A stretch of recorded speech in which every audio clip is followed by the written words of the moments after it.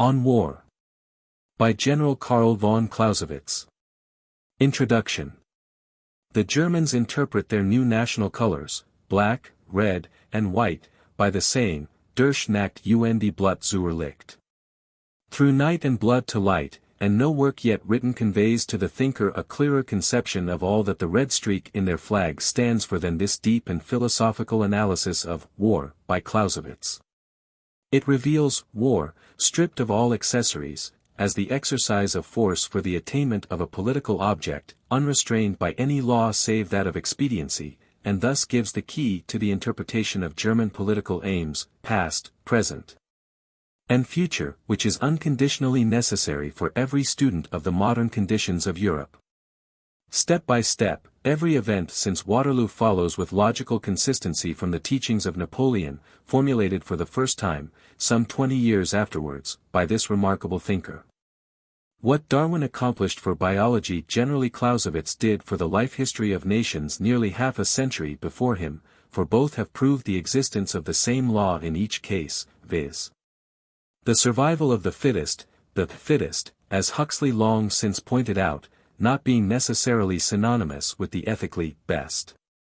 Neither of these thinkers was concerned with the ethics of the struggle which each studied so exhaustively, but to both men the phase or condition presented itself neither as moral nor immoral, any more than are famine, disease, or other natural phenomena, but as emanating from a force inherent in all living organisms which can only be mastered by understanding its nature.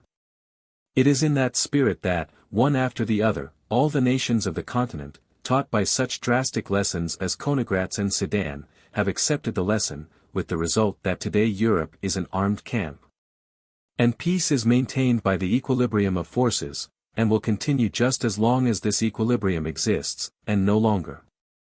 Whether this state of equilibrium is in itself a good or desirable thing may be open to argument. I have discussed it at length in my War and the World's Life. But I venture to suggest that to no one would a renewal of the era of warfare be a change for the better, as far as existing humanity is concerned. Meanwhile, however, with every year that elapses the forces at present in equilibrium are changing in magnitude, the pressure of populations which have to be fed is rising, and an explosion along the line of least resistance is, sooner or later, inevitable. As I read the teaching of the recent Hague Conference, no responsible government on the continent is anxious to form in themselves that line of least resistance, they know only too well what war would mean. And we alone, absolutely unconscious of the trend of the dominant thought of Europe, are pulling down the dam which may at any moment let in on us the flood of invasion. Now no responsible man in Europe, perhaps least of all in Germany, thanks us for this voluntary destruction of our defenses. For all who are of any importance would very much rather end their days in peace than incur the burden of responsibility which war would entail. But they realize that the gradual dissemination of the principles taught by Clausewitz has created a condition of molecular tension in the minds of the nations they govern analogous to the critical temperature of water heated above boiling point under pressure, which may at any moment bring about an explosion which they will be powerless to control. The case is identical with that of an ordinary steam boiler, delivering so and so many pounds of steam to its engines as long as the envelope can contain the pressure. But let a breach in its continuity arise, relieving the boiling water of all restraint, and in a moment the whole mass flashes into vapor, developing a power no work of man can oppose. The ultimate consequences of defeat no man can foretell. The only way to avert them is to ensure victory. And, again following out the principles of Clausewitz, victory can only be ensured by the creation in peace of an organization which will bring every available man, horse, and gun, or ship and gun. If the war be on the sea, in the shortest possible time, and with the utmost possible momentum. Upon the decisive field of action, which in turn leads to the final doctrine formulated by von der Goltz in excuse for the action of the late President Kruger in 1899. The statesman who, knowing his instrument to be ready, and seeing war inevitable, hesitates to strike first is guilty of a crime against his country. It is because this sequence of cause and effect is absolutely unknown to our members of Parliament, elected by popular representation. That all our efforts to ensure a lasting peace by securing efficiency with economy in our national defenses have been rendered nugatory. This estimate of the influence of Clausewitz's sentiments on contemporary thought in continental Europe may appear exaggerated to those who have not familiarized themselves with M. Gustave de Bon's exposition of the laws governing the formation and conduct of crowds. I do not wish for 1 minute to be understood as asserting that Clausewitz has been conscientiously studied and understood in any army, not even in the Prussian. But his work has been the ultimate foundation on which every drill regulation in Europe, except our own, has been reared. It is this ceaseless repetition of his fundamental ideas to which 1/2 of the male population of every continental nation has been subjected for 2 to 3 years of their lives, which has tuned their minds to vibrate in harmony with his precepts. And those who know and appreciate this fact at its true value have only to strike the necessary chords in order to evoke a response sufficient to overpower any other ethical conception which those who have not organized their forces beforehand can appeal to.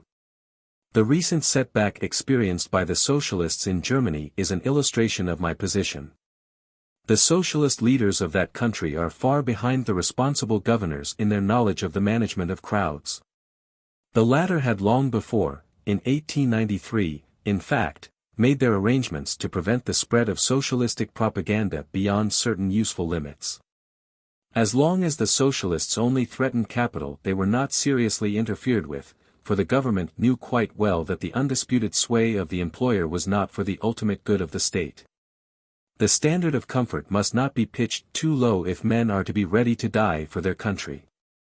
But the moment the socialists began to interfere seriously with the discipline of the army, the word went round, and the socialists lost heavily at the polls. If this power of predetermined reaction to acquired ideas can be evoked successfully in a matter of internal interest only, in which the obvious interest of the vast majority of the population is so clearly on the side of the socialist, it must be evident how enormously greater it will prove when set in motion against an external enemy, where the obvious interest of the people is, from the very nature of things, as manifestly on the side of the government. And the statesmen who failed to take into account the force of the resultant thought wave of a crowd of some 7 million men, all trained to respond to their ruler's call, would be guilty of treachery as grave as one who failed to strike when he knew the army to be ready for immediate action. As already pointed out, it is to the spread of Clausewitz's ideas that the present state of more or less immediate readiness for war of all European armies is due. And since the organization of these forces is uniform, this more or less of readiness exists in precise proportion to the sense of duty which animates the several armies. Where the spirit of duty and self-sacrifice is low, the troops are unready and inefficient. Where, as in Prussia, these qualities, by the training of a whole century, have become instinctive, troops really are ready to the last button, and might be poured down upon any one of her neighbors with such rapidity that the very first collision must suffice to ensure ultimate success, a success by no means certain if the enemy, whoever he may be, is allowed breathing time in which to set his house in order. An example will make this clearer. In 1887 Germany was on the very verge of war with France and Russia. At that moment her superior efficiency, the consequence of this inborn sense of duty, surely one of the highest qualities of humanity, was so great that it is more than probable that less than 6 weeks would have sufficed to bring the French to their knees. Indeed, after the first fortnight it would have been possible to begin transferring troops from the Rhine to the Niemen, and the same case may arise again. But if France and Russia had been allowed even 10 days' warning, the German plan would have been completely defeated. France alone might then have claimed all the efforts that Germany could have put forth to defeat her. Yet there are politicians in England so grossly ignorant of the German reading of the Napoleonic lessons that they expect that nation to sacrifice the enormous advantage they have prepared by a whole century of self-sacrifice and practical patriotism by an appeal to a court of arbitration. And the further delays which must arise by going through the medieval formalities of recalling ambassadors and exchanging ultimatums. Most of our present-day politicians have made their money in business, a form of human competition greatly resembling war, to paraphrase Clausewitz. Did they, when in the throes of such competition, send formal notice to their rivals of their plans to get the better of them in commerce? Did Mr. Carnegie, the archpriest of peace at any price, when he built up the Steel Trust, notify his competitors when and how he proposed to strike the blows which successively made him master of millions? Surely the directors of a great nation may consider the interests of their shareholders, i.e., the people they govern, as sufficiently serious not to be endangered by the deliberate sacrifice of the preponderant position of readiness which generations of self-devotion, patriotism and wise forethought have won for them? As regards the strictly military side of this work, though the recent researches of the French General Staff into the records and documents of the Napoleonic period have shown conclusively that Clausewitz had never grasped the essential point of the great emperor's strategic method, yet it is admitted that he has completely fathomed the spirit which gave life to the form. And notwithstanding the variations in application which have resulted from the progress of invention in every field of national activity, not in the technical improvements in armament alone, this spirit still remains the essential factor in the whole matter.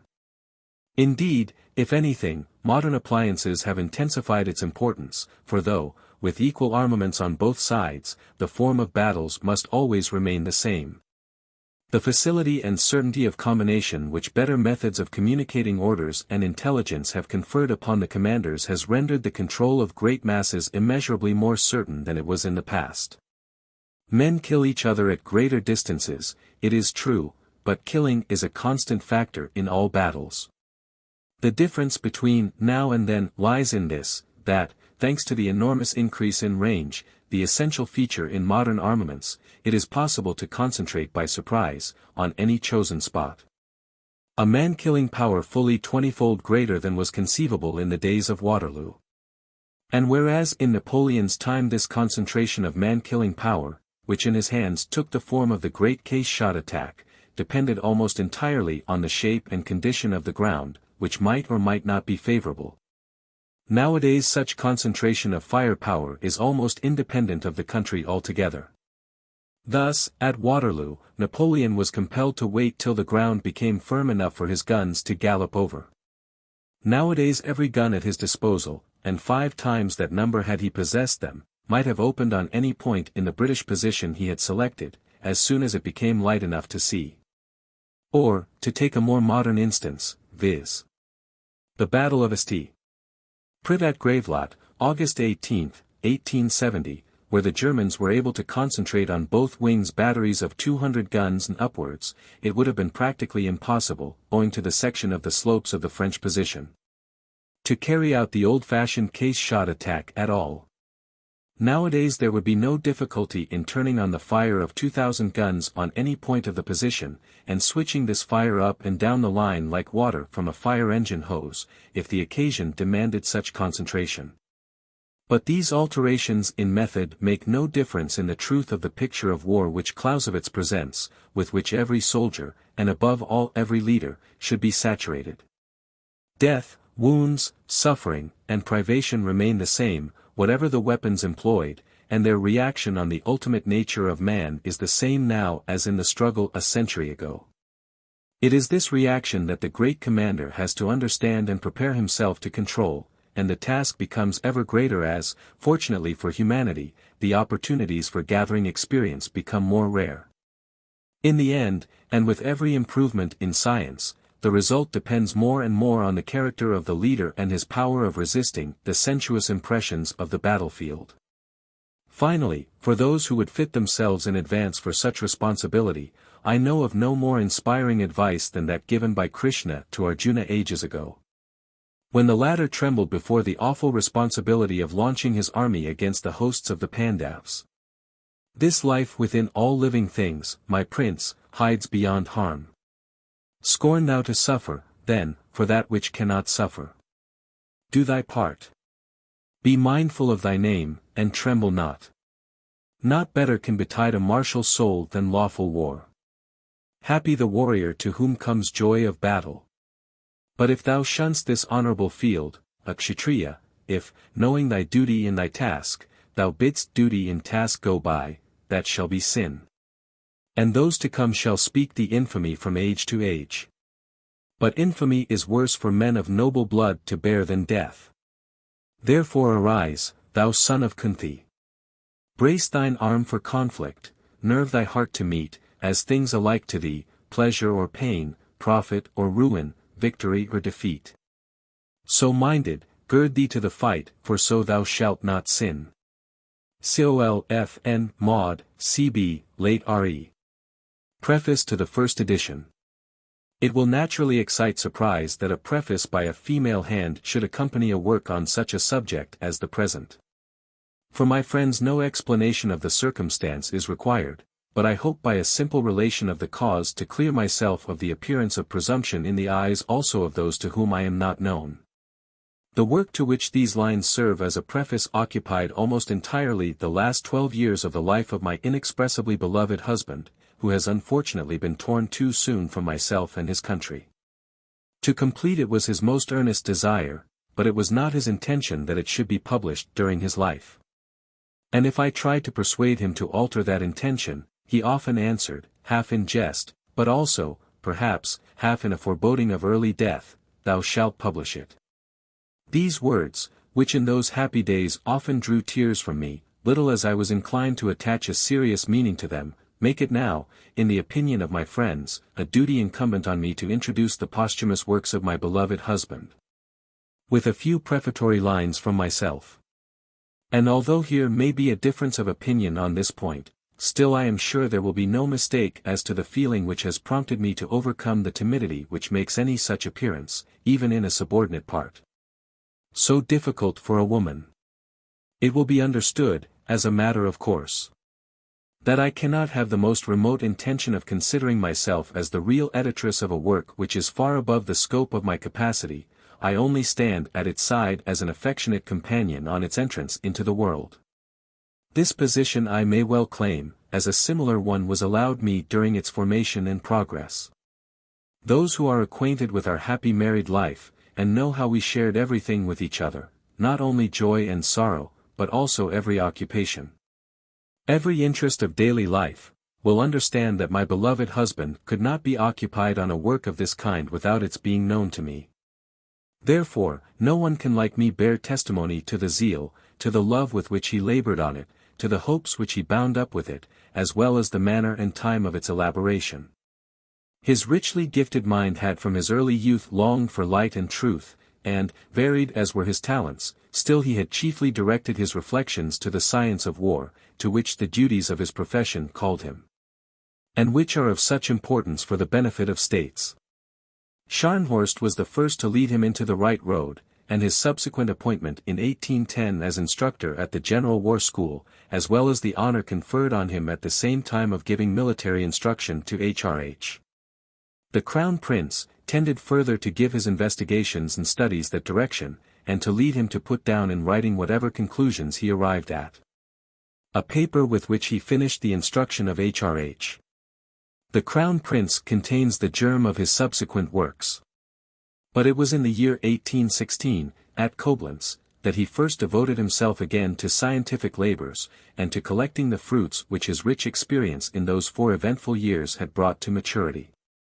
He wrote down his views, in the first place, in short essays, only loosely connected with each other. The following, without date, which has been found amongst his papers, seems to belong to those early days. In the principles here committed to paper, in my opinion, the chief things which compose strategy, as it is called, are touched upon. I looked upon them only as materials, and had just got to such a length towards the molding them into a whole. These materials have been amassed without any regularly preconceived plan. My view was at first, without regard to system and strict connection, to put down the results of my reflections upon the most important points in quite brief, precise, compact propositions. The manner in which Montesquieu has treated his subject floated before me in idea. I thought that concise, sententious chapters, which I proposed at first to call grains, would attract the attention of the intelligent just as much by that which was to be developed from them, as by that which they contained in themselves. I had, therefore, before me an idea, intelligent readers already acquainted with the subject. But my nature, which always impels me to development and systematizing, at last worked its way out also in this instance. For some time I was able to confine myself to extracting only the most important results from the essays, which, to attain clearness and conviction in my own mind, I wrote upon different subjects. To concentrating in that manner their spirit in a small compass. But afterwards my peculiarity gained ascendancy completely, I have developed what I could, and thus naturally have supposed a reader not yet acquainted with the subject. The more I advanced with the work, and the more I yielded to the spirit of investigation, so much the more I was also led to system, and thus, then, chapter after chapter has been inserted. My ultimate view has now been to go through the whole once more, to establish by further explanation much of the earlier treatises, and perhaps to condense into results many analyses on the later ones, and thus to make a moderate whole out of it, forming a small octavo volume. But it was my wish also in this to avoid everything common, everything that is plain of itself, that has been said 100 times, and is generally accepted.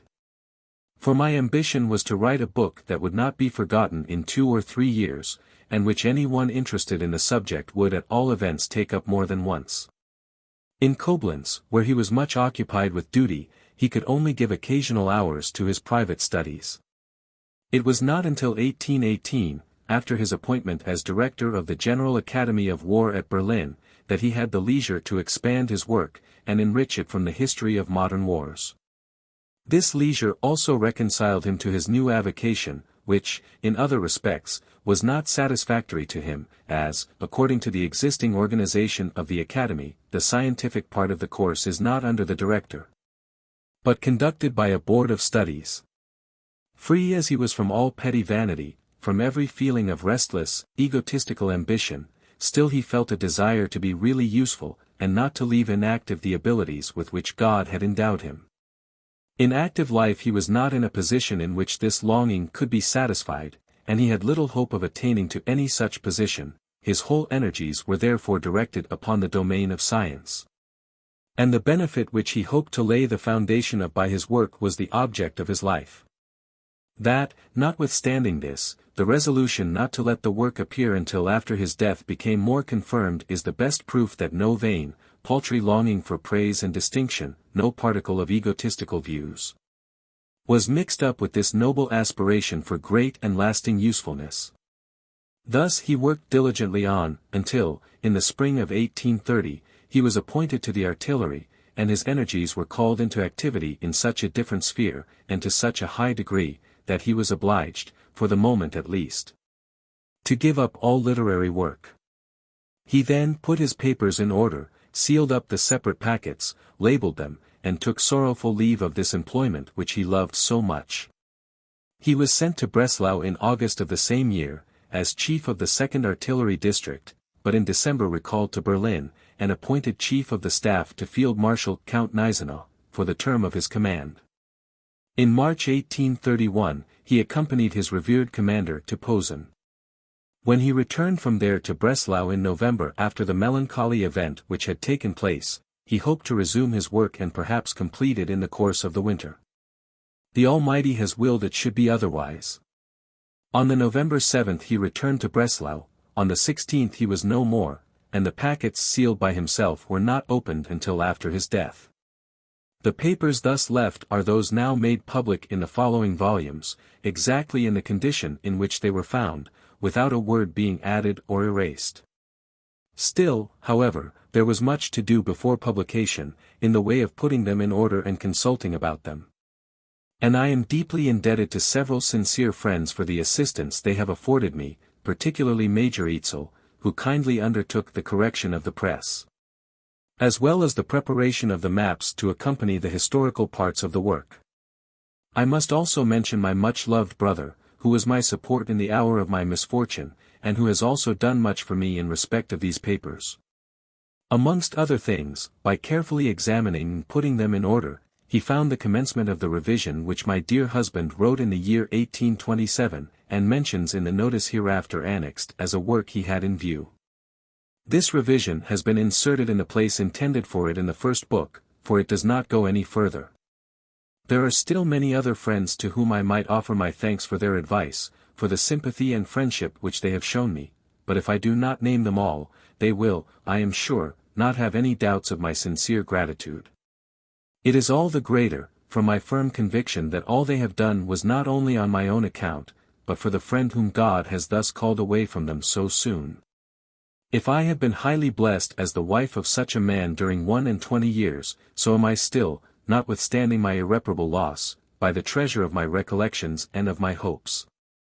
By the rich legacy of sympathy and friendship which I owe the beloved departed, by the elevating feeling which I experience at seeing his rare worth so generally and honorably acknowledged. The trust confided to me by a royal couple is a fresh benefit for which I have to thank the Almighty, as it opens to me an honorable occupation, to which I devote myself. May this occupation be blessed, and may the dear little prince who is now entrusted to my care, some day read this book, and be animated by it to deeds like those of his glorious ancestors. Written at the Marble Palace, Potsdam, June 30, 1832. Marie von Clausewitz, born Countess Brühl, Oberhofmeisterin to HRH the Princess William. Notice. I look upon the first 6 books, of which a fair copy has now been made, as only a mass which is still in a manner without form, and which has yet to be again revised. In this revision the 2 kinds of war will be everywhere kept more distinctly in view, by which all ideas will acquire a clearer meaning, a more precise direction, and a closer application. The 2 kinds of war are, first, those in which the object is the overthrow of the enemy, whether it be that we aim at his destruction, politically, or merely at disarming him and forcing him to conclude peace on our terms. And next, those in which our object is merely to make some conquests on the frontiers of his country, either for the purpose of retaining them permanently, or of turning them to account as matter of exchange in the settlement of a peace. Transition from one kind to the other must certainly continue to exist, but the completely different nature of the tendencies of the 2 must everywhere appear, and must separate from each other things which are incompatible. Besides establishing this real difference in wars, another practically necessary point of view must at the same time be established, which is, that war is only a continuation of state policy by other means. This point of view being adhered to everywhere, will introduce much more unity into the consideration of the subject, and things will be more easily disentangled from each other. Although the chief application of this point of view does not commence until we get to the 8th book, still it must be completely developed in the 1st book, and also lend assistance throughout the revision of the first 6 books. Through such a revision the first 6 books will get rid of a good deal of dross, many rents and chasms will be closed up, and much that is of a general nature will be transformed into distinct conceptions and forms. The 7th book, On Attack, for the different chapters of which sketches are already made, is to be considered as a reflection of the 6th, and must be completed at once, according to the above-mentioned more distinct points of view. So that it will require no fresh revision, but rather may serve as a model in the revision of the first 6 books. For the 8th book, On the Plan of a War, that is, of the organization of a whole war in general, several chapters are designed, but they are not at all to be regarded as real materials, they are merely a track, roughly cleared, as it were, through the mass, in order by that means to ascertain the points of most importance. They have answered this object, and I propose, on finishing the 7th book, to proceed at once to the working out of the 8th, where the 2 points of view above mentioned will be chiefly affirmed, by which everything will be simplified, and at the same time have a spirit breathed into it. I hope in this book to iron out many creases in the heads of strategists and statesmen, and at least to show the object of action, and the real point to be considered in war. Now, when I have brought my ideas clearly out by finishing this 8th book, and have properly established the leading features of war, it will be easier for me to carry the spirit of these ideas into the first 6 books, and to make these same features show themselves everywhere. Therefore I shall defer till then the revision of the first 6 books. Should the work be interrupted by my death, then what is found can only be called a mass of conceptions not brought into form. But as these are open to endless misconceptions, they will doubtless give rise to a number of crude criticisms, for in these things, every one thinks, when he takes up his pen, that whatever comes into his head is worth saying and printing, and quite as incontrovertible as that twice 2 make 4. If such a one would take the pains, as I have done, to think over the subject, for years, and to compare his ideas with military history, he would certainly be a little more guarded in his criticism. Still, notwithstanding this imperfect form, I believe that an impartial reader thirsting for truth and conviction will rightly appreciate in the first 6 books the fruits of several years' reflection and a diligent study of war, and that, perhaps, he will find in them some leading ideas which may bring about a revolution in the theory of war. Berlin, July 10, 1827. Besides this notice, amongst the papers left the following unfinished memorandum was found, which appears of very recent date. The manuscript on the conduct of the Grande Guerre, which will be found after my death, in its present state can only be regarded as a collection of materials from which it is intended to construct a theory of war. With the greater part one am not yet satisfied, and the 6th book is to be looked at as a mere essay. I should have completely remodeled it and have tried a different line. But the ruling principles which pervade these materials I hold to be the right ones. They are the result of a very varied reflection, keeping always in view the reality, and always bearing in mind what I have learnt by experience and by my intercourse with distinguished soldiers. The 7th book is to contain the attack, the subjects of which are thrown together in a hasty manner. The 8th, the plan for a war, in which I would have examined war more especially in its political and human aspects. The first chapter of the first book is the only one which I consider as completed. It will at least serve to show the manner in which I propose to treat the subject throughout. The theory of the Grande Guerre, or strategy, as it is called, is beset with extraordinary difficulties, and we may affirm that very few men have clear conceptions of the separate subjects, that is, conceptions carried up to their full logical conclusions. In real action most men are guided merely by the tact of judgment which hits the object more or less accurately, according as they possess more or less genius. This is the way in which all great generals have acted, and therein partly lay their greatness and their genius, that they always hit upon what was right by this tact. Thus also it will always be in action, and so far this tact is amply sufficient. But when it is a question, not of acting oneself, but of convincing others in a consultation, then all depends on clear conceptions and demonstration of the inherent relations.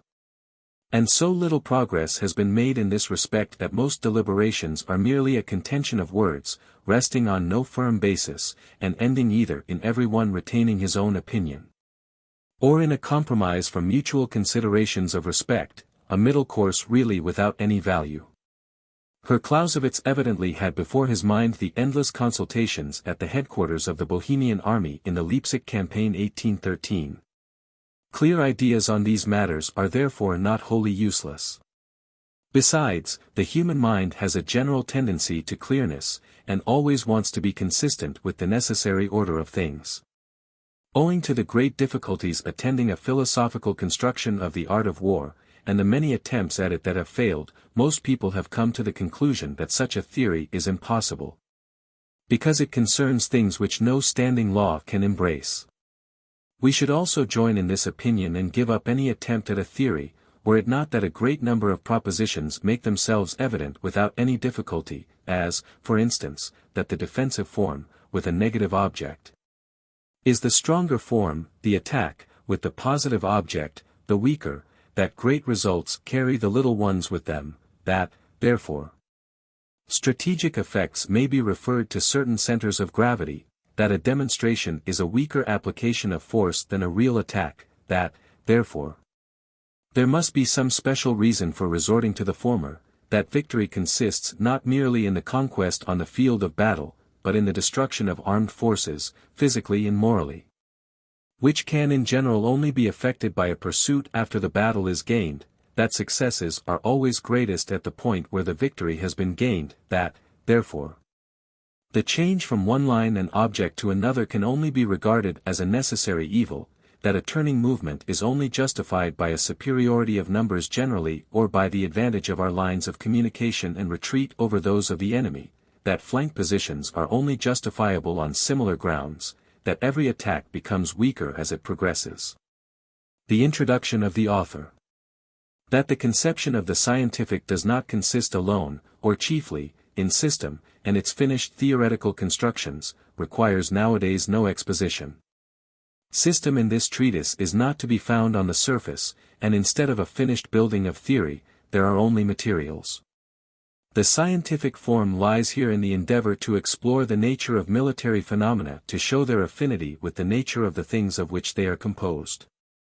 Nowhere has the philosophical argument been evaded, but where it runs out into too thin a thread the author has preferred to cut it short, and fall back upon the corresponding results of experience. For in the same way as many plants only bear fruit when they do not shoot too high, so in the practical arts the theoretical leaves and flowers must not be made to sprout too far, but kept near to experience, which is their proper soil. Unquestionably it would be a mistake to try to discover from the chemical ingredients of a grain of corn the form of the ear of corn which it bears, as we have only to go to the field to see the ears ripe. Investigation and observation, philosophy and experience, must neither despise nor exclude one another, they mutually afford each other the rights of citizenship.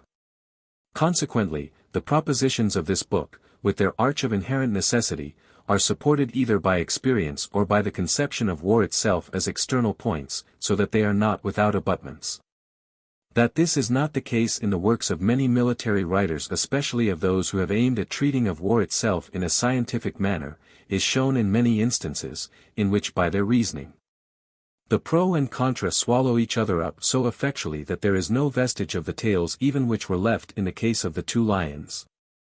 It is, perhaps, not impossible to write a systematic theory of war full of spirit and substance, but ours hitherto have been very much the reverse. To say nothing of their unscientific spirit, in their striving after coherence and completeness of system, they overflow with commonplaces, truisms, and twaddle of every kind. If we want a striking picture of them we have only to read Lichtenberg's extract from a code of regulations in case of fire. If a house takes fire, we must seek, above all things, to protect the right side of the house standing on the left, and, on the other hand, the left side of the house on the right. For if we, for example, should protect the left side of the house on the left, then the right side of the house lies to the right of the left, and consequently as the fire lies to the right of this side. And of the right side, for we have assumed that the house is situated to the left of the fire, therefore the right side is situated nearer to the fire than the left. And the right side of the house might catch fire if it was not protected before it came to the left, which is protected. Consequently, something might be burnt that is not protected, and that sooner than something else would be burnt, even if it was not protected, consequently we must let alone the latter and protect the former. In order to impress the thing on one's mind, we have only to note if the house is situated to the right of the fire, then it is the left side, and if the house is to the left it is the right side. In order not to frighten the intelligent reader by such commonplaces, and to make the little good that there is distasteful by pouring water upon it, the author has preferred to give in small ingots of fine metal his impressions and convictions. The result of many years' reflection on war, of his intercourse with men of ability, and of much personal experience. Thus the seemingly weakly bound together chapters of this book have arisen, but it is hoped they will not be found wanting in logical connection. Perhaps soon a greater head may appear, and instead of these single grains, give the whole in a casting of pure metal without dross. Brief Memoir of General Clausewitz. By translator. The author of the work here translated, General Carl von Clausewitz, was born at Berg, near Magdeburg, in 1780, and entered the Prussian army as Fahnenjunker, i.e., ensign, in 1792. He served in the campaigns of 1793–94 on the Rhine, after which he seems to have devoted some time to the study of the scientific branches of his profession. In 1801 he entered the military school at Berlin, and remained there till 1803. During his residence there he attracted the notice of General Scharnhorst, then at the head of the establishment. And the patronage of this distinguished officer had immense influence on his future career, and we may gather from his writings that he ever afterwards continued to entertain a high esteem for Scharnhorst. In the campaign of 1806 he served as aide-de-camp to Prince Augustus of Prussia, and being wounded and taken prisoner, he was sent into France until the close of that war. On his return, he was placed on General Scharnhorst's staff, and employed in the work then going on for the reorganization of the army. He was also at this time selected as military instructor to the late King of Prussia, then Crown Prince. In 1812 Clausewitz, with several other Prussian officers, having entered the Russian service, his first appointment was as aide-de-camp to General Pfuel. Afterwards, while serving with Wittgenstein's army, he assisted in negotiating the famous Convention of Torringen with York. Of the part he took in that affair he has left an interesting account in his work on the Russian campaign. It is there stated that, in order to bring the correspondence which had been carried on with York to a termination in one way or another, the author was dispatched to York's headquarters with 2 letters. One was from General d'Auvray, the chief of the staff of Wittgenstein's army, to General Diebitsch, showing the arrangements made to cut off York's corps from MacDonald. This was necessary in order to give York a plausible excuse for seceding from the French. The other was an intercepted letter from MacDonald to the Duke of Bassano. With regard to the former of these, the author says, it would not have had weight with a man like York, but for a military justification, if the Prussian court should require one as against the French, it was important. The second letter was calculated at the least to call up in General York's mind all the feelings of bitterness which perhaps for some days past had been diminished by the consciousness of his own behavior towards the writer. As the author entered General York's chamber, the latter called out to him, "Keep off from me, I will have nothing more to do with you. Your D. Cossacks have let a letter of MacDonald's pass through them, which brings me an order to march on Pictroponen, in order there to effect our junction. All doubt is now at an end, your troops do not come up, you are too weak. March I must, and I must excuse myself from further negotiation, which may cost me my head." The author said that he would make no opposition to all this, but begged for a candle, as he had letters to show the general, and, as the latter seemed still to hesitate, the author added, "Your Excellency will not surely place me in the embarrassment of departing without having executed my commission." The general ordered candles, and called in Colonel von Roeder, the chief of his staff, from the antechamber. The letters were read. After a pause of an instant, the general said, "Clausewitz, you are a Prussian, do you believe that the letter of General d'Auvray is sincere, and that Wittgenstein's troops will really be at the points he mentioned on the 31st? The author replied, "I pledge myself for the sincerity of this letter upon the knowledge I have of General d'Auvray and the other men of Wittgenstein's headquarters. Whether the dispositions he announces can be accomplished as he lays down I certainly cannot pledge myself, for your Excellency knows that in war we must often fall short of the line we have drawn for ourselves." The general was silent for a few minutes of earnest reflection, then he held out his hand to the author, and said, "You have me. Tell General Diebitsch that we must confer early tomorrow at the mill of Poskinen, and that I am now firmly determined to separate myself from the French and their cause." The hour was fixed for 8 a.m. After this was settled, the general added, "But I will not do the thing by halves, I will get you Massenbach also." He called in an officer who was of Massenbach's cavalry, and who had just left them. Much like Schiller's Wallenstein, he asked, walking up and down the room the while, "What say your regiments?" The officer broke out with enthusiasm at the idea of a riddance from the French alliance, and said that every man of the troops in question felt the same. "You young ones may talk, but my older head is shaking on my shoulders," replied the general. Campaign in Russia in 1812, translated from the German of General von Clausewitz, by Lord Ellesmere. After the close of the Russian campaign Clausewitz remained in the service of that country, but was attached as a Russian staff officer to Blücher's headquarters till the armistice in 1813. In 1814, he became chief of the staff of General Walmeden's Russo-German Corps, which formed part of the Army of the North under Bernadotte. His name is frequently mentioned with distinction in that campaign, particularly in connection with the affair of Gerd. Clausewitz re-entered the Prussian service in 1815, and served as chief of the staff to Thielmann's corps, which was engaged with Grouchy at Wavre, on the 18th of June. After the peace, he was employed in a command on the Rhine. In 1818, he became Major General, and director of the military school at which he had been previously educated. In 1830, he was appointed Inspector of Artillery at Breslau, but soon after nominated Chief of the Staff to the Army of Observation, under Marshal Gneisenau on the Polish frontier. The latest notices of his life and services are probably to be found in the memoirs of General Brandt, who, from being on the staff of Gneisenau's army, was brought into daily intercourse with Clausewitz in matters of duty, and also frequently met him at the table of Marshal Gneisenau, at Posen. Amongst other anecdotes, General Brandt relates that, upon one occasion, the conversation at the Marshal's table turned upon a sermon preached by a priest, in which some great absurdities were introduced. And a discussion arose as to whether the bishop should not be made responsible for what the priest had said.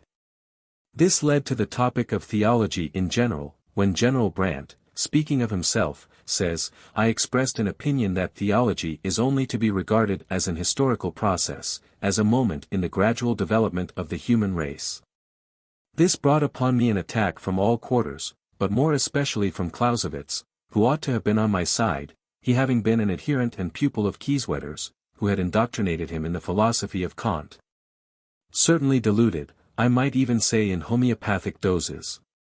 This anecdote is only interesting as the mention of Kieswetter points to a circumstance in the life of Clausewitz that may have had an influence in forming those habits of thought which distinguish his writings. The way, says General Brandt, in which General Clausewitz judged of things, drew conclusions from movements and marches, calculated the times of the marches, and the points where decisions would take place, was extremely interesting.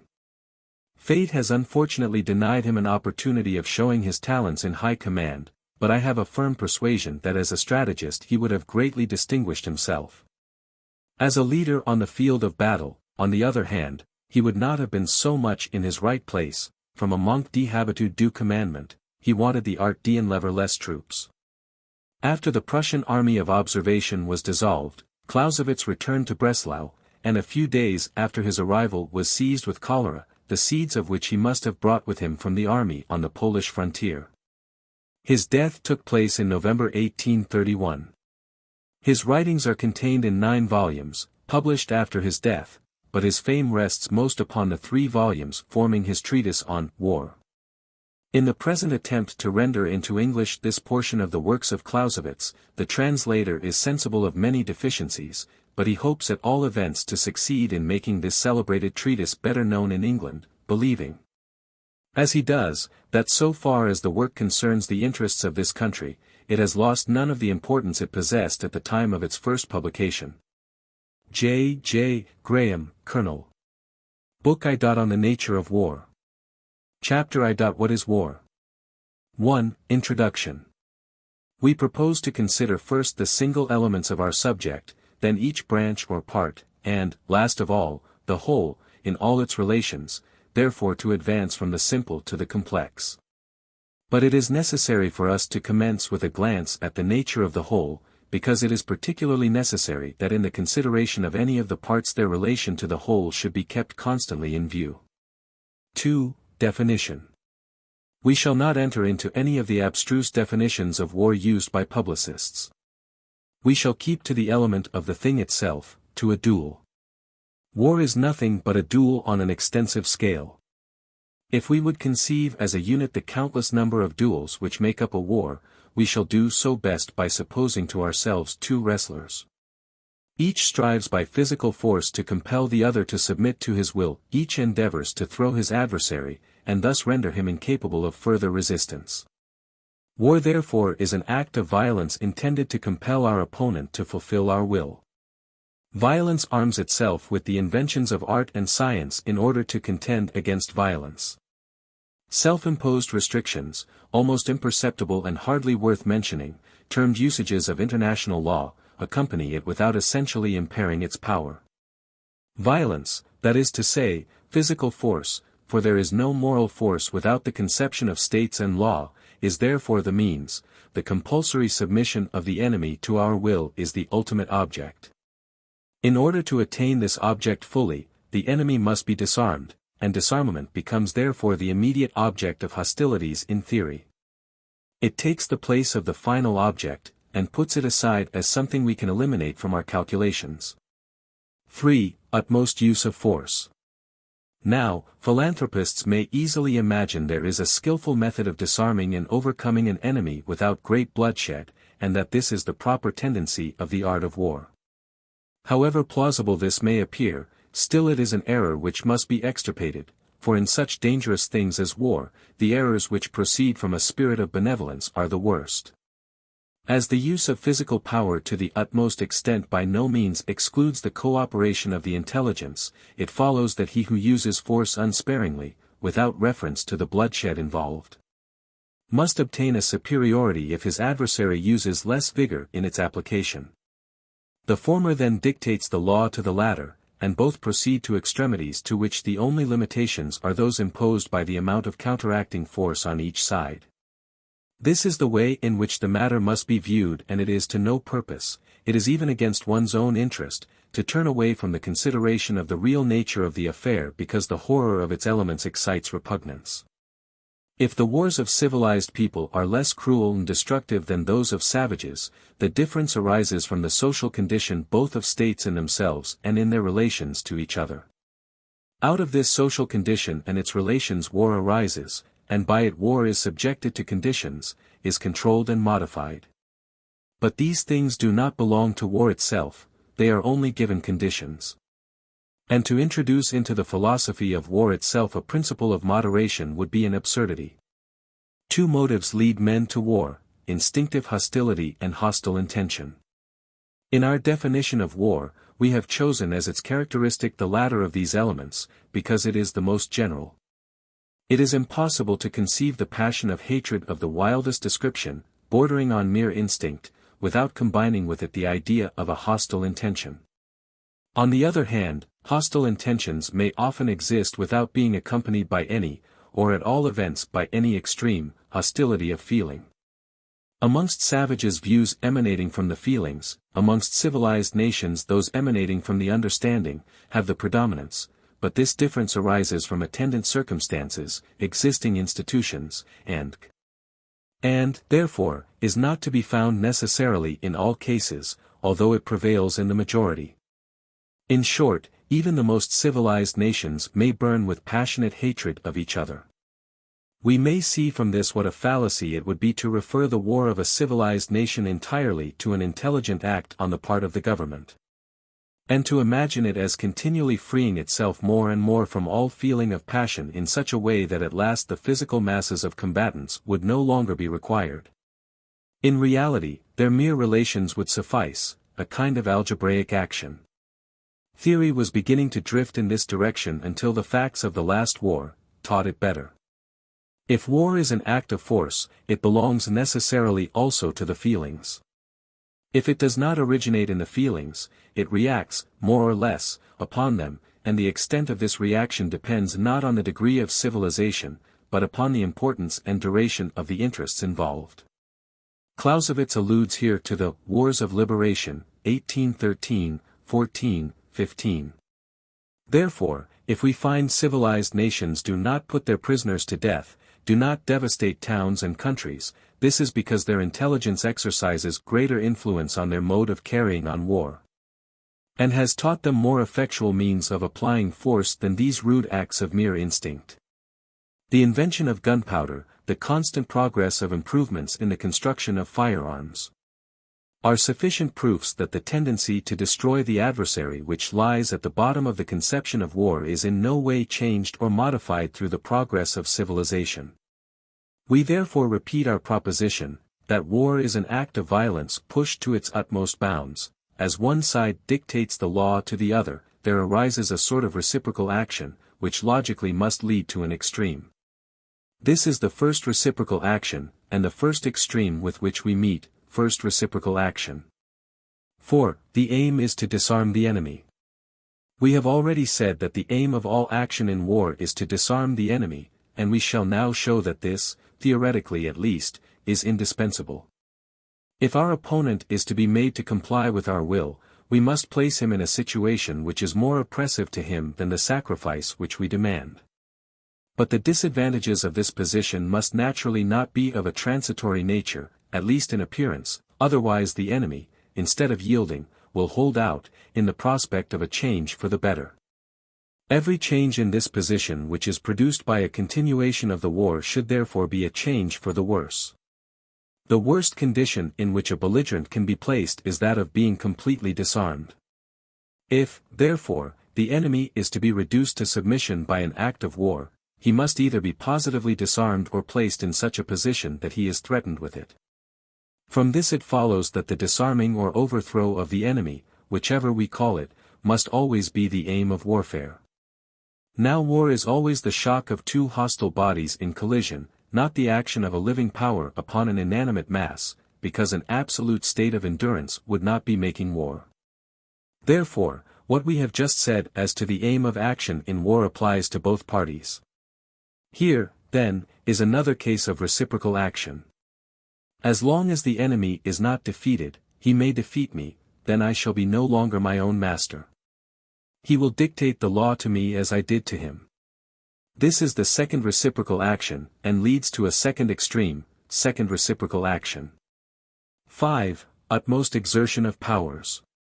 If we desire to defeat the enemy, we must proportion our efforts to his powers of resistance.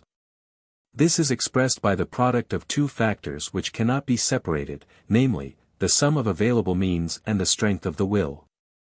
The sum of the available means may be estimated in a measure, as it depends, although not entirely, upon numbers.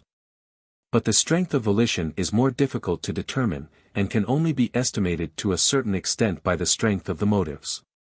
Granted we have obtained in this way an approximation to the strength of the power to be contended with, we can then take of our own means, and either increase them so as to obtain a preponderance, or, in case we have not the resources to effect this, then do our best by increasing our means as far as possible.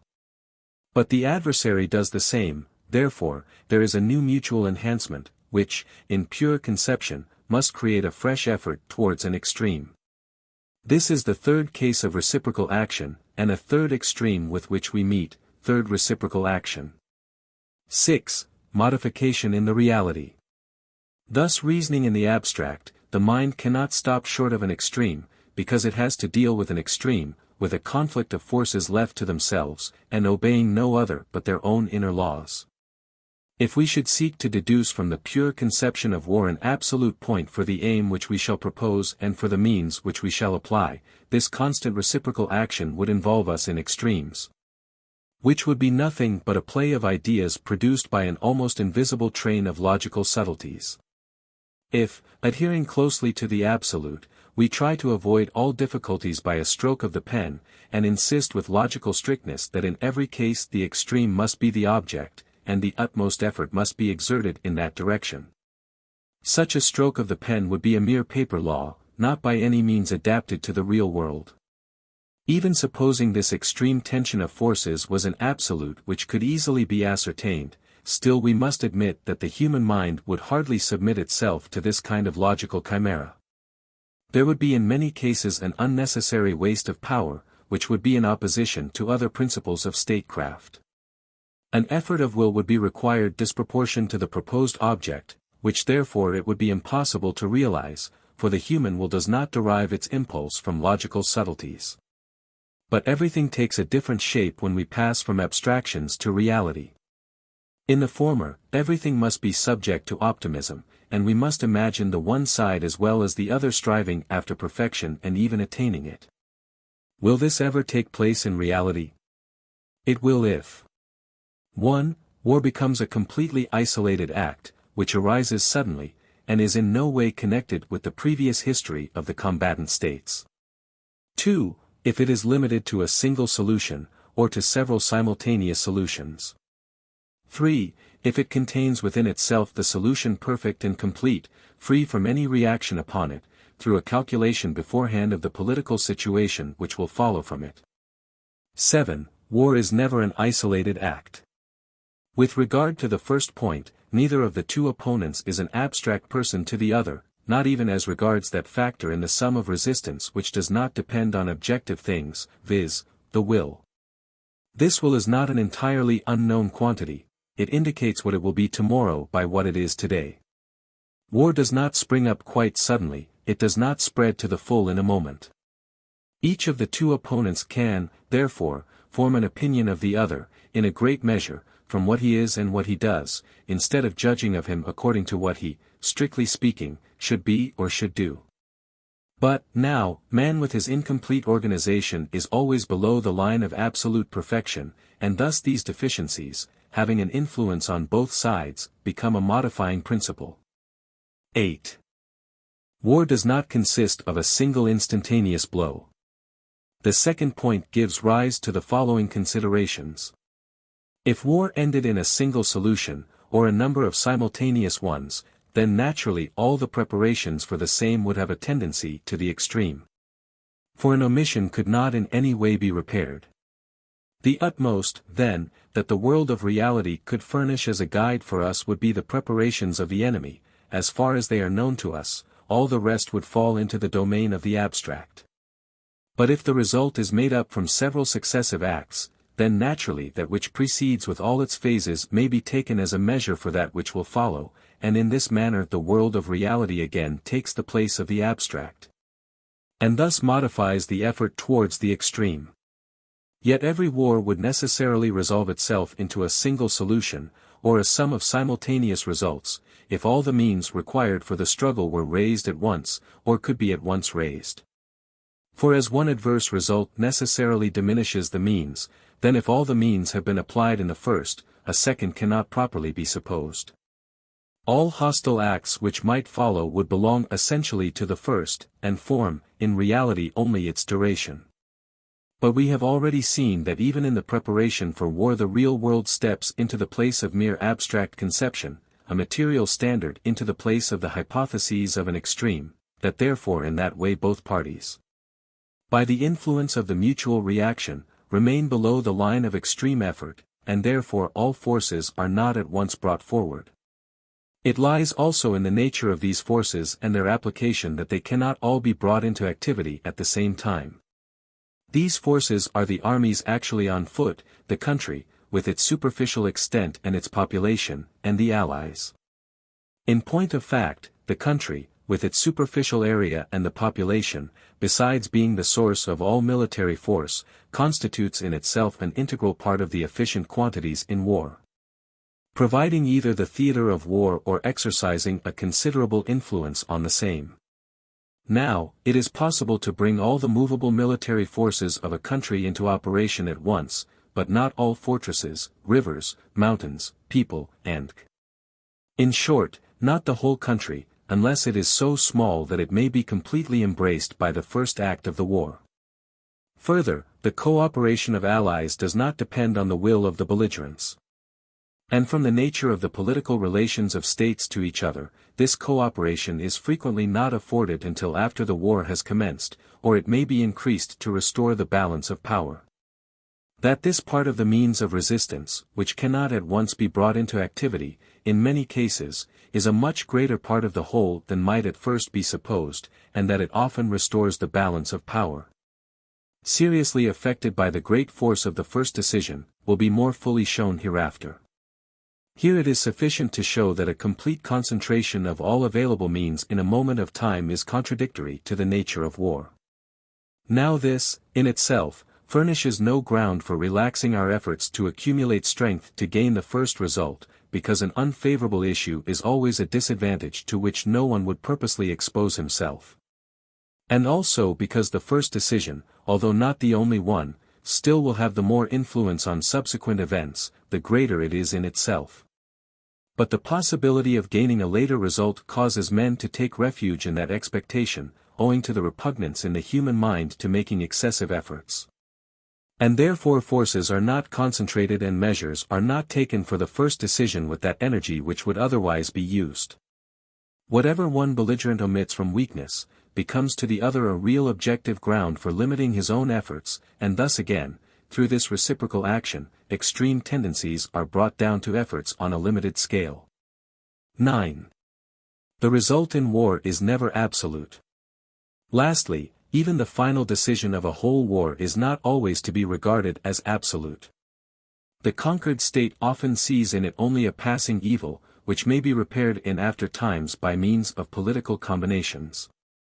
How much this must modify the degree of tension, and the vigor of the efforts made, is evident in itself. 10. The probabilities of real life take the place of the conceptions of the Extreme and the absolute. In this manner, the whole act of war is removed from the rigorous law of forces exerted to the utmost.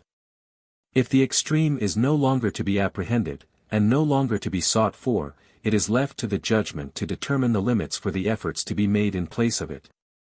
And this can only be done on the data furnished by the facts of the real world by the laws of probability.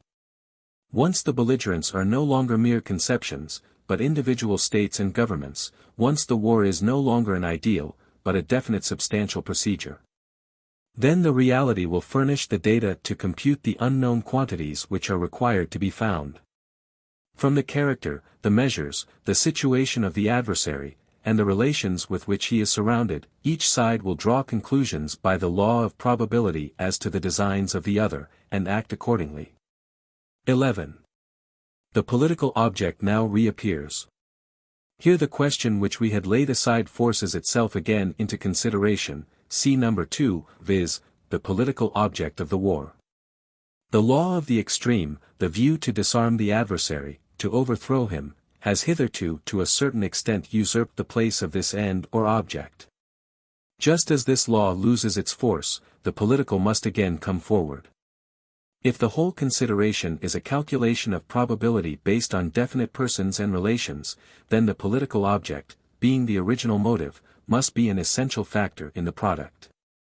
The smaller the sacrifice we demand from ours, the smaller, it may be expected, will be the means of resistance which he will employ, but the smaller his preparation, the smaller will ours require to be. Further, the smaller our political object, the less value shall we set upon it, and the more easily shall we be induced to give it up altogether. Thus, therefore, the political object, as the original motive of the war, will be the standard for determining both the aim of the military force and also the amount of effort to be made. This it cannot be in itself, but it is so in relation to both the belligerent states, because we are concerned with realities, not with mere abstractions. One and the same political object may produce totally different effects upon different people, or even upon the same people at different times. We can, therefore, only admit the political object as the measure, by considering it in its effects upon those masses which it is to move, and consequently the nature of those masses also comes into consideration. It is easy to see that thus the result may be very different according as these masses are animated with a spirit which will infuse vigor into the action or otherwise. It is quite possible for such a state of feeling to exist between two states that a very trifling political motive for war may produce an effect quite disproportionate, in fact, a perfect explosion. This applies to the efforts which the political object will call forth in the two states, and to the aim which the military action shall prescribe for itself. At times it may itself be that aim, as, for example, the conquest of a province. At other times the political object itself is not suitable for the aim of military action, then such a one must be chosen as will be an equivalent for it, and stand in its place as regards the conclusion of peace. But also, in this, due attention to the peculiar character of the states concerned is always supposed. There are circumstances in which the equivalent must be much greater than the political object, in order to secure the latter. The political object will be so much the more the standard of aim and effort, and have more influence in itself, the more the masses are indifferent, the less that any mutual feeling of hostility prevails in the two states from other causes. And therefore there are cases where the political object almost alone will be decisive. If the aim of the military action is an equivalent for the political object, that action will in general diminish as the political object diminishes, and in a greater degree the more the political object dominates. Thus it is explained how, without any contradiction in itself, there may be wars of all degrees of importance and energy, from a war of extermination down to the mere use of an army of observation. This, however, leads to a question of another kind which we have hereafter to develop and answer. 12. A suspension in the action of war unexplained by anything said as yet. However insignificant the political claims mutually advanced, however weak the means put forth, however small the aim to which military action is directed, can this action be suspended even for a moment? This is a question which penetrates deeply into the nature of the subject. Every transaction requires for its accomplishment a certain time which we call its duration. This may be longer or shorter, according as the person acting throws more or less dispatch into his movements. About this more or less we shall not trouble ourselves here. Each person acts in his own fashion. But the slow person does not protract the thing because he wishes to spend more time about it, but because by his nature he requires more time, and if he made more haste would not do the thing so well.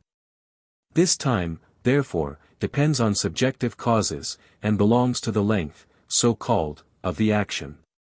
If we allow now to every action in war its length, then we must assume, at first sight at least, that any expenditure of time beyond this length, that is, every suspension of hostile action, appears an absurdity. With respect to this it must not be forgotten that we now speak not of the progress of one or other of the two opponents, but of the general progress of the whole action of the war. 13. There is only one cause which can suspend the action, and this seems to be only possible on one side in any case. If two parties have armed themselves for strife, then a feeling of animosity must have moved them to it. As long now as they continue armed, that is, do not come to terms of peace, this feeling must exist. And it can only be brought to a standstill by either side by one single motive alone, which is, that he waits for a more favorable moment for action. Now, at first sight, it appears that this motive can never exist except on one side, because it, eo ipso, must be prejudicial to the other. If the one has an interest in acting, then the other must have an interest in waiting. A complete equilibrium of forces can never produce a suspension of action, for during this suspension he who has the positive object, that is, the assailant, must continue progressing. For if we should imagine an equilibrium in this way, that he who has the positive object, therefore the strongest motive, can at the same time only command the lesser means, so that the equation is made up by the product of the motive and the power. Then we must say, if no alteration in this condition of equilibrium is to be expected, the two parties must make peace. But if an alteration is to be expected, then it can only be favorable to one side, and therefore the other has a manifest interest to act without delay. We see that the conception of an equilibrium cannot explain a suspension of arms, but that it ends in the question of the expectation of a more favorable moment. Let us suppose, therefore, that one of two states has a positive object, as, for instance, the conquest of one of the enemy's provinces, which is to be utilized in the settlement of peace. After this conquest, his political object is accomplished, the necessity for action ceases, and for him a pause ensues. If the adversary is also contented with this solution, he will make peace, if not, he must act. Now, if we suppose that in 4 weeks he will be in a better condition to act, then he has sufficient grounds for putting off the time of action. But from that moment the logical course for the enemy appears to be to act that he may not give the conquered party the desired time. Of course, in this mode of reasoning a complete insight into the state of circumstances on both sides is supposed. 14. Thus a continuance of action will ensue which will advance towards a climax. If this unbroken continuity of hostile operations really existed, the effect would be that everything would again be driven towards the extreme. For, irrespective of the effect of such incessant activity in inflaming the feelings, and infusing into the whole a greater degree of passion, a greater elementary force, there would also follow from this continuance of action a stricter continuity, a closer connection between cause and effect, and thus every single action would become of more importance, and consequently more replete with danger. But we know that the course of action in war has seldom or never this unbroken continuity, and that there have been many wars in which action occupied by far the smallest portion of time employed, the whole of the rest being consumed in inaction. It is impossible that this should be always an anomaly. Suspension of action in war must therefore be possible, that is no contradiction in itself. We now proceed to show how this is. 15. Here, therefore, the principle of polarity is brought into requisition. As we have supposed the interests of one commander to be always antagonistic to those of the other, we have assumed a true polarity. We reserve a fuller explanation of this for another chapter, merely making the following observation on it at present. The principle of polarity is only valid when it can be conceived in one and the same thing, where the positive and its opposite the negative completely destroy each other. In a battle both sides strive to conquer. That is true polarity, for the victory of the one side destroys that of the other. But when we speak of two different things which have a common relation external to themselves, then it is not the things but their relations which have the polarity. 16. Attack and defense are things differing in kind and of unequal force.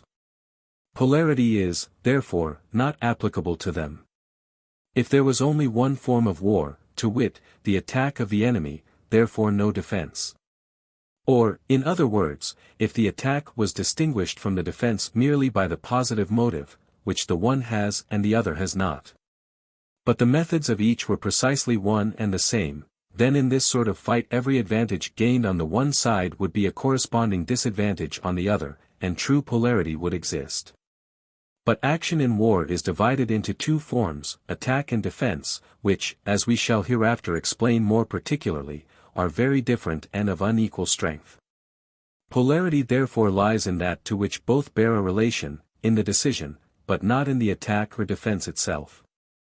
If the one commander wishes the solution put off, the other must wish to hasten it, but only by the same form of action. If it is A's interest not to attack his enemy at present, but 4 weeks hence, then it is B's interest to be attacked, not 4 weeks hence, but at the present moment. This is the direct antagonism of interests, but it by no means follows that it would be for B's interest to attack A at once. That is plainly something totally different. 17. The effect of polarity is often destroyed by the superiority of the defense over the attack, and thus the suspension of action in war is explained. If the form of defense is stronger than that of offense, as we shall hereafter show, the question arises, is the advantage of a deferred decision as great on the one side as the advantage of the defensive form on the other? If it is not, then it cannot by its counterweight overbalance the latter, and thus influence the progress of the action of the war. We see, therefore, that the impulsive force existing in the polarity of interests may be lost in the difference between the strength of the offensive and the defensive, and thereby become ineffectual. If, therefore, that side for which the present is favorable, is too weak to be able to dispense with the advantage of the defensive, he must put up with the unfavorable prospects which the future holds out. For it may still be better to fight a defensive battle in the unpromising future than to assume the offensive or make peace at present. Now, being convinced that the superiority of the defensive, rightly understood, is very great, and much greater than may appear at first sight, we conceive that the greater number of those periods of inaction which occur in war are thus explained without involving any contradiction. The weaker the motives to action are, the more will those motives be absorbed and neutralized by this difference between attack and defense, the more frequently, therefore, will action in warfare be stopped, as indeed experience teaches. It must be remembered that all this antedates by some years the introduction of long-range weapons. 18. A second ground consists in the imperfect knowledge of circumstances. But there is still another cause which may stop action in war, viz. An incomplete view of the situation. Each commander can only fully know his own position, that of his opponent can only be known to him by reports, which are uncertain. He may, therefore, form a wrong judgment with respect to it upon data of this description, and, in consequence of that error, he may suppose that the power of taking the initiative rests with his adversary when it lies really with himself. This want of perfect insight might certainly just as often occasion an untimely action as untimely inaction, and hence it would in itself no more contribute to delay than to accelerate action in war. Still, it must always be regarded as one of the natural causes which may bring action in war to a standstill without involving a contradiction.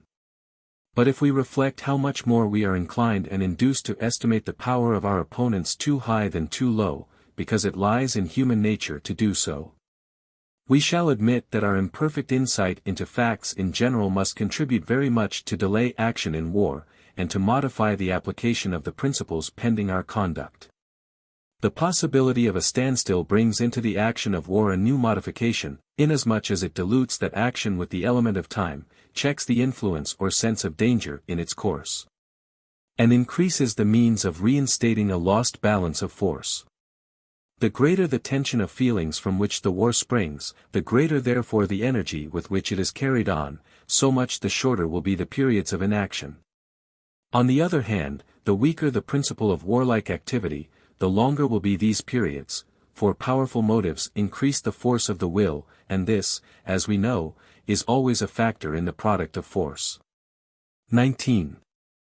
Frequent periods of inaction in war remove it further from the absolute, and make it still more a calculation of probabilities. But the slower the action proceeds in war, the more frequent and longer the periods of inaction, so much the more easily can an error be repaired.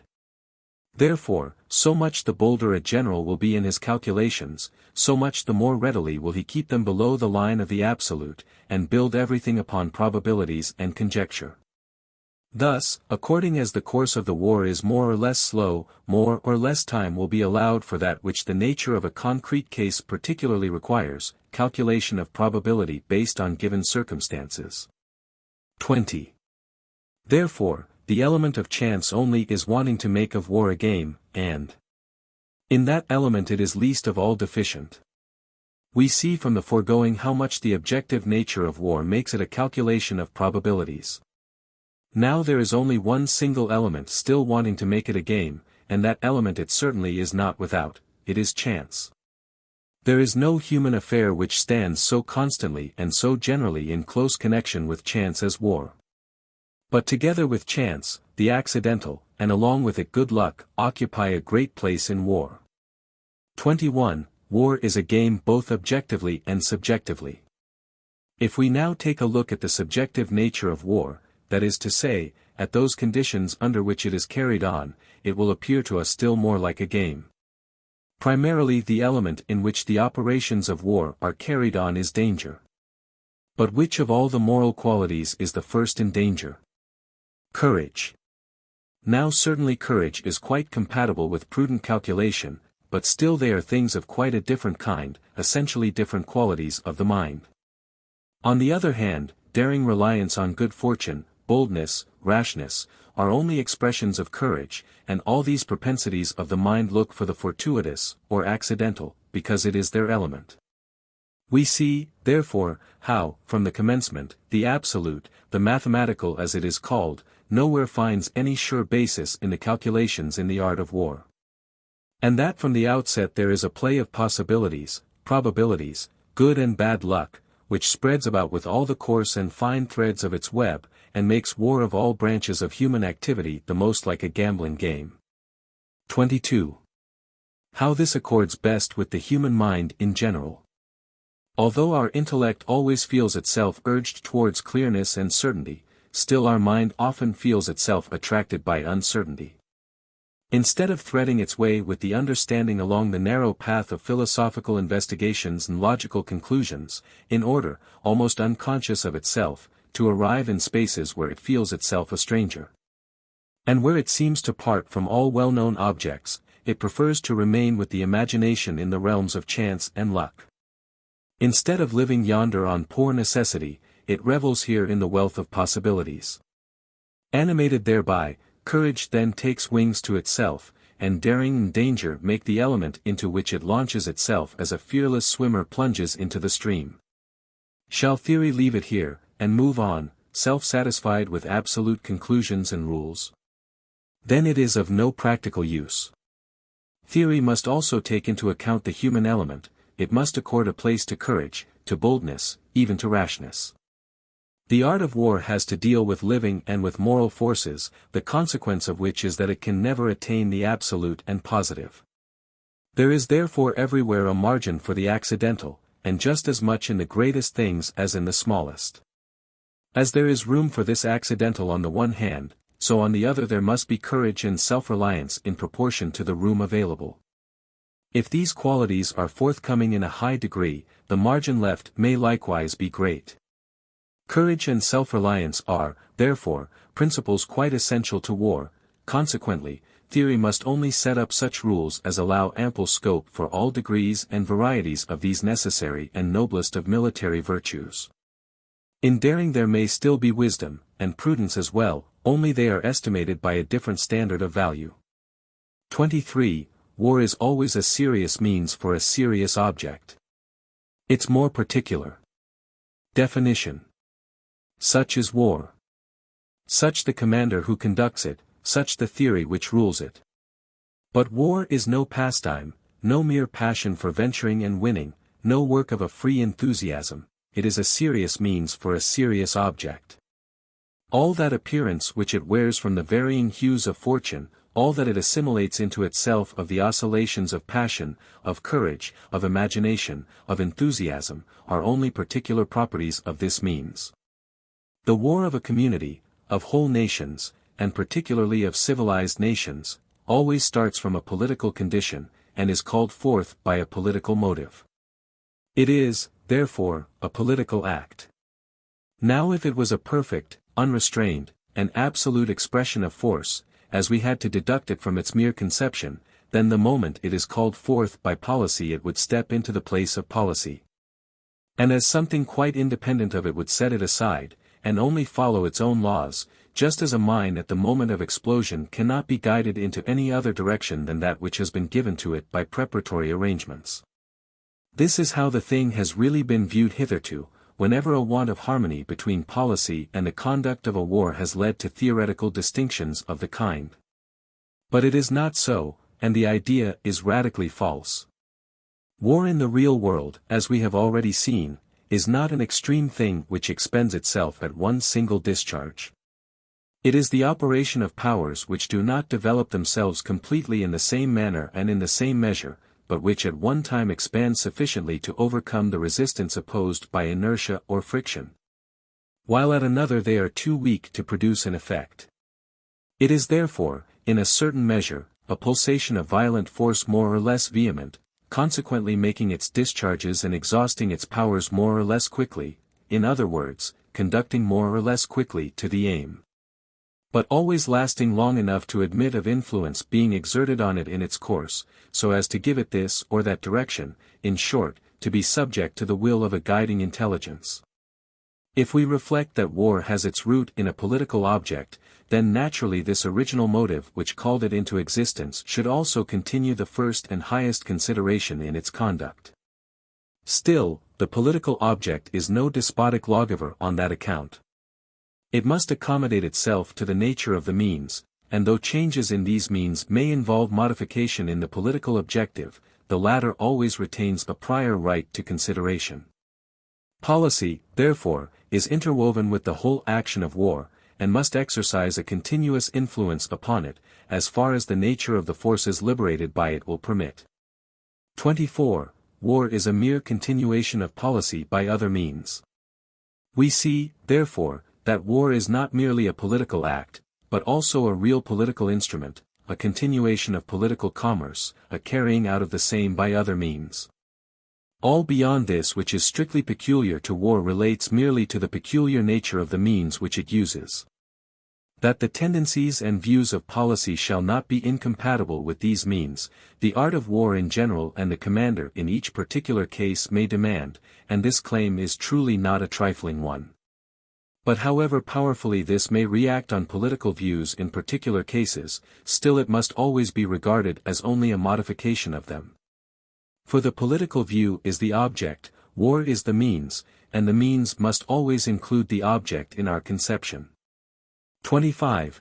Diversity in the nature of wars. The greater and the more powerful the motives of a war, the more it affects the whole existence of a people. The more violent the excitement which precedes the war, by so much the nearer will the war approach to its abstract form, so much the more will it be directed to the destruction of the enemy. So much the nearer will the military and political ends coincide, so much the more purely military and less political the war appears to be. But the weaker the motives and the tensions, so much the less will the natural direction of the military element, that is, force, be coincident with the direction which the political element indicates. So much the more must, therefore, the war become diverted from its natural direction, the political object diverge from the aim of an ideal war, and the war appear to become political.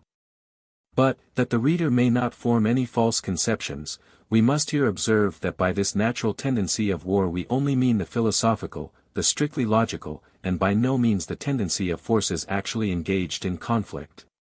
By which would be supposed to be included all the emotions and passions of the combatants. No doubt in some cases these also might be excited to such a degree as to be with difficulty restrained and confined to the political road. But in most cases such a contradiction will not arise, because by the existence of such strenuous exertions a great plan in harmony therewith would be implied. If the plan is directed only upon a small object, then the impulses of feeling amongst the masses will be also so weak that these masses will require to be stimulated rather than repressed. 26. They may all be regarded as political acts.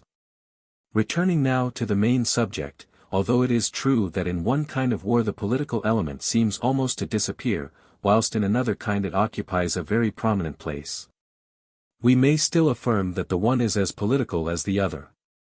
For if we regard the state policy as the intelligence of the personified state, then amongst all the constellations in the political sky whose movements it has to compute, those must be included which arise when the nature of its relations imposes the necessity of a great war. It is only if we understand by policy not a true appreciation of affairs in general, but the conventional conception of a cautious, subtle, also dishonest craftiness, averse from violence, that the latter kind of war may belong more to policy than the first. 27. Influence of this view on the right understanding of military history, and on the foundations of theory. We see, therefore, in the first place, that under all circumstances war is to be regarded not as an independent thing, but as a political instrument. And it is only by taking this point of view that we can avoid finding ourselves in opposition to all military history. This is the only means of unlocking the great book and making it intelligible. Secondly, this view shows us how wars must differ in character according to the nature of the motives and circumstances from which they proceed. Now, the first, the grandest, and most decisive act of judgment which the statesman and general exercises is rightly to understand in this respect the war in which he engages, not to take it for something, or to wish to make of it something, which by the nature of its relations it is impossible for it to be. This is, therefore, the first, the most comprehensive, of all strategical questions. We shall enter into this more fully in treating of the plan of a war. For the present we content ourselves with having brought the subject up to this point, and having thereby fixed the chief point of view from which war and its theory are to be studied. 28. Result for theory. War is, therefore, not only chameleon-like in character, because it changes its color in some degree in each particular case, but it is also, as a whole, in relation to the predominant tendencies which are in it, a wonderful trinity, composed of the original violence of its elements, hatred and animosity, which may be looked upon as blind instinct, of the play of probabilities and chance, which make it a free activity of the soul, and of the subordinate nature of a political instrument, by which it belongs purely to the reason. The first of these three phases concerns more the people, the second, more the general and his army, the third, more the government. The passions which break forth in war must already have a latent existence in the peoples. The range which the display of courage and talents shall get in the realm of probabilities and of chance depends on the particular characteristics of the general and his army, but the political objects belong to the government alone. These three tendencies, which appear like so many different lawgivers, are deeply rooted in the nature of the subject, and at the same time variable in degree. A theory which would leave any one of them out of account, or set up any arbitrary relation between them, would immediately become involved in such a contradiction with the reality, that it might be regarded as destroyed at once by that alone. The problem is, therefore, that theory shall keep itself poised in a manner between these three tendencies, as between 3 points of attraction. The way in which alone this difficult problem can be solved we shall examine in the book on the Theory of War. In every case the conception of war, as here defined, will be the first ray of light which shows us the true foundation of theory, and which first separates the great masses and allows us to distinguish them from one another. Chapter 2. Ends and Means in War. Having in the foregoing chapter ascertained the complicated and variable nature of war, we shall now occupy ourselves in examining into the influence which this nature has upon the end and means in war. If we ask, first of all, for the object upon which the whole effort of war is to be directed, in order that it may suffice for the attainment of the political object, we shall find that it is just as variable as are the political object and the particular circumstances of the war. If, in the next place, we keep once more to the pure conception of war, then we must say that the political object properly lies out of its province, for if war is an act of violence to compel the enemy to fulfill our will, then in every case all depends on our overthrowing the enemy, that is, disarming him, and on that alone. This object, developed from abstract conceptions, but which is also the one aimed at in a great many cases in reality, we shall, in the first place, examine in this reality. In connection with the plan of a campaign we shall hereafter examine more closely into the meaning of disarming a nation, but here we must at once draw a distinction between three things, which, as three general objects, comprise everything else within them. They are the military power, the country, and the will of the enemy. The military power must be destroyed, that is, reduced to such a state as not to be able to prosecute the war. This is the sense in which we wish to be understood hereafter, whenever we use the expression, destruction of the enemy's military power. The country must be conquered, for out of the country a new military force may be formed. But even when both these things are done, still the war, that is, the hostile feeling and action of hostile agencies, cannot be considered as at an end as long as the will of the enemy is not subdued also. That is, its government and its allies must be forced into signing a peace, or the people into submission. For whilst we are in full occupation of the country, the war may break out afresh either in the interior or through assistance given by allies. No doubt, this may also take place after a peace, but that shows nothing more than that every war does not carry in itself the elements for a complete decision and final settlement. But even if this is the case, still with the conclusion of peace a number of sparks are always extinguished which would have smoldered on quietly, and the excitement of the passions abates, because all those whose minds are disposed to peace, of which in all nations and under all circumstances there is always a great number, turn themselves away completely from the road to resistance. Whatever may take place subsequently, we must always look upon the object as attained, and the business of war as ended, by a peace. As protection of the country is the primary object for which the military force exists, therefore the natural order is, that first of all this force should be destroyed, then the country subdued. And through the effect of these two results, as well as the position we then hold, the enemy should be forced to make peace. Generally the destruction of the enemy's force is done by degrees, and in just the same measure the conquest of the country follows immediately. The two likewise usually react upon each other, because the loss of provinces occasions a diminution of military force. But this order is by no means necessary, and on that account it also does not always take place. The enemy's army, before it is sensibly weakened, may retreat to the opposite side of the country, or even quite outside of it. In this case, therefore, the greater part or the whole of the country is conquered. But this object of war in the abstract, this final means of attaining the political object in which all others are combined, the disarming the enemy, is rarely attained in practice and is not a condition necessary to peace. Therefore it can in no wise be set up in theory as a law. There are innumerable instances of treaties in which peace has been settled before either party could be looked upon as disarmed. Indeed, even before the balance of power had undergone any sensible alteration. Nay, further, if we look at the case in the concrete, then we must say that in a whole class of cases, the idea of a complete defeat of the enemy would be a mere imaginative flight, especially when the enemy is considerably superior. The reason why the object deduced from the conception of war is not adapted in general to real war lies in the difference between the two, which is discussed in the preceding chapter. If it was as pure theory gives it, then a war between two states of very unequal military strength would appear an absurdity, therefore impossible.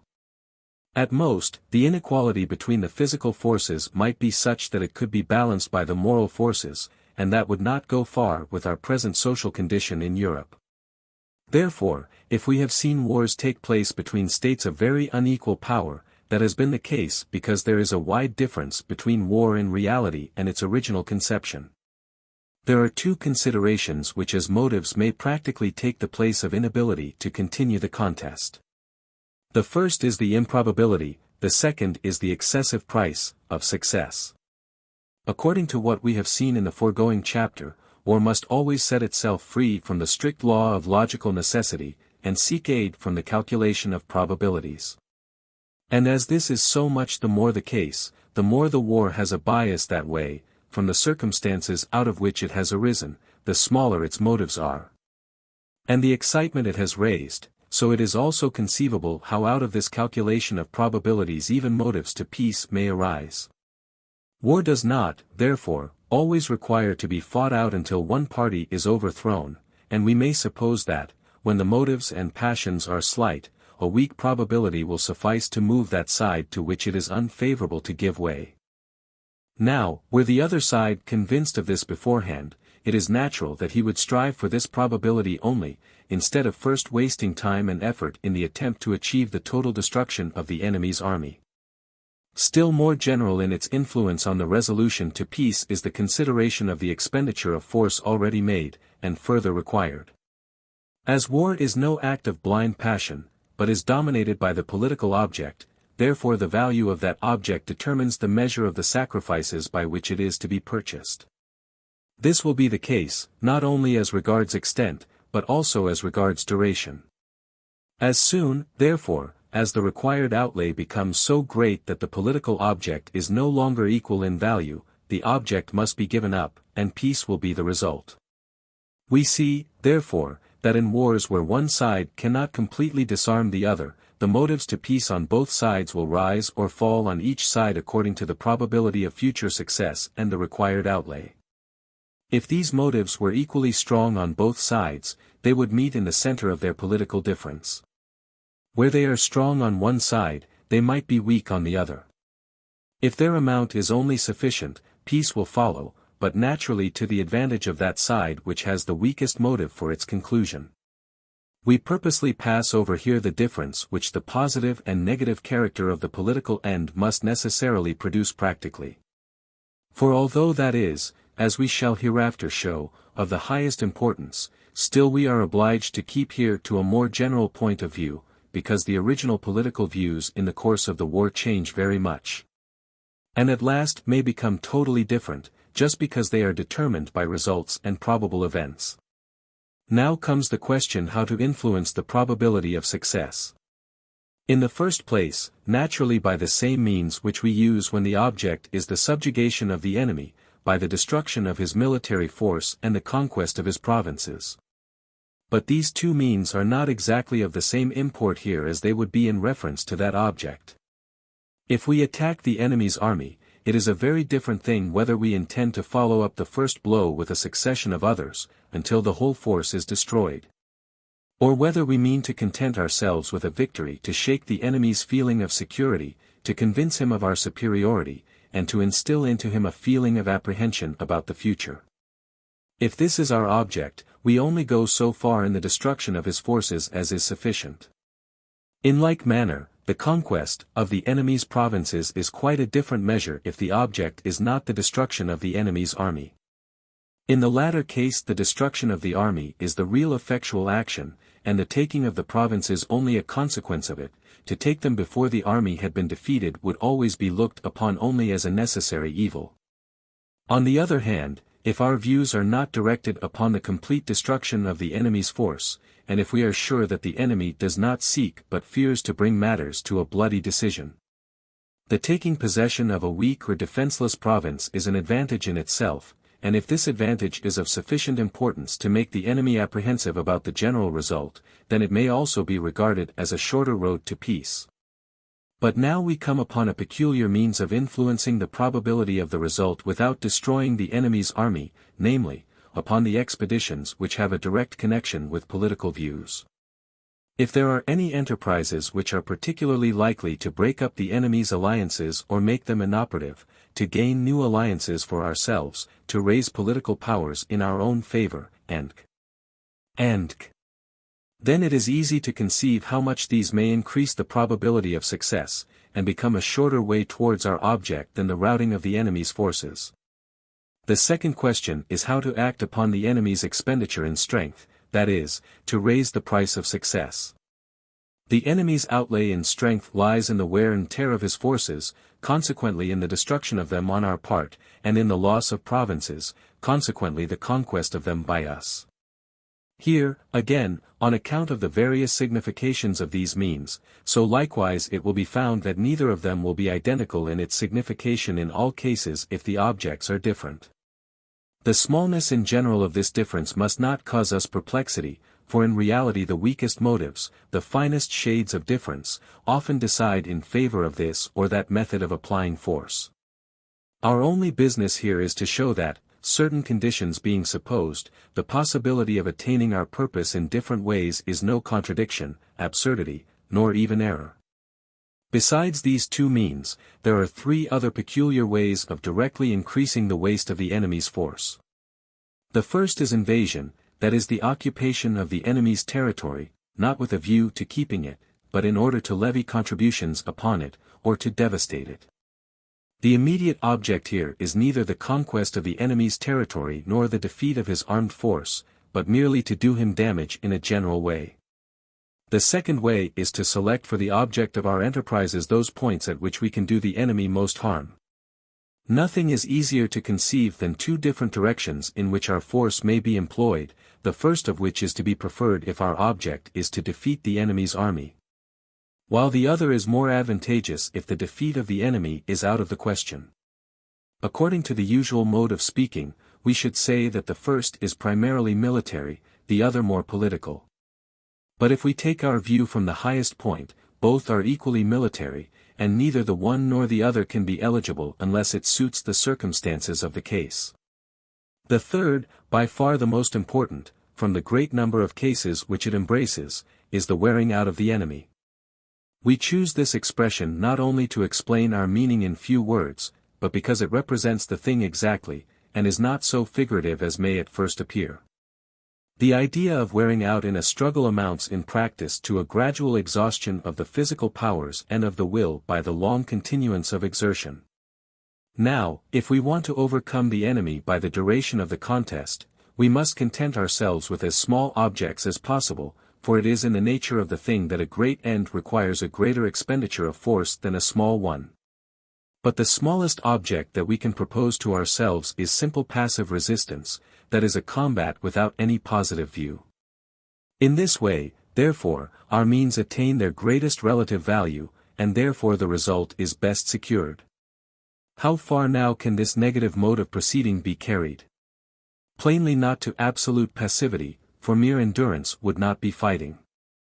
And the defensive is an activity by which so much of the enemy's power must be destroyed that he must give up his object.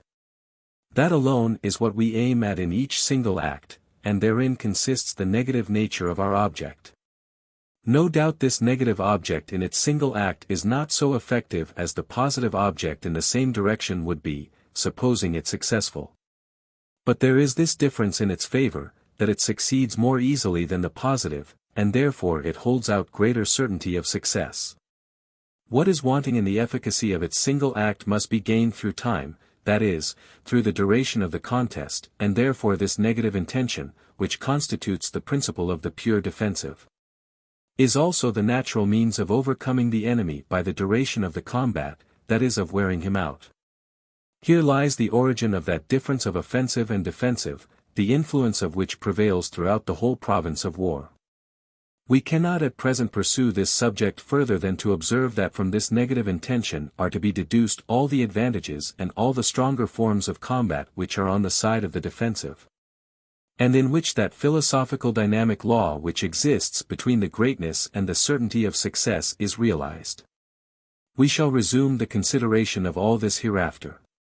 If then the negative purpose, that is the concentration of all the means into a state of pure resistance, affords a superiority in the contest, and if this advantage is sufficient to balance whatever superiority in numbers the adversary may have, Then the mere duration of the contest will suffice gradually to bring the loss of force on the part of the adversary to a point at which the political object can no longer be an equivalent, a point at which, therefore, he must give up the contest.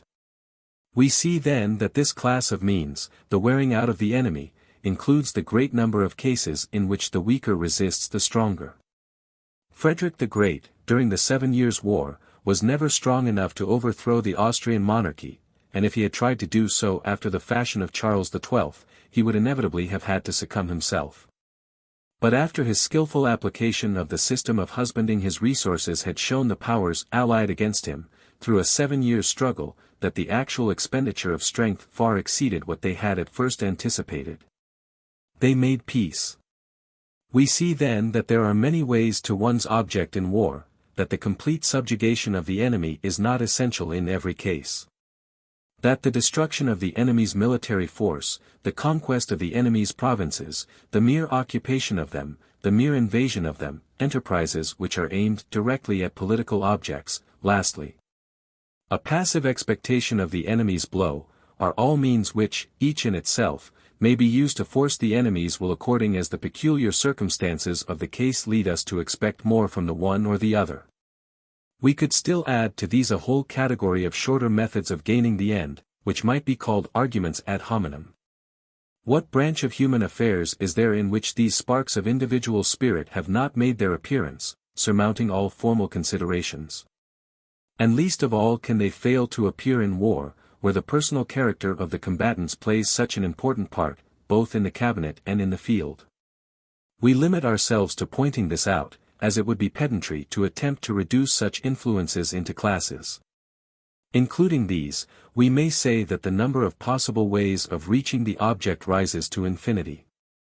To avoid underestimating these different short roads to one's purpose, either estimating them only as rare exceptions, or holding the difference which they cause in the conduct of war as insignificant, we must bear in mind the diversity of political objects which may cause a war, measure at a glance the distance which there is between a death struggle for political existence and a war which a forced or tottering alliance makes a matter of disagreeable duty. Between the two innumerable gradations occur in practice. If we reject one of these gradations in theory, we might with equal right reject the whole, which would be tantamount to shutting the real world completely out of sight. These are the circumstances in general connected with the aim which we have to pursue in war. Let us now turn to the means. There is only one single means, it is the fight. However diversified this may be in form, however widely it may differ from a rough vent of hatred and animosity in a hand-to-hand encounter, whatever number of things may introduce themselves which are not actual fighting, still it is always implied in the conception of war that all the effects manifested have their roots in the combat. That this must always be so in the greatest diversity and complication of the reality is proved in a very simple manner. All that takes place in war takes place through armed forces, but where the forces of war, i.e., armed men, are applied, there the idea of fighting must of necessity be at the foundation. All, therefore, that relates to forces of war, all that is connected with their creation, maintenance, and application, belongs to military activity. Creation and maintenance are obviously only the means, whilst application is the object. The contest in war is not a contest of individual against individual, but an organized whole, consisting of manifold parts. In this great whole we may distinguish units of two kinds, the one determined by the subject, the other by the object. In an army the mass of combatants ranges itself always into an order of new units, which again form members of a higher order. The combat of each of these members forms, therefore, also a more or less distinct unit. Further, the motive of the fight, therefore its object forms its unit. Now, to each of these units which we distinguish in the contest we attach the name of combat. If the idea of combat lies at the foundation of every application of armed power, then also the application of armed force in general is nothing more than the determining and arranging a certain number of combats. Every activity in war, therefore, necessarily relates to the combat either directly or indirectly. The soldier is levied, clothed, armed, exercised, he sleeps, eats, drinks, and marches, all merely to fight at the right time and place. If, therefore, all the threads of military activity terminate in the combat, we shall grasp them all when we settle the order of the combats. Only from this order and its execution proceed the effects, never directly from the conditions preceding them. Now, in the combat all the action is directed to the destruction of the enemy, or rather of his fighting powers, for this lies in the conception of combat. The destruction of the enemy's fighting power is, therefore, always the means to attain the object of the combat. This object may likewise be the mere destruction of the enemy's armed force. But that is not by any means necessary, and it may be something quite different. Whenever, for instance, as we have shown, the defeat of the enemy is not the only means to attain the political object, whenever there are other objects which may be pursued as the aim in a war, then it follows of itself that such other objects may become the object of particular acts of warfare, and therefore also the object of combats. But even those combats which, as subordinate acts, are in the strict sense devoted to the destruction of the enemy's fighting force need not have that destruction itself as their first object. If we think of the manifold parts of a great armed force, of the number of circumstances which come into activity when it is employed, then it is clear that the combat of such a force must also require a manifold organization. A subordinating of parts and formation. There may and must naturally arise for particular parts a number of objects which are not themselves the destruction of the enemy's armed force, and which, while they certainly contribute to increase that destruction, do so only in an indirect manner. If a battalion is ordered to drive the enemy from a rising ground, or a bridge, and then properly the occupation of any such locality is the real object, the destruction of the enemy's armed force which takes place only the means or secondary matter. If the enemy can be driven away merely by a demonstration, the object is attained all the same, but this hill or bridge is, in point of fact, only required as a means of increasing the gross amount of loss inflicted on the enemy's armed force. It is the case on the field of battle, much more must it be so on the whole theater of war, where not only one army is opposed to another, but one state, one nation, one whole country to another. Here the number of possible relations, and consequently possible combinations, is much greater, the diversity of measures increased, and by the gradation of objects. Each subordinate to another, the first means employed is further apart from the ultimate object. It is therefore for many reasons possible that the object of a combat is not the destruction of the enemy's force, that is, of the force immediately opposed to us, but that this only appears as a means. But in all such cases it is no longer a question of complete destruction, for the combat is here nothing else but a measure of strength, has in itself no value except only that of the present result, that is, of its decision. But a measuring of strength may be effected in cases where the opposing sides are very unequal by a mere comparative estimate. In such cases no fighting will take place, and the weaker will immediately give way. If the object of a combat is not always the destruction of the enemy's forces therein engaged, and if its object can often be attained as well without the combat taking place at all, by merely making a resolve to fight, and by the circumstances to which this resolution gives rise, then that explains how a whole campaign may be carried on with great activity without the actual combat playing any notable part in it. That this may be so military history proves by 100 examples.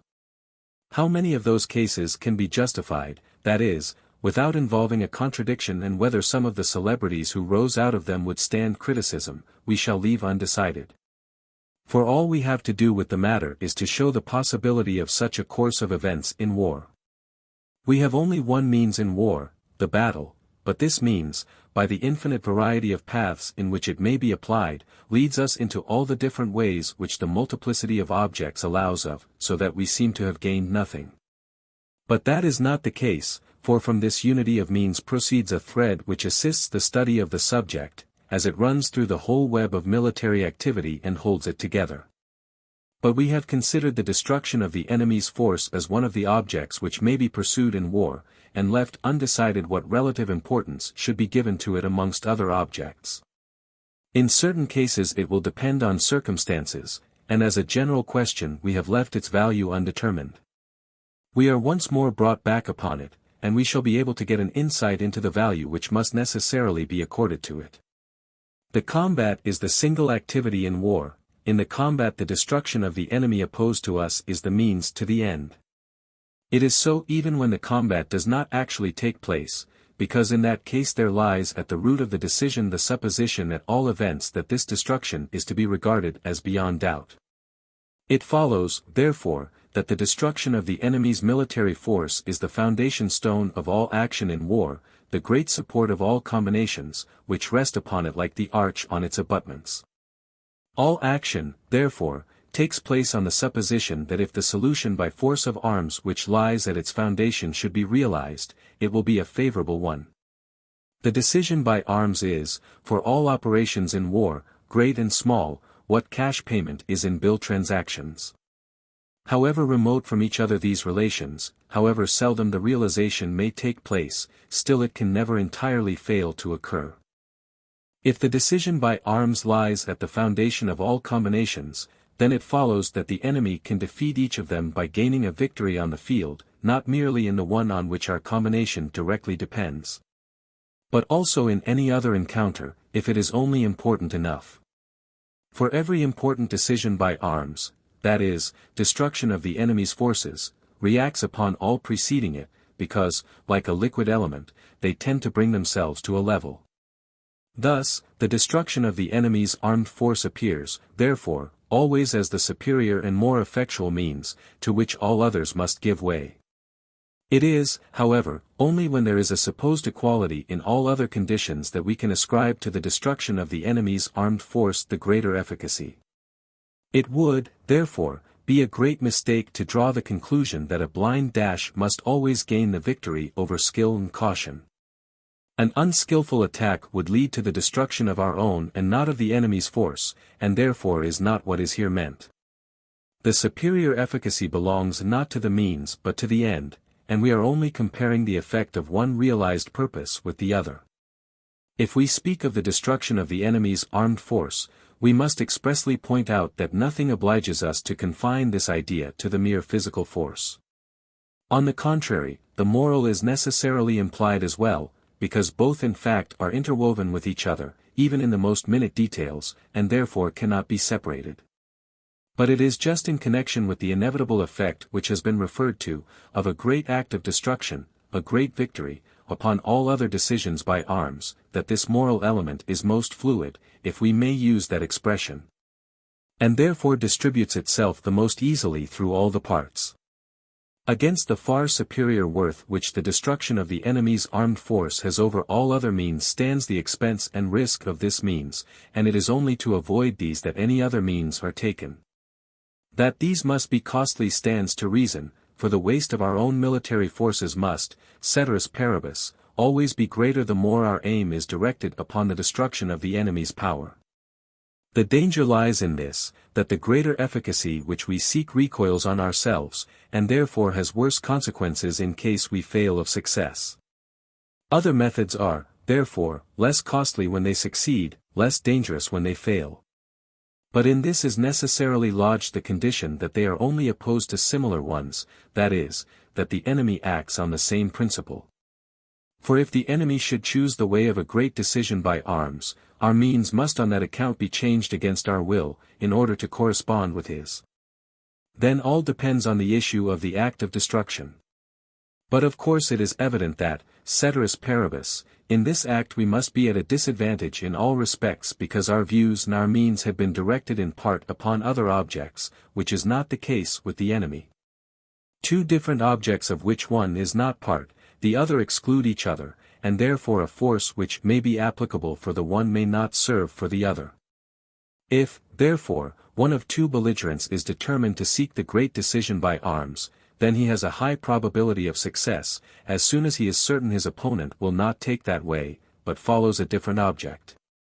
And every one who sets before himself any such other aim only does so in a reasonable manner, provided he acts on the supposition that his adversary has as little intention as he has of resorting to the great decision by arms.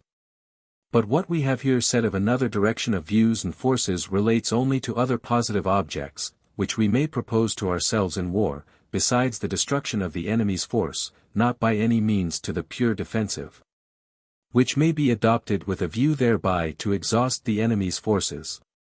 In the pure defensive the positive object is wanting, and therefore, while on the defensive, our forces cannot at the same time be directed on other objects, they can only be employed to defeat the intentions of the enemy. We have now to consider the opposite of the destruction of the enemy's armed force, that is to say, the preservation of our own. These two efforts always go together, as they mutually act and react on each other. They are integral parts of one and the same view, and we have only to ascertain what effect is produced when one or the other has the predominance. The endeavor to destroy the enemy's force has a positive object, and leads to positive results, of which the final aim is the conquest of the enemy. The preservation of our own forces has a negative object, leads therefore to the defeat of the enemy's intentions, that is to pure resistance, of which the final aim can be nothing more than to prolong the duration of the contest, so that the enemy shall exhaust himself in it. The effort with a positive object calls into existence the act of destruction, the effort with the negative object awaits it. How far this state of expectation should and may be carried we shall enter into more particularly in the theory of attack and defense, at the origin of which we again find ourselves. Here we shall content ourselves with saying that the awaiting must be no absolute endurance, and that in the action bound up with it the destruction of the enemy's armed force engaged in this conflict may be the aim just as well as anything else. It would therefore be a great error in the fundamental idea to suppose that the consequence of the negative course is that we are precluded from choosing the destruction of the enemy's military force as our object, and must prefer a bloodless solution. The advantage which the negative effort gives may certainly lead to that, but only at the risk of its not being the most advisable method, as that question is dependent on totally different conditions, resting not with ourselves but with our opponents. This other bloodless way cannot, therefore, be looked upon at all as the natural means of satisfying our great anxiety to spare our forces. On the contrary, when circumstances are not favorable, it would be the means of completely ruining them. Very many generals have fallen into this error, and been ruined by it. The only necessary effect resulting from the superiority of the negative effort is the delay of the decision, so that the party acting takes refuge in that way, as it were, in the expectation of the decisive moment. The consequence of that is generally the postponement of the action as much as possible in time, and also in space, in so far as space is in connection with it. If the moment has arrived in which this can no longer be done without ruinous disadvantage, then the advantage of the negative must be considered as exhausted, and then comes forward unchanged the effort for the destruction of the enemy's force, which was kept back by a counterpoise, but never discarded. We have seen, therefore, in the foregoing reflections, that there are many ways to the aim, that is, to the attainment of the political object. But that the only means is the combat, and that consequently everything is subject to a supreme law, which is the decision by arms, that where this is really demanded by one, it is a redress which cannot be refused by the other. That, therefore, a belligerent who takes any other way must make sure that his opponent will not take this means of redress, or his cause may be lost in that supreme court. Hence therefore the destruction of the enemy's armed force, amongst all the objects which can be pursued in war, appears always as the one which overrules all others. What may be achieved by combinations of another kind in war we shall only learn in the sequel, and naturally only by degrees. We content ourselves here with acknowledging in general their possibility, as something pointing to the difference between the reality and the conception, and to the influence of particular circumstances. But we could not avoid showing at once that the bloody solution of the crisis, the effort for the destruction of the enemy's force, is the firstborn son of war. If when political objects are unimportant, motives weak, the excitement of forces small, a cautious commander tries in all kinds of ways, without great crises and bloody solutions, to twist himself skillfully into a peace through the characteristic weaknesses of his enemy in the field and in the cabinet, we have no right to find fault with him, if the premises on which he acts are well founded and justified by success. Still we must require him to remember that he only travels on forbidden tracks, where the god of war may surprise him. That he ought always to keep his eye on the enemy, in order that he may not have to defend himself with a dress rapier if the enemy takes up a sharp sword. The consequences of the nature of war, how ends and means act in it, how in the modifications of reality it deviates sometimes more, sometimes less, from its strict original conception, fluctuating backwards and forwards, yet always remaining under that strict conception as under a supreme law, all this we must retain before us, and bear constantly in mind in the consideration of each of the succeeding subjects. If we would rightly comprehend their true relations and proper importance, and not become involved incessantly in the most glaring contradictions with the reality, and at last with our own selves. Chapter 3: The Genius for War. Every special calling in life, if it is to be followed with success, requires peculiar qualifications of understanding and soul. Where these are of a high order, and manifest themselves by extraordinary achievements, the mind to which they belong is termed genius. We know very well that this word is used in many significations which are very different both in extent and nature, and that with many of these significations it is a very difficult task to define the essence of genius. But as we neither profess to be philosopher or grammarian, we must be allowed to keep to the meaning usual in ordinary language, and to understand by genius a very high mental capacity for certain employments. We wish to stop for a moment over this faculty and dignity of the mind, in order to vindicate its title, and to explain more fully the meaning of the conception. But we shall not dwell on that genius, which has obtained its title through a very great talent, on genius properly so called, that is a conception which has no defined limits. What we have to do is to bring under consideration every common tendency of the powers of the mind and soul towards the business of war, the whole of which common tendencies we may look upon as the essence of military genius. We say, common, for just therein consists military genius, that it is not one single quality bearing upon war, as, for instance, courage, while other qualities of mind and soul are wanting or have a direction which is unserviceable for war. But that it is an harmonious association of powers, in which one or other may predominate, but none must be in opposition. If every combatant required to be more or less endowed with military genius, then our armies would be very weak.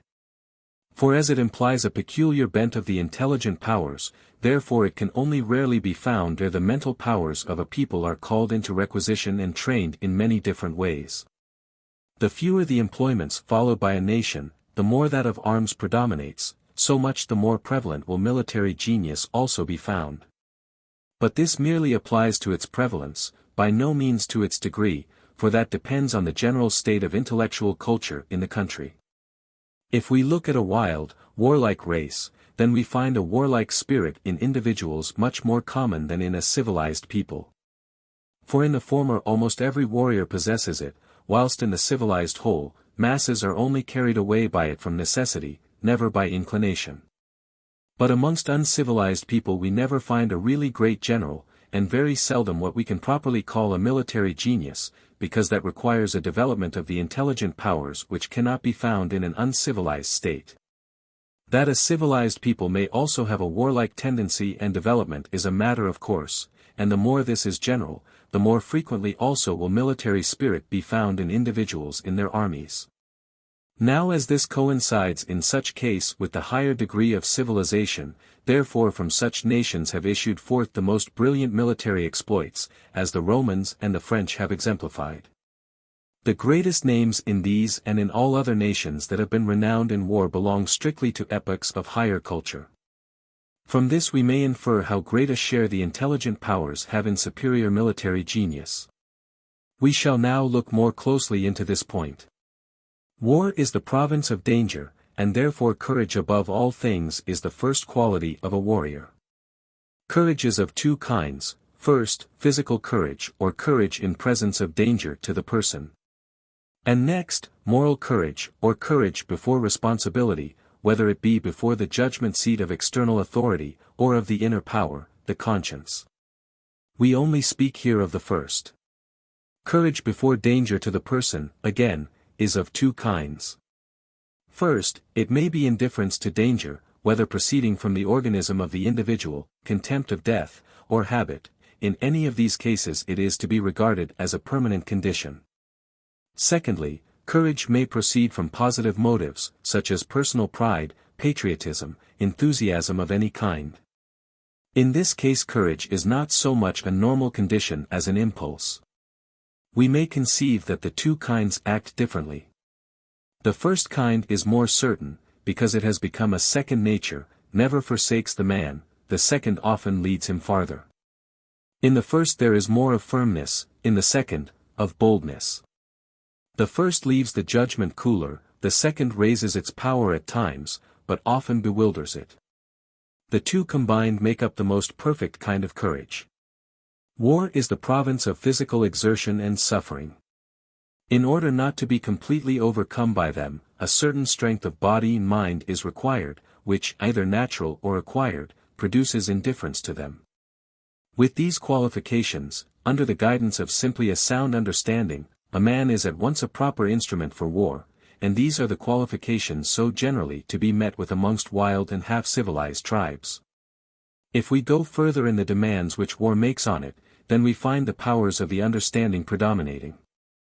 War is the province of uncertainty. 3/4 of those things upon which action in war must be calculated, are hidden more or less in the clouds of great uncertainty. Here, then, above all a fine and penetrating mind is called for, to search out the truth by the tact of its judgment.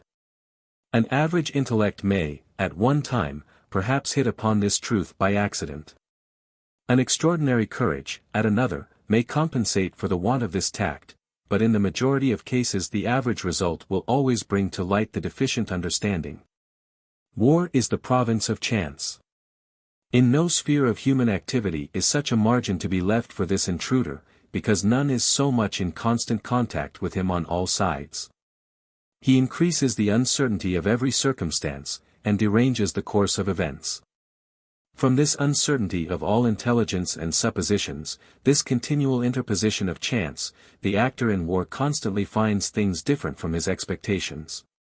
And this cannot fail to have an influence on his plans, or at least on the presumptions connected with these plans. If this influence is so great as to render the predetermined plan completely nugatory, then, as a rule, a new one must be substituted in its place. But at the moment the necessary data are often wanting for this, because in the course of action circumstances press for immediate decision, and allow no time to look about for fresh data, often not enough for mature consideration. But it more often happens that the correction of one premise, and the knowledge of chance events which have arisen, are not sufficient to overthrow our plans completely, but only suffice to produce hesitation. Our knowledge of circumstances has increased, but our uncertainty, instead of having diminished, has only increased.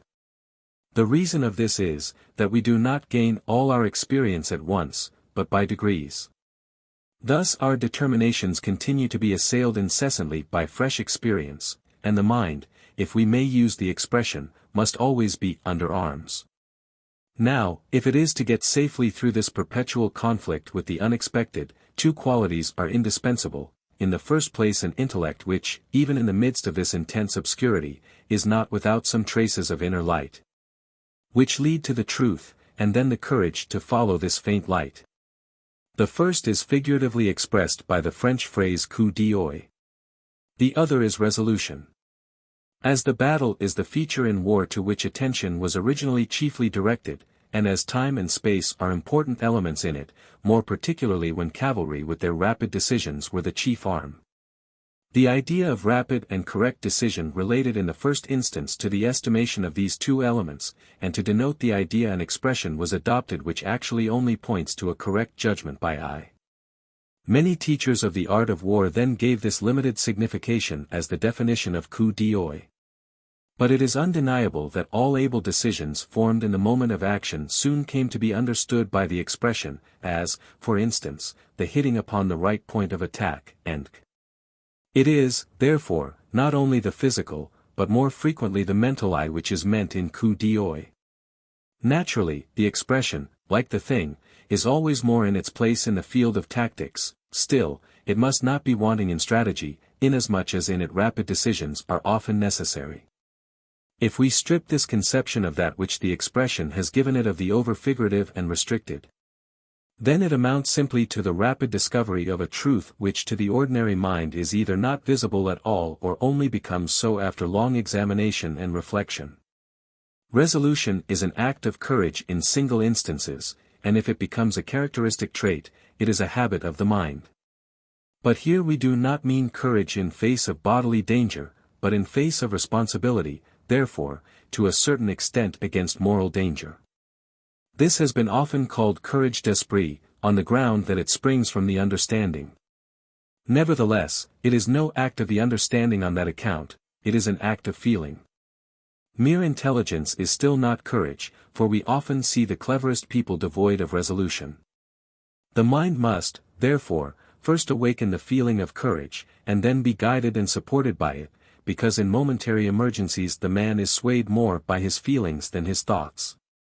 We have assigned to resolution the office of removing the torments of doubt, and the dangers of delay, when there are no sufficient motives for guidance. Through the unscrupulous use of language which is prevalent, this term is often applied to the mere propensity to daring, to bravery, boldness, or temerity. But, when there are sufficient motives in the man, let them be objective or subjective, true or false, we have no right to speak of his resolution. For, when we do so, we put ourselves in his place, and we throw into the scale doubts which did not exist with him.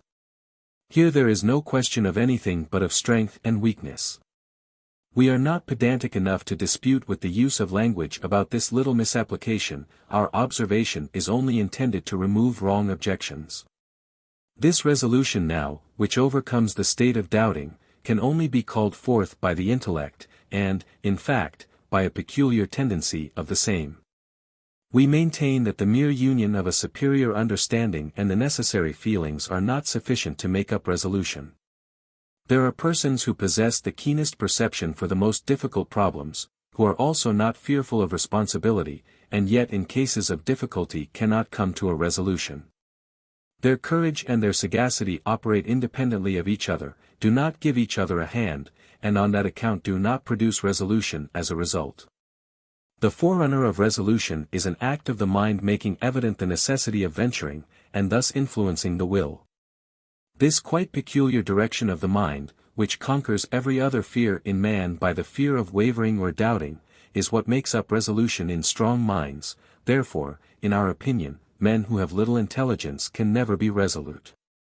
They may act without hesitation under perplexing circumstances, but then they act without reflection.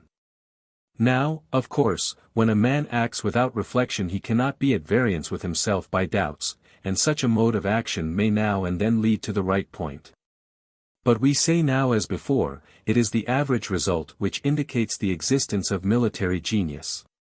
Should our assertion appear extraordinary to any one, because he knows many a resolute hussar officer who is no deep thinker, we must remind him that the question here is about a peculiar direction of the mind, and not about great thinking powers. We believe, therefore, that resolution is indebted to a special direction of the mind for its existence, a direction which belongs to a strong head rather than to a brilliant one. In corroboration of this genealogy of resolution we may add that there have been many instances of men who have shown the greatest resolution in an inferior rank, and have lost it in a higher position. While, on the one hand, they are obliged to resolve, on the other they see the dangers of a wrong decision, and as they are surrounded with things new to them, their understanding loses its original force. And they become only the more timid the more they become aware of the danger of the irresolution into which they have fallen, and the more they have formerly been in the habit of acting on the spur of the moment. From the coup d'oeil and resolution we are naturally to speak of its kindred quality, presence of mind, which in a region of the unexpected like war must act a great part, for it is indeed nothing but a great conquest over the unexpected. As we admire presence of mind in a pithy answer to anything said unexpectedly, so we admire it in a ready expedient on sudden danger. Neither the answer or the expedient need be in themselves extraordinary, if they only hit the point. For that which is the result of mature reflection would be nothing unusual, therefore insignificant in its impression on us, may as an instantaneous act of the mind produce a pleasing impression. The expression, presence of mind, certainly denotes very fitly the readiness and rapidity of the help rendered by the mind. Whether this noble quality of a man is to be ascribed more to the peculiarity of his mind or to the equanimity of his feelings, depends on the nature of the case, although neither of the two can be entirely wanting. A telling repartee bespeaks rather a ready wit, a ready expedient on sudden danger implies more particularly a well-balanced mind. If we take a general view of the four elements composing the atmosphere in which war moves, of danger, physical effort, uncertainty, and chance, it is easy to conceive that a great force of mind and understanding is requisite to be able to make way with safety and success amongst such opposing elements, a force which, according to the different modifications arising out of circumstances, we find termed by military writers and analysts as energy, firmness, staunchness, strength of mind and character. All these manifestations of the heroic nature might be regarded as one and the same power of volition, modified according to circumstances. But nearly related as these things are to each other, still they are not one and the same, and it is desirable for us to distinguish here a little more closely at least the action of the powers of the soul in relation to them. In the first place, to make the conception clear, it is essential to observe that the weight, burden, resistance, or whatever it may be called, by which that force of the soul in the general is brought to light, is only in a very small measure the enemy's activity, the enemy's resistance, the enemy's action directly. The enemy's activity only affects the general directly in the first place in relation to his person, without disturbing his action as commander. If the enemy, instead of 2 hours, resists for 4, the commander instead of 2 hours is 4 hours in danger, this is a quantity which plainly diminishes the higher the rank of the commander. What is it for one in the post of commander-in-chief? It is nothing. Secondly, although the opposition offered by the enemy has a direct effect on the commander through the loss of means arising from prolonged resistance, and the responsibility connected with that loss, and his force of will is first tested and called forth by these anxious considerations, still we maintain that this is not the heaviest burden by far which he has to bear, because he has only himself to settle with. All the other effects of the enemy's resistance act directly upon the combatants under his command, and through them react upon him. As long as his men full of good courage fight with zeal and spirit, it is seldom necessary for the chief to show great energy of purpose in the pursuit of his object. But as soon as difficulties arise, and that must always happen when great results are at stake, then things no longer move on of themselves like a well-oiled machine, the machine itself then begins to offer resistance. And to overcome this the commander must have a great force of will. By this resistance we must not exactly suppose disobedience and murmurs, although these are frequent enough with particular individuals. It is the whole feeling of the dissolution of all physical and moral power, it is the heartrending sight of the bloody sacrifice which the commander has to contend with in himself, and then in all others who directly or indirectly transfer to him their impressions, feelings, anxieties, and desires. As the forces in one individual after another become prostrated, and can no longer be excited and supported by an effort of his own will, the whole inertia of the mass gradually rests its weight on the will of the commander, by the spark in his breast, by the light of his spirit, the spark of purpose, the light of hope, must be kindled afresh in others, in so far only as he is equal to this, he stands above the masses and continues to be their master. Whenever that influence ceases, and his own spirit is no longer strong enough to revive the spirit of all others, the masses drawing him down with them sink into the lower region of animal nature, which shrinks from danger and knows not shame. These are the weights which the courage and intelligent faculties of the military commander have to overcome if he is to make his name illustrious.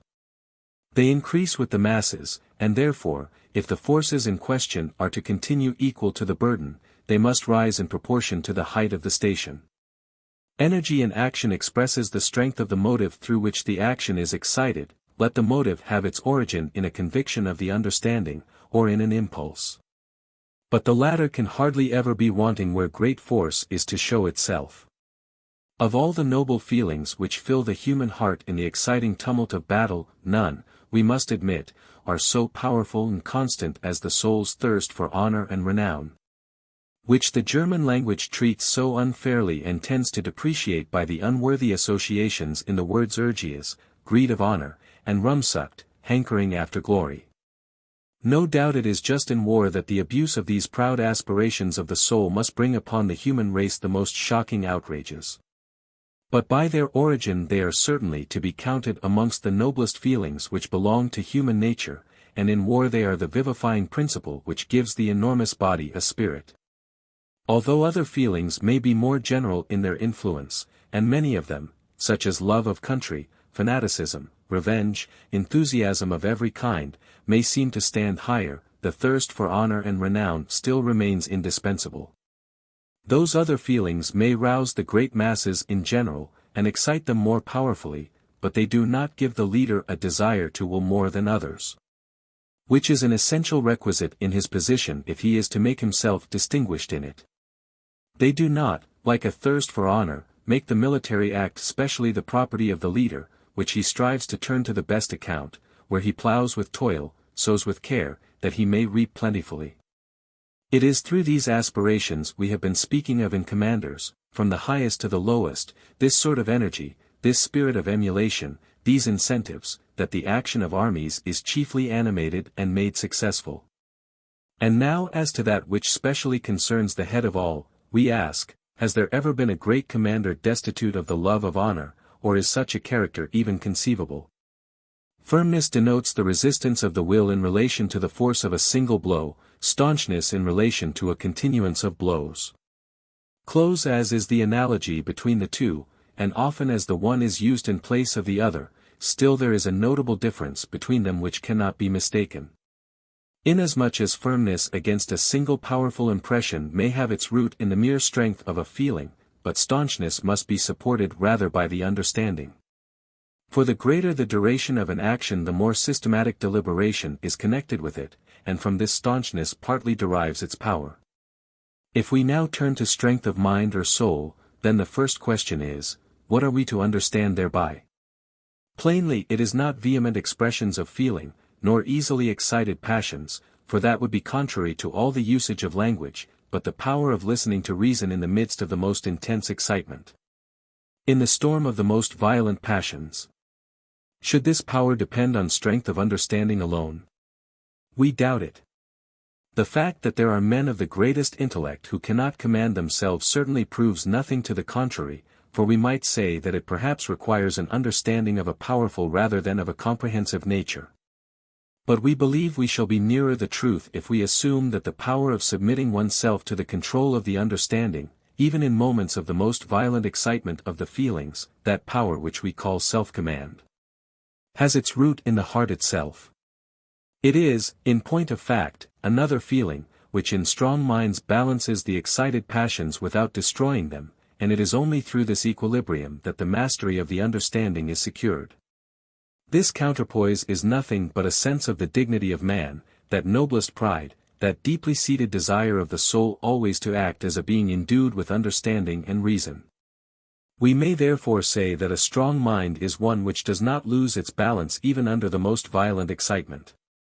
If we cast a glance at the variety to be observed in the human character in respect to feeling, we find, first, some people who have very little excitability, who are called phlegmatic or indolent. Secondly, some very excitable, but whose feelings still never overstep certain limits, and who are therefore known as men full of feeling, but sober-minded. Thirdly, those who are very easily roused, whose feelings blaze up quickly and violently like gunpowder, but do not last. Fourthly, and lastly, those who cannot be moved by slight causes, and who generally are not to be roused suddenly, but only gradually, but whose feelings become very powerful and are much more lasting. These are men with strong passions, lying deep and latent. This difference of character lies probably close on the confines of the physical powers which move the human organism, and belongs to that amphibious organization which we call the nervous system, which appears to be partly material, partly spiritual. With our weak philosophy, we shall not proceed further in this mysterious field. But it is important for us to spend a moment over the effects which these different natures have on action in war, and to see how far a great strength of mind is to be expected from them. Indolent men cannot easily be thrown out of their equanimity, but we cannot certainly say there is strength of mind where there is a want of all manifestation of power. At the same time, it is not to be denied that such men have a certain peculiar aptitude for war, on account of their constant equanimity. They often want the positive motive to action, impulse, and consequently activity, but they are not apt to throw things into disorder. The peculiarity of the second class is that they are easily excited to act on trifling grounds, but in great matters they are easily overwhelmed. Men of this kind show great activity in helping an unfortunate individual, but by the distress of a whole nation they are only inclined to despond, not roused to action. Such people are not deficient in either activity or equanimity in war. But they will never accomplish anything great unless a great intellectual force furnishes the motive, and it is very seldom that a strong, independent mind is combined with such a character. Excitable, inflammable feelings are in themselves little suited for practical life, and therefore they are not very fit for war. They have certainly the advantage of strong impulses, but that cannot long sustain them. At the same time, if the excitability in such men takes the direction of courage, or a sense of honor, they may often be very useful in inferior positions in war. Because the action in war over which commanders in inferior positions have control is generally of shorter duration. Here one courageous resolution, one effervescence of the forces of the soul, will often suffice. A brave attack, a soul-stirring hurrah, is the work of a few moments, whilst a brave contest on the battlefield is the work of a day, and a campaign the work of a year. Owing to the rapid movement of their feelings, it is doubly difficult for men of this description to preserve equilibrium of the mind, therefore they frequently lose head, and that is the worst phase in their nature as respects the conduct of war. But it would be contrary to experience to maintain that very excitable spirits can never preserve a steady equilibrium, that is to say, that they cannot do so even under the strongest excitement.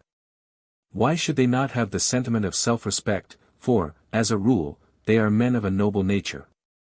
This feeling is seldom wanting in them, but it has not time to produce an effect. After an outburst they suffer most from a feeling of inward humiliation. If through education, self-observance, and experience of life, they have learned, sooner or later, the means of being on their guard, so that at the moment of powerful excitement they are conscious betimes of the counteracting force within their own breasts, then even such men may have great strength of mind. Lastly, those who are difficult to move, but on that account susceptible of very deep feelings, men who stand in the same relation to the preceding as red heat to a flame, are the best adapted by means of their titanic strength to roll away the enormous masses by which we may figuratively represent the difficulties which beset command in war. The effect of their feelings is like the movement of a great body, slower, but more irresistible. Although such men are not so likely to be suddenly surprised by their feelings and carried away so as to be afterwards ashamed of themselves, like the preceding, still it would be contrary to experience to believe that they can never lose their equanimity, or be overcome by blind passion. On the contrary, this must always happen whenever the noble pride of self-control is wanting, or as often as it has not sufficient weight. We see examples of this most frequently in men of noble minds belonging to savage nations, where the low degree of mental cultivation favors always the dominance of the passions. But even amongst the most civilized classes in civilized states, life is full of examples of this kind, of men carried away by the violence of their passions, like the poacher of old chained to the stag in the forest. We therefore say once more, a strong mind is not one that is merely susceptible of strong excitement, but one which can maintain its serenity under the most powerful excitement, so that, in spite of the storm in the breast, the perception and judgment can act with perfect freedom, like the needle of the compass in the storm-tossed ship. By the term strength of character, or simply character, is denoted tenacity of conviction, let it be the result of our own or of others' views, and whether they are principles, opinions, momentary inspirations, or any kind of emanations of the understanding. But this kind of firmness certainly cannot manifest itself if the views themselves are subject to frequent change. This frequent change need not be the consequence of external influences. It may proceed from the continuous activity of our own mind, in which case it indicates a characteristic unsteadiness of mind. Evidently we should not say of a man who changes his views every moment, however much the motives of change may originate with himself, that he has character. Only those men, therefore, can be said to have this quality whose conviction is very constant, either because it is deeply rooted and clear in itself, little liable to alteration, or because, as in the case of indolent men, there is a want of mental activity, and therefore a want of motives to change. Or lastly, because an explicit act of the will, derived from an imperative maxim of the understanding, refuses any change of opinion up to a certain point. Now in war, owing to the many and powerful impressions to which the mind is exposed, and in the uncertainty of all knowledge and of all science, more things occur to distract a man from the road he has entered upon, to make him doubt himself and others, than in any other human activity. The harrowing sight of danger and suffering easily leads to the feelings gaining ascendancy over the conviction of the understanding. And in the twilight which surrounds everything a deep clear view is so difficult that a change of opinion is more conceivable and more pardonable. It is, at all times, only conjecture or guesses at truth which we have to act upon. This is why differences of opinion are nowhere so great as in war, and the stream of impressions acting counter to one's own convictions never ceases to flow. Even the greatest impassibility of mind is hardly proof against them, because the impressions are powerful in their nature, and always act at the same time upon the feelings. When the discernment is clear and deep, none but general principles and views of action from a high standpoint can be the result.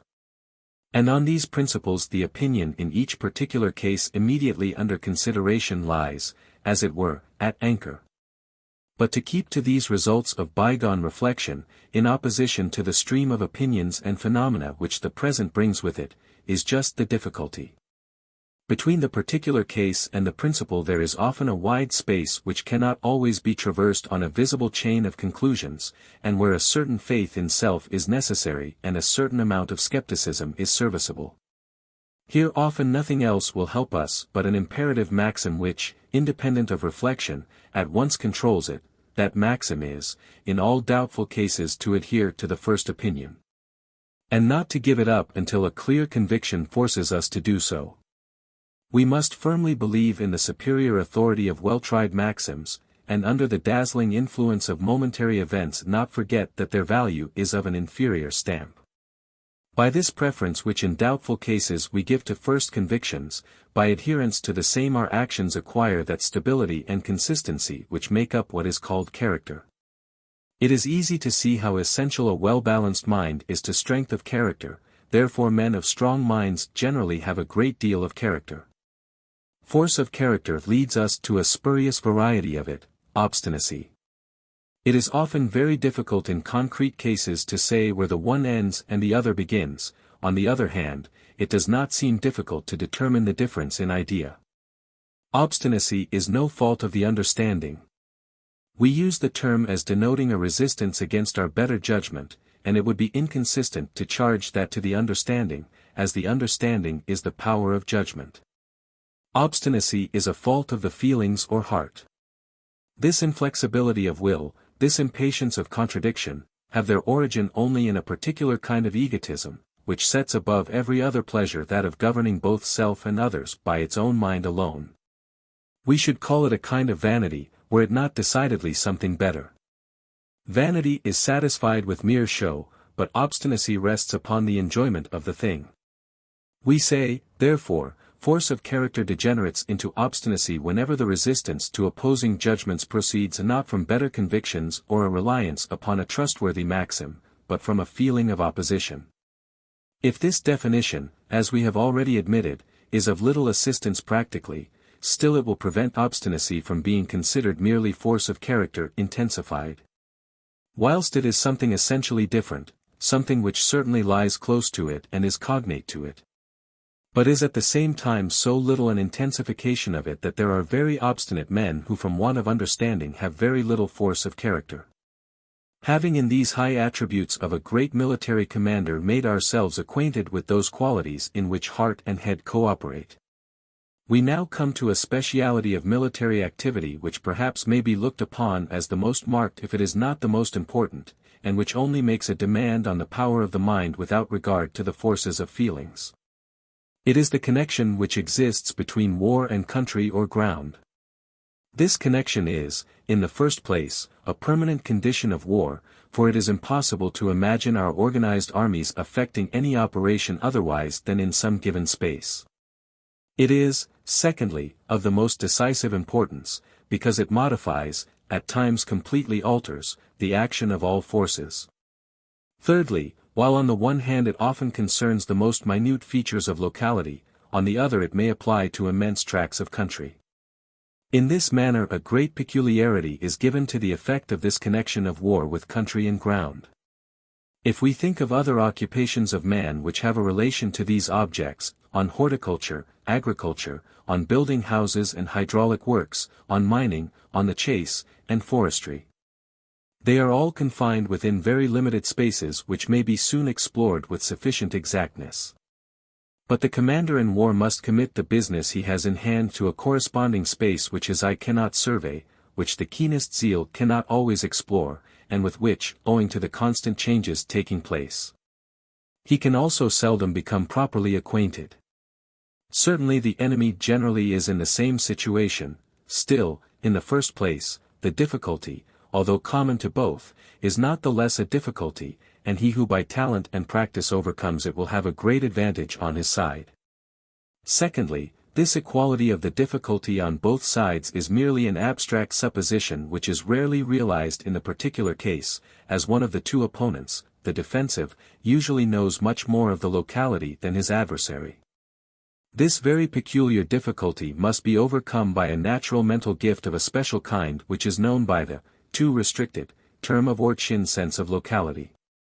It is the power of quickly forming a correct geometrical idea of any portion of country, and consequently of being able to find one's place in it exactly at any time. This is plainly an act of the imagination. The perception no doubt is formed partly by means of the physical eye, partly by the mind, which fills up what is wanting with ideas derived from knowledge and experience, and out of the fragments visible to the physical eye forms a whole. But that this whole should present itself vividly to the reason, should become a picture, a mentally drawn map, that this picture should be fixed. That the details should never again separate themselves, all that can only be effected by the mental faculty which we call imagination. If some great poet or painter should feel hurt that we require from his goddess such an office, if he shrugs his shoulders at the notion that a sharp gamekeeper must necessarily excel in imagination, we readily grant that we only speak here of imagination in a limited sense, of its service in a really menial capacity. But, however slight this service, still it must be the work of that natural gift, for if that gift is wanting, it would be difficult to imagine things plainly in all the completeness of the visible. That a good memory is a great assistance we freely allow, but whether memory is to be considered as an independent faculty of the mind in this case, or whether it is just that power of imagination which here fixes these things better on the memory, we leave undecided, as in many respects it seems difficult upon the whole to conceive these two mental powers apart from each other. That practice and mental acuteness have much to do with it is not to be denied. Peisger, the celebrated quartermaster-general of the famous Luxembourg, used to say that he had very little confidence in himself in this respect at first, because if he had to fetch the parole from a distance he always lost his way. It is natural that scope for the exercise of this talent should increase along with rank. If the hussar and rifleman in command of a patrol must know well all the highways and byways, and if for that a few marks, a few limited powers of observation, are sufficient, the chief of an army must make himself familiar with the general geographical features of a province and of a country. Must always have vividly before his eyes the direction of the roads, rivers, and hills, without at the same time being able to dispense with the narrower sense of locality, or chin. No doubt, information of various kinds as to objects in general, maps, books, memoirs, and for details the assistance of his staff, are a great help to him. But it is nevertheless certain that if he has himself a talent for forming an ideal picture of a country quickly and distinctly, it lends to his action an easier and firmer step, saves him from a certain mental helplessness, and makes him less dependent on others. If this talent then is to be ascribed to imagination, it is also almost the only service which military activity requires from that erratic goddess, whose influence is more hurtful than useful in other respects. We think we have now passed in review those manifestations of the powers of mind and soul which military activity requires from human nature. Everywhere intellect appears as an essential cooperative force. And thus we can understand how the work of war, although so plain and simple in its effects, can never be conducted with distinguished success by people without distinguished powers of the understanding. When we have reached this view, then we need no longer look upon such a natural idea as the turning an enemy's position, which has been done 1,000 times, and 100 other similar conceptions, as the result of a great effort of genius. Certainly one is accustomed to regard the plain honest soldier as the very opposite of the man of reflection, full of inventions and ideas, or of the brilliant spirit shining in the ornaments of refined education of every kind. This antithesis is also by no means devoid of truth. But it does not show that the efficiency of the soldier consists only in his courage, and that there is no particular energy and capacity of the brain required in addition to make a man merely what is called a true soldier. We must again repeat that there is nothing more common than to hear of men losing their energy on being raised to a higher position, to which they do not feel themselves equal. But we must also remind our readers that we are speaking of preeminent services, of such as give renown in the branch of activity to which they belong. Each grade of command in war therefore forms its own stratum of requisite capacity of fame and honor. An immense space lies between a general, that is, one at the head of a whole war, or of a theatre of war, and his second in command, for the simple reason that the latter is in more immediate subordination to a superior authority and supervision. Consequently is restricted to a more limited sphere of independent thought. This is why common opinion sees no room for the exercise of high talent except in high places, and looks upon an ordinary capacity as sufficient for all beneath. This is why people are rather inclined to look upon a subordinate general grown grey in the service, and in whom constant discharge of routine duties has produced a decided poverty of mind, as a man of failing intellect, and, with all respect for his bravery, to laugh at his simplicity. It is not our object to gain for these brave men a better lot, that would contribute nothing to their efficiency, and little to their happiness. We only wish to represent things as they are, and to expose the error of believing that a mere bravo without intellect can make himself distinguished in war. As we consider distinguished talents requisite for those who are to attain distinction, even in inferior positions, it naturally follows that we think highly of those who fill with renown the place of second in command of an army. And their seeming simplicity of character as compared with a polyhistor, with ready men of business, or with counselors of state, must not lead us astray as to the superior nature of their intellectual activity. It happens sometimes that men import the fame gained in an inferior position into a higher one, without in reality deserving it in the new position. And then if they are not much employed, and therefore not much exposed to the risk of showing their weak points, the judgment does not distinguish very exactly what degree of fame is really due to them. And thus such men are often the occasion of too low an estimate being formed of the characteristics required to shine in certain situations. For each station, from the lowest upwards, to render distinguished services in war, there must be a particular genius. But the title of genius, history, and the judgment of posterity only confer, in general, on those minds which have shone in the highest rank, that of commanders-in-chief. The reason is that here, in point of fact, the demand on the reasoning and intellectual powers generally is much greater.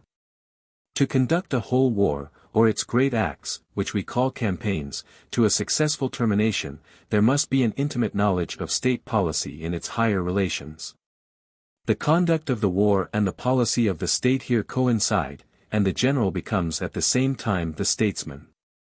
We do not give Charles XII the name of a great genius, because he could not make the power of his sword subservient to a higher judgment and philosophy, could not attain by it to a glorious object.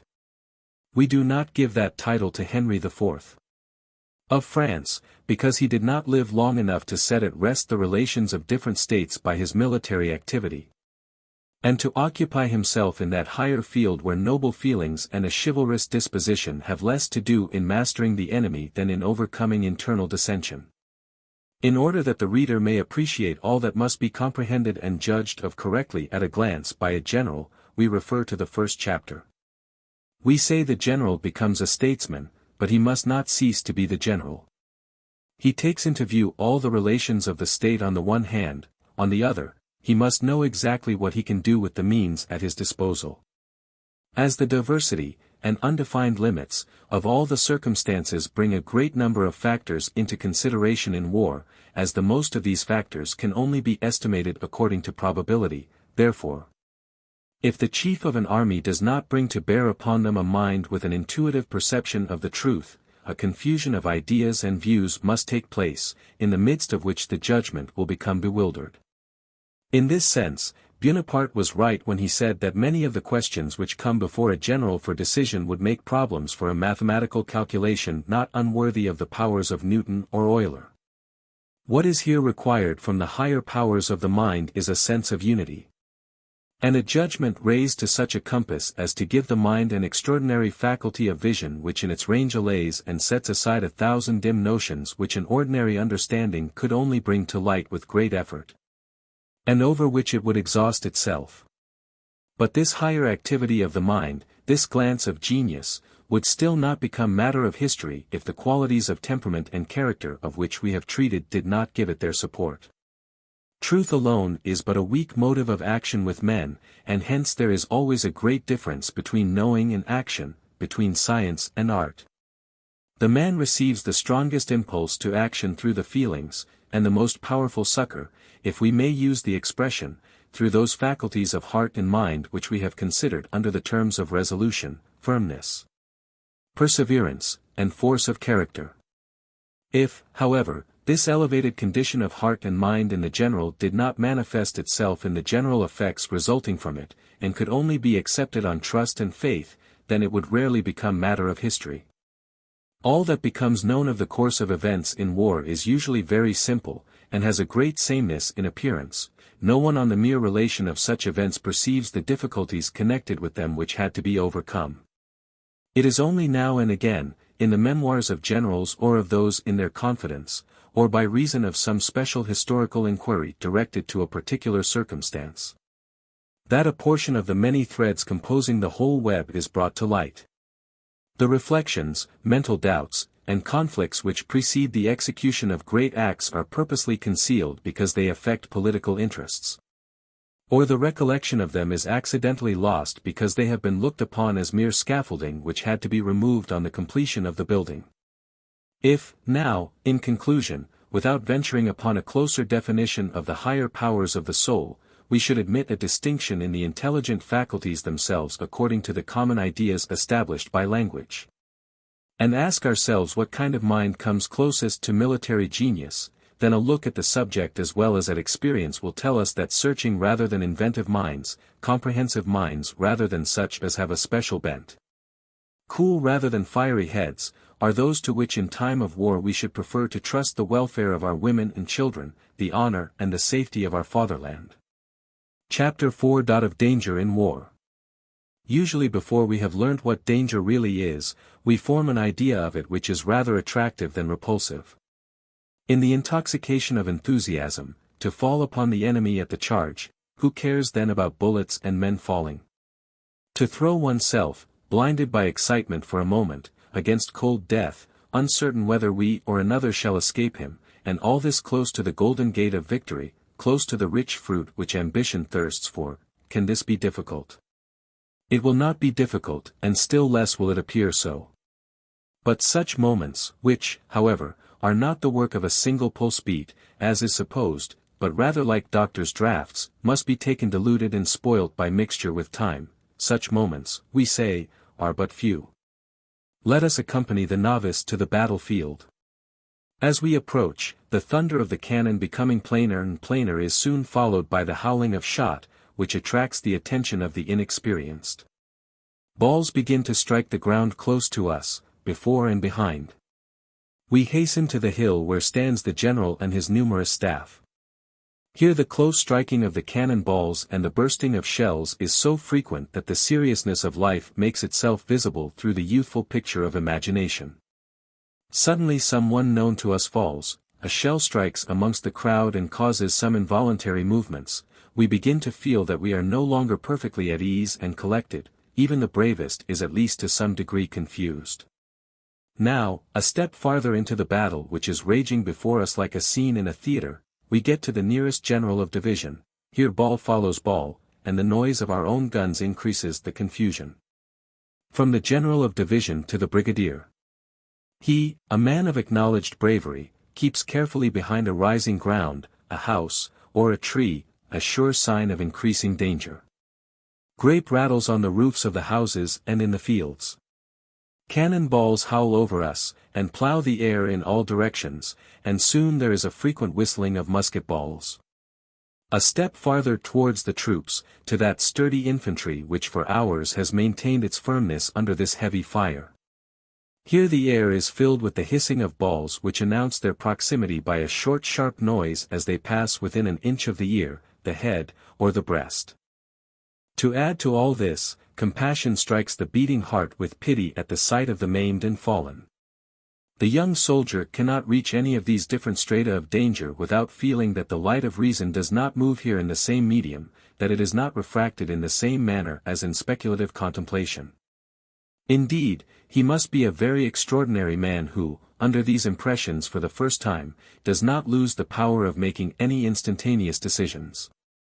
It is true that habit soon blunts such impressions. In half an hour we begin to be more or less indifferent to all that is going on around us, but an ordinary character never attains to complete coolness and the natural elasticity of mind. And so we perceive that here again ordinary qualities will not suffice, a thing which gains truth, the wider the sphere of activity which is to be filled. Enthusiastic, stoical, natural bravery, great ambition. Or also long familiarity with danger, much of all this there must be if all the effects produced in this resistant medium are not to fall far short of that which in the student's chamber may appear only the ordinary standard. Danger in war belongs to its friction, a correct idea of its influence is necessary for truth of perception, and therefore it is brought under notice here. Chapter 5. Of bodily exertion in war. If no one were allowed to pass an opinion on the events of war, except at a moment when he is benumbed by frost, sinking from heat and thirst, or dying with hunger and fatigue, we should certainly have fewer judgments correct objectively. But they would be so, subjectively, at least, that is, they would contain in themselves the exact relation between the person giving the judgment and the object. We can perceive this by observing how modestly subdued, even spiritless and desponding, is the opinion passed upon the results of untoward events by those who have been eyewitnesses, but especially if they have been parties concerned. This is, according to our view, a criterion of the influence which bodily fatigue exercises, and of the allowance to be made for it in matters of opinion. Amongst the many things in war for which no tariff can be fixed, bodily effort may be specially reckoned. Provided there is no waste, it is a coefficient of all the forces, and no one can tell exactly to what extent it may be carried. But what is remarkable is, that just as only a strong arm enables the archer to stretch the bowstring to the utmost extent, so also in war it is only by means of a great directing spirit that we can expect the full power latent in the troops to be developed. For it is one thing if an army, in consequence of great misfortunes, surrounded with danger, falls all to pieces like a wall that has been thrown down, and can only find safety in the utmost exertion of its bodily strength. It is another thing entirely when a victorious army, drawn on by proud feelings only, is conducted at the will of its chief. The same effort which in the one case might at most excite our pity must in the other call forth our admiration, because it is much more difficult to sustain. By this comes to light for the inexperienced eye one of those things which put fetters in the dark, as it were, on the action of the mind, and wear out in secret the powers of the soul. Although here the question is strictly only respecting the extreme effort required by a commander from his army, by a leader from his followers, therefore of the spirit to demand it and of the art of getting it. Still the personal physical exertion of generals and of the chief commander must not be overlooked. Having brought the analysis of war conscientiously up to this point, we could not but take account also of the weight of this small remaining residue.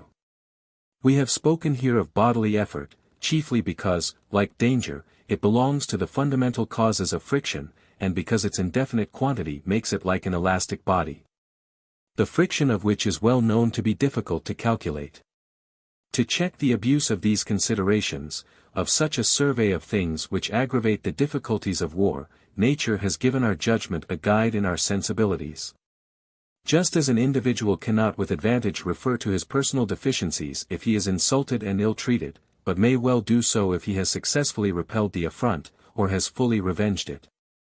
So no commander or army will lessen the impression of a disgraceful defeat by depicting the danger, the distress, the exertions, things which would immensely enhance the glory of a victory. Thus our feeling, which after all is only a higher kind of judgment, forbids us to do what seems an act of justice to which our judgment would be inclined. Chapter 6. Information in War. By the word information we denote all the knowledge which we have of the enemy in his country, therefore, in fact, the foundation of all our ideas and actions. Let us just consider the nature of this foundation, its want of trustworthiness, its changefulness, and we shall soon feel what a dangerous edifice war is, how easily it may fall to pieces and bury us in its ruins. For although it is a maxim in all books that we should trust only certain information, that we must be always suspicious, that is only a miserable book comfort, belonging to that description of knowledge in which writers of systems and compendiums take refuge for want of anything better to say. Great part of the information obtained in war is contradictory, a still greater part is false, and by far the greatest part is of a doubtful character. What is required of an officer is a certain power of discrimination, which only knowledge of men and things and good judgment can give. The law of probability must be his guide. This is not a trifling difficulty even in respect of the first plans, which can be formed in a chamber outside the real sphere of war. But it is enormously increased when in the thick of war itself one report follows hard upon the heels of another. It is then fortunate if these reports in contradicting each other show a certain balance of probability, and thus themselves call forth a scrutiny. It is much worse for the inexperienced when accident does not render him this service, but one report supports another, confirms it, magnifies it, finishes off the picture with fresh touches of color. Until necessity in urgent haste forces from us a resolution which will soon be discovered to be folly, all those reports having been lies, exaggerations, errors, and in a few words, most reports are false, and the timidity of men acts as a multiplier of lies and untruths. As a general rule, every one is more inclined to lend credence to the bad than the good. Every one is inclined to magnify the bad in some measure, and although the alarms which are thus propagated like the waves of the sea subside into themselves, still, like them, without any apparent cause they rise again. Firm in reliance on his own better convictions, the chief must stand like a rock against which the sea breaks its fury in vain. The role is not easy. He who is not by nature of a buoyant disposition, or trained by experience in war, and matured in judgment, may let it be his rule to do violence to his own natural conviction by inclining from the side of fear to that of hope. Only by that means will he be able to preserve his balance. This difficulty of seeing things correctly, which is one of the greatest sources of friction in war, makes things appear quite different from what was expected. The impression of the senses is stronger than the force of the ideas resulting from methodical reflection. And this goes so far that no important undertaking was ever yet carried out without the commander having to subdue new doubts in himself at the time of commencing the execution of his work. Ordinary men who follow the suggestions of others become, therefore, generally undecided on the spot.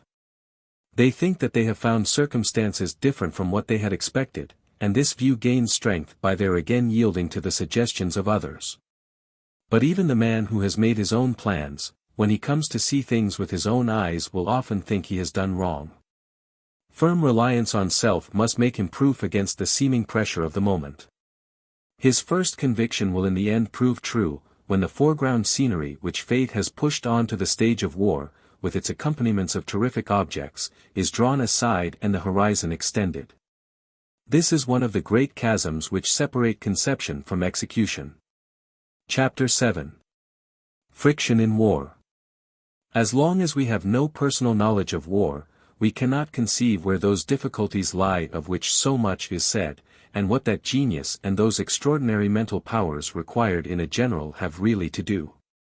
All appears so simple, all the requisite branches of knowledge appear so plain, all the combinations so unimportant, that in comparison with them the easiest problem in higher mathematics impresses us with a certain scientific dignity. But if we have seen war, all becomes intelligible, and still, after all, it is extremely difficult to describe what it is which brings about this change, to specify this invisible and completely efficient factor. Everything is very simple in war, but the simplest thing is difficult. These difficulties accumulate and produce a friction which no man can imagine exactly who has not seen war. Suppose now a traveler, who towards evening expects to accomplish the 2 stages at the end of his day's journey, 4 or 5 leagues. With post horses, on the high road, it is nothing. He arrives now at the last station but one, finds no horses, or very bad ones, then a hilly country, bad roads.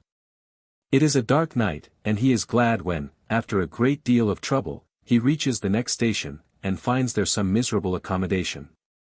So in war, through the influence of an infinity of petty circumstances, which cannot properly be described on paper, things disappoint us, and we fall short of the mark. A powerful iron will overcome this friction.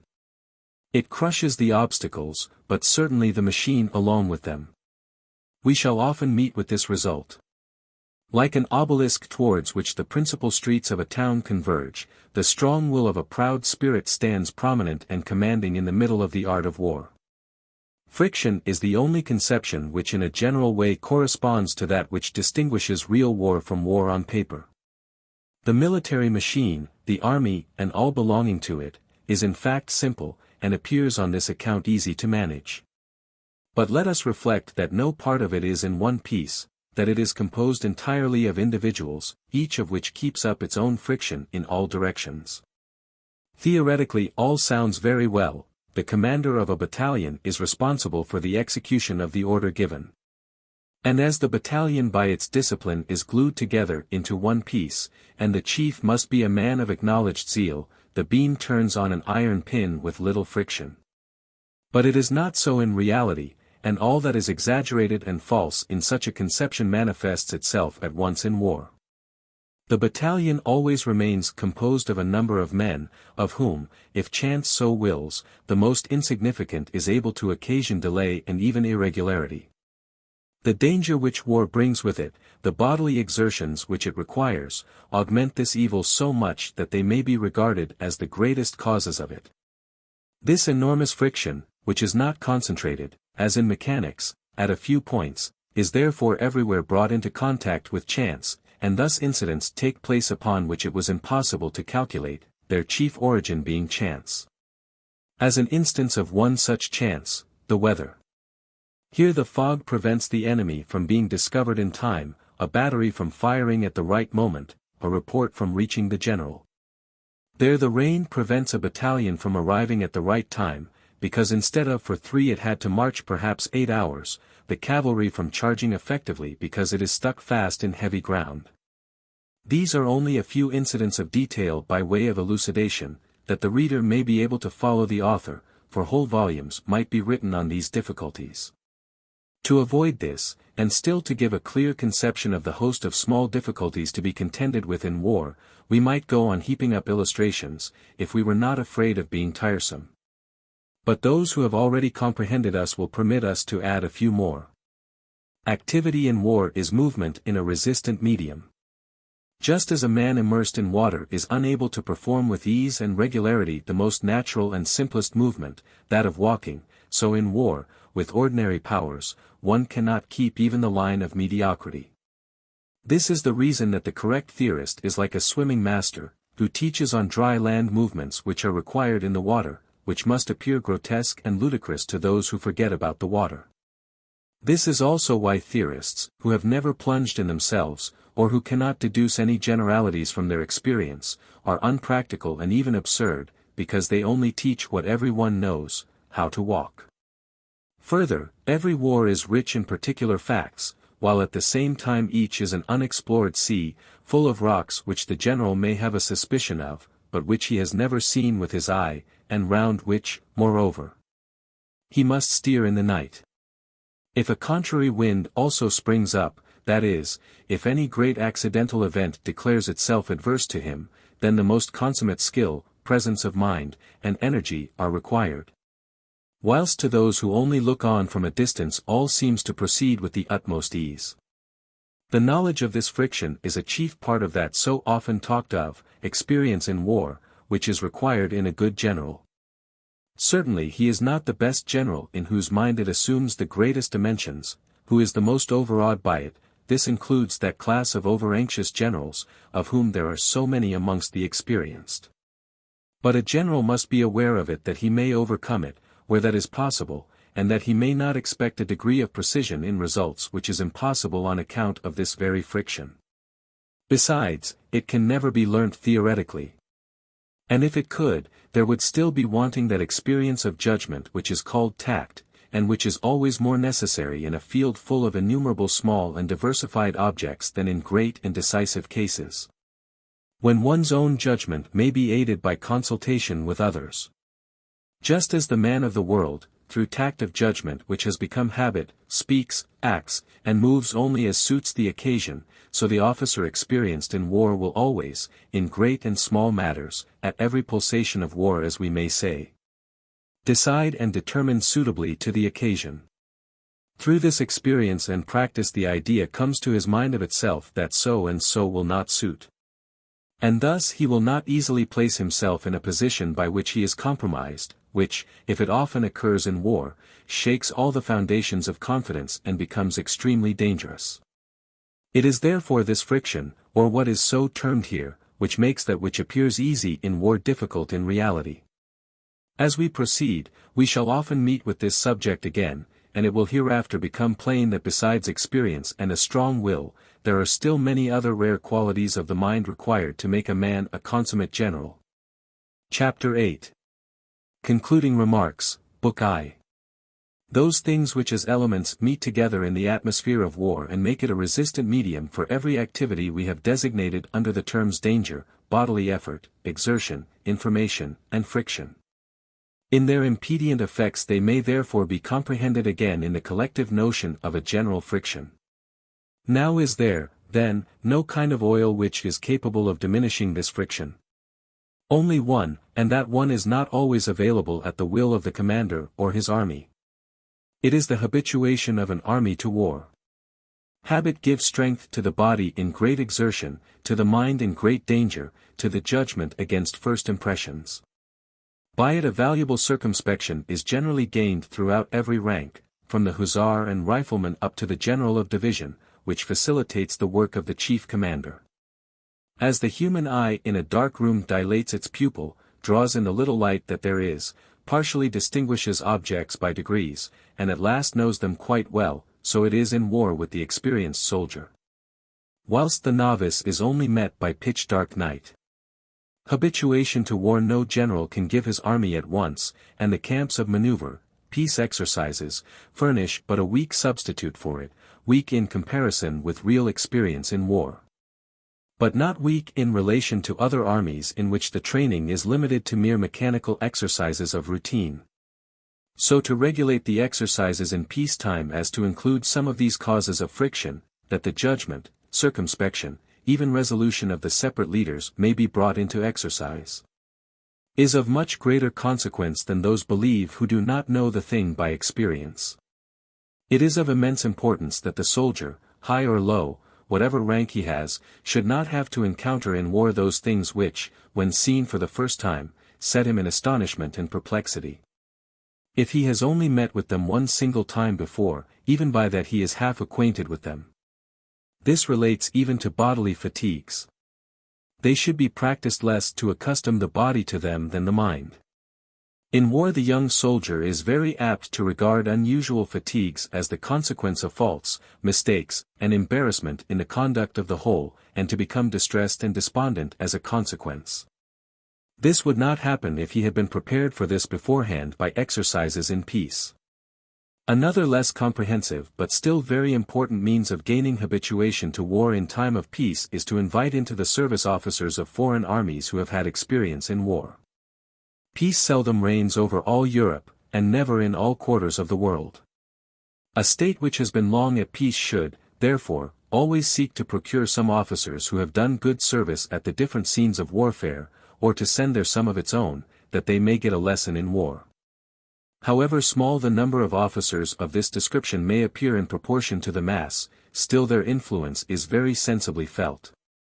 Their experience, the bent of their genius, the stamp of their character, influence their subordinates and comrades. And besides that, if they cannot be placed in positions of superior command, they may always be regarded as men acquainted with the country, who may be questioned on many special occasions. The War of 1870 furnishes a marked illustration. Von Moltke and von Goeben, not to mention many others, had both seen service in this manner, the former in Turkey and Syria, the latter in Spain. Editor. Book 2. On the Theory of War. Chapter 1. Branches of the Art of War. War in its literal meaning is fighting, for fighting alone is the efficient principle in the manifold activity which in a wide sense is called war. But fighting is a trial of strength of the moral and physical forces by means of the latter. That the moral cannot be omitted is evident of itself, for the condition of the mind has always the most decisive influence on the forces employed in war.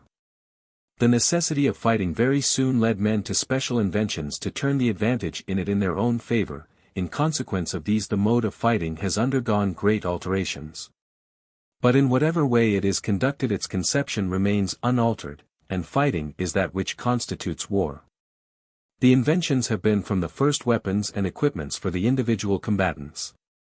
These have to be provided and the use of them learnt before the war begins.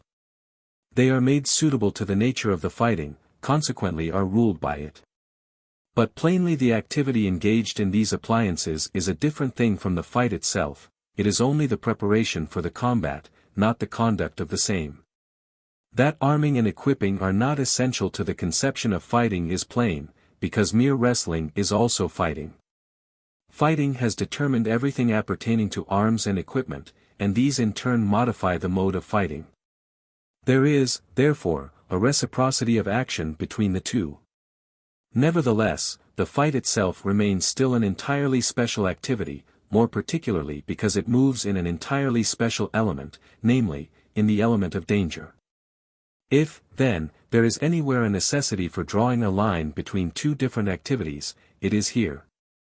And in order to see clearly the importance of this idea, we need only just to call to mind how often eminent personal fitness in one field has turned out nothing but the most useless pedantry in the other.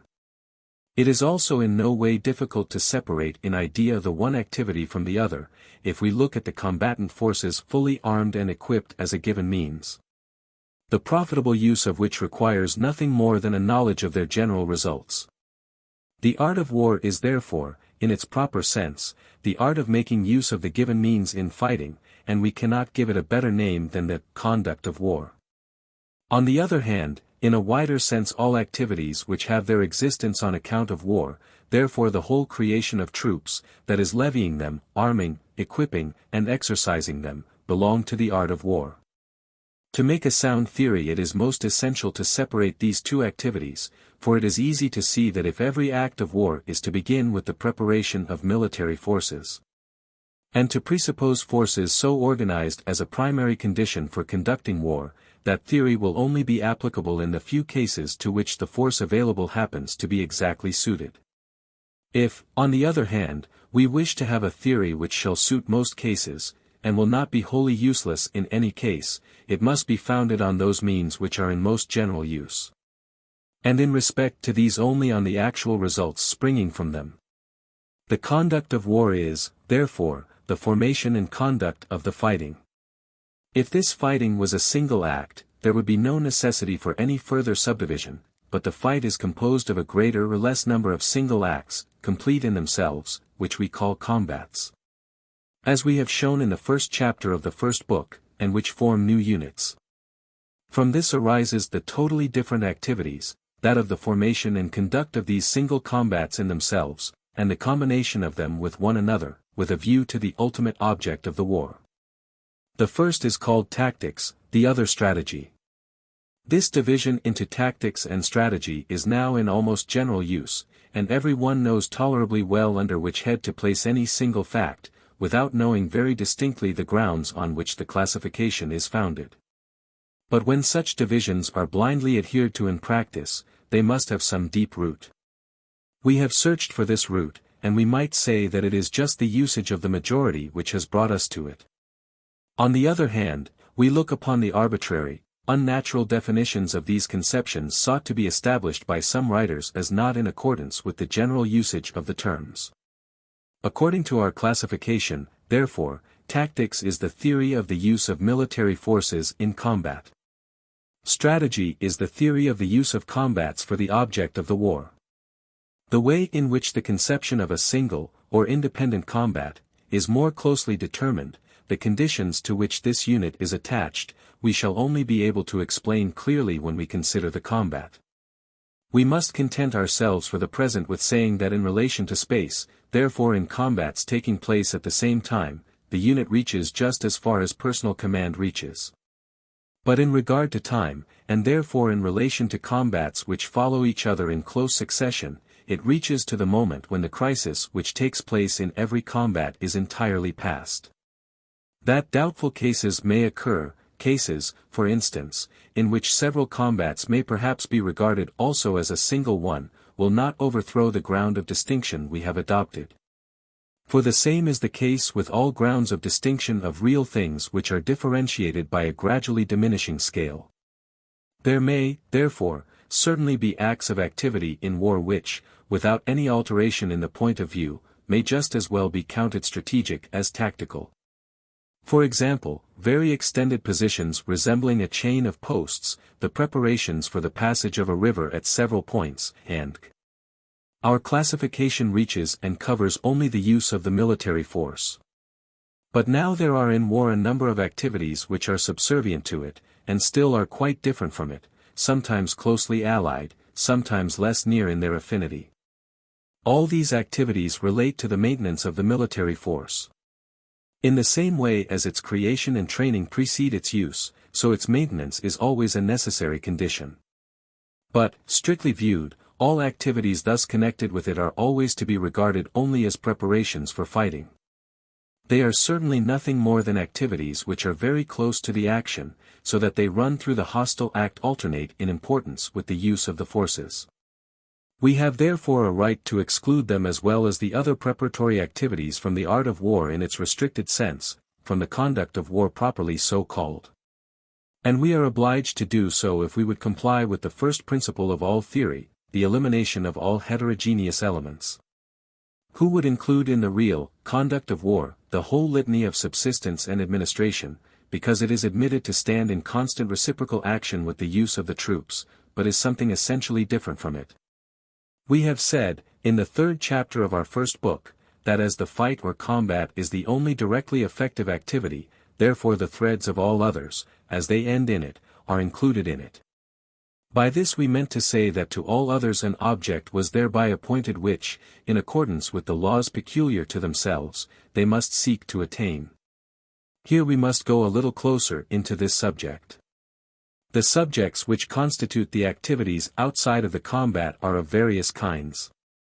The one part belongs, in one respect, to the combat itself, is identical with it, whilst it serves in another respect for the maintenance of the military force. The other part belongs purely to the subsistence, and has only, in consequence of the reciprocal action, a limited influence on the combats by its results. The subjects which in one respect belong to the fighting itself are marches, camps, and cantonments, for they suppose so many different situations of troops, and where troops are supposed there the idea of the combat must always be present. The other subjects, which only belong to the maintenance, are subsistence, care of the sick, the supply and repair of arms and equipment. Marches are quite identical with the use of the troops. The act of marching in the combat, generally called maneuvering, certainly does not necessarily include the use of weapons, but it is so completely and necessarily combined with it that it forms an integral part of that which we call a combat. But the march outside the combat is nothing but the execution of a strategic measure. By the strategic plan is settled when, where, and with what forces a battle is to be delivered, and to carry that into execution the march is the only means. The march outside of the combat is therefore an instrument of strategy, but not on that account exclusively a subject of strategy, for as the armed force which executes it may be involved in a possible combat at any moment. Therefore its execution stands also under tactical as well as strategic rules. If we prescribe to a column its route on a particular side of a river or of a branch of a mountain, then that is a strategic measure, for it contains the intention of fighting on that particular side of the hill or river in preference to the other, in case a combat should be necessary during the march. But if a column, instead of following the road through a valley, marches along the parallel ridge of heights, or for the convenience of marching divides itself into several columns, then these are tactical arrangements. For they relate to the manner in which we shall use the troops in the anticipated combat. The particular order of march is in constant relation with readiness for combat, is therefore tactical in its nature, for it is nothing more than the first or preliminary disposition for the battle which may possibly take place. As the march is the instrument by which strategy apportions its active elements, the combats, but these last often only appear by their results and not in the details of their real course. It could not fail to happen that in theory the instrument has often been substituted for the efficient principle. Thus we hear of a decisive skillful march, allusion being thereby made to those combat combinations to which these marches led. This substitution of ideas is too natural and conciseness of expression too desirable to call for alteration, but still it is only a condensed chain of ideas in regard to which we must never omit to bear in mind the full meaning. If we would avoid falling into error. We fall into an error of this description if we attribute to strategical combinations a power independent of tactical results. We read of marches and maneuvers combined, the object attained, and at the same time not a word about combat, from which the conclusion is drawn that there are means in war of conquering an enemy without fighting. The prolific nature of this error we cannot show until hereafter.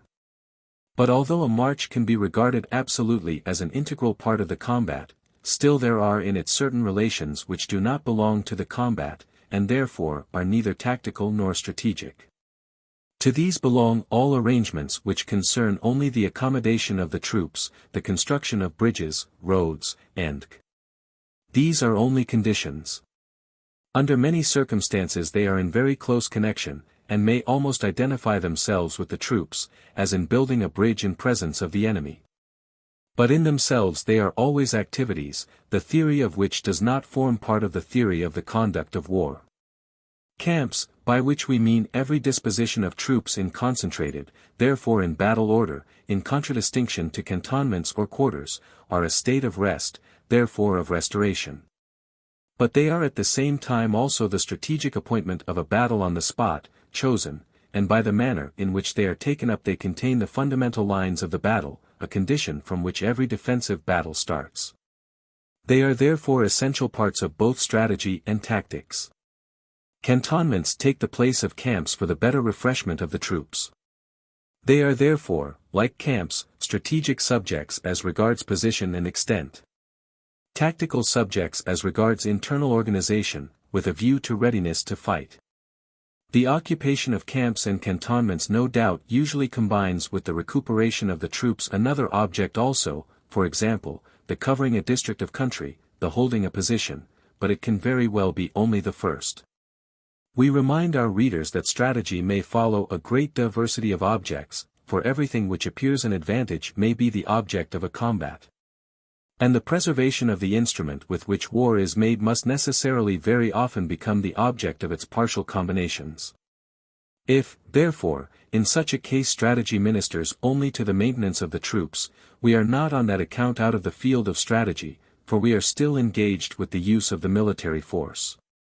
Because every disposition of that force upon any point whatever of the theater of war is such a use. But if the maintenance of the troops in camp or quarters calls forth activities which are no employment of the armed force, such as the construction of huts, pitching of tents, subsistence and sanitary services in camps or quarters, then such belong neither to strategy nor tactics. Even entrenchments, the site and preparation of which are plainly part of the order of battle, therefore tactical subjects, do not belong to the theory of the conduct of war so far as respects the execution of their construction, the knowledge and skill required for such work being, in point of fact, qualities inherent in the nature of an organized army. The theory of the combat takes them for granted. Amongst the subjects which belong to the mere keeping up of an armed force, because none of the parts are identified with the combat, the victualling of the troops themselves comes first, as it must be done almost daily and for each individual. Thus it is that it completely permeates military action in the parts constituting strategy. We say parts constituting strategy, because during a battle the subsistence of troops will rarely have any influence in modifying the plan. Although the thing is conceivable enough. The care for the subsistence of the troops comes therefore into reciprocal action chiefly with strategy. And there is nothing more common than for the leading strategic features of a campaign and war to be traced out in connection with a view to this supply. But however frequent and however important these views of supply may be, the subsistence of the troops always remains a completely different activity from the use of the troops, and the former has only an influence on the latter by its results. The other branches of administrative activity which we have mentioned stand much farther apart from the use of the troops. The care of sick and wounded, highly important as it is for the good of an army, directly affects it only in a small portion of the individuals composing it, and therefore has only a weak and indirect influence upon the use of the rest. The completing and replacing articles of arms and equipment, except so far as by the organism of the forces it constitutes a continuous activity inherent in them, takes place only periodically, and therefore seldom affects strategic plans. We must, however, here guard ourselves against a mistake. In certain cases these subjects may be really of decisive importance. The distance of hospitals and depots of munitions may very easily be imagined as the sole cause of very important strategic decisions. We do not wish either to contest that point or to throw it into the shade. But we are at present occupied not with the particular facts of a concrete case, but with abstract theory. And our assertion therefore is that such an influence is too rare to give the theory of sanitary measures and the supply of munitions and arms an importance in theory of the conduct of war such as to make it worth while to include in the theory of the conduct of war the consideration of the different ways and systems which the above theories may furnish. In the same way as is certainly necessary in regard to victualling troops. If we have clearly understood the results of our reflections, then the activities belonging to war divide themselves into two principal classes, into such as are only preparations for war, and into the war itself. This division must therefore also be made in theory. The knowledge and applications of skill in the preparations for war are engaged in the creation, discipline, and maintenance of all the military forces.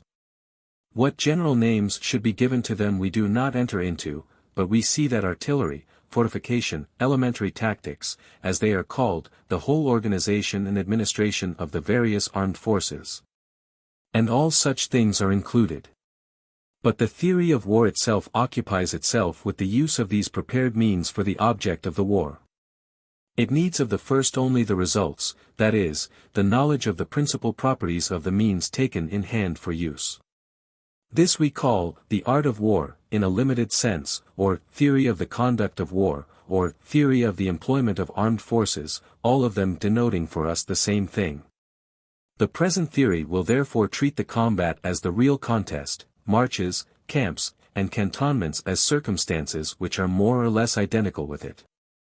The subsistence of the troops will only come into consideration like other given circumstances in respect of its results, not as an activity belonging to the combat. The art of war thus viewed in its limited sense divides itself again into tactics and strategy. The former occupies itself with the form of the separate combat, the latter with its use. Both connect themselves with the circumstances of marches, camps, cantonments only through the combat, and these circumstances are tactical or strategic according as they relate to the form or to the signification of the battle. No doubt there will be many readers who will consider superfluous this careful separation of two things lying so close together as tactics and strategy, because it has no direct effect on the conduct itself of war. We admit, certainly, that it would be pedantry to look for direct effects on the field of battle from a theoretical distinction. But the first business of every theory is to clear up conceptions and ideas which have been jumbled together, and, we may say, entangled and confused. And only when a right understanding is established, as to names and conceptions, can we hope to progress with clearness and facility, and be certain that author and reader will always see things from the same point of view. Tactics and strategy are two activities mutually permeating each other in time and space, at the same time essentially different activities. The inner laws and mutual relations of which cannot be intelligible at all to the mind until a clear conception of the nature of each activity is established. He to whom all this is nothing, must either repudiate all theoretical consideration, or his understanding has not as yet been pained by the confused and perplexing ideas resting on no fixed point of view, leading to no satisfactory result. Sometimes dull, sometimes fantastic, sometimes floating in vague generalities, which we are often obliged to hear and read on the conduct of war, owing to the spirit of scientific investigation having hitherto been little directed to these subjects.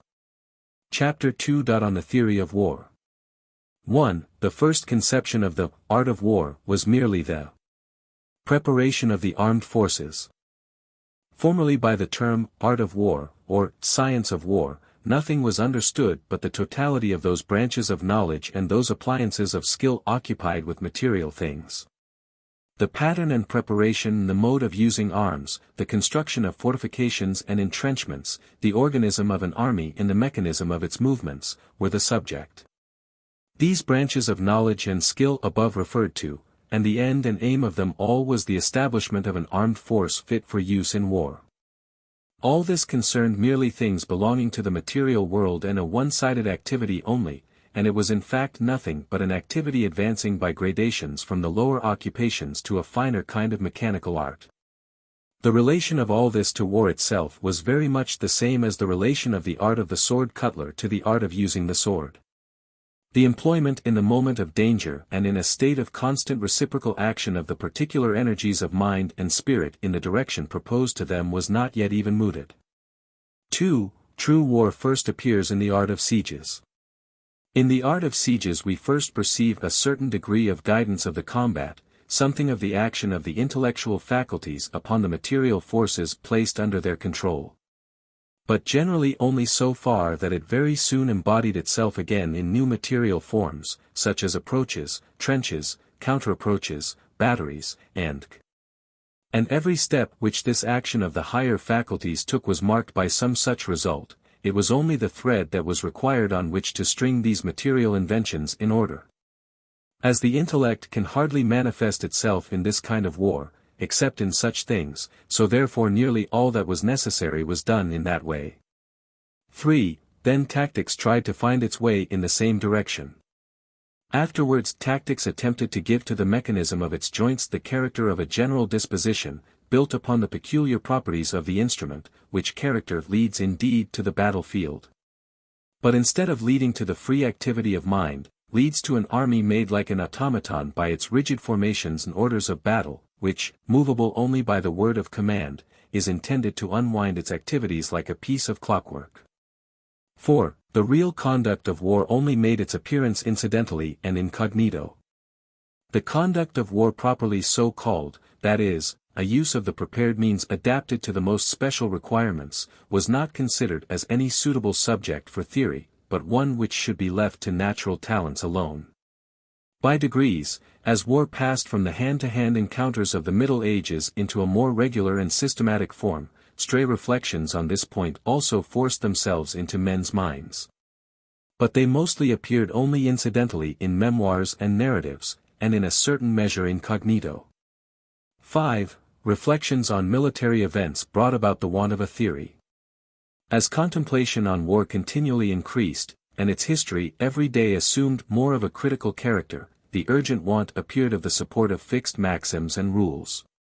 In order that in the controversies naturally arising about military events the war of opinions might be brought to some one point. This whirl of opinions, which neither revolved on any central pivot nor according to any appreciable laws, could not but be very distasteful to people's minds. 6. Endeavors to establish a positive theory. There arose, therefore, an endeavor to establish maxims, rules, and even systems for the conduct of war. By this the attainment of a positive object was proposed, without taking into view the endless difficulties which the conduct of war presents in that respect. The conduct of war, as we have shown, has no definite limits in any direction, while every system has the circumscribing nature of a synthesis, from which results an irreconcilable opposition between such a theory and practice. 7. Limitation to material objects. Writers on theory felt the difficulty of the subject soon enough, and thought themselves entitled to get rid of it by directing their maxims and systems only upon material things and a one-sided activity. Their aim was to reach results, as in the science for the preparation for war, entirely certain and positive, and therefore only to take into consideration that which could be made matter of calculation. 8. Superiority of numbers. The superiority in numbers being a material condition, it was chosen from amongst all the factors required to produce victory, because it could be brought under mathematical laws through combinations of time and space. It was thought possible to leave out of sight all other circumstances, by supposing them to be equal on each side, and therefore to neutralize one another. This would have been very well if it had been done to gain a preliminary knowledge of this one factor, according to its relations, but to make it a rule for ever to consider superiority of numbers as the sole law. To see the whole secret of the art of war in the formula, in a certain time, at a certain point, to bring up superior masses, was a restriction overruled by the force of realities. 9. Victualling of troops. By one theoretical school an attempt was made to systematize another material element also, by making the subsistence of troops, according to a previously established organism of the army, the supreme legislator in the higher conduct of war. In this way certainly they arrived at definite figures, but at figures which rested on a number of arbitrary calculations, and which therefore could not stand the test of practical application. 10. Base. An ingenious author tried to concentrate in a single conception, that of a base, a whole host of objects amongst which sundry relations even with immaterial forces found their way in as well. The list comprised the subsistence of the troops, the keeping them complete in numbers and equipment, the security of communications with the home country, lastly, the security of retreat in case it became necessary. And, first of all, he proposed to substitute this conception of a base for all these things, then for the base itself to substitute its own length, extent. And, last of all, to substitute the angle formed by the army with this base. All this was done to obtain a pure geometrical result utterly useless. This last is, in fact, unavoidable, if we reflect that none of these substitutions could be made without violating truth and leaving out some of the things contained in the original conception. The idea of a base is a real necessity for strategy, and to have conceived it is meritorious. But to make such a use of it as we have depicted is completely inadmissible, and could not but lead to partial conclusions which have forced these theorists into a direction opposed to common sense, namely, to a belief in the decisive effect of the enveloping form of attack. 11. Interior lines. As a reaction against this false direction, another geometrical principle, that of the so-called interior lines, was then elevated to the throne. Although this principle rests on a sound foundation, on the truth that the combat is the only effectual means in war, still it is, just on account of its purely geometrical nature, nothing but another case of one-sided theory which can never gain ascendancy in the real world. 12. All these attempts are open to objection. All these attempts at theory are only to be considered in their analytical part as progress in the province of truth, but in their synthetical part, in their precepts and rules, they are quite unserviceable. They strive after determinate quantities, whilst in war all is undetermined, and the calculation has always to be made with varying quantities. They direct the attention only upon material forces, while the whole military action is penetrated throughout by intelligent forces and their effects. They only pay regard to activity on one side, whilst war is a constant state of reciprocal action, the effects of which are mutual. 13. As a rule they exclude genius. All that was not attainable by such miserable philosophy, the offspring of partial views, lay outside the precincts of science, and was the field of genius, which raises itself above rules. Pity the warrior who is contented to crawl about in this beggardom of rules, which are too bad for genius, over which it can set itself superior, over which it can perchance make merry. What genius does must be the best of all rules, and theory cannot do better than to show how and why it is so. Pity the theory which sets itself in opposition to the mind. It cannot repair this contradiction by any humility, and the humbler it is so much the sooner will ridicule and contempt drive it out of real life. 14. The difficulty of theory as soon as moral quantities come into consideration. Every theory becomes infinitely more difficult from the moment that it touches on the province of moral quantities. Architecture and painting know quite well what they are about as long as they have only to do with matter. There is no dispute about mechanical or optical construction.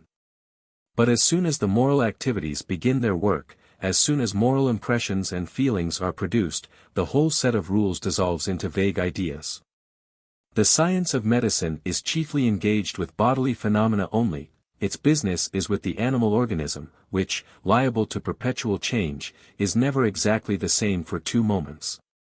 This makes its practice very difficult, and places the judgment of the physician above his science, but how much more difficult is the case if a moral effect is added, and how much higher must we place the physician of the mind. 15. The moral quantities must not be excluded in war. But now the activity in war is never directed solely against matter. It is always at the same time directed against the intelligent force which gives life to this matter, and to separate the two from each other is impossible. But the intelligent forces are only visible to the inner eye, and this is different in each person, and often different in the same person at different times. As danger is the general element in which everything moves in war, it is also chiefly by courage, the feeling of one's own power, that the judgment is differently influenced. It is to a certain extent the crystalline lens through which all appearances pass before reaching the understanding. And yet we cannot doubt that these things acquire a certain objective value simply through experience. Every one knows the moral effect of a surprise, of an attack in flank or rear. Every one thinks less of the enemy's courage as soon as he turns his back, and ventures much more in pursuit than when pursued. Every one judges of the enemy's general by his reputed talents, by his age and experience, and shapes his course accordingly.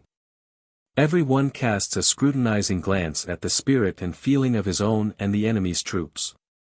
All these and similar effects in the province of the moral nature of man have established themselves by experience, are perpetually recurring, and therefore warrant our reckoning them as real quantities of their kind. What could we do with any theory which should leave them out of consideration? Certainly experience is an indispensable title for these truths. With psychological and philosophical sophistries no theory, no general, should meddle. 16. Principal difficulty of a theory for the conduct of war. In order to comprehend clearly the difficulty of the proposition which is contained in a theory for the conduct of war, and thence to deduce the necessary characteristics of such a theory, we must take a closer view of the chief particulars which make up the nature of activity in war. 17. First speciality. Moral forces and their effects. Hostile feeling. The first of these specialties consists in the moral forces and effects. The combat is, in its origin, the expression of hostile feeling, but in our great combats, which we call wars, the hostile feeling frequently resolves itself into merely a hostile view. And there is usually no innate hostile feeling residing in individual against individual. Nevertheless, the combat never passes off without such feelings being brought into activity. National hatred, which is seldom wanting in our wars, is a substitute for personal hostility in the breast of individual opposed to individual. But where this also is wanting, and at first no animosity of feeling subsists, a hostile feeling is kindled by the combat itself. For an act of violence which any one commits upon us by order of his superior, will excite in us a desire to retaliate and be revenged on him, sooner than on the superior power at whose command the act was done. This is human, or animal if we will. Still it is so. We are very apt to regard the combat in theory as an abstract trial of strength, without any participation on the part of the feelings, and that is one of the 1,000 errors which theorists deliberately commit. Because they do not see its consequences. Besides that excitation of feelings naturally arising from the combat itself, there are others also which do not essentially belong to it, but which, on account of their relationship, easily unite with it: ambition, love of power, enthusiasm of every kind, and 18. The impressions of danger. Courage. Finally, the combat begets the element of danger, in which all the activities of war must live and move, like the bird in the air or the fish in the water. But the influences of danger all pass into the feelings, either directly, that is, instinctively, or through the medium of the understanding. The effect in the first case would be a desire to escape from the danger, and, if that cannot be done, fright and anxiety. If this effect does not take place, then it is courage, which is a counterpoise to that instinct. Courage is, however, by no means an act of the understanding, but likewise a feeling, like fear. The latter looks to the physical preservation, courage to the moral preservation. Courage, then, is a nobler instinct. But because it is so, it will not allow itself to be used as a lifeless instrument, which produces its effects exactly according to prescribed measure. Courage is therefore no mere counterpoise to danger in order to neutralize the latter in its effects, but a peculiar power in itself. 19. Extent of the influence of danger. But to estimate exactly the influence of danger upon the principal actors in war, we must not limit its sphere to the physical danger of the moment. It dominates over the actor, not only by threatening him, but also by threatening all entrusted to him, not only at the moment in which it is actually present, but also through the imagination at all other moments, which have a connection with the present. Lastly, not only directly by itself, but also indirectly by the responsibility which makes it bear with tenfold weight on the mind of the chief actor. Who could advise, or resolve upon a great battle, without feeling his mind more or less wrought up, or perplexed by, the danger and responsibility which such a great act of decision carries in itself? We may say that action in war, in so far as it is real action, not a mere condition, is never out of the sphere of danger. 20. Other powers of feeling. If we look upon these affections which are excited by hostility and danger as peculiarly belonging to war, we do not, therefore, exclude from it all others accompanying man in his life's journey. They will also find room here frequently enough. Certainly we may say that many a petty action of the passions is silenced in this serious business of life. But that holds good only in respect to those acting in a lower sphere, who, hurried on from one state of danger and exertion to another, lose sight of the rest of the things of life, become unused to deceit, because it is of no avail with death, and so attain to that soldierly simplicity of character which has always been the best representative of the military profession. In higher regions it is otherwise, for the higher a man's rank, the more he must look around him, then arise interests on every side, and a manifold activity of the passions of good and bad. Envy and generosity, pride and humility, fierceness and tenderness, all may appear as active powers in this great drama. 21. Peculiarity of mind. The peculiar characteristics of mind in the chief actor have, as well as those of the feelings, a high importance. From an imaginative, flighty, inexperienced head, and from a calm, sagacious understanding, different things are to be expected. 22. From the diversity in mental individualities arises the diversity of ways leading to the end. It is this great diversity in mental individuality, the influence of which is to be supposed as chiefly felt in the higher ranks, because it increases as we progress upwards, which chiefly produces the diversity of ways leading to the end noticed by us in the first book, and which gives, to the play of probabilities and chance, such an unequal share in determining the course of events. 23. Second peculiarity. Living reaction. The second peculiarity in war is the living reaction, and the reciprocal action resulting therefrom. We do not here speak of the difficulty of estimating that reaction, for that is included in the difficulty before mentioned, of treating the moral powers as quantities. But of this, that reciprocal action, by its nature, opposes anything like a regular plan. The effect which any measure produces upon the enemy is the most distinct of all the data which action affords. But every theory must keep to classes, or groups, of phenomena, and can never take up the really individual case in itself, that must everywhere be left to judgment and talent. It is therefore natural that in a business such as war, which in its plan, built upon general circumstances, is so often thwarted by unexpected and singular accidents, more must generally be left to talent. And less use can be made of a theoretical guide than in any other. 24. Third peculiarity. Uncertainty of all data. Lastly, the great uncertainty of all data in war is a peculiar difficulty, because all action must, to a certain extent, be planned in a mere twilight. Which in addition not unfrequently, like the effect of a fog or moonshine, gives to things exaggerated dimensions and an unnatural appearance. What this feeble light leaves indistinct to the sight talent must discover, or must be left to chance. It is therefore again talent, or the favor of fortune, on which reliance must be placed, for want of objective knowledge. 25. Positive theory is impossible.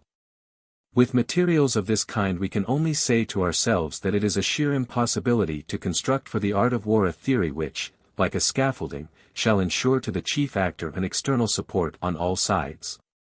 In all those cases in which he is thrown upon his talent he would find himself away from this scaffolding of theory and in opposition to it, and, however many-sided it might be framed, the same result would ensue of which we spoke when we said that talent and genius act beyond the law, and theory is in opposition to reality. 26. Means left by which a theory is possible, the difficulties are not everywhere equally great. Two means present themselves of getting out of this difficulty. In the first place, what we have said of the nature of military action in general does not apply in the same manner to the action of every one, whatever may be his standing. In the lower ranks the spirit of self-sacrifice is called more into request, but the difficulties which the understanding and judgment meet with are infinitely less. The field of occurrences is more confined. Ends and means are fewer in number. Data more distinct, mostly also contained in the actually visible. But the higher we ascend the more the difficulties increase, until in the commander-in-chief they reach their climax, so that with him almost everything must be left to genius.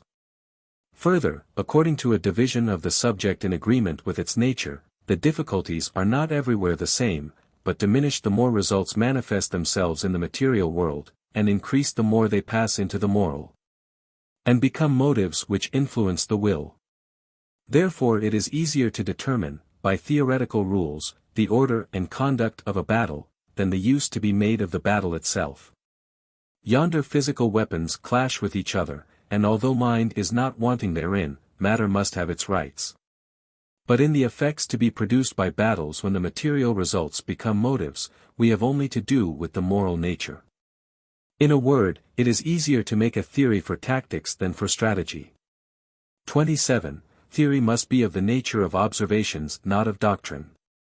The second opening for the possibility of a theory lies in the point of view that it does not necessarily require to be a direction for action. As a general rule, whenever an activity is for the most part occupied with the same objects over and over again, with the same ends and means, although there may be trifling alterations and a corresponding number of varieties of combination, such things are capable of becoming a subject of study for the reasoning faculties. But such study is just the most essential part of every theory, and has a peculiar title to that name. It is an analytical investigation of the subject that leads to an exact knowledge. And if brought to bear on the results of experience, which in our case would be military history, to a thorough familiarity with it, the nearer theory attains the latter object, so much the more it passes over from the objective form of knowledge into the subjective one of skill in action. And so much the more, therefore, it will prove itself effective when circumstances allow of no other decision but that of personal talents, it will show its effects in that talent itself. If theory investigates the subjects which constitute war, If it separates more distinctly that which at first sight seems amalgamated, if it explains fully the properties of the means, if it shows their probable effects, if it makes evident the nature of objects. If it brings to bear all over the field of war the light of essentially critical investigation, then it has fulfilled the chief duties of its province. It becomes then a guide to him who wishes to make himself acquainted with war from books. It lights up the whole road for him, facilitates his progress, educates his judgment, and shields him from error. If a man of expertness spends half his life in the endeavor to clear up an obscure subject thoroughly, he will probably know more about it than a person who seeks to master it in a short time. Theory is instituted that each person in succession may not have to go through the same labor of clearing the ground and toiling through his subject, but may find the thing in order, and light admitted on it. It should educate the mind of the future leader in war, or rather guide him in his self-instruction, but not accompany him to the field of battle. Just as a sensible tutor forms and enlightens the opening mind of a youth without, therefore, keeping him in leading strings all through his life. If maxims and rules result of themselves from the considerations which theory institutes, if the truth accretes itself into that form of crystal, then theory will not oppose this natural law of the mind. It will rather, if the arch ends in such a keystone, bring it prominently out. But so does this, only in order to satisfy the philosophical law of reason, in order to show distinctly the point to which the lines all converge, not in order to form out of it an algebraical formula for use upon the battlefield. For even these maxims and rules serve more to determine in the reflecting mind the leading outline of its habitual movements than as landmarks indicating to it the way in the act of execution. 28.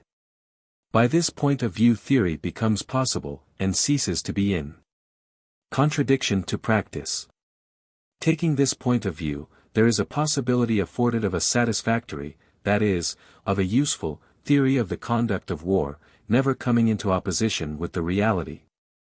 And it will only depend on rational treatment to bring it so far into harmony with action that between theory and practice there shall no longer be that absurd difference which an unreasonable theory, in defiance of common sense, has often produced. But which, just as often, narrow-mindedness and ignorance have used as a pretext for giving way to their natural incapacity. 29. Theory therefore considers the nature of ends and means, ends and means in tactics. Theory has therefore to consider the nature of the means and ends. In tactics the means are the disciplined armed forces which are to carry on the contest. The object is victory. The precise definition of this conception can be better explained hereafter in the consideration of the combat. Here we content ourselves by denoting the retirement of the enemy from the field of battle as the sign of victory. By means of this victory strategy gains the object for which it appointed the combat, and which constitutes its special signification. This signification has certainly some influence on the nature of the victory. A victory which is intended to weaken the enemy's armed forces is a different thing from one which is designed only to put us in possession of a position. The signification of a combat may therefore have a sensible influence on the preparation and conduct of it, consequently will be also a subject of consideration in tactics. 30. Circumstances which always attend the application of the means. As there are certain circumstances which attend the combat throughout, and have more or less influence upon its result, therefore these must be taken into consideration in the application of the armed forces. These circumstances are the locality of the combat, ground, the time of day, and the weather. 31. Locality. The locality, which we prefer leaving for solution, under the head of country and ground, might, strictly speaking, be without any influence at all if the combat took place on a completely level and uncultivated plain. In a country of steppes such a case may occur, but in the cultivated countries of Europe it is almost an imaginary idea. Therefore a combat between civilized nations, in which country and ground have no influence, is hardly conceivable. 32. Time of day. The time of day influences the combat by the difference between day and night. But the influence naturally extends further than merely to the limits of these divisions, as every combat has a certain duration, and great battles last for several hours. In the preparations for a great battle, it makes an essential difference whether it begins in the morning or the evening. At the same time, certainly many battles may be fought in which the question of the time of day is quite immaterial, and in the generality of cases its influence is only trifling. 33. Weather. Still more rarely has the weather any decisive influence, and it is mostly only by fogs that it plays a part. 34. End and means in strategy. Strategy has in the first instance only the victory, that is, the tactical result, as a means to its object, and ultimately those things which lead directly to peace. The application of its means to this object is at the same time attended by circumstances which have an influence thereon more or less. 35. Circumstances which attend the application of the means of strategy. These circumstances are country and ground, the former including the territory and inhabitants of the whole theatre of war, next the time of the day, and the time of the year as well. Lastly, the weather, particularly any unusual state of the same, severe frost, and 36. These form new means. By bringing these things into combination with the results of a combat, strategy gives this result, and therefore the combat, a special signification, places before it a particular object. But when this object is not that which leads directly to peace, therefore a subordinate one, it is only to be looked upon as a means. And therefore in strategy we may look upon the results of combats or victories, in all their different significations, as means. The conquest of a position is such a result of a combat applied to ground. But not only are the different combats with special objects to be considered as means, but also every higher aim which we may have in view in the combination of battles directed on a common object is to be regarded as a means. A winter campaign is a combination of this kind applied to the season. There remain, therefore, as objects, only those things which may be supposed as leading directly to peace. Theory investigates all these ends and means according to the nature of their effects and their mutual relations. 37. Strategy deduces only from experience the ends and means to be examined. The first question is, how does strategy arrive at a complete list of these things? If there is to be a philosophical inquiry leading to an absolute result, it would become entangled in all those difficulties which the logical necessity of the conduct of war and its theory exclude.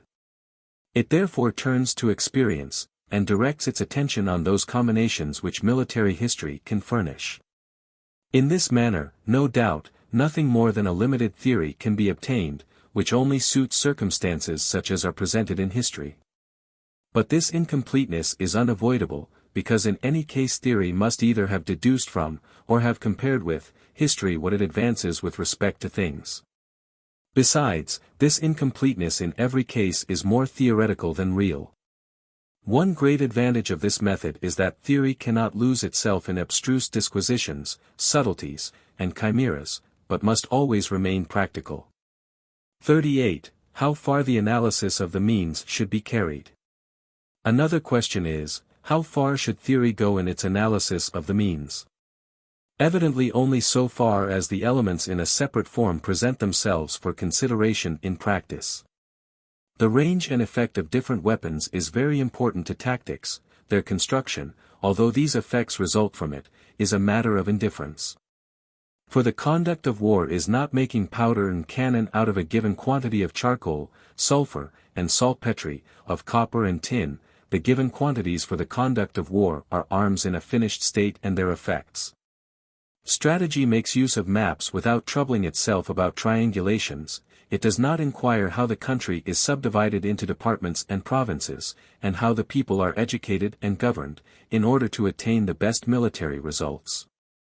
But it takes things as it finds them in the community of European states, and observes where very different conditions have a notable influence on war.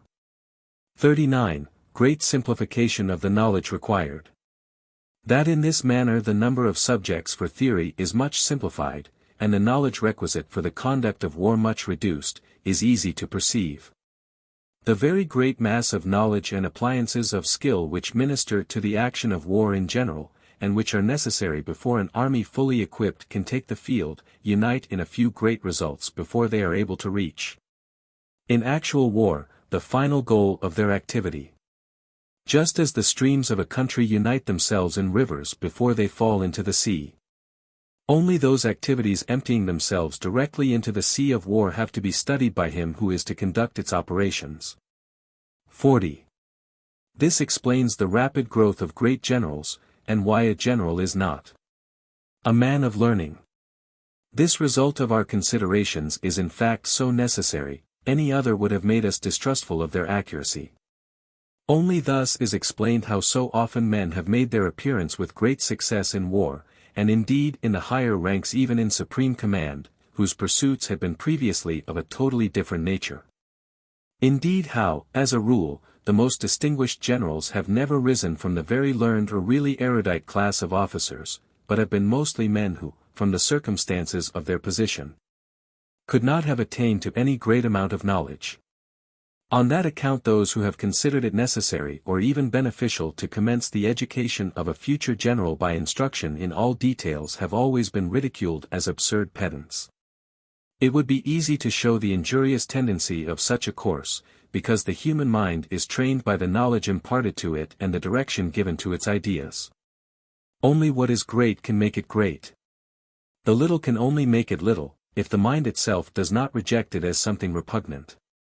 41. Former contradictions. Because this simplicity of knowledge requisite in war was not attended to, but that knowledge was always jumbled up with the whole impedimenta of subordinate sciences and arts. Therefore the palpable opposition to the events of real life which resulted could not be solved otherwise than by ascribing it all to genius, which requires no theory and for which no theory could be prescribed. 42. On this account all use of knowledge was denied, and everything ascribed to natural talents. People with whom common sense had the upper hand felt sensible of the immense distance remaining to be filled up between a genius of the highest order and a learned pedant. And they became in a manner freethinkers, rejected all belief in theory, and affirmed the conduct of war to be a natural function of man, which he performs more or less well according as he has brought with him into the world more or less talent in that direction. It cannot be denied that these were nearer to the truth than those who placed a value on false knowledge. At the same time it may easily be seen that such a view is itself but an exaggeration. No activity of the human understanding is possible without a certain stock of ideas, but these are, for the greater part at least, not innate but acquired, and constitute his knowledge. The only question therefore is, of what kind should these ideas be? And we think we have answered it if we say that they should be directed on those things which man has directly to deal with in war. 43. The knowledge must be made suitable to the position. Inside this field itself of military activity, the knowledge required must be different according to the station of the commander. It will be directed on smaller and more circumscribed objects if he holds an inferior, upon greater and more comprehensive ones if he holds a higher situation. There are field marshals who would not have shone at the head of a cavalry regiment, and vice versa. 44. The knowledge in war is very simple, but not, at the same time, very easy. But although the knowledge in war is simple, that is to say directed to so few subjects, and taking up those only in their final results, the art of execution is not, on that account, easy. Of the difficulties to which activity in war is subject generally, we have already spoken in the first book. We here omit those things which can only be overcome by courage, and maintain also that the activity of mind is only simple and easy in inferior stations, but increases in difficulty with increase of rank, and in the highest position. In that of commander-in-chief, is to be reckoned among the most difficult which there is for the human mind. 45. Of the nature of this knowledge. The commander of an army neither requires to be a learned explorer of history nor a publicist, but he must be well versed in the higher affairs of state. He must know, and be able to judge correctly of traditional tendencies, interests at stake, the immediate questions at issue, and the characters of leading persons. He need not be a close observer of men, a sharp dissector of human character, but he must know the character, the feelings, the habits, the peculiar faults and inclinations of those whom he is to command. He need not understand anything about the make of a carriage, or the harness of a battery horse, but he must know how to calculate exactly the march of a column, under different circumstances, according to the time it requires. These are matters the knowledge of which cannot be forced out by an apparatus of scientific formula and machinery, they are only to be gained by the exercise of an accurate judgment in the observation of things and of men, aided by a special talent for the apprehension of both. The necessary knowledge for a high position in military action is therefore distinguished by this, that by observation, therefore by study and reflection.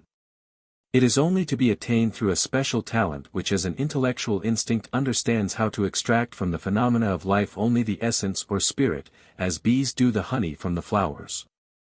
And that it is also to be gained by experience of life as well as by study and reflection. Life will never bring forth a Newton or an Euler by its rich teachings, but it may bring forth great calculators in war, such as Condé or Frederick. It is therefore not necessary that, in order to vindicate the intellectual dignity of military activity, we should resort to untruth and silly pedantry. There never has been a great and distinguished commander of contracted mind, but very numerous are the instances of men who, after serving with the greatest distinction in inferior positions, remained below mediocrity in the highest. From insufficiency of intellectual capacity. That even amongst those holding the post of commander-in-chief there may be a difference according to the degree of their plenitude of power is a matter of course. 46. Science must become art. Now we have yet to consider one condition which is more necessary for the knowledge of the conduct of war than for any other, which is, that it must pass completely into the mind and almost completely cease to be something objective. In almost all other arts and occupations of life the active agent can make use of truths which he has only learnt once, and in the spirit and sense of which he no longer lives, and which he extracts from dusty books.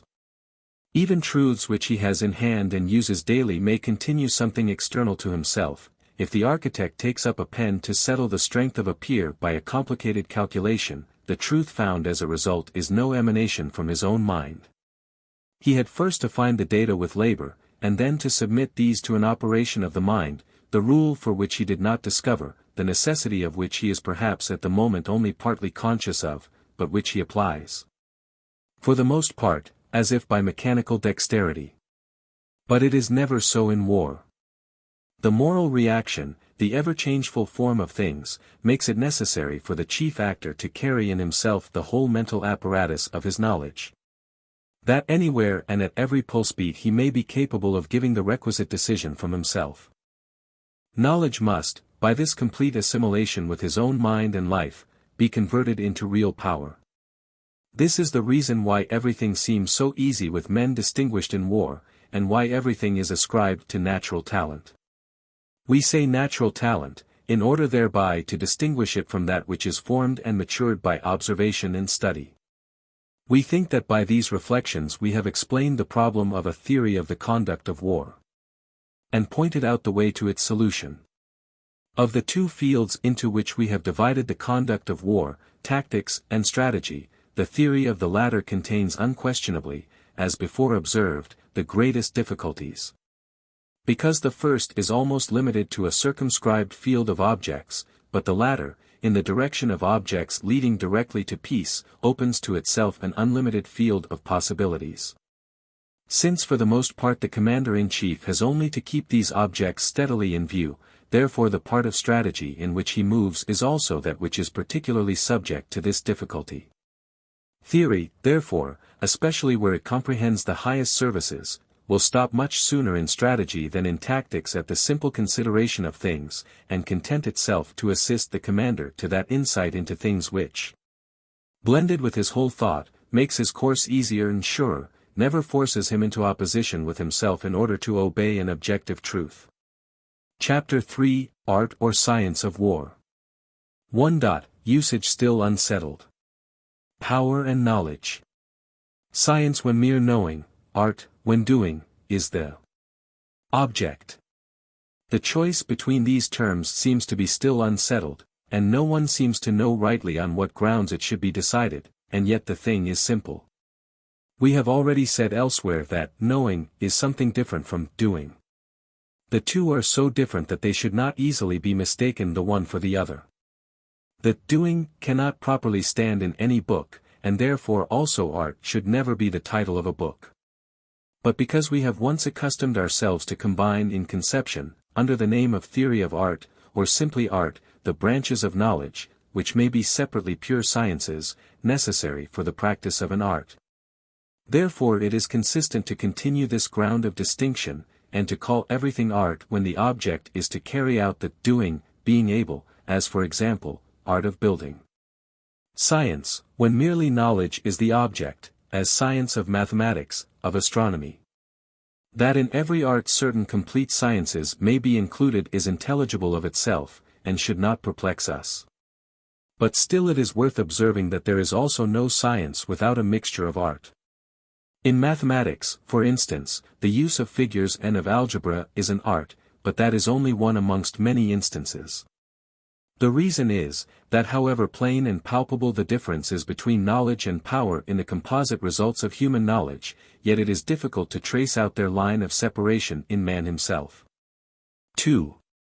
Difficulty of separating perception from judgment. Art of war. All thinking is indeed art. Where the logician draws the line, where the premises stop which are the result of cognition, where judgment begins, there art begins. But more than this, even the perception of the mind is judgment again, and consequently art, and at last, even the perception by the senses as well. In a word, if it is impossible to imagine a human being possessing merely the faculty of cognition, devoid of judgment or the reverse, so also art and science can never be completely separated from each other. The more these subtle elements of light embody themselves in the outward forms of the world, so much the more separate appear their domains. And now once more, where the object is creation and production, there is the province of art. Where the object is investigation and knowledge, science holds sway. After all this it results of itself that it is more fitting to say art of war than science of war. So much for this, because we cannot do without these conceptions.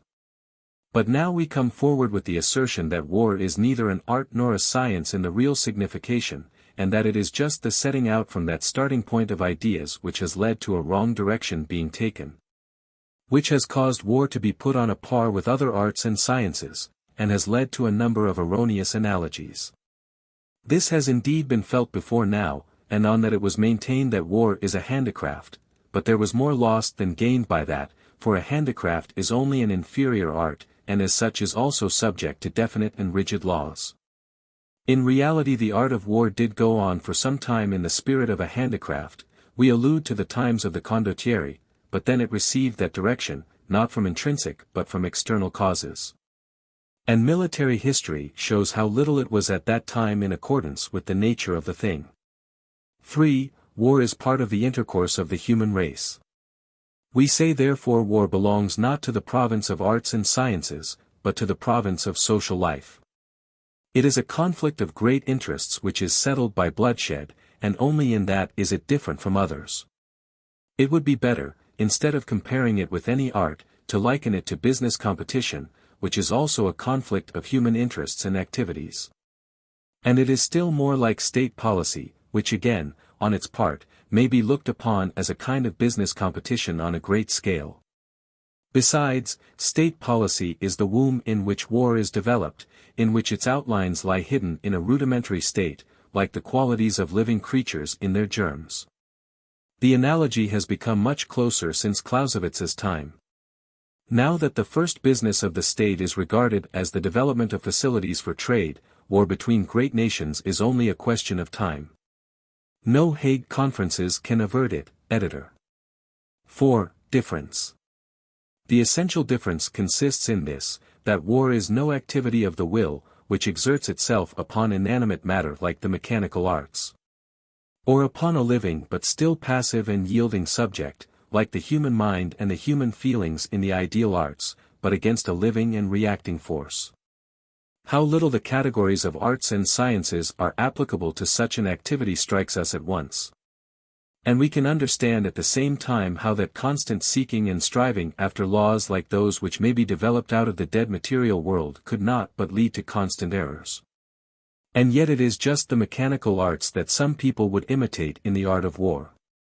The imitation of the ideal arts was quite out of the question, because these themselves dispense too much with laws and rules, and those hitherto tried, always acknowledged as insufficient and one-sided, are perpetually undermined and washed away by the current of opinions, feelings, and customs.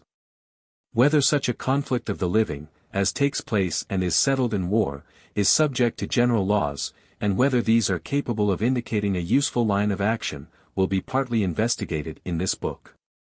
But so much is evident in itself, that this, like every other subject which does not surpass our powers of understanding, may be lighted up, and be made more or less plain in its inner relations by an inquiring mind.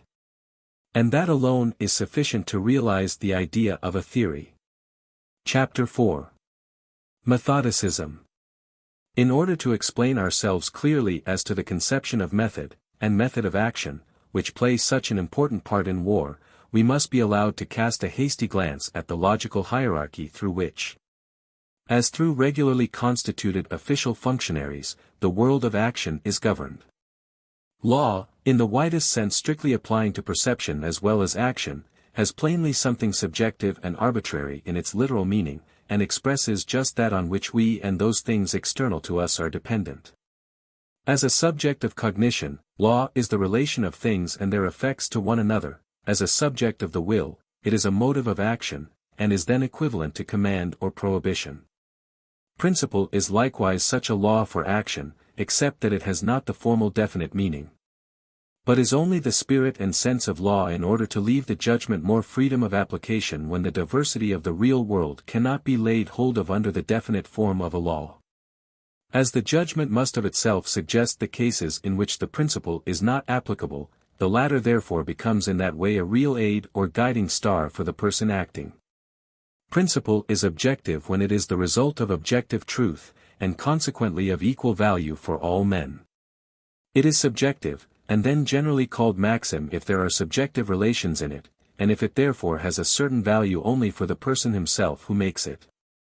Rule is frequently taken in the sense of law, and then means the same as principle, for we say, no rule without exceptions, but we do not say, no law without exceptions, a sign that with rule we retain to ourselves more freedom of application.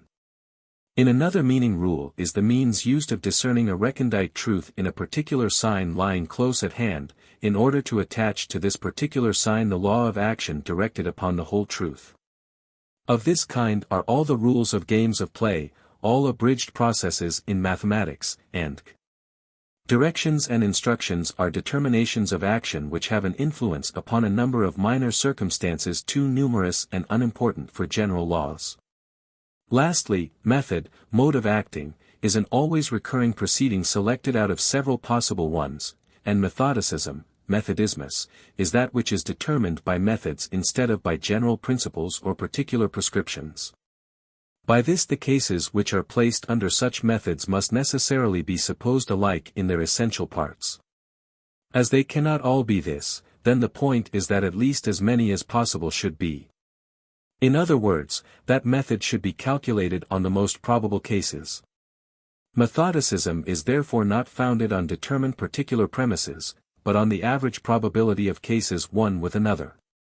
And its ultimate tendency is to set up an average truth, the constant and uniform application of which soon acquires something of the nature of a mechanical appliance, which in the end does that which is right almost unwittingly. The conception of law in relation to perception is not necessary for the conduct of war, because the complex phenomena of war are not so regular, and the regular are not so complex, that we should gain anything more by this conception than by the simple truth. And where a simple conception and language is sufficient, to resort to the complex becomes affected and pedantic. The conception of law in relation to action cannot be used in the theory of the conduct of war, because owing to the variableness and diversity of the phenomena there is in it no determination of such a general nature as to deserve the name of law. But principles, rules, prescriptions, and methods are conceptions indispensable to a theory of the conduct of war, in so far as that theory leads to positive doctrines, because in doctrines the truth can only crystallize itself in such forms. As tactics is the branch of the conduct of war in which theory can attain the nearest to positive doctrine, therefore these conceptions will appear in it most frequently. Not to use cavalry against unbroken infantry except in some case of special emergency, only to use firearms within effective range in the combat, to spare the forces as much as possible for the final struggle. These are tactical principles.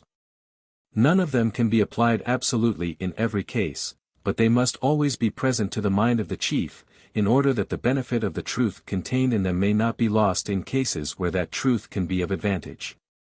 If from the unusual cooking by an enemy's camp his movement is inferred, if the intentional exposure of troops in a combat indicates a false attack, then this way of discerning the truth is called rule. Because from a single visible circumstance that conclusion is drawn which corresponds with the same. If it is a rule to attack the enemy with renewed vigor, as soon as he begins to limber up his artillery in the combat, then on this particular fact depends a course of action which is aimed at the general situation of the enemy as inferred from the above fact, namely, that he is about to give up the fight, that he is commencing to draw off his troops, and is neither capable of making a serious stand while thus drawing off nor of making his retreat gradually in good order. Regulations and methods bring preparatory theories into the conduct of war, in so far as disciplined troops are inoculated with them as active principles. The whole body of instructions for formations, drill, and field service are regulations and methods. In the drill instructions the first predominate, in the field service instructions the latter. To these things the real conduct of war attaches itself, it takes them over, therefore, as given modes of proceeding, and as such they must appear in the theory of the conduct of war. But for those activities retaining freedom in the employment of these forces there cannot be regulations, that is, definite instructions, because they would do away with freedom of action. Methods, on the other hand, as a general way of executing duties as they arise, calculated, as we have said, on an average of probability, or as a dominating influence of principles and rules carried through to application, may certainly appear in the theory of the conduct of war, provided only they are not represented as something different from what they are, not as the absolute and necessary modes of action, systems, but as the best of general forms which may be used as shorter ways in place of a particular disposition for the occasion, at discretion. But the frequent application of methods will be seen to be most essential and unavoidable in the conduct of war, if we reflect how much action proceeds on mere conjecture, or in complete uncertainty. Because one side is prevented from learning all the circumstances which influence the dispositions of the other, or because, even if these circumstances which influence the decisions of the one were really known, there is not, owing to their extent and the dispositions they would entail, sufficient time for the other to carry out all necessary counteracting measures, that therefore measures in war must always be calculated on a certain number of possibilities.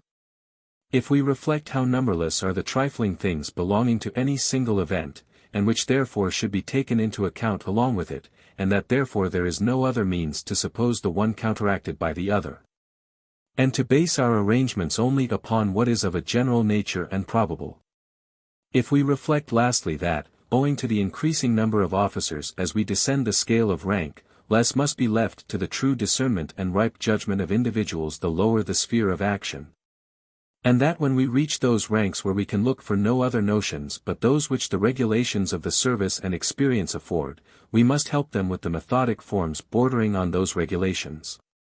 This will serve both as a support to their judgment and a barrier against those extravagant and erroneous views which are so especially to be dreaded in a sphere where experience is so costly. Besides this absolute need of method in action, we must also acknowledge that it has a positive advantage, which is that, through the constant repetition of a formal exercise, a readiness, precision, and firmness is attained in the movement of troops which diminishes the natural friction, and makes the machine move easier.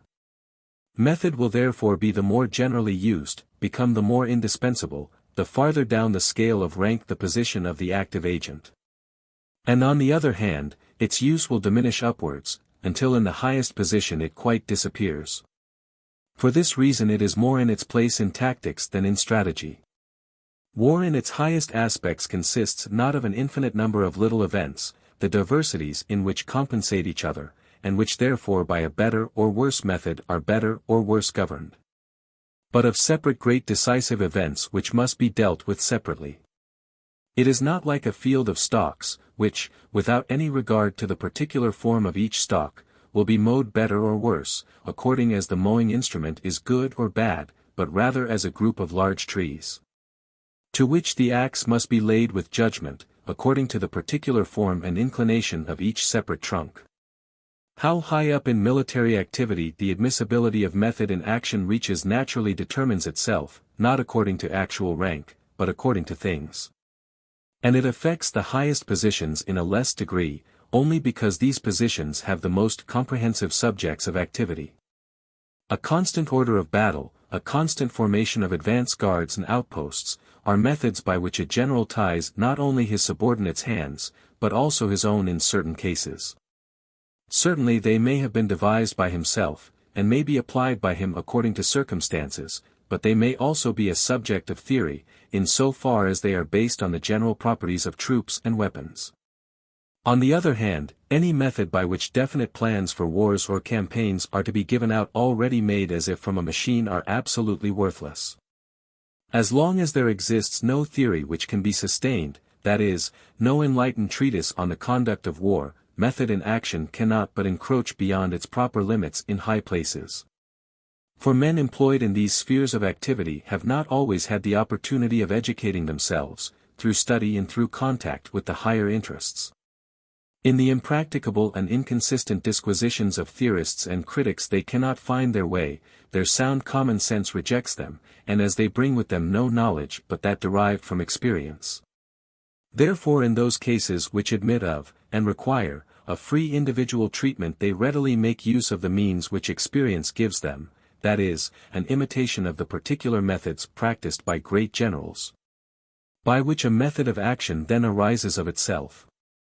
If we see Frederick the Great's generals always making their appearance in the so-called oblique order of battle, the generals of the French Revolution always using turning movements with a long, extended line of battle, and Bonaparte's lieutenants rushing to the attack with the bloody energy of concentrated masses, then we recognize in the recurrence of the mode of proceeding evidently an adopted method. And see therefore that method of action can reach up to regions bordering on the highest. Should an improved theory facilitate the study of the conduct of war, form the mind and judgment of men who are rising to the highest commands, then also method in action will no longer reach so far. And so much of it as is to be considered indispensable will then at least be formed from theory itself, and not take place out of mere imitation. However preeminently a great commander does things, there is always something subjective in the way he does them. And if he has a certain manner, a large share of his individuality is contained in it which does not always accord with the individuality of the person who copies his manner. At the same time, it would neither be possible nor right to banish subjective methodicism or manner completely from the conduct of war, it is rather to be regarded as a manifestation of that influence which the general character of a war has upon its separate events, and to which satisfaction can only be done in that way if theory is not able to foresee this general character and include it in its considerations. What is more natural than that the war of the French Revolution had its own way of doing things? And what theory could ever have included that peculiar method? The evil is only that such a manner originating in a special case easily outlives itself, because it continues whilst circumstances imperceptibly change. This is what theory should prevent by lucid and rational criticism. When in the year 1806 the Prussian generals, Prince Louis at Saalfeld, Toensien on the Dornberg near Jena, Graurt before and Rüchel behind Kapellendorf, all threw themselves into the open jaws of destruction in the oblique order of Frederick the Great, and managed to ruin Hohenlohe's army in a way that no army was ever ruined, even on the field of battle. All this was done through a manner which had outlived its day, together with the most downright stupidity to which methodicism ever led. Chapter 5. Criticism. The influence of theoretical principles upon real life is produced more through criticism than through doctrine, for as criticism is an application of abstract truth to real events. Therefore it not only brings truth of this description nearer to life, but also accustoms the understanding more to such truths by the constant repetition of their application. We therefore think it necessary to fix the point of view for criticism next to that for theory. From the simple narration of an historical occurrence which places events in chronological order, or at most only touches on their more immediate causes, we separate the critical. In this critical, three different operations of the mind may be observed. First, the historical investigation and determining of doubtful facts. This is properly historical research, and has nothing in common with theory. Secondly, the tracing of effects to causes. This is the real critical inquiry. It is indispensable to theory, for everything which in theory is to be established, supported, or even merely explained, by experience can only be settled in this way. Thirdly, the testing of the means employed. This is criticism, properly speaking, in which praise and censure is contained. This is where theory helps history, or rather, the teaching to be derived from it. In these two last strictly critical parts of historical study, all depends on tracing things to their primary elements, that is to say, up to undoubted truths, and not, as is so often done, resting halfway, that is, on some arbitrary assumption or supposition. As respects the tracing of effect to cause, that is often attended with the insuperable difficulty that the real causes are not known.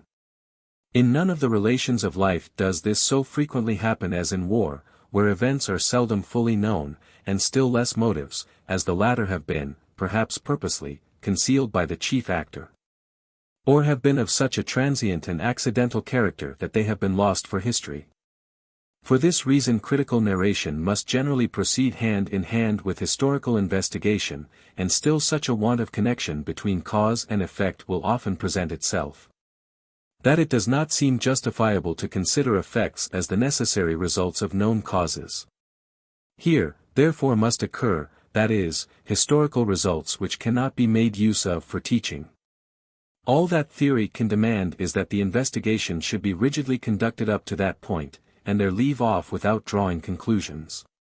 A real evil springs up only if the known is made perforce to suffice as an explanation of effects, and thus a false importance is ascribed to it. Besides this difficulty, critical inquiry also meets with another great and intrinsic one, which is that the progress of events in war seldom proceeds from one simple cause, but from several in common. And that it therefore is not sufficient to follow up a series of events to their origin in a candid and impartial spirit, but that it is then also necessary to apportion to each contributing cause its due weight. This leads, therefore, to a closer investigation of their nature, and thus a critical investigation may lead into what is the proper field of theory. The critical consideration, that is, the testing of the means, leads to the question, which are the effects peculiar to the means applied, and whether these effects were comprehended in the plans of the person directing. The effects peculiar to the means lead to the investigation of their nature, and thus again into the field of theory.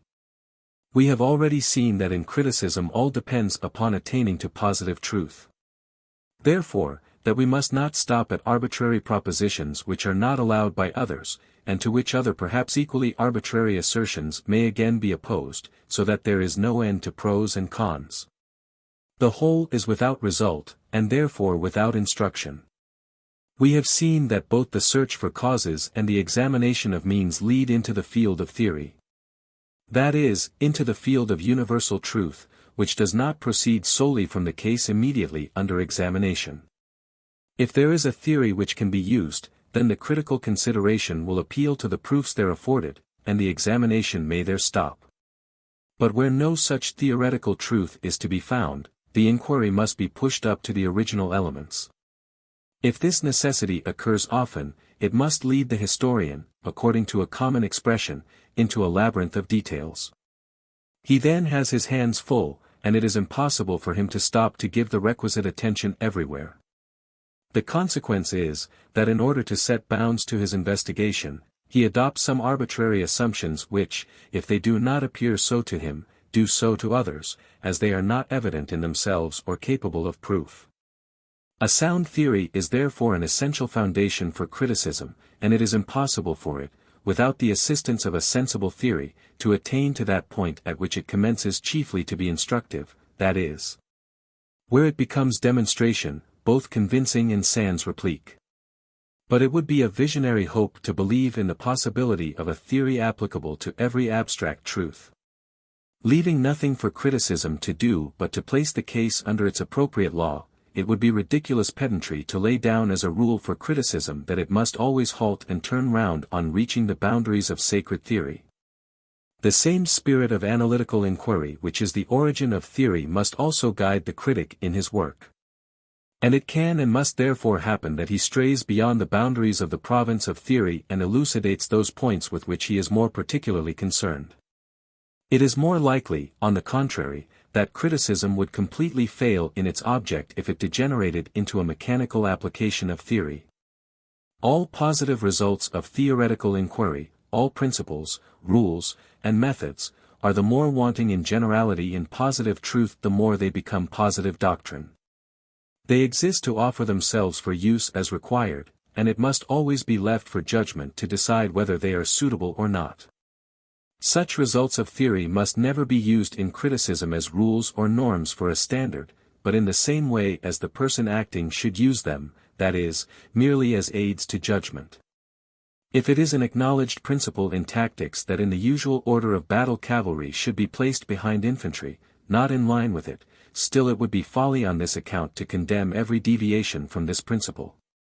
Criticism must investigate the grounds of the deviation, and it is only in case these are insufficient that it has a right to appeal to principles laid down in theory. If it is further established in theory that a divided attack diminishes the probability of success, still it would be just as unreasonable, whenever there is a divided attack and an unsuccessful issue, to regard the latter as the result of the former, without further investigation into the connection between the two, as where a divided attack is successful to infer from it the fallacy of that theoretical principle. The spirit of investigation which belongs to criticism cannot allow either. Criticism therefore supports itself chiefly on the results of the analytical investigation of theory.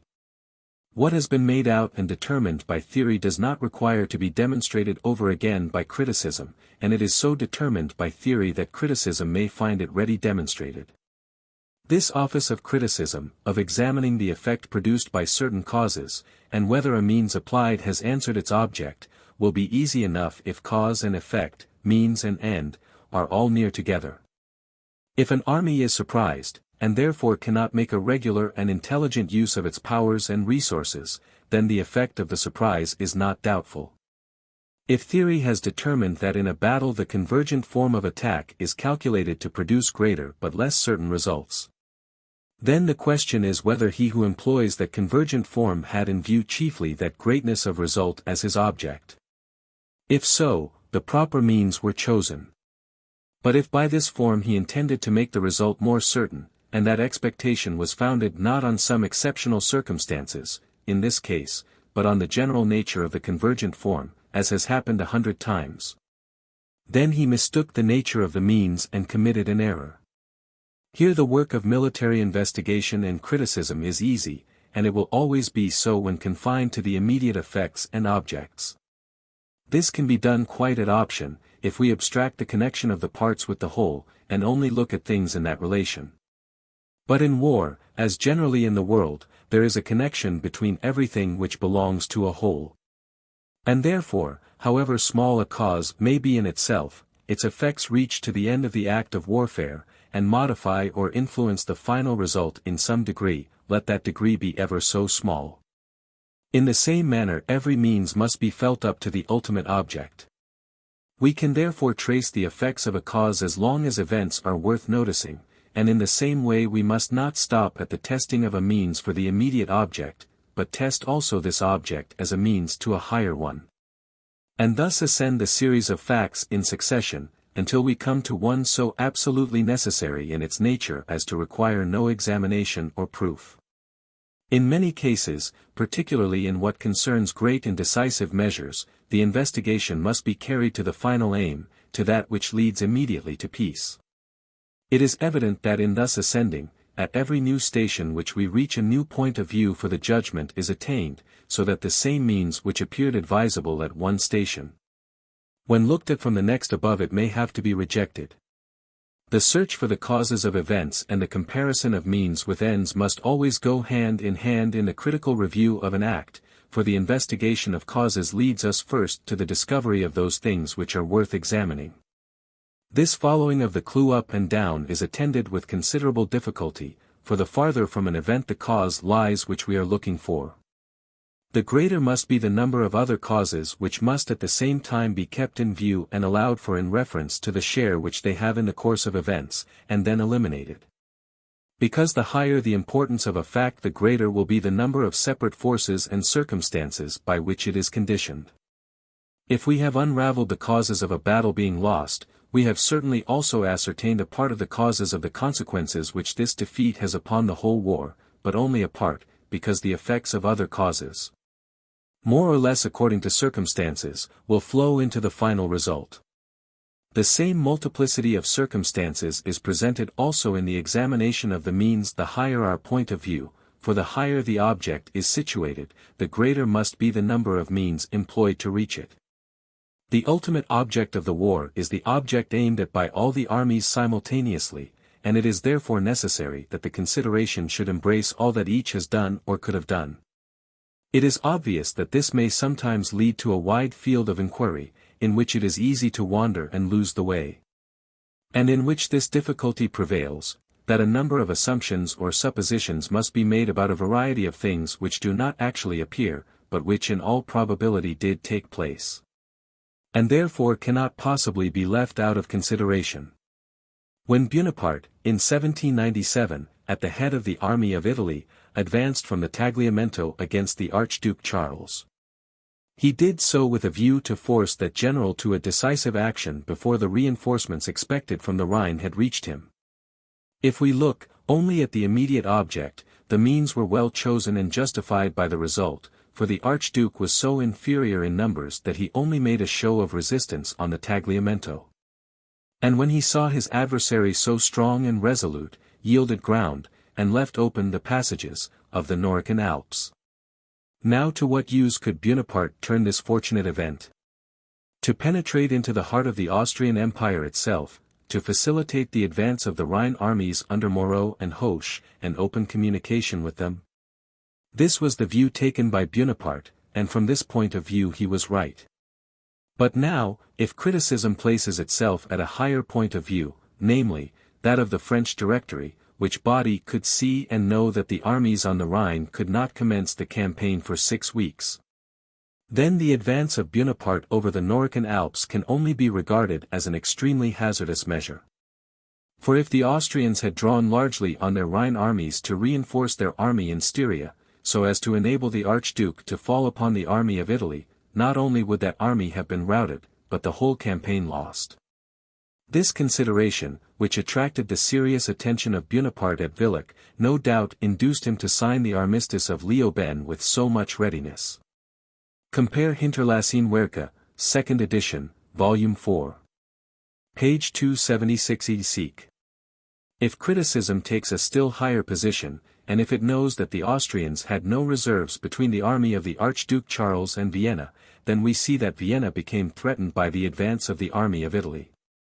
Supposing that Bonaparte knew that the capital was thus uncovered, and knew that he still retained the same superiority in numbers over the Archduke as he had in Styria, then his advance against the heart of the Austrian states was no longer without purpose, and its value depended on the value which the Austrians might place on preserving their capital.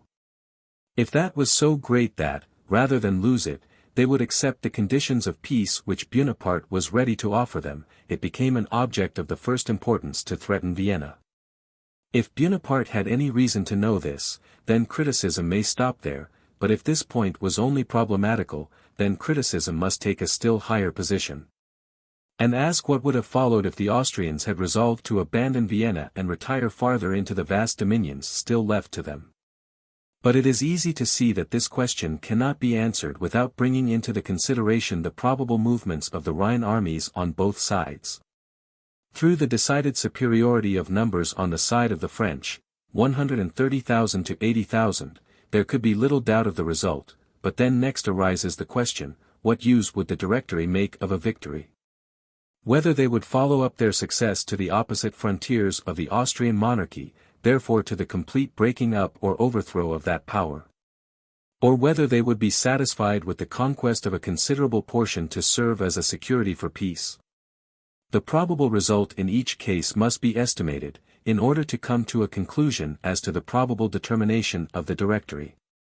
Supposing the result of these considerations to be that the French forces were much too weak for the complete subjugation of the Austrian monarchy, so that the attempt might completely reverse the respective positions of the contending armies, and that even the conquest and occupation of a considerable district of country would place the French army in strategic relations to which they were not equal, then that result must naturally influence the estimate of the position of the army of Italy, and compel it to lower its expectations. And this, it was no doubt, which influenced Bonaparte, although fully aware of the helpless condition of the Archduke, still to sign the Peace of Campo Formio, which imposed no greater sacrifices on the Austrians than the loss of provinces which, even if the campaign took the most favorable turn for them, they could not have reconquered. But the French could not have reckoned on even the moderate treaty of Campo Formio, and therefore it could not have been their object in making their bold advance if two considerations had not presented themselves to their view. The first of which consisted in the question, what degree of value the Austrians would attach to each of the above-mentioned results. Whether, notwithstanding the probability of a satisfactory result in either of these cases, would it be worth while to make the sacrifices inseparable from a continuance of the war, when they could be spared those sacrifices by a peace on terms not too humiliating.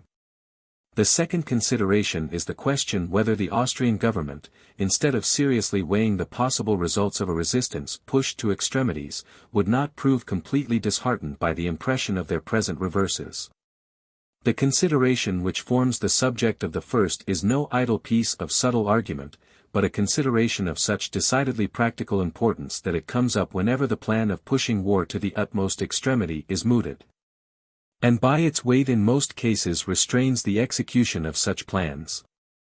The second consideration is of equal importance, for we do not make war with an abstraction but with a reality, which we must always keep in view, and we may be sure that it was not overlooked by the bold Bonaparte, that is, that he was keenly alive to the terror which the appearance of his sword inspired.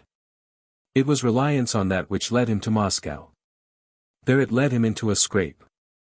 The terror of him had been weakened by the gigantic struggles in which he had been engaged.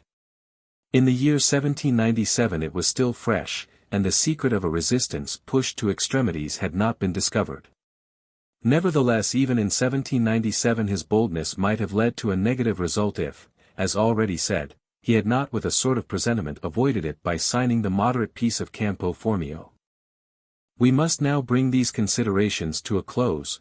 They will suffice to show the wide sphere, the diversity and embarrassing nature of the subjects embraced in a critical examination carried to the fullest extent, that is, to those measures of a great and decisive class which must necessarily be included. It follows from them that besides a theoretical acquaintance with the subject, natural talent must also have a great influence on the value of critical examinations. For it rests chiefly with the latter to throw the requisite light on the interrelations of things, and to distinguish from amongst the endless connections of events those which are really essential. But talent is also called into requisition in another way.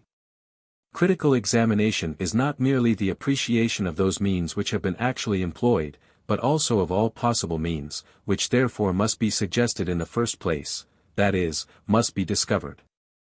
And the use of any particular means is not fairly open to censure until a better is pointed out.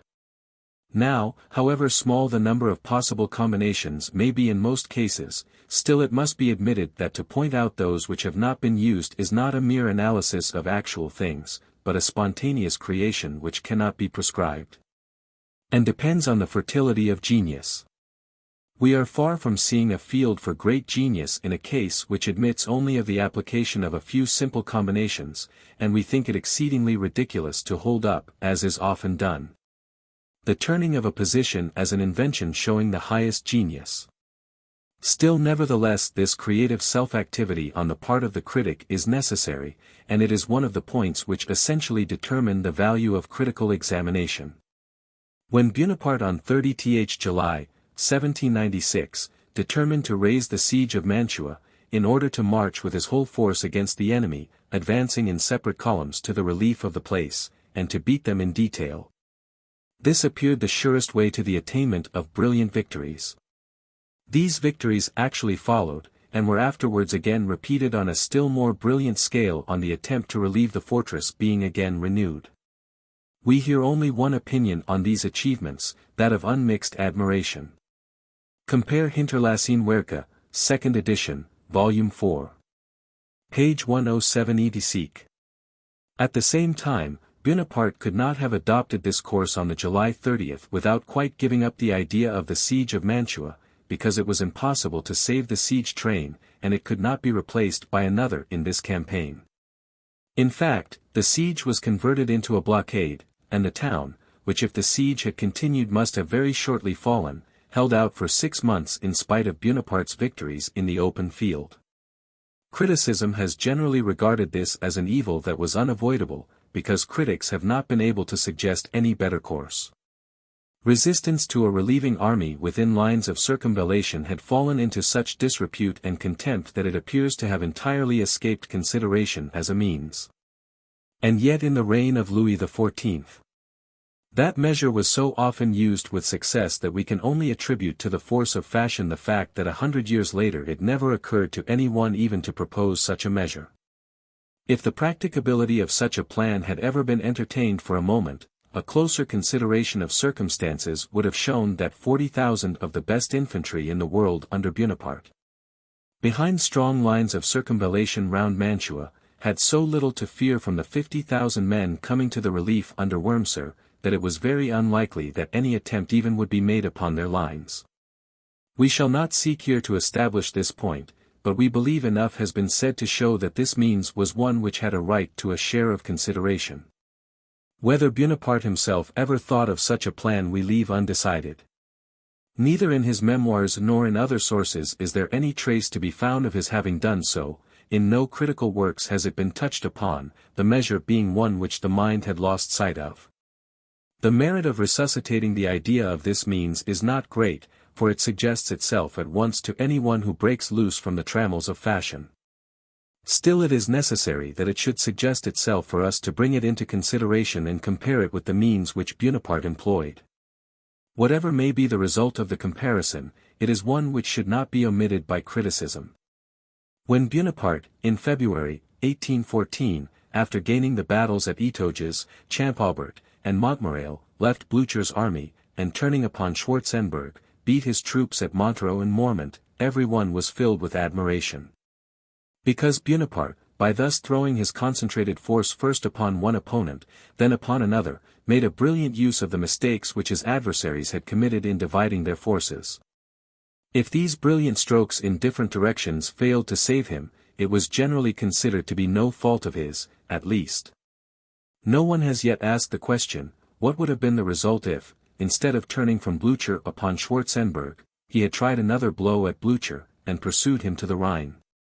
We are convinced that it would have completely changed the course of the campaign, and that the army of the Allies, instead of marching to Paris, would have retired behind the Rhine. We do not ask others to share our conviction, but no one who understands the thing will doubt, at the mere mention of this alternative course, that it is one which should not be overlooked in criticism. Compare Hinterlassene Werke, 2nd edition. Volume 7. Page 193 etc. In this case the means of comparison lie much more on the surface than in the foregoing, but they have been equally overlooked, because one-sided views have prevailed, and there has been no freedom of judgment. From the necessity of pointing out a better means which might have been used in place of those which are condemned has arisen the form of criticism almost exclusively in use, which contents itself with pointing out the better means without demonstrating in what the superiority consists. The consequence is that some are not convinced, that others start up and do the same thing, and that thus discussion arises which is without any fixed basis for the argument. Military literature abounds with matter of this sort. The demonstration we require is always necessary when the superiority of the means propounded is not so evident as to leave no room for doubt, and it consists in the examination of each of the means on its own merits, and then of its comparison with the object desired. When once the thing is traced back to a simple truth, controversy must cease, or at all events a new result is obtained, whilst by the other plan the pros and cons go on for ever consuming each other. Should we, for example, not rest content with assertion in the case before mentioned, and wish to prove that the persistent pursuit of Blücher would have been more advantageous than the turning on Schwarzenberg? We should support the arguments on the following simple truths. 1. In general it is more advantageous to continue our blows in one and the same direction, because there is a loss of time in striking in different directions. And at a point where the moral power is already shaken by considerable losses there is the more reason to expect fresh successes, therefore in that way no part of the preponderance already gained is left idle. 2. Because Blücher, although weaker than Schwarzenberg, was, on account of his enterprising spirit, the more important adversary, in him, therefore, lay the center of attraction which drew the others along in the same direction. 3. Because the losses which Blücher had sustained almost amounted to a defeat, which gave Bonaparte such a preponderance over him as to make his retreat to the Rhine almost certain. And at the same time no reserves of any consequence awaited him there. 4. Because there was no other result which would be so terrific in its aspects, would appear to the imagination in such gigantic proportions. An immense advantage in dealing with a staff so weak and irresolute as that of Schwarzenberg notoriously was at this time. What had happened to the Crown Prince of Württemberg at Montereau, and to Count Wittgenstein at Mormont, Prince Schwarzenberg must have known well enough. But all the untoward events on Blücher's distant and separate line from the Marne to the Rhine would only reach him by the avalanche of rumor.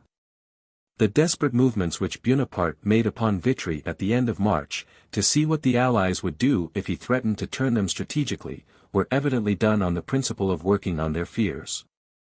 But it was done under far different circumstances, in consequence of his defeat at Laon and Arcis, and because Blücher, with 100,000 men, was then in communication with Schwarzenberg. There are people, no doubt, who will not be convinced on these arguments, but at all events they cannot retort by saying, that, whilst Bonaparte threatened Schwarzenberg's base by advancing to the Rhine, Schwarzenberg at the same time threatened Bonaparte's communications with Paris, because we have shown by the reasons above given that Schwarzenberg would never have thought of marching on Paris. With respect to the example quoted by us from the campaign of 1796, we should say, Bonaparte looked upon the plan he adopted as the surest means of beating the Austrians. But admitting that it was so, still the object to be attained was only an empty victory, which could have hardly any sensible influence on the fall of Mantua. The way which we should have chosen would, in our opinion, have been much more certain to prevent the relief of Mantua. But even if we place ourselves in the position of the French general and assume that it was not so, and look upon the certainty of success to have been less, the question then amounts to a choice between a more certain but less useful, and therefore less important, victory on the one hand, and a somewhat less probable but far more decisive and important victory, on the other hand. Presented in this form, boldness must have declared for the second solution, which is the reverse of what took place, when the thing was only superficially viewed. Bonaparte certainly was anything but deficient in boldness, and we may be sure that he did not see the whole case and its consequences as fully and clearly as we can at the present time. Naturally the critic, in treating of the means, must often appeal to military history, as experience is of more value in the art of war than all philosophical truth. But this exemplification from history is subject to certain conditions, of which we shall treat in a special chapter, and unfortunately these conditions are so seldom regarded that reference to history generally only serves to increase the confusion of ideas. We have still a most important subject to consider, which is, how far criticism in passing judgments on particular events is permitted, or in duty bound, to make use of its wider view of things, and therefore also of that which is shown by results. Or when and where it should leave out of sight these things in order to place itself, as far as possible, in the exact position of the chief actor. If criticism dispenses praise or censure, it should seek to place itself as nearly as possible at the same point of view as the person acting, that is to say, to collect all he knew and all the motives on which he acted, and, on the other hand, to leave out of the consideration all that the person acting could not or did not know, and above all, the result. But this is only an object to aim at, which can never be reached because the state of circumstances from which an event proceeded can never be placed before the eye of the critic exactly as it lay before the eye of the person acting. A number of inferior circumstances, which must have influenced the result, are completely lost to sight, and many a subjective motive has never come to light. The latter can only be learnt from the memoirs of the chief actor, or from his intimate friends, and in such things of this kind are often treated of in a very desultory manner, or purposely misrepresented. Criticism must, therefore, always forego much which was present in the minds of those whose acts are criticized. On the other hand, it is much more difficult to leave out of sight that which criticism knows in excess. This is only easy as regards accidental circumstances, that is, circumstances which have been mixed up, but are in no way necessarily related. But it is very difficult, and, in fact, can never be completely done with regard to things really essential. Let us take first, the result. If it has not proceeded from accidental circumstances, it is almost impossible that the knowledge of it should not have an effect on the judgment passed on events which have preceded it, for we see these things in the light of this result. And it is to a certain extent by it that we first become acquainted with them and appreciate them. Military history, with all its events, is a source of instruction for criticism itself, and it is only natural that criticism should throw that light on things which it has itself obtained from the consideration of the whole. If therefore it might wish in some cases to leave the result out of the consideration, it would be impossible to do so completely. But it is not only in relation to the result, that is, with what takes place at the last, that this embarrassment arises, the same occurs in relation to preceding events, therefore with the data which furnish the motives to action. Criticism has before it, in most cases, more information on this point than the principal in the transaction. Now it may seem easy to dismiss from the consideration everything of this nature, but it is not so easy as we may think. The knowledge of preceding and concurrent events is founded not only on certain information, but on a number of conjectures and suppositions. Indeed, there is hardly any of the information respecting things not purely accidental which has not been preceded by suppositions or conjectures destined to take the place of certain information in case such should never be supplied. Now is it conceivable that criticism in after times, which has before it as facts all the preceding and concurrent circumstances, should not allow itself to be thereby influenced when it asks itself the question, what portion of the circumstances, which at the moment of action were unknown, would it have held to be probable? We maintain that in this case, as in the case of the results, and for the same reason, it is impossible to disregard all these things completely. If therefore the critic wishes to bestow praise or blame upon any single act, he can only succeed to a certain degree in placing himself in the position of the person whose act he has under review. In many cases he can do so sufficiently near for any practical purpose, but in many instances it is the very reverse, and this fact should never be overlooked. But it is neither necessary nor desirable that criticism should completely identify itself with the person acting. In war, as in all matters of skill, there is a certain natural aptitude required which is called talent. This may be great or small. In the first case it may easily be superior to that of the critic, for what critic can pretend to the skill of a Frederick or a Bonaparte? Therefore, if criticism is not to abstain altogether from offering an opinion where eminent talent is concerned, it must be allowed to make use of the advantage which its enlarged horizon affords. Criticism must not, therefore, treat the solution of a problem by a great general like a sum in arithmetic.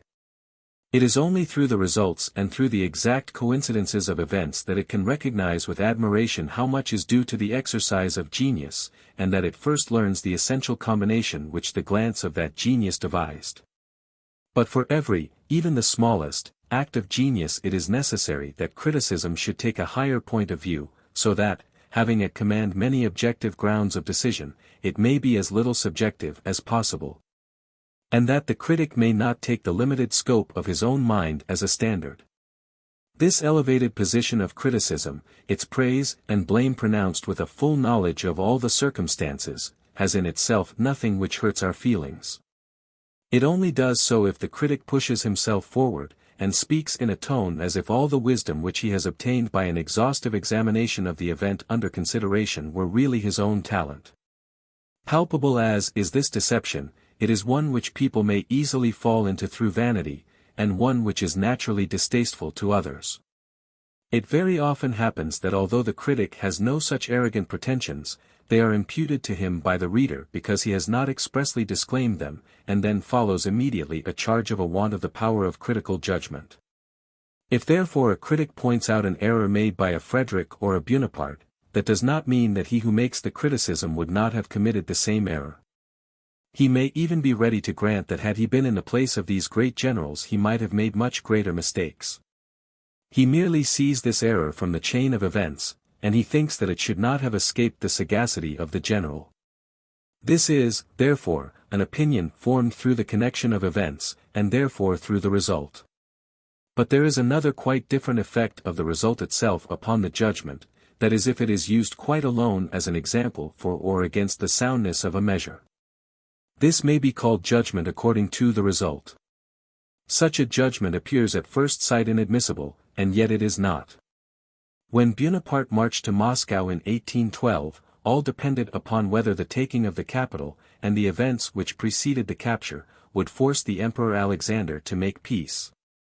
As he had been compelled to do after the Battle of Friedland in 1807, and the Emperor Francis in 1805 and 1809 after Austerlitz and Wagram. For if Bonaparte did not obtain a peace at Moscow, there was no alternative but to return, that is, there was nothing for him but a strategic defeat. We shall leave out of the question what he did to get to Moscow, and whether in his advance he did not miss many opportunities of bringing the Emperor Alexander to peace. We shall also exclude all consideration of the disastrous circumstances which attended his retreat, and which perhaps had their origin in the general conduct of the campaign. Still the question remains the same, for however much more brilliant the course of the campaign up to Moscow might have been, still there was always an uncertainty whether the Emperor Alexander would be intimidated into making peace. And then, even if a retreat did not contain in itself the seeds of such disasters as did in fact occur, still it could never be anything else than a great strategic defeat. If the Emperor Alexander agreed to a peace which was disadvantageous to him, the campaign of 1812 would have ranked with those of Austerlitz, Friedland, and Wagram. But these campaigns also, if they had not led to peace, would in all probability have ended in similar catastrophes. Whatever, therefore, of genius, skill, and energy the conqueror of the world applied to the task, this last question addressed to fate, remained always the same. Shall we then discard the campaigns of 1805, 1807, 1809, and say on account of the campaign of 1812 that they were acts of imprudence? That the results were against the nature of things, and that in 1812 strategic justice at last found vent for itself in opposition to blind chance? That would be an unwarrantable conclusion, a most arbitrary judgment, a case only half proved, because no human eye can trace the thread of the necessary connection of events up to the determination of the conquered princes. Fragen der Schicksal, a familiar quotation from Schiller. Tr.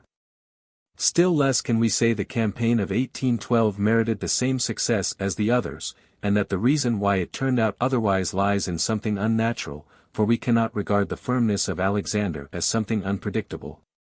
What can be more natural than to say that in the years 1805, 1807, 1809, Bonaparte judged his opponents correctly, and that in 1812 he erred in that point? On the former occasions, therefore, he was right, in the latter wrong, and in both cases we judge by the result. All action in war, as we have already said, is directed on probable, not on certain, results. Whatever is wanting in certainty must always be left to fate, or chance, call it which you will.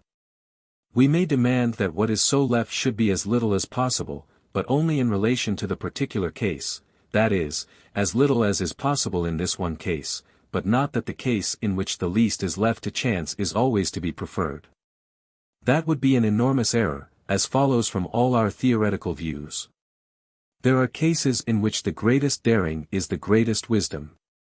Now in everything which is left to chance by the chief actor, his personal merit, and therefore his responsibility as well, seems to be completely set aside.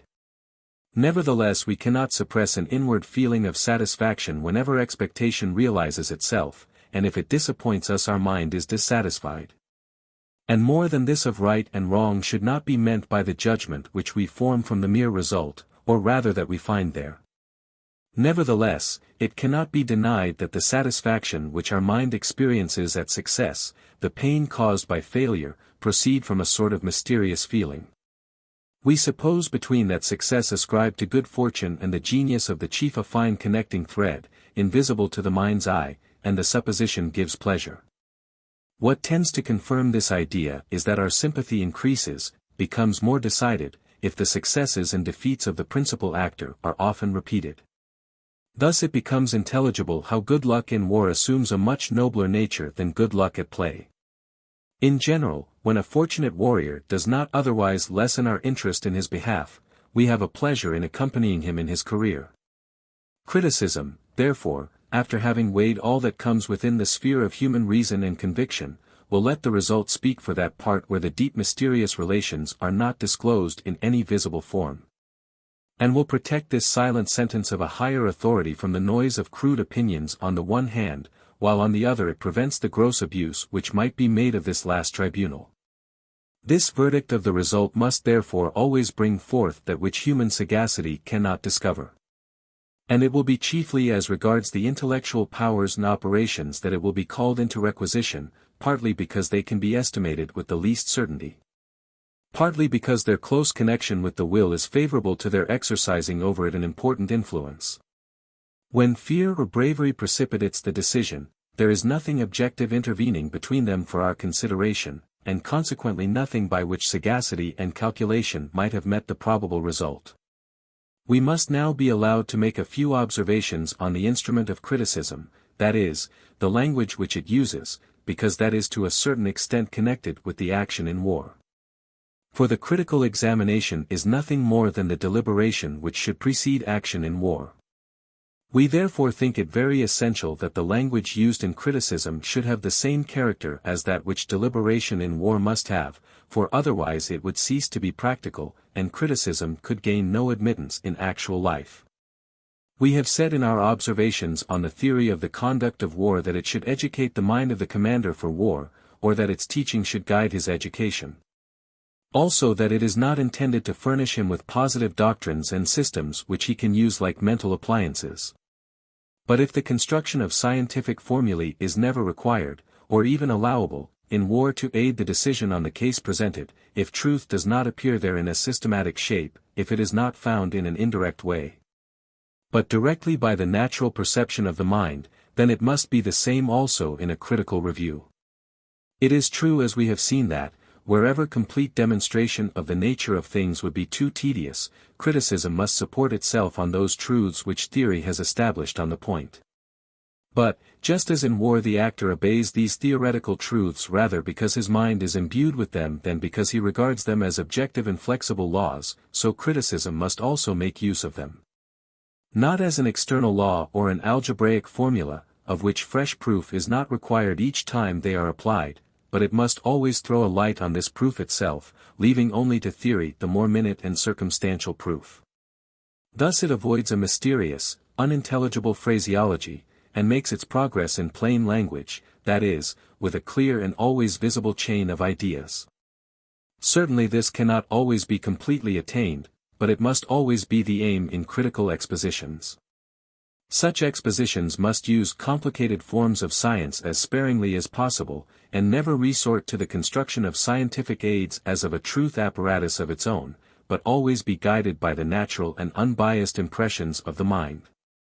But this pious endeavor, if we may use the expression, has unfortunately seldom hitherto presided over critical examinations. The most of them have rather been emanations of a species of vanity, a wish to make a display of ideas. The first evil which we constantly stumble upon is a lame, totally inadmissible application of certain one-sided systems as of a formal code of laws. But it is never difficult to show the one-sidedness of such systems, and this only requires to be done once to throw discredit forever on critical judgments which are based on them. We have here to deal with a definite subject, and as the number of possible systems after all can be but small, therefore also they are themselves the lesser evil. Much greater is the evil which lies in the pompous retinue of technical terms, scientific expressions and metaphors, which these systems carry in their train. And which like a rabble, like the baggage of an army broken away from its chief, hang about in all directions. Any critic who has not adopted a system, either because he has not found one to please him, or because he has not yet been able to make himself master of one, will at least occasionally make use of a piece of one, as one would use a ruler, to show the blunders committed by a general. The most of them are incapable of reasoning without using as a help here and there some shreds of scientific military theory. The smallest of these fragments, consisting in mere scientific words and metaphors, are often nothing more than ornamental flourishes of critical narration. Now it is in the nature of things that all technical and scientific expressions which belong to a system lose their propriety, if they ever had any, as soon as they are distorted, and used as general axioms, or as small crystalline talismans, which have more power of demonstration than simple speech. Thus it has come to pass that our theoretical and critical books, instead of being straightforward, intelligible dissertations, in which the author always knows at least what he says and the reader what he reads, are brimful of these technical terms, which form dark points of interference where author and reader part company. But frequently they are something worse, being nothing but hollow shells without any kernel. The author himself has no clear perception of what he means, contents himself with vague ideas, which if expressed in plain language would be unsatisfactory even to himself. A third fault in criticism is the misuse of historical examples, and a display of great reading or learning. What the history of the art of war is we have already said, and we shall further explain our views on examples and on military history in general in special chapters. One fact merely touched upon in a very cursory manner may be used to support the most opposite views, and 3 or 4 such facts of the most heterogeneous description, brought together out of the most distant lands and remote times and heaped up, generally distract and bewilder the judgment and understanding without demonstrating anything. For when exposed to the light they turn out to be only trumpery rubbish, made use of to show off the author's learning. But what can be gained for practical life by such obscure, partly false, confused arbitrary conceptions? So little is gained that theory on account of them has always been a true antithesis of practice, and frequently a subject of ridicule to those whose soldierly qualities in the field are above question. But it is impossible that this could have been the case, if theory in simple language, and by natural treatment of those things which constitute the art of making war, had merely sought to establish just so much as admits of being established. If, avoiding all false pretensions and irrelevant display of scientific forms and historical parallels, it had kept close to the subject, and gone hand in hand with those who must conduct affairs in the field by their own natural genius. Chapter 6. On examples. Examples from history make everything clear, and furnish the best description of proof in the empirical sciences. This applies with more force to the art of war than to any other. General Scharnhorst, whose handbook is the best ever written on actual war, pronounces historical examples to be of the first importance, and makes an admirable use of them himself. Had he survived the war in which he fell, the 4th part of his revised treatise on artillery would have given a still greater proof of the observing and enlightened spirit in which he sifted matters of experience. But such use of historical examples is rarely made by theoretical writers. The way in which they more commonly make use of them is rather calculated to leave the mind unsatisfied, as well as to offend the understanding. We therefore think it important to bring specially into view the use and abuse of historical examples. General Scharnhorst died in 1813, of a wound received in the Battle of Bautzen or Gross-Gorchen, editor. Unquestionably the branches of knowledge which lie at the foundation of the art of war come under the denomination of empirical sciences. For although they are derived in a great measure from the nature of things, still we can only learn this very nature itself for the most part from experience. And besides that, the practical application is modified by so many circumstances that the effects can never be completely learnt from the mere nature of the means. The effects of gunpowder, that great agent in our military activity, were only learnt by experience, and up to this hour experiments are continually in progress in order to investigate them more fully. That an iron ball to which powder has given a velocity of 1,000 feet in a second, smashes every living thing which it touches in its course is intelligible in itself, experience is not required to tell us that. But in producing this effect how many hundred circumstances are concerned, some of which can only be learnt by experience. And the physical is not the only effect which we have to study, it is the moral which we are in search of, and that can only be ascertained by experience, and there is no other way of learning and appreciating it but by experience. In the Middle Ages, when firearms were first invented, their effect, owing to their rude make, was materially but trifling compared to what it now is, but their effect morally was much greater. One must have witnessed the firmness of one of those masses taught and led by Bonaparte, under the heaviest and most unintermittent cannonade, in order to understand what troops, hardened by long practice in the field of danger, can do. When by a career of victory they have reached the noble principle of demanding from themselves their utmost efforts. In pure conception no one would believe it. On the other hand, it is well known that there are troops in the service of European powers at the present moment who would easily be dispersed by a few cannon shots. But no empirical science, consequently also no theory of the art of war, can always corroborate its truths by historical proof. It would also be, in some measure, difficult to support experience by single facts. If any means is once found efficacious in war, it is repeated. One nation copies another, the thing becomes the fashion, and in this manner it comes into use, supported by experience, and takes its place in theory, which contents itself with appealing to experience in general in order to show its origin. But not as a verification of its truth. But it is quite otherwise if experience is to be used in order to overthrow some means in use, to confirm what is doubtful, or introduce something new, then particular examples from history must be quoted as proofs. Now, if we consider closely the use of historical proofs, 4 points of view readily present themselves for the purpose. First, they may be used merely as an explanation of an idea. In every abstract consideration it is very easy to be misunderstood, or not to be intelligible at all. When an author is afraid of this, an exemplification from history serves to throw the light which is wanted on his idea, and to ensure his being intelligible to his reader. Secondly, it may serve as an application of an idea, because by means of an example there is an opportunity of showing the action of those minor circumstances which cannot all be comprehended and explained in any general expression of an idea. For in that consists, indeed, the difference between theory and experience. Both these cases belong to examples. Properly speaking, the two following belong to historical proofs. Thirdly, historical fact may be referred to particularly, in order to support what one has advanced. This is in all cases sufficient, if we have only to prove the possibility of a fact or effect. Lastly, in the fourth place, from the circumstantial detail of a historical event, and by collecting together several of them, we may deduce some theory, which therefore has its true proof in this testimony itself. For the first of these purposes all that is generally required is a cursory notice of the case, as it is only used partially. Historical correctness is a secondary consideration. A case invented might also serve the purpose as well, only historical ones are always to be preferred, because they bring the idea which they illustrate nearer to practical life.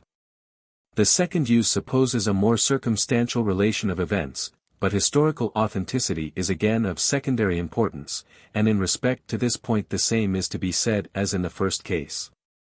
For the third purpose the mere quotation of an undoubted fact is generally sufficient. If it is asserted that fortified positions may fulfill their object under certain conditions, it is only necessary to mention the position of Bunzelwitz in support of the assertion. Frederick the Great's celebrated entrenched camp in 1761. But if, through the narrative of a case in history, an abstract truth is to be demonstrated, then everything in the case bearing on the demonstration must be analyzed in the most searching and complete manner. It must, to a certain extent, develop itself carefully before the eyes of the reader. The less effectually this is done the weaker will be the proof, and the more necessary it will be to supply the demonstrative proof which is wanting in the single case by a number of cases. Because we have a right to suppose that the more minute details which we are unable to give neutralize each other in their effects in a certain number of cases. If we want to show by example derived from experience that cavalry are better placed behind than in a line with infantry, that it is very hazardous without a decided preponderance of numbers to attempt an enveloping movement, with widely separated columns, either on a field of battle or in the theater of war, that is, either tactically or strategically, then in the first of these cases it would not be sufficient to specify some lost battles in which the cavalry was on the flanks and some gained in which the cavalry was in rear of the infantry. And in the tatter of these cases it is not sufficient to refer to the battles of Rivoli and Wagram, to the attack of the Austrians on the theatre of war in Italy, in 1796, or of the French upon the German theatre of war in the same year. The way in which these orders of battle or plans of attack essentially contributed to disastrous issues in those particular cases must be shown by closely tracing out circumstances and occurrences. Then it will appear how far such forms or measures are to be condemned, a point which it is very necessary to show, for a total condemnation would be inconsistent with truth. It has been already said that when a circumstantial detail of facts is impossible, the demonstrative power which is deficient may to a certain extent be supplied by the number of cases quoted. But this is a very dangerous method of getting out of the difficulty, and one which has been much abused. Instead of one well-explained example, 3 or 4 are just touched upon, and thus a show is made of strong evidence. But there are matters where a whole dozen of cases brought forward would prove nothing, if, for instance, they are facts of frequent occurrence, and therefore a dozen other cases with an opposite result might just as easily be brought forward. If any one will instance a dozen lost battles in which the side beaten attacked in separate converging columns, we can instance a dozen that have been gained in which the same order was adopted. It is evident that in this way no result is to be obtained. Upon carefully considering these different points, it will be seen how easily examples may be misapplied. An occurrence which, instead of being carefully analyzed in all its parts, is superficially noticed, is like an object seen at a great distance, presenting the same appearance on each side, and in which the details of its parts cannot be distinguished. Such examples have, in reality, served to support the most contradictory opinions. To some Daun's campaigns are models of prudence and skill. To others, they are nothing but examples of timidity and want of resolution. Buonaparte's passage across the Noric Alps in 1797 may be made to appear the noblest resolution, but also as an act of sheer temerity. His strategic defeat in 1812 may be represented as the consequence either of an excess, or of a deficiency, of energy. All these opinions have been broached, and it is easy to see that they might very well arise, because each person takes a different view of the connection of events. At the same time these antagonistic opinions cannot be reconciled with each other, and therefore one of the two must be wrong. Much as we are obliged to the worthy Fouquiers for the numerous examples introduced in his memoirs, partly because a number of historical incidents have thus been preserved which might otherwise have been lost, and partly because he was one of the first to bring theoretical, that is, abstract, ideas into connection with the practical in war. In so far that the cases brought forward may be regarded as intended to exemplify and confirm what is theoretically asserted, yet, in the opinion of an impartial reader, he will hardly be allowed to have attained the object he proposed to himself. That of proving theoretical principles by historical examples. For although he sometimes relates occurrences with great minuteness, still he falls short very often of showing that the deductions drawn necessarily proceed from the inner relations of these events. Another evil which comes from the superficial notice of historical events, is that some readers are either wholly ignorant of the events, or cannot call them to remembrance sufficiently to be able to grasp the author's meaning. So that there is no alternative between either accepting blindly what is said, or remaining unconvinced. It is extremely difficult to put together or unfold historical events before the eyes of a reader in such a way as is necessary, in order to be able to use them as proofs. For the writer very often wants the means, and can neither afford the time nor the requisite space. But we maintain that, when the object is to establish a new or doubtful opinion, one single example, thoroughly analyzed, is far more instructive than 10 which are superficially treated. The great mischief of these superficial representations is not that the writer puts his story forward as a proof when it has only a false title, but that he has not made himself properly acquainted with the subject. And that from this sort of slovenly, shallow treatment of history, 100 false views and attempts at the construction of theories arise, which would never have made their appearance if the writer had looked upon it as his duty to deduce from the strict connection of events everything new which he brought to market, and sought to prove from history. When we are convinced of these difficulties in the use of historical examples, and at the same time of the necessity of making use of such examples, then we shall also come to the conclusion that the latest military history is naturally the best field from which to draw them, inasmuch as it alone is sufficiently authentic and detailed. In ancient times, circumstances connected with war, as well as the method of carrying it on, were different, therefore its events are of less use to us either theoretically or practically. In addition to which, military history, like every other, naturally loses in the course of time a number of small traits and lineaments originally to be seen, loses in color and life, like a worn-out or darkened picture. So that perhaps at last only the large masses and leading features remain, which thus acquire undue proportions. If we look at the present state of warfare, we should say that the wars since that of the Austrian succession are almost the only ones which, at least as far as armament, have still a considerable similarity to the present, and which, notwithstanding the many important changes which have taken place both great and small, are still capable of affording much instruction. It is quite otherwise with the War of the Spanish Succession, as the use of firearms had not then so far advanced towards perfection, and cavalry still continued the most important arm. The farther we go back, the less useful becomes military history, as it gets so much the more meager and barren of detail. The most useless of all is that of the Old World. But this uselessness is not altogether absolute, it relates only to those subjects which depend on a knowledge of minute details, or on those things in which the method of conducting war has changed. Although we know very little about the tactics in the battles between the Swiss and the Austrians, the Burgundians and French, still we find in them unmistakable evidence that they were the first in which the superiority of a good infantry over the best cavalry was displayed. A general glance at the time of the condottieri teaches us how the whole method of conducting war is dependent on the instrument used. For at no period have the forces used in war had so much the characteristics of a special instrument, and been a class so totally distinct from the rest of the national community.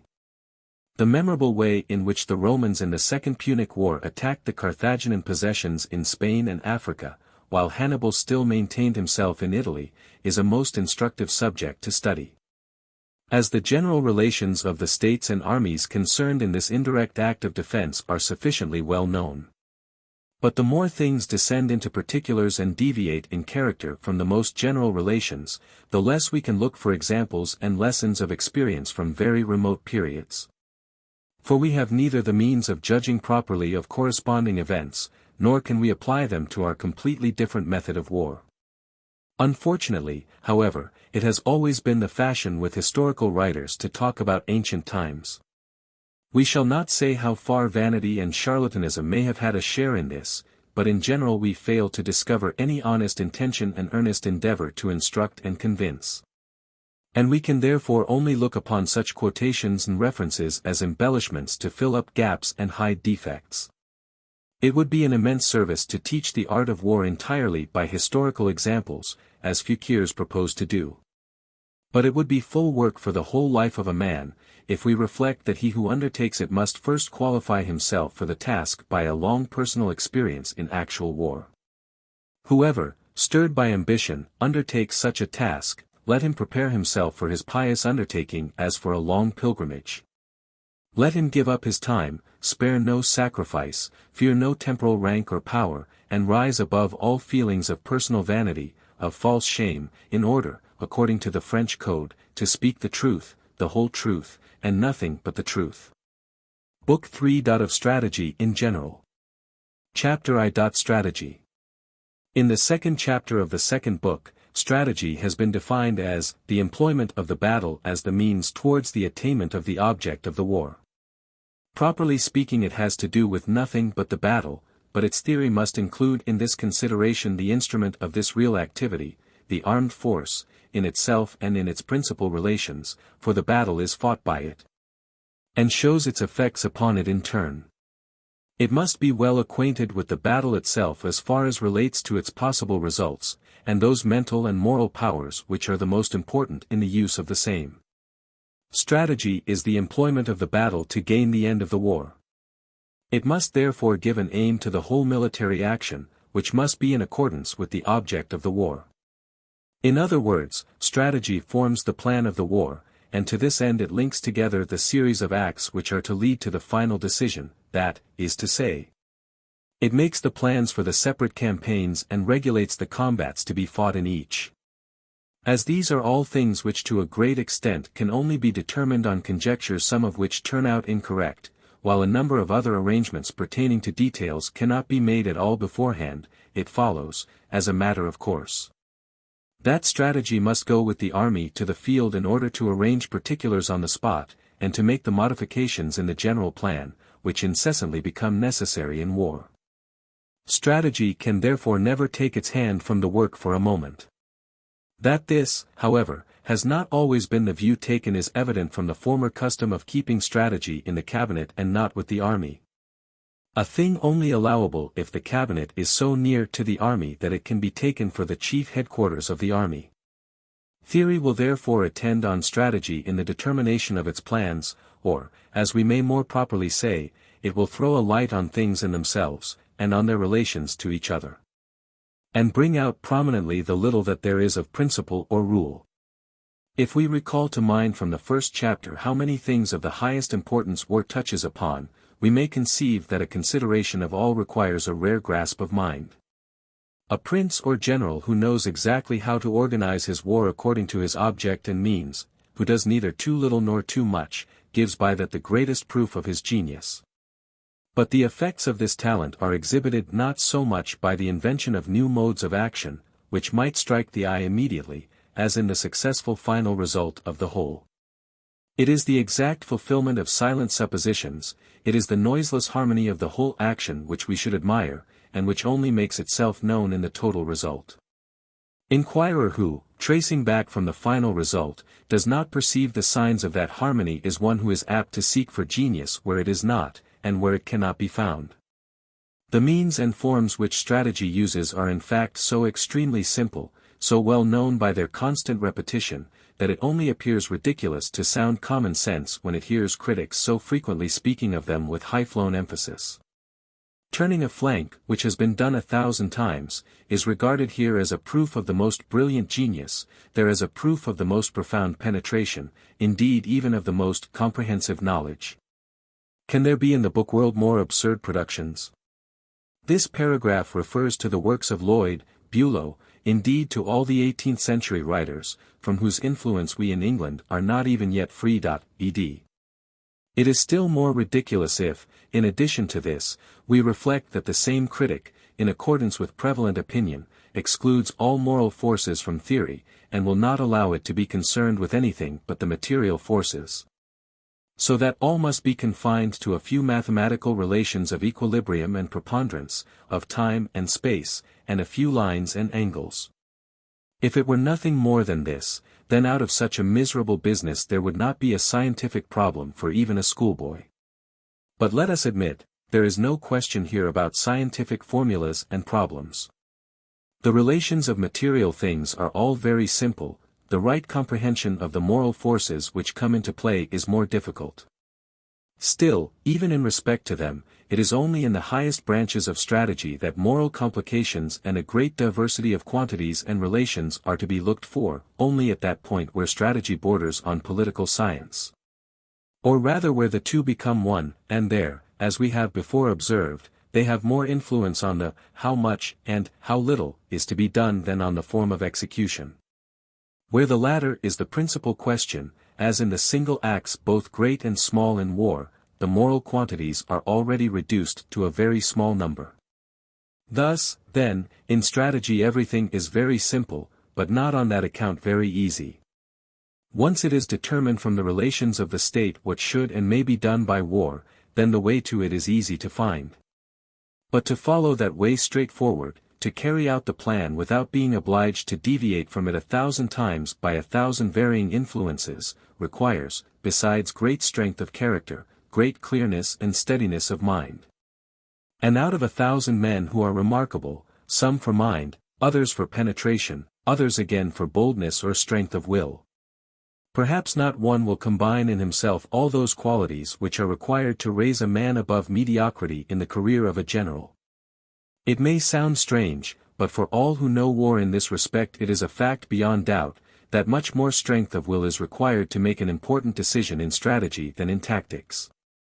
In the latter we are hurried on with the moment. A commander feels himself borne along in a strong current, against which he durst not contend without the most destructive consequences. He suppresses the rising fears, and boldly ventures further. In strategy, where all goes on at a slower rate, there is more room allowed for our own apprehensions and those of others, for objections and remonstrances, consequently also for unseasonable regrets. And as we do not see things in strategy as we do at least half of them in tactics, with the living eye, but everything must be conjectured and assumed, the convictions produced are less powerful. The consequence is that most generals, when they should act, remain stuck fast in bewildering doubts. Now let us cast a glance at history, upon Frederick the Great's campaign of 1760, celebrated for its fine marches and maneuvers, a perfect masterpiece of strategic skill as critics tell us. Is there really anything to drive us out of our wits with admiration in the king's first trying to turn Daun's right flank, then his left, then again his right, and are we to see profound wisdom in this? No, that we cannot, if we are to decide naturally and without affectation. What we rather admire above all is the sagacity of the king in this respect, that while pursuing a great object with very limited means, he undertook nothing beyond his powers, and just enough to gain his object. This sagacity of the general is visible not only in this campaign, but throughout all the 3 wars of the great king. To bring Silesia into the safe harbor of a well-guaranteed peace was his object. At the head of a small state, which was like other states in most things, and only ahead of them in some branches of administration, he could not be an Alexander, and, as Charles XII, he would only, like him, have broken his head. We find, therefore, in the whole of his conduct of war, a controlled power, always well balanced, and never wanting in energy, which in the most critical moments rises to astonishing deeds, and the next moment oscillates quietly on again in subordination to the play of the most subtle political influences. Neither vanity, thirst for glory, nor vengeance could make him deviate from his course, and this course alone it is which brought him to a fortunate termination of the contest. These few words do but scant justice to this phase of the genius of the great general. The eyes must be fixed carefully on the extraordinary issue of the struggle, and the causes which brought about that issue must be traced out, in order thoroughly to understand that nothing but the king's penetrating eye brought him safely out of all his dangers. This is one feature in this great commander which we admire in the campaign of 1760, and in all others, but in this especially, because in none did he keep the balance even against such a superior hostile force, with such a small sacrifice. Another feature relates to the difficulty of execution. Marches to turn a flank, right or left, are easily combined.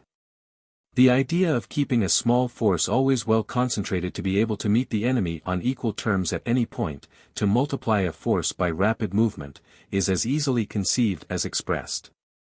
The mere contrivance in these points, therefore, cannot excite our admiration, and with respect to such simple things, there is nothing further than to admit that they are simple. But let a general try to do these things like Frederick the Great.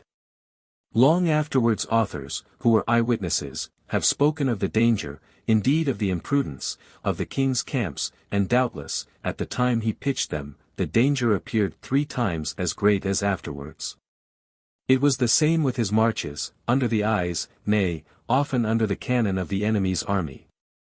These camps were taken up, these marches made, not from want of prudence, but because in Daun's system, in his mode of drawing up his army, in the responsibility which pressed upon him, and in his character.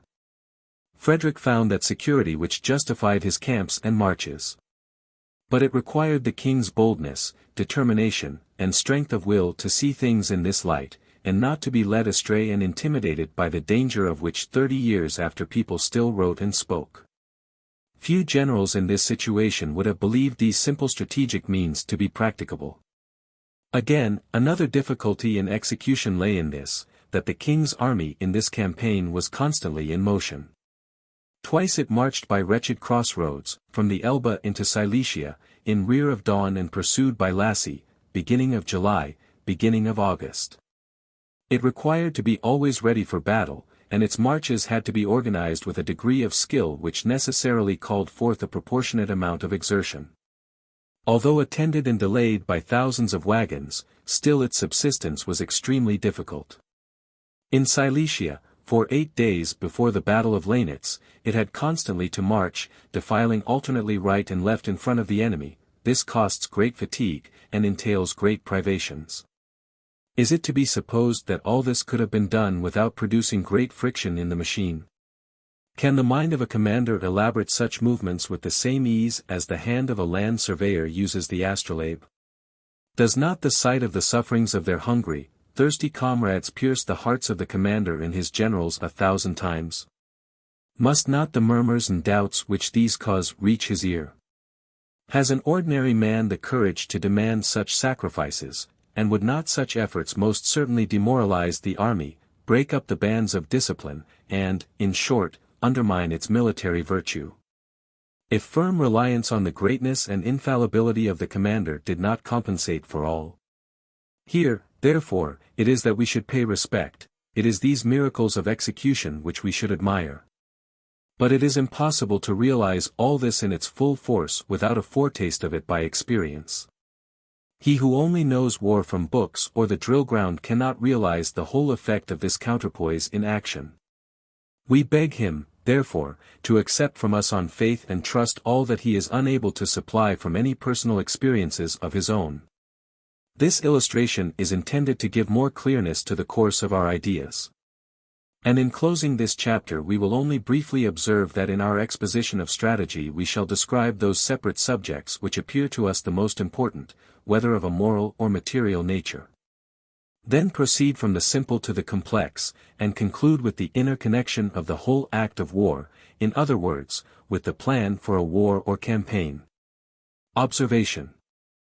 In an earlier manuscript of the second book are the following passages endorsed by the author himself to be used for the first chapter of the second book, the projected revision of that chapter not having been made. The passages referred to are introduced here in full. By the mere assemblage of armed forces at a particular point, a battle there becomes possible, but does not always take place. Is that possibility now to be regarded as a reality and therefore an effective thing? Certainly, it is so by its results, and these effects, whatever they may be, can never fail. 1. Possible combats are on account of their results to be looked upon as real. 1. If a detachment is sent away to cut off the retreat of a flying enemy, and the enemy surrenders in consequence without further resistance, still it is through the combat which is offered to him by this detachment sent after him that he is brought to his decision. If a part of our army occupies an enemy's province which was undefended, and thus deprives the enemy of very considerable means of keeping up the strength of his army, it is entirely through the battle which our detached body gives the enemy to expect, in case he seeks to recover the lost province, that we remain in possession of the same. In both cases, therefore, the mere possibility of a battle has produced results, and is therefore to be classed amongst actual events.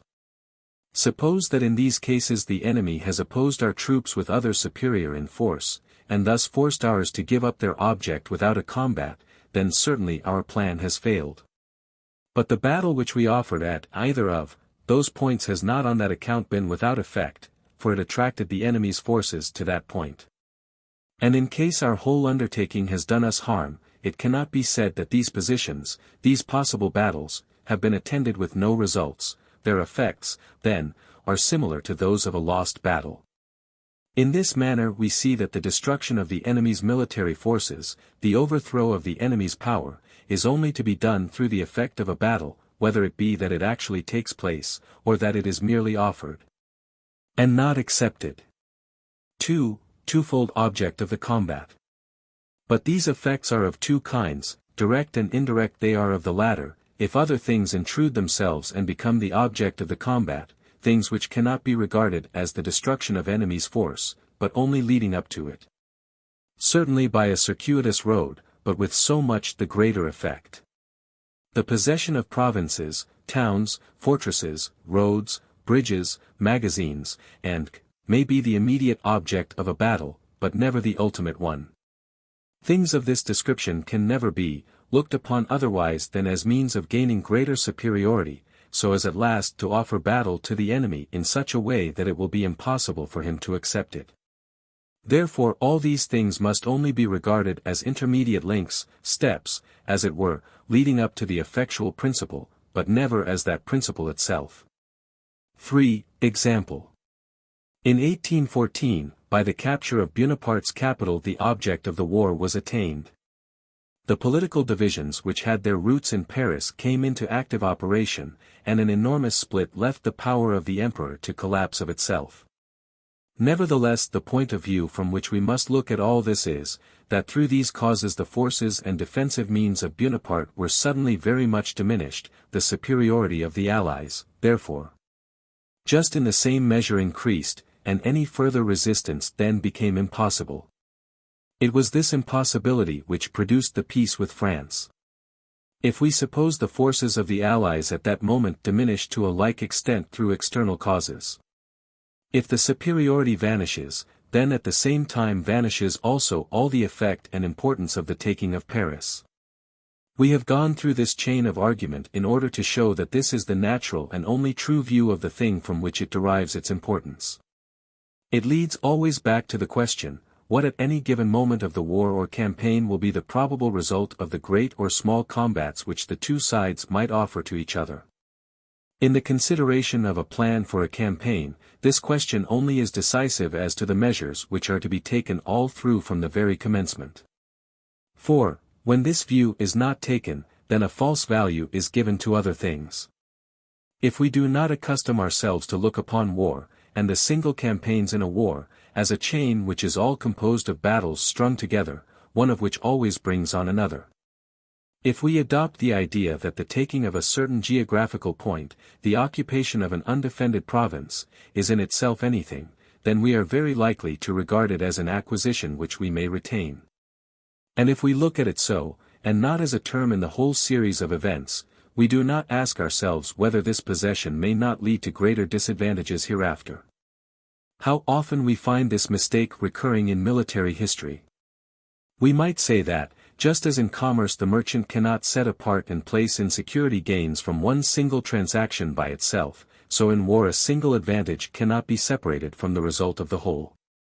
Just as the former must always operate with the whole bulk of his means, just so in war, only the sum total will decide on the advantage or disadvantage of each item. If the mind's eye is always directed upon the series of combats, so far as they can be seen beforehand, then it is always looking in the right direction, and thereby the motion of the force acquires that rapidity, that is to say, willing and doing acquire that energy which is suitable to the matter, and which is not to be thwarted or turned aside by extraneous influences. The whole of this chapter is directed against the theories of the Austrian staff in 1814. It may be taken as the foundation of the modern teaching of the Prussian General Staff. See especially von Kammer. Ed. Chapter 2. Elements of Strategy. The causes which condition the use of the combat in strategy may be easily divided into elements of different kinds, such as the moral, physical, mathematical, geographical and statistical elements. The first class includes all that can be called forth by moral qualities and effects, to the second belong the whole mass of the military force, its organization, the proportion of the three arms, and to the third, the angle of the lines of operation, the concentric and eccentric movements in as far as their geometrical nature has any value in the calculation. To the fourth, the influences of country, such as commanding points, hills, rivers, woods, roads, and lastly, to the fifth, all the means of supply. The separation of these things once for all in the mind does good in giving clearness and helping us to estimate at once, at a higher or lower value, the different classes as we pass onwards. For, in considering them separately, many lose of themselves their borrowed importance. One feels, for instance, quite plainly that the value of a base of operations, even if we look at nothing in it but its relative position to the line of operations, depends much less in that simple form on the geometrical element of the angle which they form with one another, than on the nature of the roads and the country through which they pass. But to treat upon strategy according to these elements would be the most unfortunate idea that could be conceived, for these elements are generally manifold, and intimately connected with each other in every single operation of war. We should lose ourselves in the most soulless analysis, and as if in a horrid dream, we should be forever trying in vain to build up an arch to connect this base of abstractions with facts belonging to the real world. Heaven preserve every theorist from such an undertaking. We shall keep to the world of things in their totality, and not pursue our analysis further than is necessary from time to time to give distinctness to the idea which we wish to impart, and which has come to us, not by a speculative investigation, but through the impression made by the realities of war in their entirety. Chapter 3 Moral Forces. We must return again to this subject, which is touched upon in the third chapter of the second book, because the moral forces are amongst the most important subjects in war. They form the spirit which permeates the whole being of war. These forces fasten themselves soonest and with the greatest affinity onto the will which puts in motion and guides the whole mass of powers, uniting with it as it were in one stream, because this is a moral force itself. Unfortunately they will escape from all book analysis, for they will neither be brought into numbers nor into classes, and require to be both seen and felt. The spirit and other moral qualities which animate an army, a general, or governments, public opinion in provinces in which a war is raging, the moral effect of a victory or of a defeat, are things which in themselves vary very much in their nature, and which also, according as they stand with regard to our object and our relations, may have an influence in different ways. Although little or nothing can be said about these things in books, still they belong to the theory of the art of war, as much as everything else which constitutes war. For I must here once more repeat that it is a miserable philosophy if, according to the old plan, we establish rules and principles wholly regardless of all moral forces, and then, as soon as these forces make their appearance, we begin to count exceptions which we thereby establish as it were theoretically, that is, make into rules. Or if we resort to an appeal to genius, which is above all rules, thus giving out by implication, not only that rules were only made for fools, but also that they themselves are no better than folly. Even if the theory of the art of war does no more in reality than recall these things to remembrance, showing the necessity of allowing to the moral forces their full value, and of always taking them into consideration. By so doing it extends its borders over the region of immaterial forces, and by establishing that point of view, condemns beforehand every one who would endeavor to justify himself before its judgment seat by the mere physical relations of forces. Further, out of regard to all other so-called rules, theory cannot banish the moral forces beyond its frontier, because the effects of the physical forces and the moral are completely fused, and are not to be decomposed like a metal alloy by a chemical process. In every rule relating to the physical forces, theory must present to the mind at the same time the share which the moral powers will have in it, if it would not be led to categorical propositions, at one time too timid and contracted, at another too dogmatical and wide. Even the most matter-of-fact theories have, without knowing it, strayed over into this moral kingdom, for, as an example, the effects of a victory cannot in any way be explained without taking into consideration the moral impressions. And therefore the most of the subjects which we shall go through in this book are composed half of physical, half of moral causes and effects, and we might say the physical are almost no more than the wooden handle, whilst the moral are the noble metal, the real bright polished weapon. The value of the moral powers, and their frequently incredible influence, are best exemplified by history, and this is the most generous and the purest nourishment which the mind of the general can extract from it. At the same time it is to be observed, that it is less demonstrations, critical examinations, and learned treatises, than sentiments, general impressions, and single flashing sparks of truth, which yield the seeds of knowledge that are to fertilize the mind. We might go through the most important moral phenomena in war, and with all the care of a diligent professor try what we could impart about each, either good or bad. But as in such a method one slides too much into the commonplace and trite, whilst real mind quickly makes its escape in analysis, the end is that one gets imperceptibly to the relation of things which everybody knows. We prefer, therefore, to remain here more than usually incomplete and rhapsodical, content to have drawn attention to the importance of the subject in a general way, and to have pointed out the spirit in which the views given in this book have been conceived. Chapter 4. The chief moral powers. These are the talents of the commander, the military virtue of the army, its national feeling. Which of these is the most important no one can tell in a general way, for it is very difficult to say anything in general of their strength, and still more difficult to compare the strength of one with that of another. The best plan is not to undervalue any of them, a fault which human judgment is prone to, sometimes on one side, sometimes on another, in its whimsical oscillations. It is better to satisfy ourselves of the undeniable efficacy of these three things by sufficient evidence from history. It is true, however, that in modern times the armies of European states have arrived very much at a par as regards discipline and fitness for service, and that the conduct of war has, as philosophers would say, naturally developed itself, thereby become a method, common as it were to all armies, so that even from commanders there is nothing further to be expected in the way of application of special means of art, in the limited sense, such as Frederick II's oblique order. Hence it cannot be denied that, as matters now stand, greater scope is afforded for the influence of national spirit and habituation of an army to war. A long peace may again alter all this. Written shortly after the great Napoleonic campaigns. The national spirit of an army, enthusiasm, fanatical zeal, faith, opinion, displays itself most in mountain warfare, where every one down to the common soldier is left to himself. On this account, a mountainous country is the best campaigning ground for popular levies. Expertness of an army through training, and that well-tempered courage which holds the ranks together as if they had been cast in a mold, show their superiority in an open country. The talent of a general has most room to display itself in a closely intersected, undulating country. In mountains he has too little command over the separate parts, and the direction of all is beyond his powers. In open plains it is simple and does not exceed those powers. According to these undeniable elective affinities, plans should be regulated. Chapter 5. Military virtue of an army. This is distinguished from mere bravery, and still more from enthusiasm for the business of war.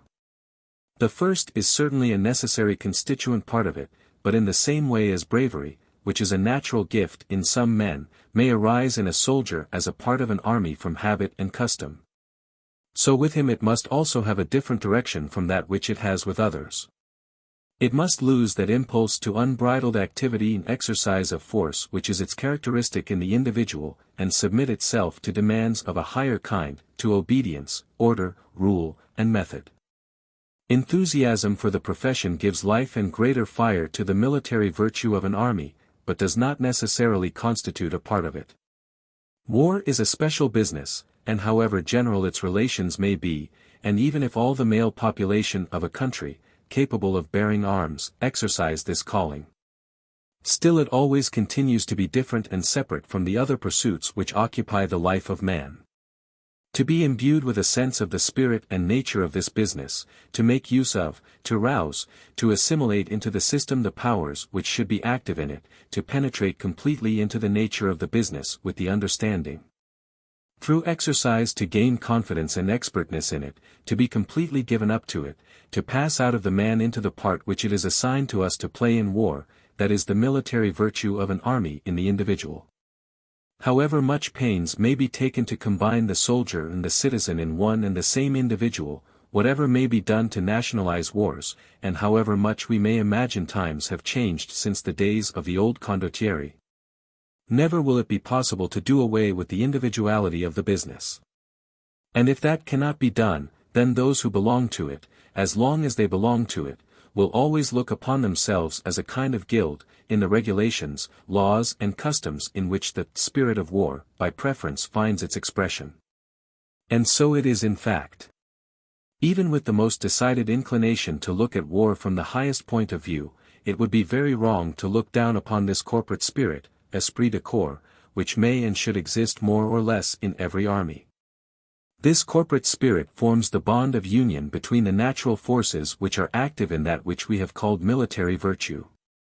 The crystals of military virtue have a greater affinity for the spirit of a corporate body than for anything else. An army which preserves its usual formations under the heaviest fire, which is never shaken by imaginary fears, and in the face of real danger disputes the ground inch by inch, which, proud in the feeling of its victories, never loses its sense of obedience, its respect for and confidence in its leaders, even under the depressing effects of defeat.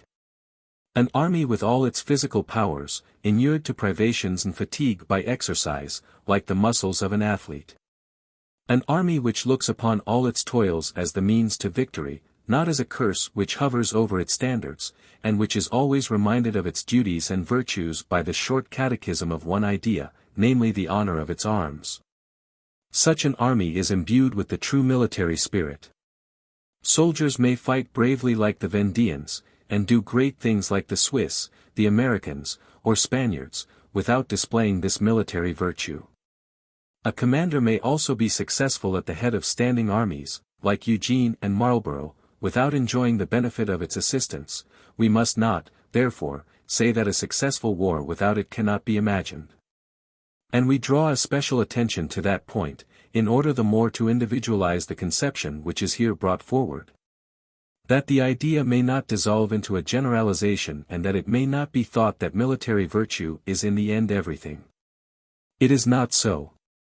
Military virtue in an army is a definite moral power which may be supposed wanting, and the influence of which may therefore be estimated, like any instrument the power of which may be calculated. Having thus characterized it, we proceed to consider what can be predicated of its influence, and what are the means of gaining its assistance. Military virtue is for the parts, what the genius of the commander is for the whole. The general can only guide the whole, not each separate part, and where he cannot guide the part, their military virtue must be its leader. A general is chosen by the reputation of his superior talents, the chief leaders of large masses after careful probation. But this probation diminishes as we descend the scale of rank, and in just the same measure we may reckon less and less upon individual talents, but what is wanting in this respect military virtue should supply. The natural qualities of a warlike people play just this part: bravery, aptitude, powers of endurance and enthusiasm. These properties may therefore supply the place of military virtue, and vice versa, from which the following may be deduced. 1. Military virtue is a quality of standing armies only, but they require it the most. In national risings its place is supplied by natural qualities, which develop themselves there more rapidly. 2.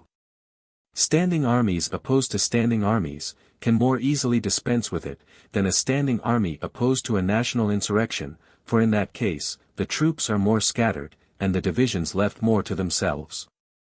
But where an army can be kept concentrated, the genius of the general takes a greater place, and supplies what is wanting in the spirit of the army.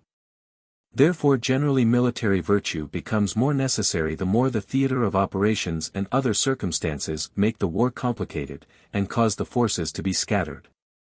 From these truths the only lesson to be derived is this, that if an army is deficient in this quality, every endeavor should be made to simplify the operations of the war as much as possible. Or to introduce double efficiency in the organization of the army in some other respect, and not to expect from the mere name of a standing army, that which only the veritable thing itself can give. The military virtue of an army is, therefore, one of the most important moral powers in war, and where it is wanting, we either see its place supplied by one of the others, such as the great superiority of generalship or popular enthusiasm. Or we find the results not commensurate with the exertions made. How much that is great, this spirit, this sterling worth of an army, this refining of or into the polished metal, has already done, we see in the history of the Macedonians under Alexander, the Roman legions under Caesar, the Spanish infantry under Alexander Farnese, the Swedes under Gustavus Adolphus and Charles XII, the Prussians under Frederick the Great, and the French under Bonaparte. We must purposely shut our eyes against all historical proof, if we do not admit, that the astonishing successes of these generals and their greatness in situations of extreme difficulty, were only possible with armies possessing this virtue. This spirit can only be generated from two sources, and only by these two conjointly. The first is a succession of campaigns and great victories, the other is, an activity of the army carried sometimes to the highest pitch.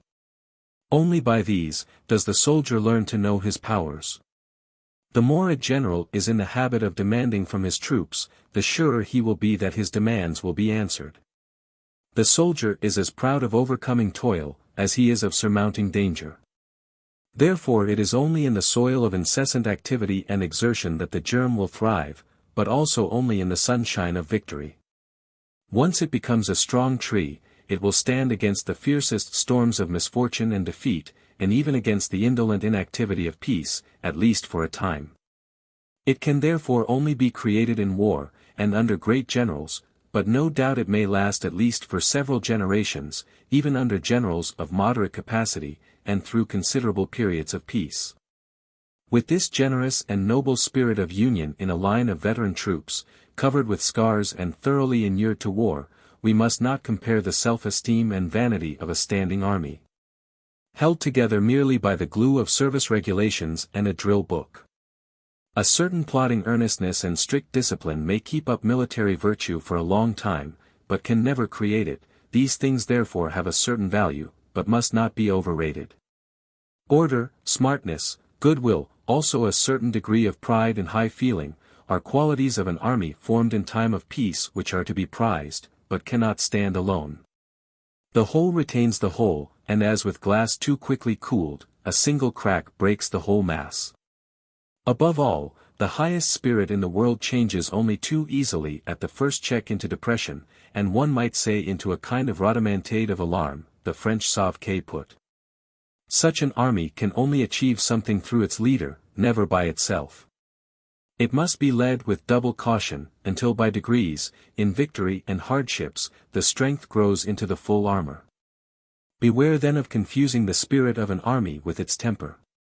Clausewitz is, of course, thinking of the long-service standing armies of his own youth. Not of the short-service standing armies of today, editor. Chapter 6. Boldness.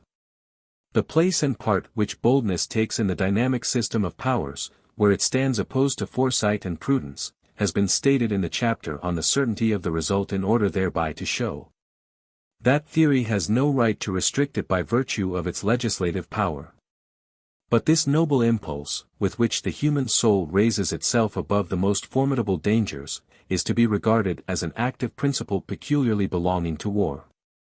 In fact, in what branch of human activity should boldness have a right of citizenship if not in war? From the transport driver and the drummer up to the general, it is the noblest of virtues, the true steel which gives the weapon its edge and brilliancy. Let us admit in fact it has in war even its own prerogatives.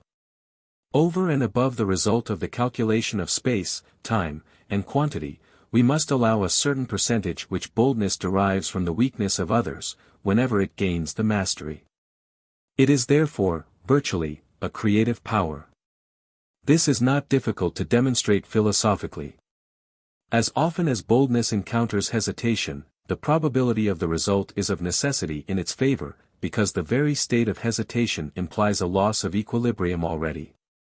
It is only when it encounters cautious foresight, which we may say is just as bold, at all events just as strong and powerful as itself, that it is at a disadvantage. Such cases, however, rarely occur. Out of the whole multitude of prudent men in the world, the great majority are so from timidity. Amongst large masses, Boldness is a force, the special cultivation of which can never be to the detriment of other forces, because the great mass is bound to a higher will by the framework and joints of the order of battle and of the service. And therefore is guided by an intelligent power which is extraneous. Boldness is therefore here only like a spring held down until its action is required. The higher the rank, the more necessary it is that boldness should be accompanied by a reflective mind, that it may not be a mere blind outburst of passion to no purpose. For with increase of rank it becomes always less a matter of self-sacrifice and more a matter of the preservation of others, and the good of the whole. Where regulations of the service, as a kind of second nature, prescribe for the masses, reflection must be the guide of the general, and in his case individual boldness in action may easily become a fault. Still, at the same time, it is a fine failing, and must not be looked at in the same light as any other. Happy the army in which an untimely boldness frequently manifests itself, it is an exuberant growth which shows a rich soil. Even foolhardiness, that is boldness without an object, is not to be despised. In point of fact it is the same energy of feeling, only exercised as a kind of passion without any cooperation of the intelligent faculties. It is only when it strikes at the root of obedience, when it treats with contempt the orders of superior authority, that it must be repressed as a dangerous evil, not on its own account but on account of the act of disobedience. For there is nothing in war which is of greater importance than obedience. The reader will readily agree with us that, supposing an equal degree of discernment to be forthcoming in a certain number of cases, 1,000 times as many of them will end in disaster through over-anxiety as through boldness. One would suppose it natural that the interposition of a reasonable object should stimulate boldness, and therefore lessen its intrinsic merit, and yet the reverse is the case in reality. The intervention of lucid thought or the general supremacy of mind deprives the emotional forces of a great part of their power. On that account boldness becomes of rarer occurrence the higher we ascend the scale of rank, for whether the discernment and the understanding do or do not increase with these ranks, still the commanders, in their several stations as they rise, are pressed upon more and more severely by objective things, by relations and claims from without, so that they become the more perplexed the lower the degree of their individual intelligence. This, so far as regards war, is the chief foundation of the truth of the French proverb. Tel brille au second que s'éclipse au premier. Almost all the generals who are represented in history as merely having attained to mediocrity, and as wanting in decision when in supreme command, are men celebrated in their antecedent career for their boldness and decision. Beaulieu, Benedek, Bazaine, Buller, Melas, Mack. And in those motives to bold action which arise from the pressure of necessity we must make a distinction. Necessity has its degrees of intensity. If it lies near at hand, if the person acting is in the pursuit of his object driven into great dangers in order to escape others equally great, then we can only admire his resolution, which still has also its value. If a young man to show his skill in horsemanship leaps across a deep cleft, then he is bold. If he makes the same leap pursued by a troop of head-chopping janissaries, he is only resolute. But the farther off the necessity from the point of action, the greater the number of relations intervening which the mind has to traverse, in order to realize them, by so much the less does necessity take from boldness in action. If Frederick the Great, in the year 1756, saw that war was inevitable, and that he could only escape destruction by being beforehand with his enemies, it became necessary for him to commence the war himself.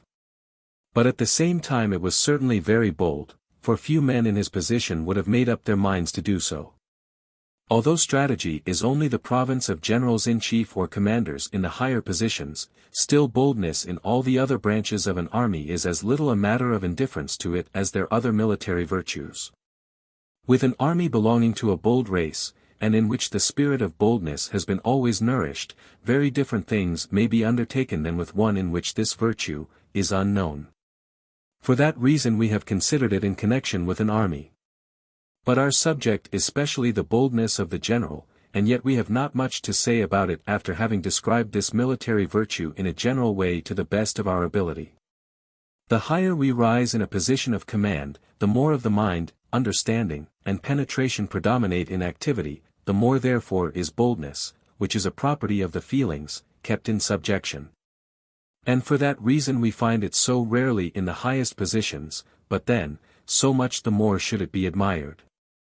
Boldness, directed by an overruling intelligence, is the stamp of the hero. This boldness does not consist in venturing directly against the nature of things, in a downright contempt of the laws of probability, but, if a choice is once made, in the rigorous adherence to that higher calculation which genius, the tact of judgment, has gone over with the speed of lightning. The more boldness lends wings to the mind and the discernment, so much the farther they will reach in their flight, so much the more comprehensive will be the view, the more exact the result. But certainly always only in the sense that with greater objects greater dangers are connected. The ordinary man, not to speak of the weak and irresolute, arrives at an exact result so far as such is possible without ocular demonstration, at most after diligent reflection in his chamber, at a distance from danger and responsibility. Let danger and responsibility draw close round him in every direction, then he loses the power of comprehensive vision, and if he retains this in any measure by the influence of others, still he will lose his power of decision. Because in that point no one can help him. We think then that it is impossible to imagine a distinguished general without boldness, that is to say, that no man can become one who is not born with this power of the soul, and we therefore look upon it as the first requisite for such a career. How much of this inborn power, developed and moderated through education and the circumstances of life, is left when the man has attained a high position, is the second question. The greater this power still is, the stronger will genius be on the wing, the higher will be its flight. The risks become always greater, but the purpose grows with them. Whether its lines proceed out of and get their direction from a distant necessity, or whether they converge to the keystone of a building which ambition has planned, whether Frederick or Alexander acts, is much the same as regards the critical view. If the one excites the imagination more because it is bolder, the other pleases the understanding most, because it has in it more absolute necessity. We have still to advert to one very important circumstance. The spirit of boldness can exist in an army, either because it is in the people, or because it has been generated in a successful war conducted by able generals. In the latter case it must of course be dispensed with at the commencement. Now in our days there is hardly any other means of educating the spirit of a people in this respect, except by war, and that too under bold generals. By it alone can that effeminacy of feeling be counteracted, that propensity to seek for the enjoyment of comfort, which cause degeneracy in a people rising in prosperity and immersed in an extremely busy commerce. A nation can hope to have a strong position in the political world only if its character and practice in actual war mutually support each other in constant reciprocal action. Chapter 7. Perseverance. The reader expects to hear of angles and lines, and finds, instead of these citizens of the scientific world, only people out of common life, such as he meets with every day in the street. And yet the author cannot make up his mind to become a hair's breadth more mathematical than the subject seems to him to require, and he is not alarmed at the surprise which the reader may show. In war more than anywhere else in the world things happen differently to what we had expected, and look differently when near, to what they did at a distance. With what serenity the architect can watch his work gradually rising and growing into his plan. The doctor, although much more at the mercy of mysterious agencies and chances than the architect, still knows enough of the forms and effects of his means. In war, on the other hand, the commander of an immense whole finds himself in a constant whirlpool of false and true information, of mistakes committed through fear, through negligence, through precipitation, of contraventions of his authority. Either from mistaken or correct motives, from ill will, true or false sense of duty, indolence or exhaustion, of accidents which no mortal could have foreseen. In short, he is the victim of 100,000 impressions, of which the most have an intimidating, the fewest an encouraging tendency. By long experience in war, the tact is acquired of readily appreciating the value of these incidents. High courage and stability of character stand proof against them, as the rock resists the beating of the waves. He who would yield to these impressions would never carry out an undertaking, and on that account perseverance in the proposed object, as long as there is no decided reason against it, is a most necessary counterpoise. Further, There is hardly any celebrated enterprise in war which was not achieved by endless exertion, pains, and privations. And as here the weakness of the physical and moral man is ever disposed to yield, only an immense force of will, which manifests itself in perseverance admired by present and future generations, can conduct to our goal. Chapter 8. Superiority of Numbers. This is in tactics, as well as in strategy, the most general principle of victory, and shall be examined by us first in its generality, for which we may be permitted the following exposition. Strategy fixes the point where, the time when, and the numerical force with which the battle is to be fought. By this triple determination it has therefore a very essential influence on the issue of the combat. If tactics has fought the battle, if the result is over, let it be victory or defeat, strategy makes such use of it as can be made in accordance with the great object of the war. This object is naturally often a very distant one, seldom does it lie quite close at hand. A series of other objects subordinate themselves to it as means. These objects, which are at the same time means to a higher purpose, may be practically of various kinds, even the ultimate aim of the whole war may be a different one in every case. We shall make ourselves acquainted with these things according as we come to know the separate objects which they come in contact with.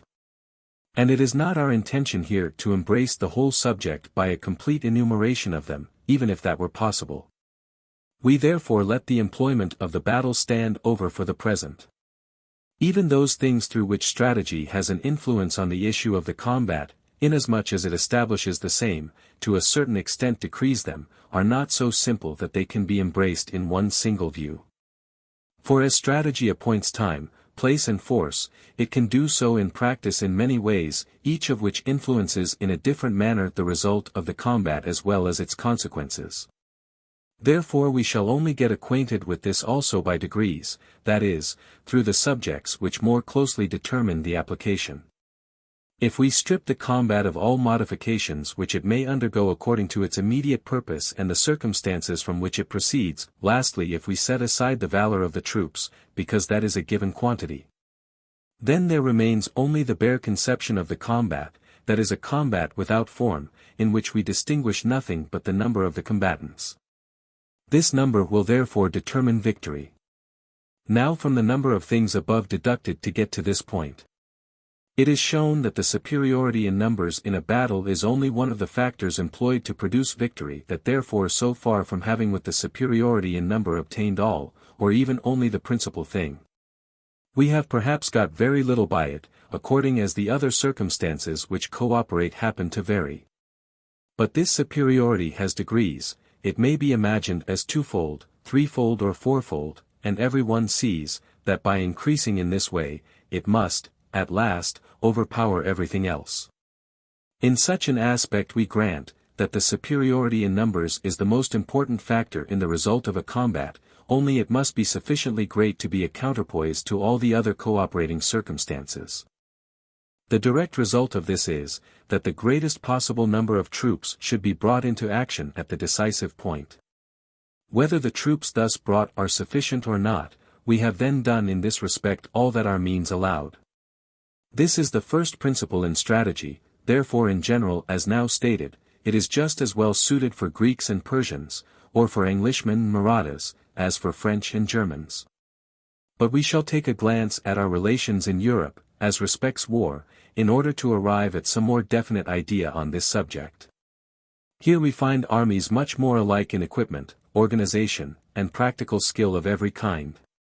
There only remains a difference in the military virtue of armies, and in the talent of generals which may fluctuate with time from side to side.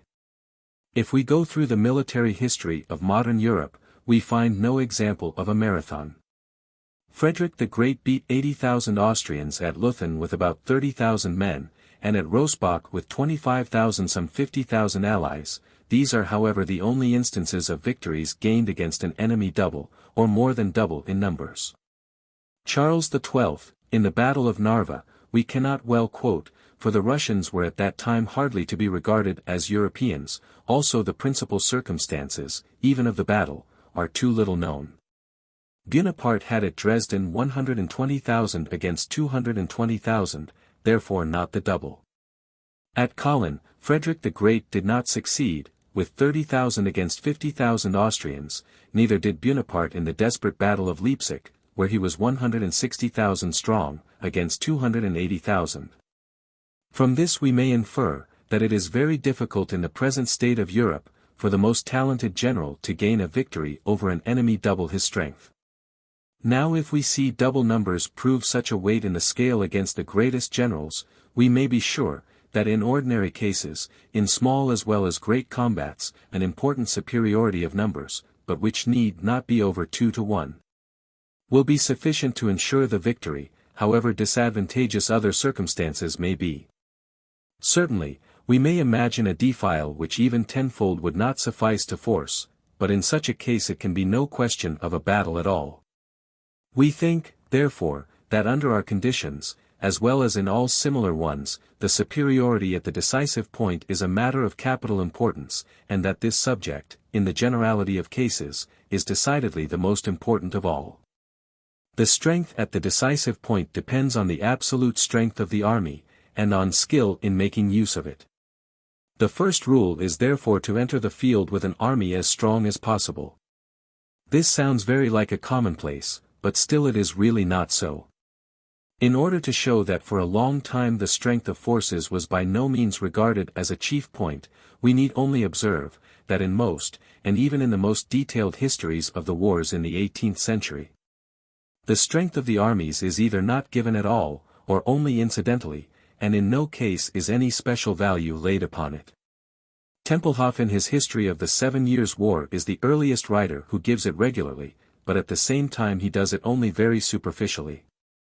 Even Massenbach, in his manifold critical observations on the Prussian campaigns of 1793–94 in the Vosges, talks a great deal about hills and valleys, roads and footpaths, but does not say a syllable about mutual strength. Another proof lies in a wonderful notion which haunted the heads of many critical historians, according to which there was a certain size of an army which was the best, a normal strength, beyond which the forces in excess were burdensome rather than serviceable. Tempelhof and Montalembert are the first we recollect as examples, the first in a passage of his first part, page 148, the other in his correspondence relative to the plan of operations of the Russians in 1759. Lastly, there are a number of instances to be found, in which all the available forces were not really brought into the battle, or into the war, because the superiority of numbers was not considered to have that importance which in the nature of things belongs to it. The Prussians at Jena, 1806. Wellington at Waterloo. If we are thoroughly penetrated with the conviction that with a considerable superiority of numbers everything possible is to be effected, then it cannot fail that this clear conviction reacts on the preparations for the war, so as to make us appear in the field with as many troops as possible, and either to give us ourselves the superiority, or at least to guard against the enemy obtaining it. So much for what concerns the absolute force with which the war is to be conducted. The measure of this absolute force is determined by the government. And although with this determination the real action of war commences, and it forms an essential part of the strategy of the war, still in most cases the general who is to command these forces in the war must regard their absolute strength as a given quantity, whether it be that he has had no voice in fixing it, or that circumstances prevented a sufficient expansion being given to it. There remains nothing, therefore, where an absolute superiority is not attainable, but to produce a relative one at the decisive point, by making skillful use of what we have. The calculation of space and time appears as the most essential thing to this end, and this has caused that subject to be regarded as one which embraces nearly the whole art of using military forces. Indeed, some have gone so far as to ascribe to great strategists and tacticians a mental organ peculiarly adapted to this point. But the calculation of time and space, although it lies universally at the foundation of strategy, and is to a certain extent its daily bread, is still neither the most difficult, nor the most decisive one. If we take an unprejudiced glance at military history, we shall find that the instances in which mistakes in such a calculation have proved the cause of serious losses are very rare, at least in strategy.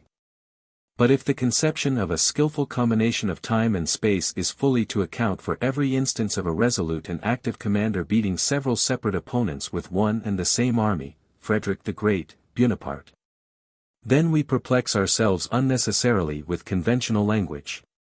For the sake of clearness and the profitable use of conceptions, it is necessary that things should always be called by their right names. The right appreciation of their opponents, Daun, Schwarzenberg, the audacity to leave for a short space of time a small force only before them, energy in forced marches, boldness in sudden attacks. The intensified activity which great souls acquire in the moment of danger, these are the grounds of such victories. And what have these to do with the ability to make an exact calculation of two such simple things as time and space? But even this ricocheting play of forces, when the victories at Rosbach and Montmirail give the impulse to victories at Leuthen and Montreux, to which great generals on the defensive have often trusted, is still, if we would be clear and exact, only a rare occurrence in history. Much more frequently the relative superiority, that is, the skillful assemblage of superior forces at the decisive point, has its foundation in the right appreciation of those points. In the judicious direction which by that means has been given to the forces from the very first, and in the resolution required to sacrifice the unimportant to the advantage of the important, that is, to keep the forces concentrated in an overpowering mass. In this, Frederick the Great and Bonaparte are particularly characteristic. We think we have now allotted to the superiority in numbers the importance which belongs to it. It is to be regarded as the fundamental idea, always to be aimed at before all and as far as possible. But to regard it on this account as a necessary condition of victory would be a complete misconception of our exposition. In the conclusion to be drawn from it there lies nothing more than the value which should attach to numerical strength in the combat. If that strength is made as great as possible, then the maxim is satisfied. A review of the total relations must then decide whether or not the combat is to be avoided for want of sufficient force. Owing to our freedom from invasion, and to the condition which arise in our colonial wars, we have not yet, in England, arrived at a correct appreciation of the value of superior numbers in war. And still adhere to the idea of an army just big enough, which Clausewitz has so unsparingly ridiculed. Editor. Chapter 9. The Surprise. From the subject of the foregoing chapter, the general endeavor to attain a relative superiority, there follows another endeavor which must consequently be just as general in its nature. This is the surprise of the enemy. It lies more or less at the foundation of all undertakings, for without it the preponderance at the decisive point is not properly conceivable. The surprise is, therefore, not only the means to the attainment of numerical superiority, but it is also to be regarded as a substantive principle in itself, on account of its moral effect. When it is successful in a high degree, confusion and broken courage in the enemy's ranks are the consequences. And of the degree to which these multiply a success, there are examples enough, great and small. We are not now speaking of the particular surprise which belongs to the attack, but of the endeavor by measures generally, and especially by the distribution of forces, to surprise the enemy, which can be imagined just as well in the defensive, and which in the tactical defense particularly is a chief point. We say, surprise lies at the foundation of all undertakings without exception, only in very different degrees according to the nature of the undertaking and other circumstances. This difference, indeed, originates in the properties or peculiarities of the army and its commander, in those even of the government. Secrecy and rapidity are the two factors in this product, and these suppose in the government and the commander-in-chief great energy, and on the part of the army a high sense of military duty. With effeminacy and loose principles it is in vain to calculate upon a surprise. But so general, indeed so indispensable, as is this endeavor, and true as it is that it is never wholly unproductive of effect, still it is not the less true that it seldom succeeds to a remarkable degree. And this follows from the nature of the idea itself. We should form an erroneous conception if we believe that by this means chiefly there is much to be attained in war. In idea it promises a great deal, in the execution it generally sticks fast by the friction of the whole machine. In tactics the surprise is much more at home, for the very natural reason that all times and spaces are on a smaller scale. It will, therefore, in strategy be the more feasible in proportion as the measures lie nearer to the province of tactics, and more difficult the higher up they lie towards the province of policy. The preparations for a war usually occupy several months. The assembly of an army at its principal positions requires generally the formation of depots and magazines, and long marches, the object of which can be guessed soon enough. It therefore rarely happens that one state surprises another by a war, or by the direction which it gives the mass of its forces. In the 17th and 18th centuries, when war turned very much upon sieges, it was a frequent aim, and quite a peculiar and important chapter in the art of war, to invest a strong place unexpectedly, but even that only rarely succeeded. Railways, steamships, and telegraphs have, however, enormously modified the relative importance and practicability of surprise. Editor. On the other hand, with things which can be done in a day or two, a surprise is much more conceivable, and, therefore, also it is often not difficult thus to gain a march upon the enemy, and thereby a position, a point of country, a road, and. But it is evident that what surprise gains in this way in easy execution, it loses in the efficacy, as the greater the efficacy the greater always the difficulty of execution. Whoever thinks that with such surprises on a small scale, he may connect great results, as, for example, the gain of a battle, the capture of an important magazine, believes in something which it is certainly very possible to imagine, but for which there is no warrant in history. For there are upon the whole very few instances where anything great has resulted from such surprises, from which we may justly conclude that inherent difficulties lie in the way of their success.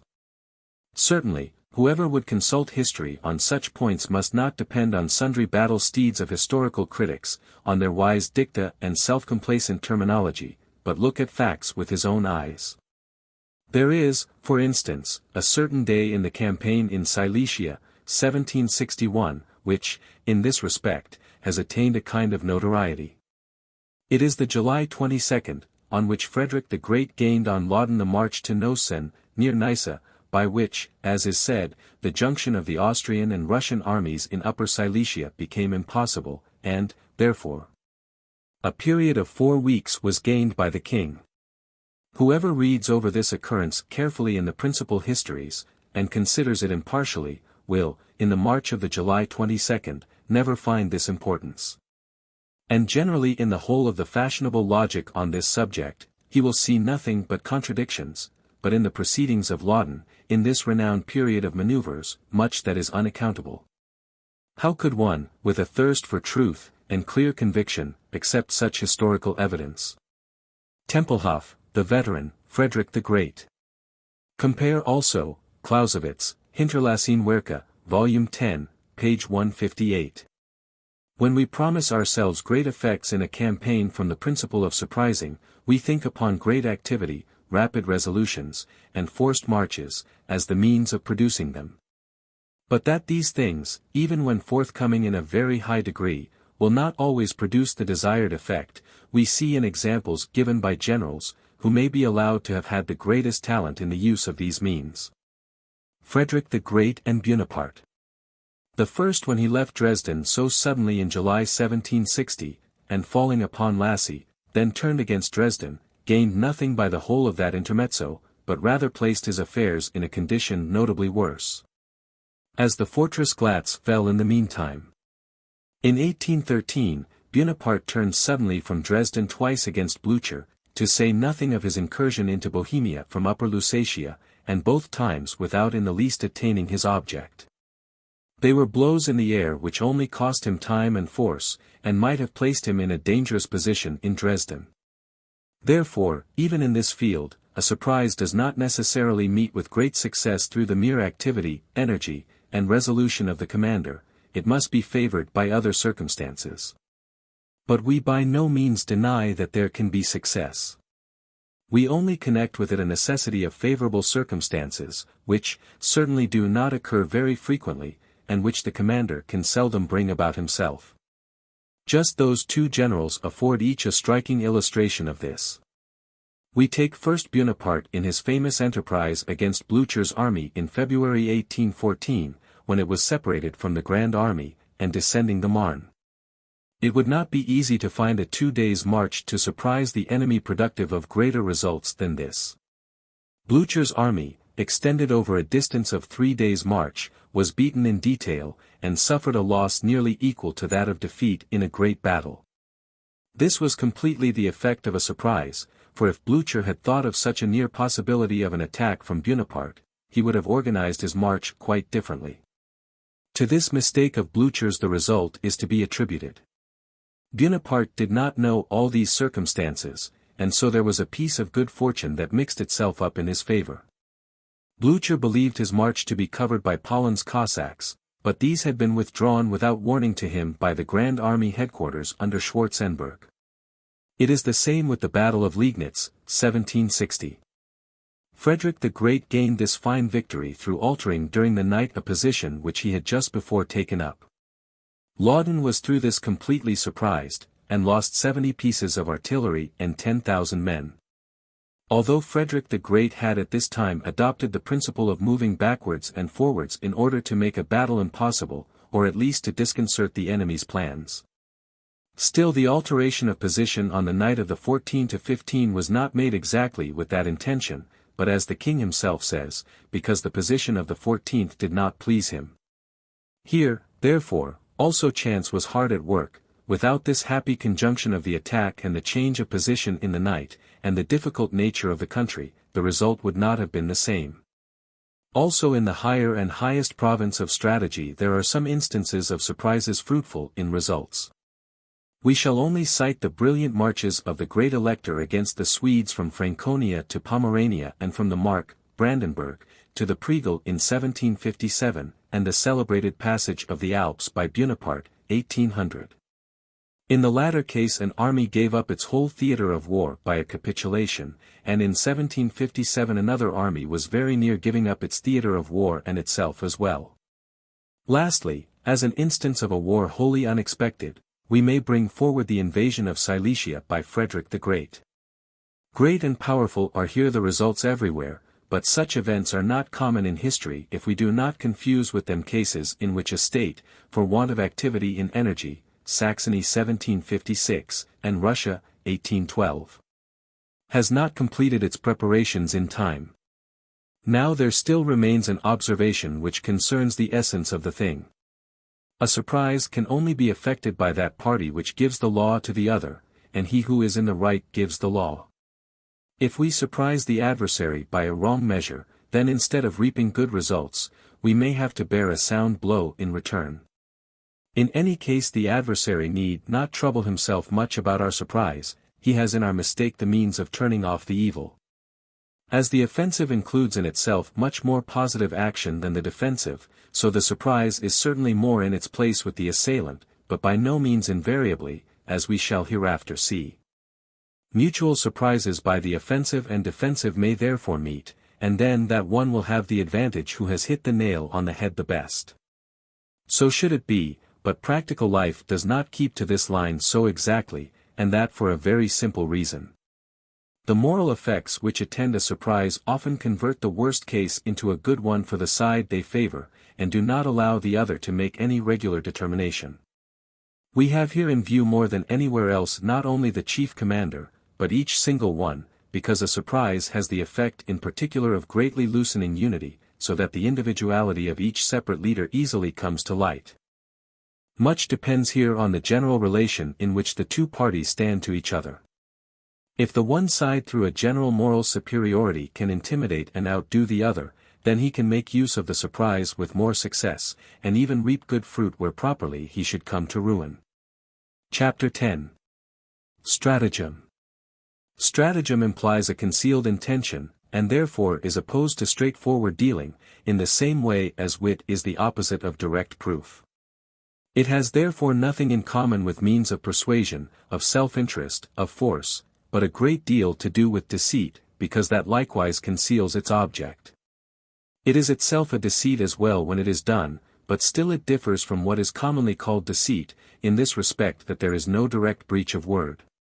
The deceiver by stratagem leaves it to the person himself whom he is deceiving to commit the errors of understanding which at last, flowing into one result, suddenly change the nature of things in his eyes. We may therefore say, as nit is a sleight of hand with ideas and conceptions, so stratagem is a sleight of hand with actions.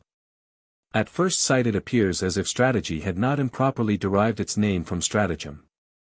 And that, with all the real and apparent changes which the whole character of war has undergone since the time of the Greeks, this term still points to its real nature. If we leave to tactics the actual delivery of the blow, the battle itself, and look upon strategy as the art of using this means with skill, then besides the forces of the character, such as burning ambition which always presses like a spring, a strong will which hardly bends and there seems no subjective quality so suited to guide and inspire strategic activity as stratagem. The general tendency to surprise, treated of in the foregoing chapter, points to this conclusion, for there is a degree of stratagem, be it ever so small, which lies at the foundation of every attempt to surprise. But however much we feel a desire to see the actors in war outdo each other in hidden activity, readiness, and stratagem, still we must admit that these qualities show themselves but little in history, and have rarely been able to work their way to the surface from amongst the mass of relations and circumstances. The explanation of this is obvious, and it is almost identical with the subject matter of the preceding chapter. Strategy knows no other activity than the regulating of combat with the measures which relate to it. It has no concern, like ordinary life, with transactions which consist merely of words, that is, in expressions, declarations, but these, which are very inexpensive, are chiefly the means with which the wily one takes in those he practices upon. That which there is like it in war, plans and orders given merely as make-believers. False reports sent on purpose to the enemy, is usually of so little effect in the strategic field that it is only resorted to in particular cases which offer of themselves. Therefore cannot be regarded as spontaneous action which emanates from the leader. But such measures as carrying out the arrangements for a battle, so far as to impose upon the enemy, require a considerable expenditure of time and power. Of course, the greater the impression to be made, the greater the expenditure in these respects. And as this is usually not given for the purpose, very few demonstrations, so-called, in strategy, effect the object for which they are designed. In fact, it is dangerous to detach large forces for any length of time merely for a trick, because there is always the risk of its being done in vain, and then these forces are wanted at the decisive point. The chief actor in war is always thoroughly sensible of this sober truth, and therefore he has no desire to play at tricks of agility. The bitter earnestness of necessity presses so fully into direct action that there is no room for that game. In a word, the pieces on the strategical chessboard want that mobility which is the element of stratagem and subtlety. The conclusion which we draw, is that a correct and penetrating eye is a more necessary and more useful quality for a general than craftiness, although that also does no harm if it does not exist at the expense of necessary qualities of the heart, which is only too often the case. But the weaker the forces become which are under the command of strategy, so much the more they become adapted for stratagem, so that to the quite feeble and little, for whom no prudence, no sagacity is any longer sufficient at the point where all art seems to forsake him, stratagem offers itself as a last resource. The more helpless his situation, the more everything presses towards one single, desperate blow, the more readily stratagem comes to the aid of his boldness. Let loose from all further calculations, freed from all concern for the future, boldness and stratagem intensify each other, and thus collect at one point an infinitesimal glimmering of hope into a single ray, which may likewise serve to kindle a flame. Chapter 11. Assembly of forces in space. The best strategy is always to be very strong, first generally then at the decisive point. Therefore, apart from the energy which creates the army, a work which is not always done by the general, there is no more imperative and no simpler law for strategy than to keep the forces concentrated. No portion is to be separated from the main body unless called away by some urgent necessity. On this maxim we stand firm, and look upon it as a guide to be depended upon. What are the reasonable grounds on which a detachment of forces may be made we shall learn by degrees. Then we shall also see that this principle cannot have the same general effects in every war, but that these are different according to the means and end. It seems incredible, and yet it has happened 100 times, that troops have been divided and separated merely through a mysterious feeling of conventional manner, without any clear perception of the reason. If the concentration of the whole force is acknowledged as the norm, and every division and separation as an exception which must be justified, then not only will that folly be completely avoided, but also many an erroneous ground for separating troops will be barred admission. Chapter 12. Assembly of forces in time. We have here to deal with a conception which in real life diffuses many kinds of illusory light. A clear definition and development of the idea is therefore necessary, and we hope to be allowed a short analysis. War is the shock of two opposing forces in collision with each other, from which it follows as a matter of course that the stronger not only destroys the other, but carries it forward with it in its movement.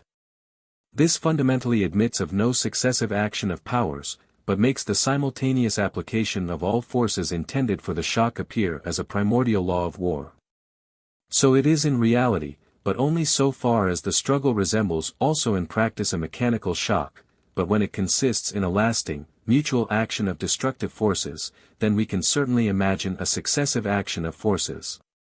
This is the case in tactics, principally because firearms form the basis of all tactics, but also for other reasons as well.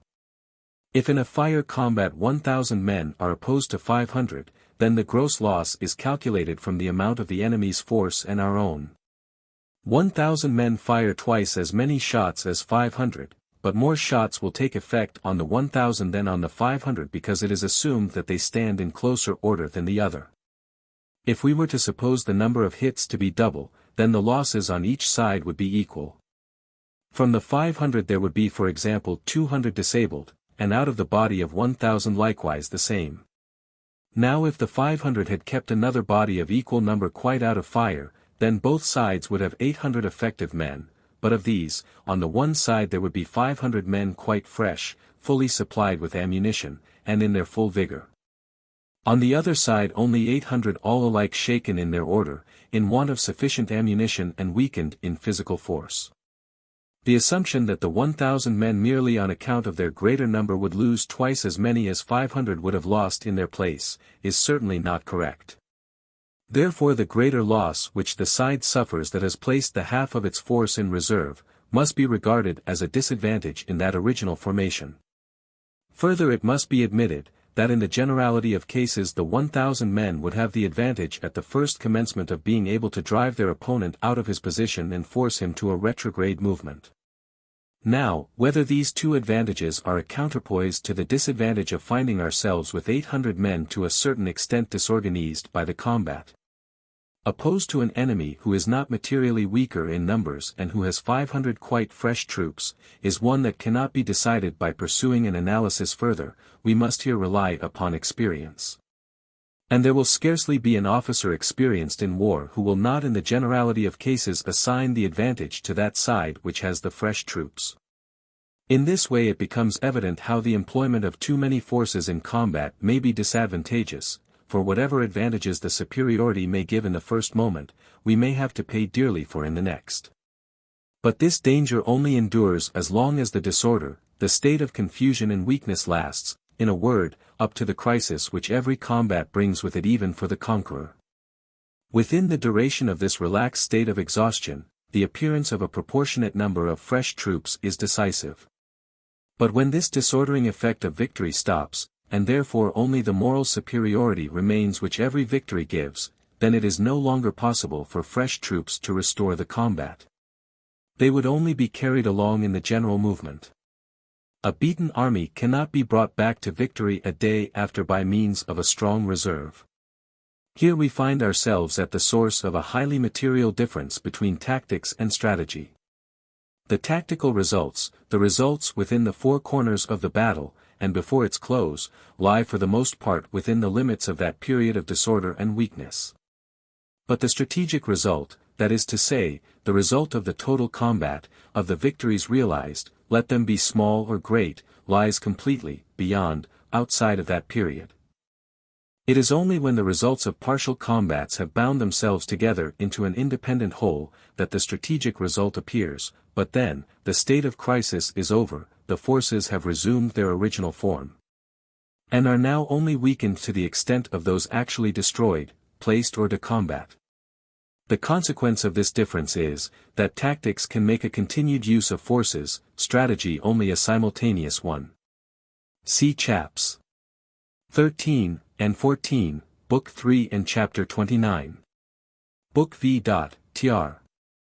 If I cannot, in tactics, decide all by the first success, if I have to fear the next moment, it follows of itself that I employ only so much of my force for the success of the first moment as appears sufficient for that object, and keep the rest beyond the reach of fire or conflict of any kind, in order to be able to oppose fresh troops to fresh, or with such to overcome those that are exhausted.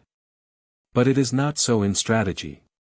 Partly, as we have just shown, it has not so much reason to fear a reaction after a success realized, because with that success the crisis stops. Partly all the forces strategically employed are not necessarily weakened. Only so much of them as have been tactically in conflict with the enemy's force, that is, engaged in partial combat, are weakened by it. Consequently, only so much as was unavoidably necessary, but by no means all which was strategically in conflict with the enemy, unless tactics has expended them unnecessarily. Corps which, on account of the general superiority in numbers, have either been little or not at all engaged, whose presence alone has assisted in the result, are after the decision the same as they were before, and for new enterprises as efficient as if they had been entirely inactive. How greatly such corps which thus constitute our excess may contribute to the total success is evident in itself. Indeed, it is not difficult to see how they may even diminish considerably the loss of the forces engaged in tactical conflict on our side. If, therefore, in strategy the loss does not increase with the number of the troops employed, but is often diminished by it, and if, as a natural consequence, the decision in our favor is, by that means, the more certain, then it follows naturally that in strategy we can never employ too many forces, and consequently also that they must be applied simultaneously to the immediate purpose. But we must vindicate this proposition upon another ground. We have hitherto only spoken of the combat itself. It is the real activity in war, but men, time, and space, which appear as the elements of this activity, must, at the same time, be kept in view, and the results of their influence brought into consideration also. Fatigue, exertion, and privation constitute in war a special principle of destruction, not essentially belonging to contest, but more or less inseparably bound up with it, and certainly one which especially belongs to strategy.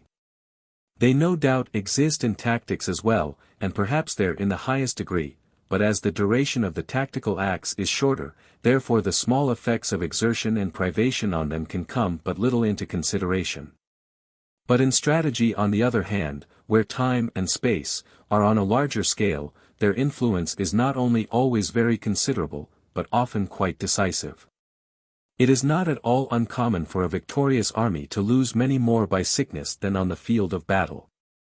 If, therefore, we look at this sphere of destruction in strategy in the same manner as we have considered that of fire and close combat in tactics, then we may well imagine that everything which comes within its vortex will, at the end of the campaign or of any other strategic period, be reduced to a state of weakness, which makes the arrival of a fresh force decisive.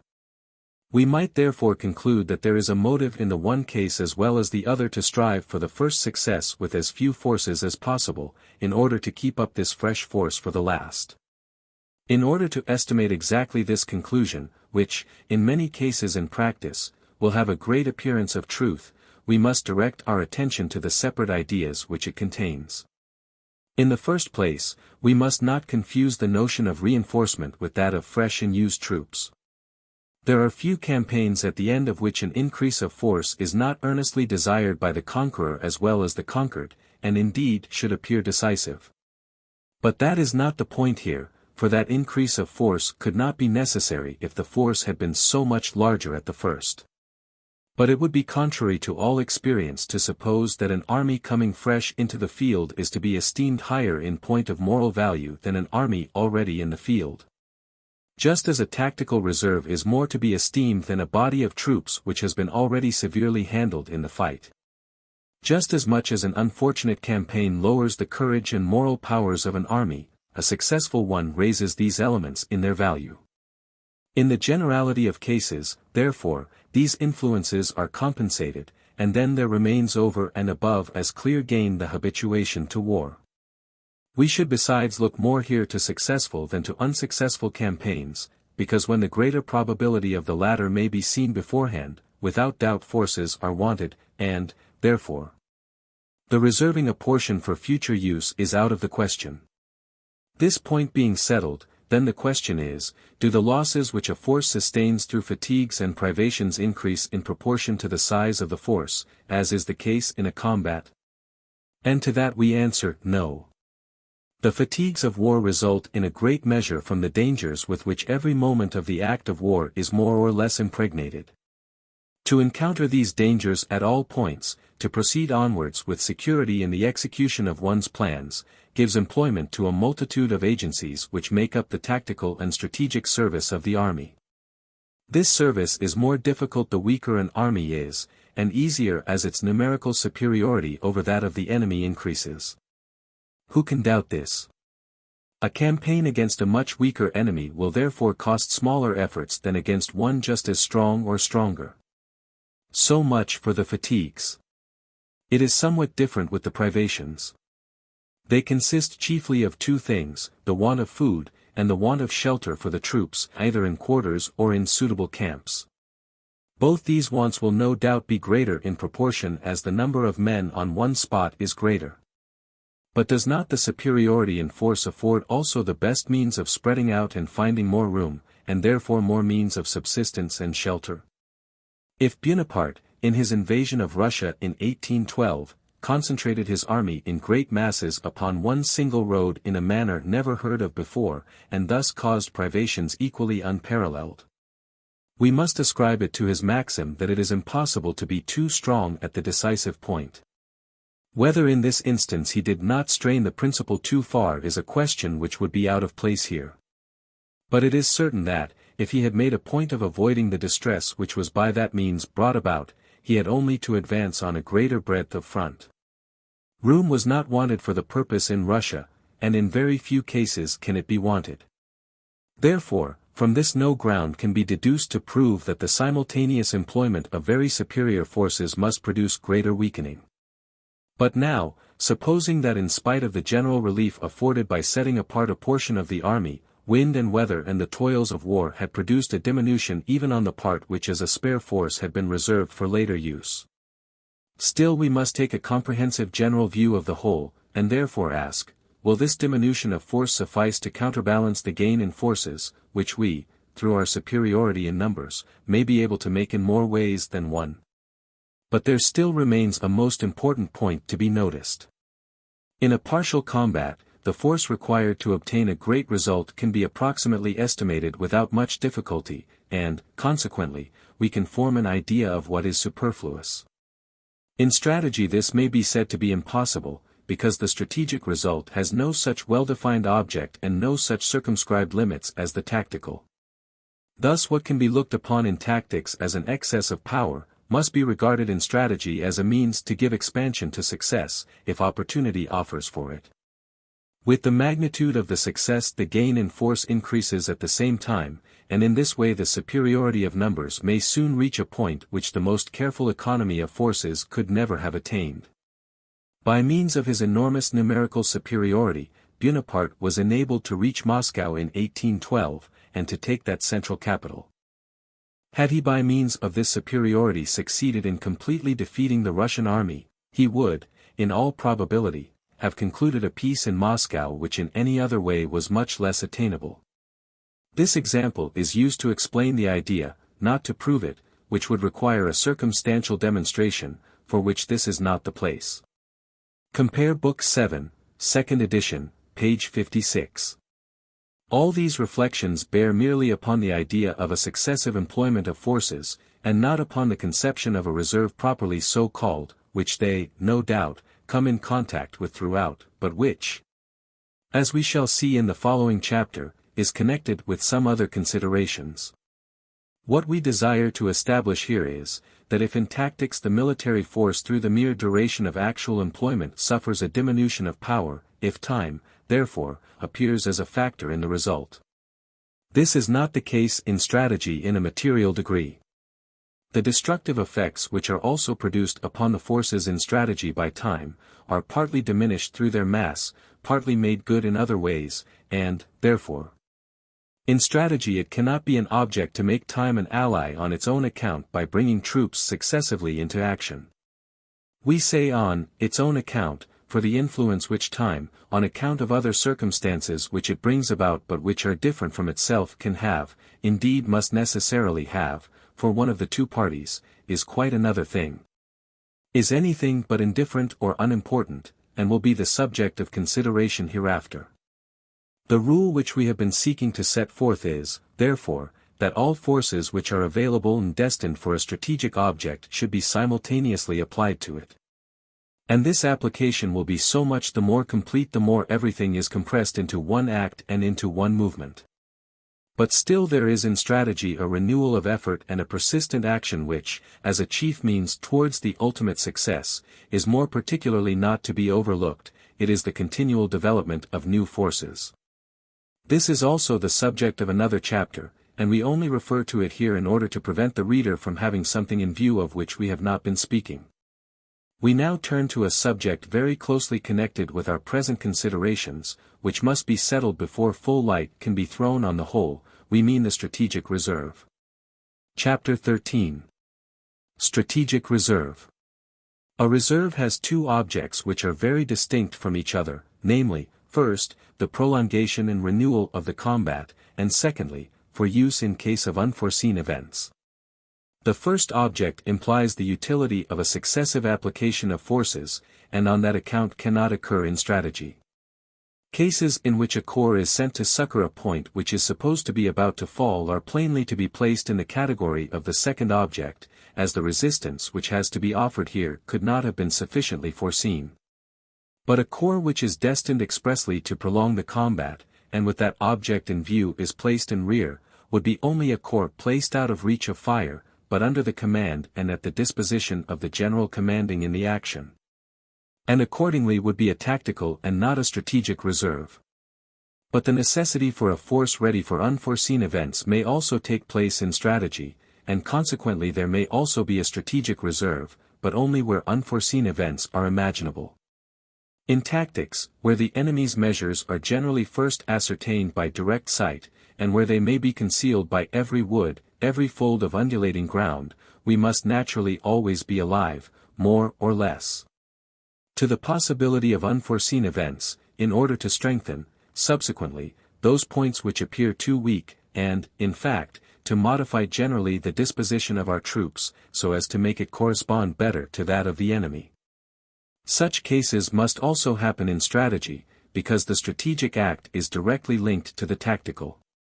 In strategy also many a measure is first adopted in consequence of what is actually seen, or in consequence of uncertain reports arriving from day to day, or even from hour to hour, and lastly, from the actual results of the combats it is.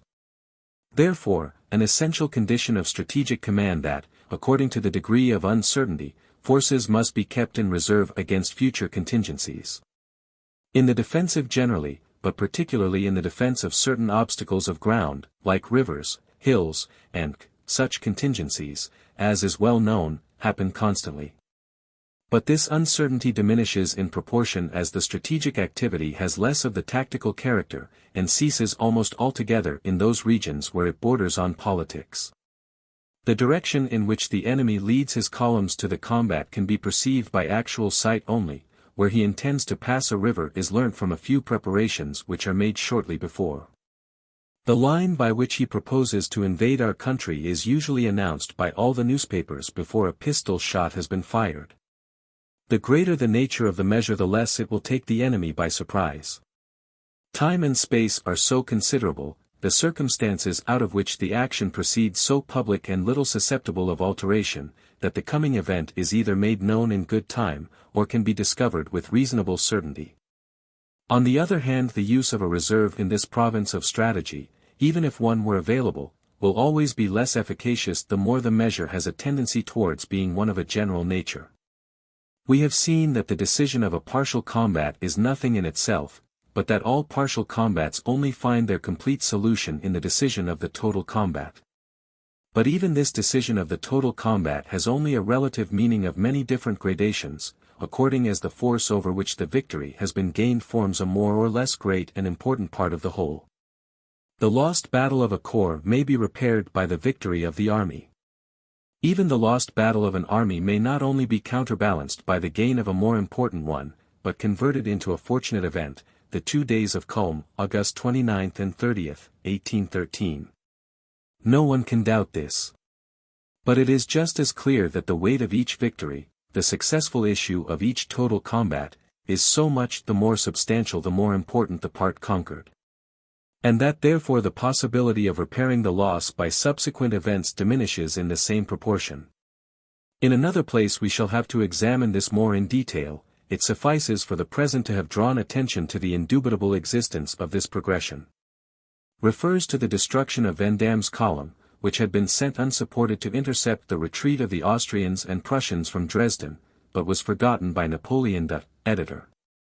If we now add lastly to these two considerations the third, which is, that if the persistent use of forces in tactics always shifts the great result to the end of the whole act, law of the simultaneous use of the forces in strategy, on the contrary, lets the principal result, which need not be the final one, take place almost always at the commencement of the great, or whole, act, then in these three results we have ground sufficient to find strategic reserves always more superfluous, always more useless, always more dangerous, the more general their destination.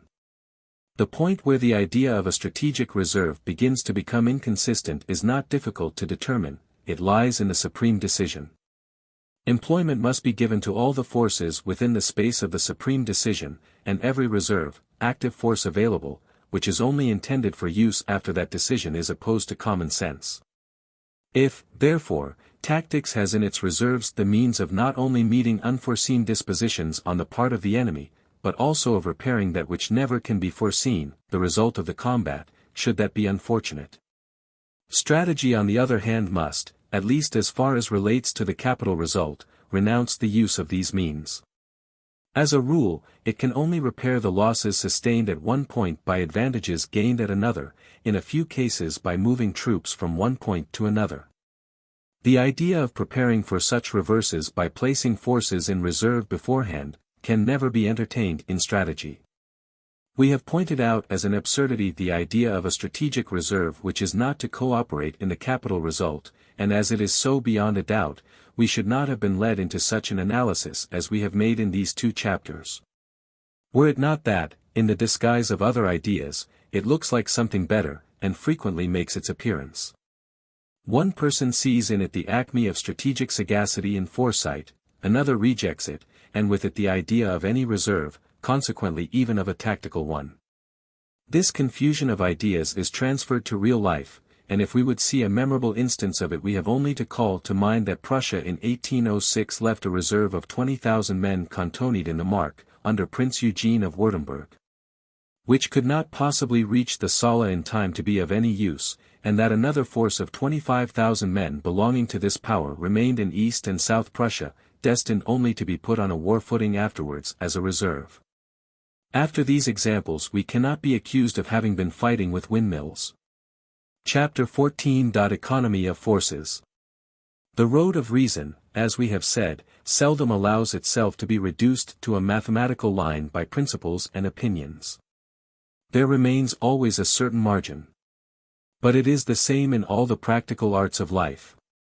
For the lines of beauty there are no abscissae and ordinates, circles and ellipses are not described by means of their algebraical formulae.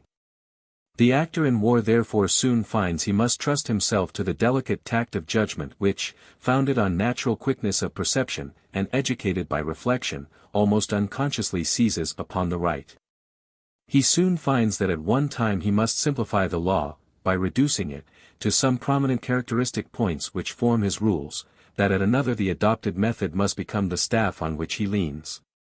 As one of these simplified characteristic points as a mental appliance, we look upon the principle of watching continually over the cooperation of all forces, or in other words, of keeping constantly in view that no part of them should ever be idle. Whoever has forces where the enemy does not give them sufficient employment, whoever has part of his forces on the march, that is, allows them to lie dead, while the enemies are fighting, he is a bad manager of his forces. In this sense there is a waste of forces, which is even worse than their employment to no purpose. If there must be action, then the first point is that all parts act, because the most purposeless activity still keeps employed and destroys a portion of the enemy's force, whilst troops completely inactive are for the moment quite neutralized. Unmistakably this idea is bound up with the principles contained in the last 3 chapters. It is the same truth, but seen from a somewhat more comprehensive point of view and condensed into a single conception. Chapter 15. Geometrical Element.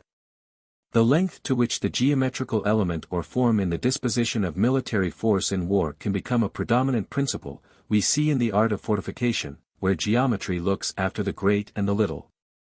Also in tactics it plays a great part. It is the basis of elementary tactics, or of the theory of moving troops. But in field fortification, as well as in the theory of positions, and of their attack, its angles and lines rule like law-givers who have to decide the contest. Many things here were at one time misapplied, and others were mere fribbles. Still, however, in the tactics of the present day, in which in every combat the aim is to surround the enemy, the geometrical element has attained anew a great importance in a very simple, but constantly recurring application. Nevertheless, in tactics, where all is more movable, where the moral forces, individual traits, and chance are more influential than in a war of sieges, the geometrical element can never attain to the same degree of supremacy as in the latter. But less still is its influence in strategy. Certainly here, also, form in the disposition of troops, the shape of countries and states is of great importance. But the geometrical element is not decisive as in fortification, and not nearly so important as in tactics.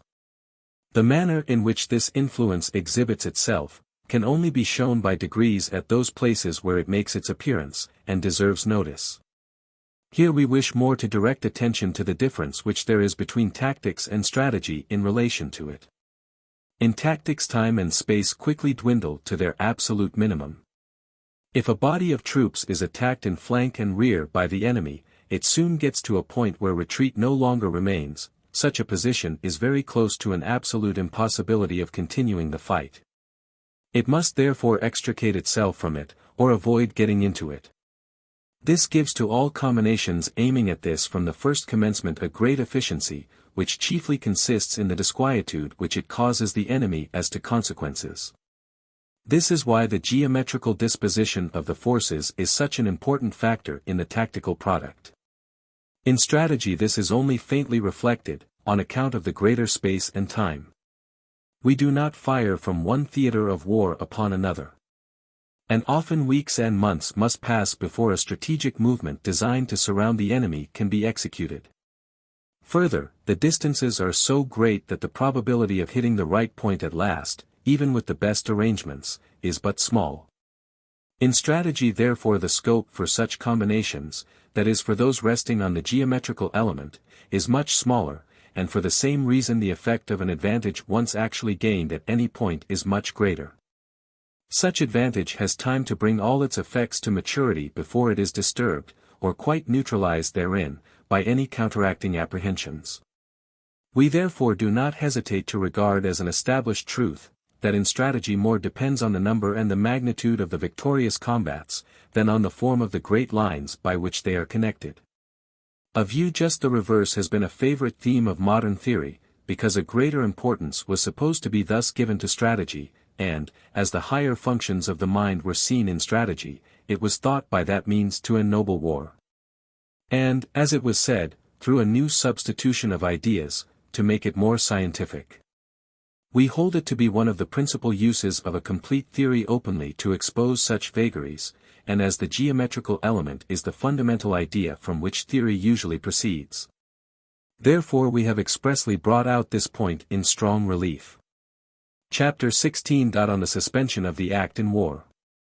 If one considers war as an act of mutual destruction, we must of necessity imagine both parties as making some progress.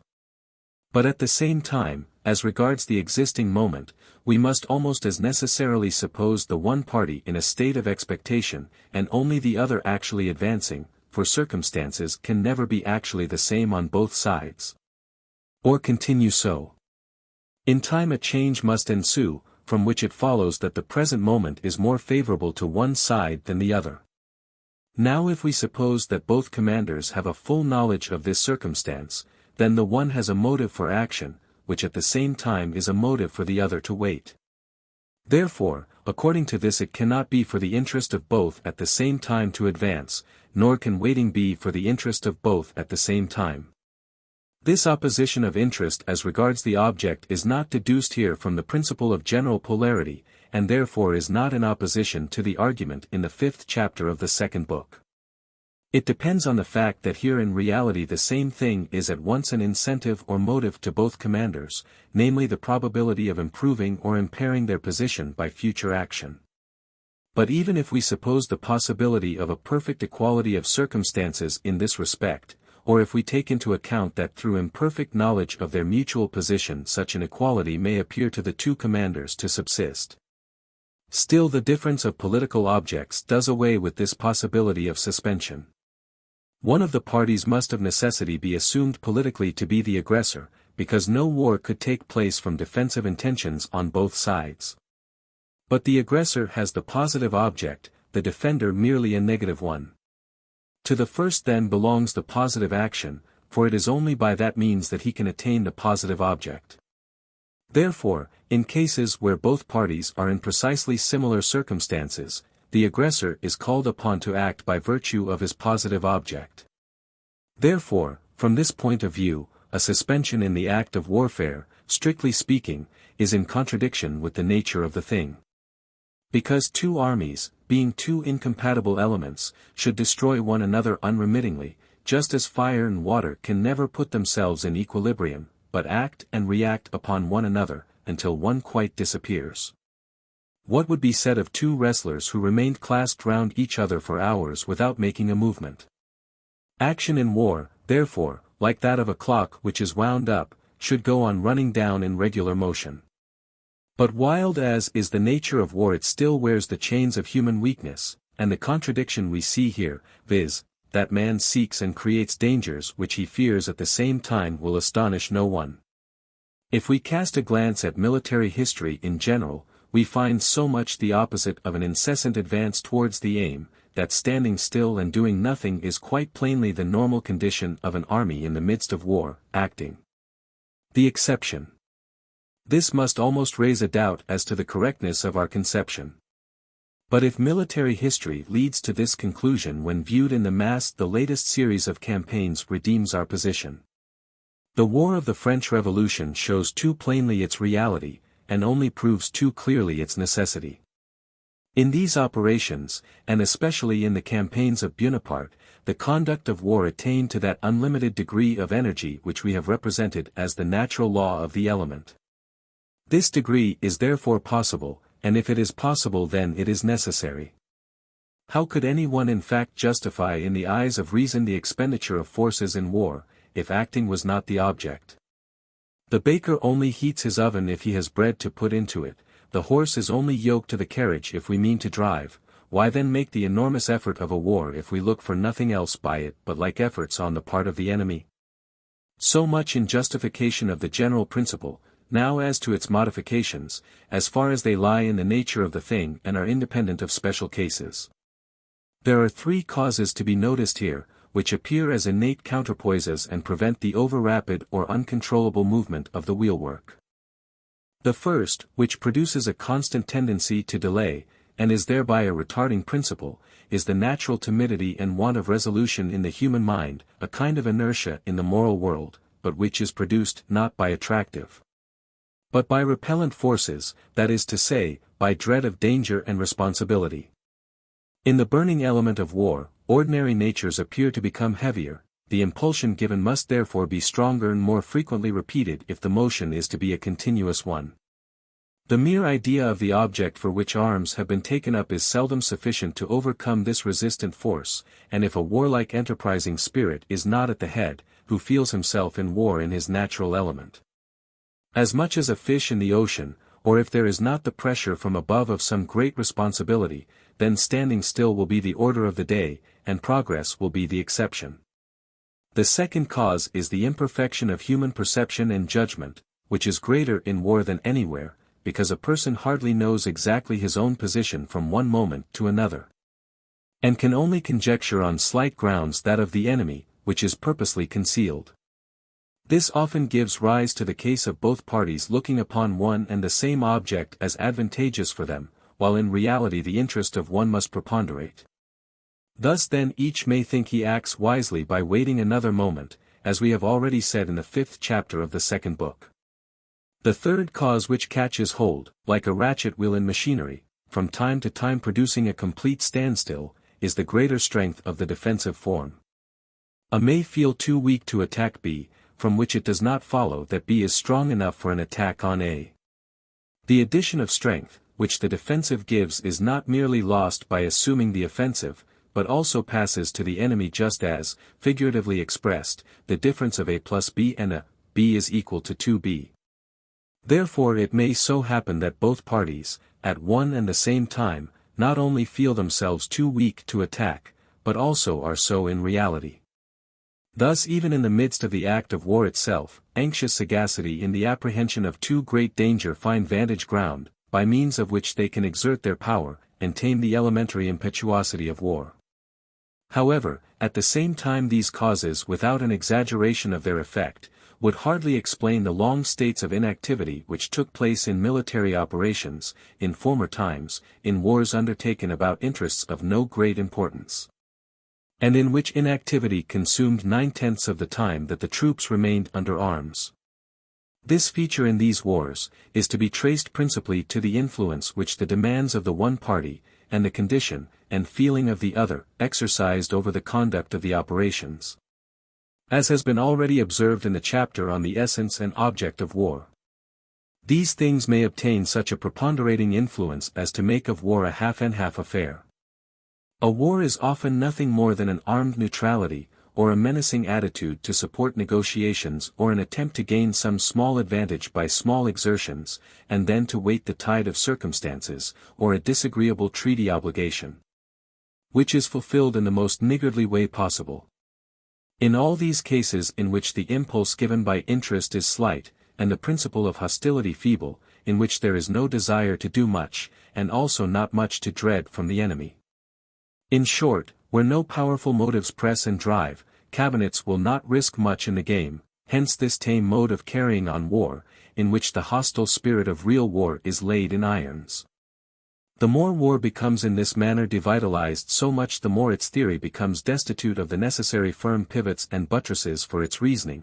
The necessary is constantly diminishing, the accidental constantly increasing. Nevertheless in this kind of warfare, there is also a certain shrewdness, indeed, its action is perhaps more diversified, and more extensive than in the other. Hazard played with reals of gold seems changed into a game of commerce with groschen. And on this field, where the conduct of war spins out the time with a number of small flourishes, with skirmishes at outposts, half in earnest half in jest, with long dispositions which end in nothing with positions and marches, which afterwards are designated as skillful only because their infinitesimally small causes are lost and common sense can make nothing of them, here on this very field many theorists find the real art of war at home, in these feints, parades, half and quarter thrusts of former wars. They find the aim of all theory, the supremacy of mind over matter, and modern wars appear to them mere savage fisticuffs, from which nothing is to be learnt, and which must be regarded as mere retrograde steps towards barbarism. This opinion is as frivolous as the objects to which it relates. Where great forces and great passions are wanting, it is certainly easier for a practiced dexterity to show its game. But is then the command of great forces, not in itself a higher exercise of the intelligent faculties? Is then that kind of conventional sword exercise not comprised in and belonging to the other mode of conducting war? Does it not bear the same relation to it as the motions upon a ship to the motion of the ship itself? Truly it can take place only under the tacit condition that the adversary does no better. And can we tell, how long he may choose to respect those conditions? Has not then the French Revolution fallen upon us in the midst of the fancied security of our old system of war, and driven us from Chalons to Moscow? And did not Frederick the Great in like manner surprise the Austrians reposing in their ancient habits of war, and make their monarchy tremble? Woe to the cabinet which, with a shilly-shally policy, and a routine-ridden military system, meets with an adversary who, like the rude element, knows no other law than that of his intrinsic force. Every deficiency in energy and exertion is then a weight in the scales in favor of the enemy. It is not so easy then to change from the fencing posture into that of an athlete, and a slight blow is often sufficient to knock down the whole. The result of all the causes now adduced is, that the hostile action of a campaign does not progress by a continuous, but by an intermittent movement, and that, therefore, between the separate bloody acts, there is a period of watching, during which both parties fall into the defensive, and also that usually a higher object causes the principle of aggression to predominate on one side, and thus leaves it in general in an advancing position, by which then its proceedings become modified in some degree. Chapter 17. On the character of modern war. The attention which must be paid to the character of war as it is now made, has a great influence upon all plans, especially on strategic ones. Since all methods formerly usual were upset by Buonaparte's luck and boldness, and first-rate powers almost wiped out at a blow. Since the Spaniards by their stubborn resistance have shown what the general arming of a nation and insurgent measures on a great scale can effect, in spite of weakness and porousness of individual parts. Since Russia, by the campaign of 1812 has taught us, first, that an empire of great dimensions is not to be conquered, which might have been easily known before, secondly, that the probability of final success does not in all cases diminish in the same measure as battles, capitals, and provinces are lost, which was formerly an incontrovertible principle with all diplomatists, and therefore made them always ready to enter at once into some bad temporary peace, but that a nation is often strongest in the heart of its country, if the enemy's offensive power has exhausted itself. And with what enormous force the defensive then springs over to the offensive. Further, since Prussia, 1813, has shown that sudden efforts may add to an army sixfold by means of the militia, and that this militia is just as fit for service abroad as in its own country. Since all these events have shown what an enormous factor the heart and sentiments of a nation may be in the product of its political and military strength, in fine, since governments have found out all these additional aids, it is not to be expected that they will let them lie idle in future wars, whether it be that danger threatens their own existence, or that restless ambition drives them on. That a war which is waged with the whole weight of the national power on each side must be organized differently in principle to those where everything is calculated according to the relations of standing armies to each other. It is easy to perceive. Standing armies once resembled fleets, the land force the sea force in their relations to the remainder of the state, and from that the art of war on shore had in it something of naval tactics, which it has now quite lost. Chapter 18. Tension and Rest. The dynamic law of war. We have seen in the 16th chapter of this book, how, in most campaigns, much more time used to be spent in standing still and inaction than in activity. Now, although, as observed in the preceding chapter we see quite a different character in the present form of war, still it is certain that real action will always be interrupted more or less by long pauses. And this leads to the necessity of our examining more closely the nature of these two phases of war.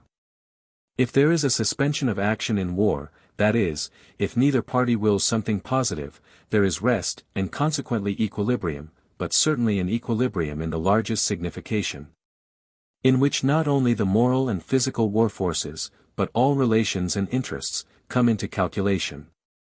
As soon as ever one of the two parties proposes to himself a new positive object, and commences active steps towards it, even if it is only by preparations, and as soon as the adversary opposes this, there is a tension of powers. This lasts until the decision takes place, that is, until one party either gives up his object or the other has conceded it to him. This decision, the foundation of which lies always in the combat, combinations which are made on each side, is followed by a movement in one or other direction. When this movement has exhausted itself either in the difficulties which had to be mastered, in overcoming its own internal friction, or through new resistant forces prepared by the acts of the enemy, then either a state of rest takes place or a new tension with a decision, and then a new movement, in most cases in the opposite direction. This speculative distinction between equilibrium, tension, and motion is more essential for practical action than may at first sight appear. In a state of rest and of equilibrium, a varied kind of activity may prevail on one side that results from opportunity, and does not aim at a great alteration. Such an activity may contain important combats, even pitched battles, but yet it is still of quite a different nature, and on that account generally different in its effects. If a state of tension exists, the effects of the decision are always greater, partly because a greater force of will and a greater pressure of circumstances manifest themselves therein. Partly because everything has been prepared and arranged for a great movement.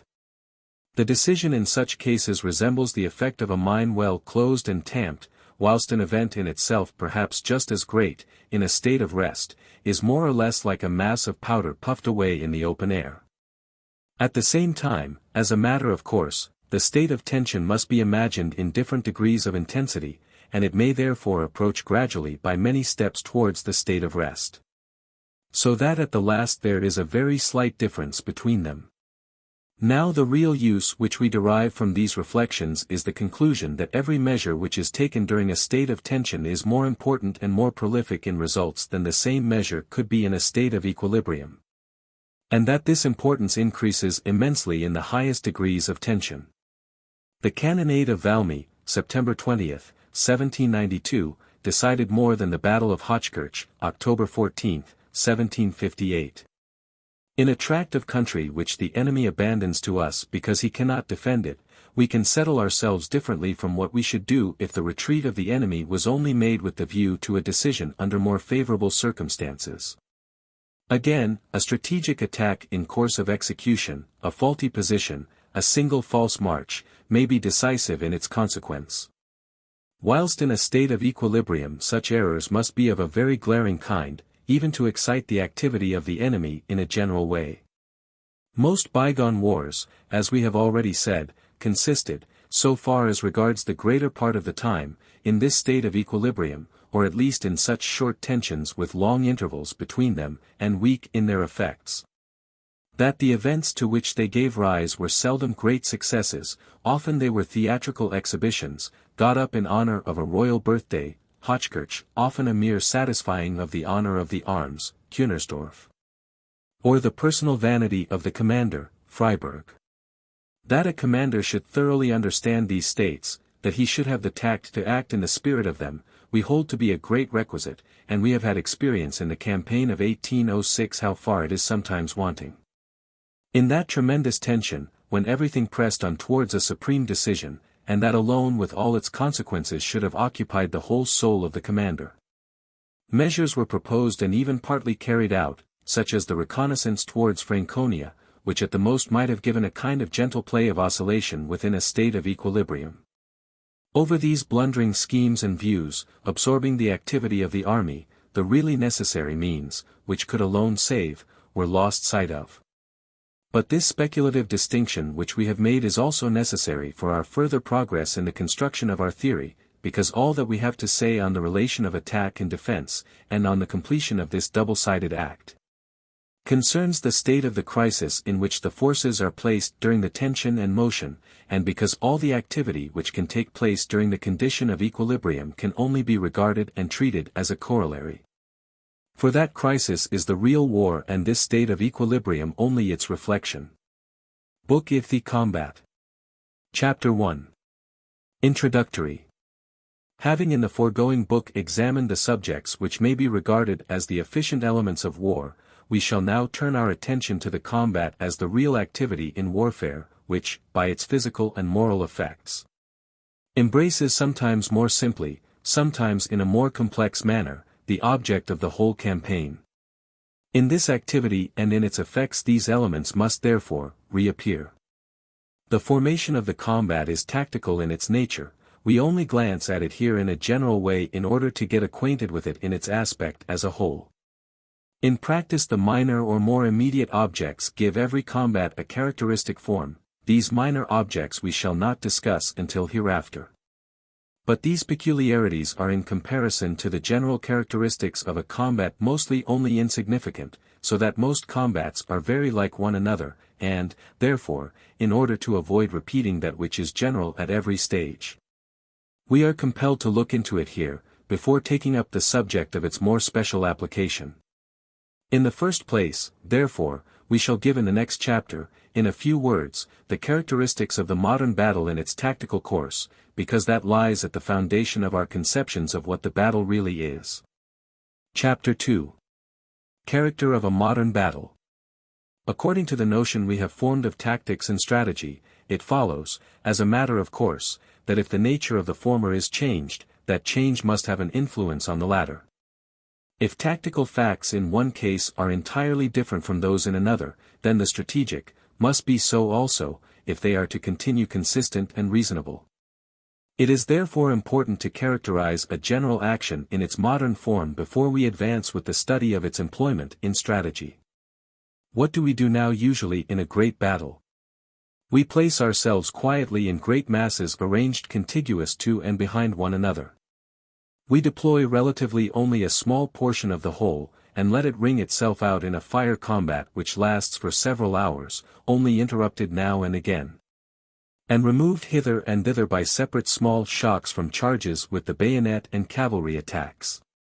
When this line has gradually exhausted part of its warlike ardor in this manner and there remains nothing more than the cinders, it is withdrawn, and replaced by another. The relief of the fighting line played a great part in the battles of the smoothbore era. It was necessitated by the fouling of the muskets, physical fatigue of the men and consumption of ammunition, and was recognized as both necessary and advisable by Napoleon himself. Editor. In this manner the battle on a modified principle burns slowly away like wet powder, and if the veil of night commands it to stop, because neither party can any longer see, and neither chooses to run the risk of blind chance, then an account is taken by each side respectively of the masses remaining, which can be called still effective, that is, which have not yet quite collapsed like extinct volcanoes. Account is taken of the ground gained or lost, and of how stands the security of the rear. These results with the special impressions as to bravery and cowardice, ability and stupidity, which are thought to have been observed in ourselves and in the enemy are collected into one single total impression, out of which there springs the resolution to quit the field or to renew the combat on the morrow. This description, which is not intended as a finished picture of a modern battle, but only to give its general tone, suits for the offensive and defensive, and the special traits which are given, by the object proposed, the country, and may be introduced into it, without materially altering the conception. But modern battles are not so by accident. They are so because the parties find themselves nearly on a level as regards military organization and the knowledge of the art of war. And because the warlike element inflamed by great national interests has broken through artificial limits and now flows in its natural channel. Under these two conditions, battles will always preserve this character. This general idea of the modern battle will be useful to us in the sequel in more places than one, if we want to estimate the value of the particular coefficients of strength, country, and it is only for general, great, and decisive combats, and such as come near to them that this description stands good. Inferior ones have changed their character also in the same direction but less than great ones. The proof of this belongs to tactics. We shall, however, have an opportunity hereafter of making this subject plainer by giving a few particulars. Chapter 3. The combat in general. The combat is the real warlike activity, everything else is only its auxiliary. Let us therefore take an attentive look at its nature. Combat means fighting, and in this the destruction or conquest of the enemy is the object, and the enemy, in the particular combat, is the armed force which stands opposed to us. This is the simple idea. We shall return to it, but before we can do that we must insert a series of others. If we suppose the state and its military force as a unit, then the most natural idea is to imagine the war also as one great combat, and in the simple relations of savage nations it is also not much otherwise. But our wars are made up of a number of great and small simultaneous or consecutive combats, and this severance of the activity into so many separate actions is owing to the great multiplicity of the relations out of which war arises with us. In point of fact, the ultimate object of our wars, the political one, is not always quite a simple one. And even were it so, still the action is bound up with such a number of conditions and considerations to be taken into account, that the object can no longer be attained by one single great act but only through a number of greater or smaller acts which are bound up into a whole. Each of these separate acts is therefore a part of a whole, and has consequently a special object by which it is bound to this whole. We have already said that every strategic act can be referred to the idea of a combat, because it is an employment of the military force, and at the root of that there always lies the idea of fighting. We may therefore reduce every military activity in the province of strategy to the unit of single combats, and occupy ourselves with the object of these only. We shall get acquainted with these special objects by degrees as we come to speak of the causes which produce them. Here we content ourselves with saying that every combat, great or small, has its own peculiar object in subordination to the main object. If this is the case then, the destruction and conquest of the enemy is only to be regarded as the means of gaining this object, as it unquestionably is. But this result is true only in its form, and important only on account of the connection which the ideas have between themselves, and we have only sought it out to get rid of it at once. What is overcoming the enemy? Invariably the destruction of his military force, whether it be by death, or wounds, or any means, whether it be completely or only to such a degree that he can no longer continue the contest. Therefore as long as we set aside all special objects of combats, we may look upon the complete or partial destruction of the enemy as the only object of all combats. Now we maintain that in the majority of cases, and especially in great battles, the special object by which the battle is individualized and bound up with the great whole is only a weak modification of that general object, or an ancillary object bound up with it, important enough to individualize the battle, but always insignificant in comparison with that general object. So that if that ancillary object alone should be obtained, only an unimportant part of the purpose of the combat is fulfilled. If this assertion is correct, then we see that the idea, according to which the destruction of the enemy's force is only the means, and something else always the object, can only be true in form, but that it would lead to false conclusions if we did not recollect that this destruction of the enemy's force is comprised in that object, and that this object is only a weak modification of it. Forgetfulness of this led to completely false views before the wars of the last period, and created tendencies as well as fragments of systems, in which theory thought it raised itself so much the more above handicraft, the less it supposed itself to stand in need of the use of the real instrument, that is the destruction of the enemy's force.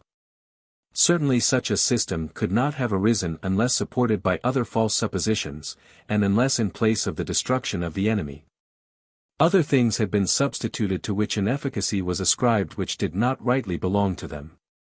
We shall attack these falsehoods whenever occasion requires, but we could not treat of the combat without claiming for it the real importance and value which belong to it, and giving warning against the errors to which merely formal truth might lead. But now how shall we manage to show that in most cases, and in those of most importance, the destruction of the enemy's army is the chief thing? How shall we manage to combat that extremely subtle idea, which supposes it possible, through the use of a special artificial form, to effect by a small direct destruction of the enemy's forces a much greater destruction indirectly? Or by means of small but extremely well-directed blows to produce such paralyzation of the enemy's forces, such a command over the enemy's will, that this mode of proceeding is to be viewed as a great shortening of the road? Undoubtedly a victory at one point may be of more value than at another. Undoubtedly there is a scientific arrangement of battles amongst themselves, even in strategy, which is in fact nothing but the art of thus arranging them. To deny that is not our intention, but we assert that the direct destruction of the enemy's forces is everywhere predominant. We contend here for the overruling importance of this destructive principle and nothing else. We must, however, call to mind that we are now engaged with strategy, not with tactics, therefore we do not speak of the means which the former may have of destroying at a small expense a large body of the enemy's forces. But under direct destruction we understand the tactical results, and that, therefore, our assertion is that only great tactical results can lead to great strategical ones, or, as we have already once before more distinctly expressed it, the tactical successes are of paramount importance in the conduct of war. The proof of this assertion seems to us simple enough. It lies in the time which every complicated, artificial, combination requires. The question whether a simple attack, or one more carefully prepared, i.e., more artificial, will produce greater effects, may undoubtedly be decided in favor of the latter as long as the enemy is assumed to remain quite passive. But every carefully combined attack requires time for its preparation, and if a counterstroke by the enemy intervenes, our whole design may be upset. Now if the enemy should decide upon some simple attack, which can be executed in a shorter time, then he gains the initiative, and destroys the effect of the great plan. Therefore, together with the expediency of a complicated attack we must consider all the dangers which we run during its preparation, and should only adopt it if there is no reason to fear that the enemy will disconcert our scheme. Whenever this is the case we must ourselves choose the simpler, i.e., quicker way, and lower our views in this sense as far as the character, the relations of the enemy, and other circumstances may render necessary. If we quit the weak impressions of abstract ideas and descend to the region of practical life, then it is evident that a bold, courageous, resolute enemy will not let us have time for wide-reaching skillful combinations. And it is just against such a one we should require skill the most. By this it appears to us that the advantage of simple and direct results over those that are complicated is conclusively shown. Our opinion is not on that account that the simple blow is the best, but that we must not lift the arm too far for the time given to strike, and that this condition will always lead more to direct conflict the more warlike our opponent is. Therefore, far from making it our aim to gain upon the enemy by complicated plans, we must rather seek to be beforehand with him by greater simplicity in our designs. If we seek for the lowest foundation stones of these converse propositions we find that in the one it is ability, in the other, courage. Now, there is something very attractive in the notion that a moderate degree of courage joined to great ability will produce greater effects than moderate ability with great courage. But unless we suppose these elements in a disproportionate relation, not logical, we have no right to assign to ability this advantage over courage in a field which is called danger, and which must be regarded as the true domain of courage. After this abstract view we shall only add that experience, very far from leading to a different conclusion, is rather the sole cause which has impelled us in this direction, and given rise to such reflections. Whoever reads history with a mind free from prejudice cannot fail to arrive at a conviction that of all military virtues, energy in the conduct of operations has always contributed the most to the glory and success of arms. How we make good our principle of regarding the destruction of the enemy's force as the principal object, not only in the war as a whole but also in each separate combat. And how that principle suits all the forms and conditions necessarily demanded by the relations out of which war springs, the sequel will show. For the present all that we desire is to uphold its general importance, and with this result we return again to the combat. Chapter 4. The combat in general. Continuation. In the last chapter we showed the destruction of the enemy as the true object of the combat, and we have sought to prove by a special consideration of the point, that this is true in the majority of cases. And in respect to the most important battles, because the destruction of the enemy's army is always the preponderating object in war. The other objects which may be mixed up with this destruction of the enemy's force, and may have more or less influence, we shall describe generally in the next chapter, and become better acquainted with by degrees afterwards. Here we divest the combat of them entirely, and look upon the destruction of the enemy as the complete and sufficient object of any combat. What are we now to understand by destruction of the enemy's army? A diminution of it relatively greater than that on our own side. If we have a great superiority in numbers over the enemy, then naturally the same absolute amount of loss on both sides is for us a smaller one than for him, and consequently may be regarded in itself as an advantage. As we are here considering the combat as divested of all other objects, we must also exclude from our consideration the case in which the combat is used only indirectly for a greater destruction of the enemy's force. Consequently also, only that direct gain which has been made in the mutual process of destruction, is to be regarded as the object, for this is an absolute gain, which runs through the whole campaign. And at the end of it will always appear as pure profit. But every other kind of victory over our opponent will either have its motive in other objects, which we have completely excluded here, or it will only yield a temporary relative advantage. An example will make this plain.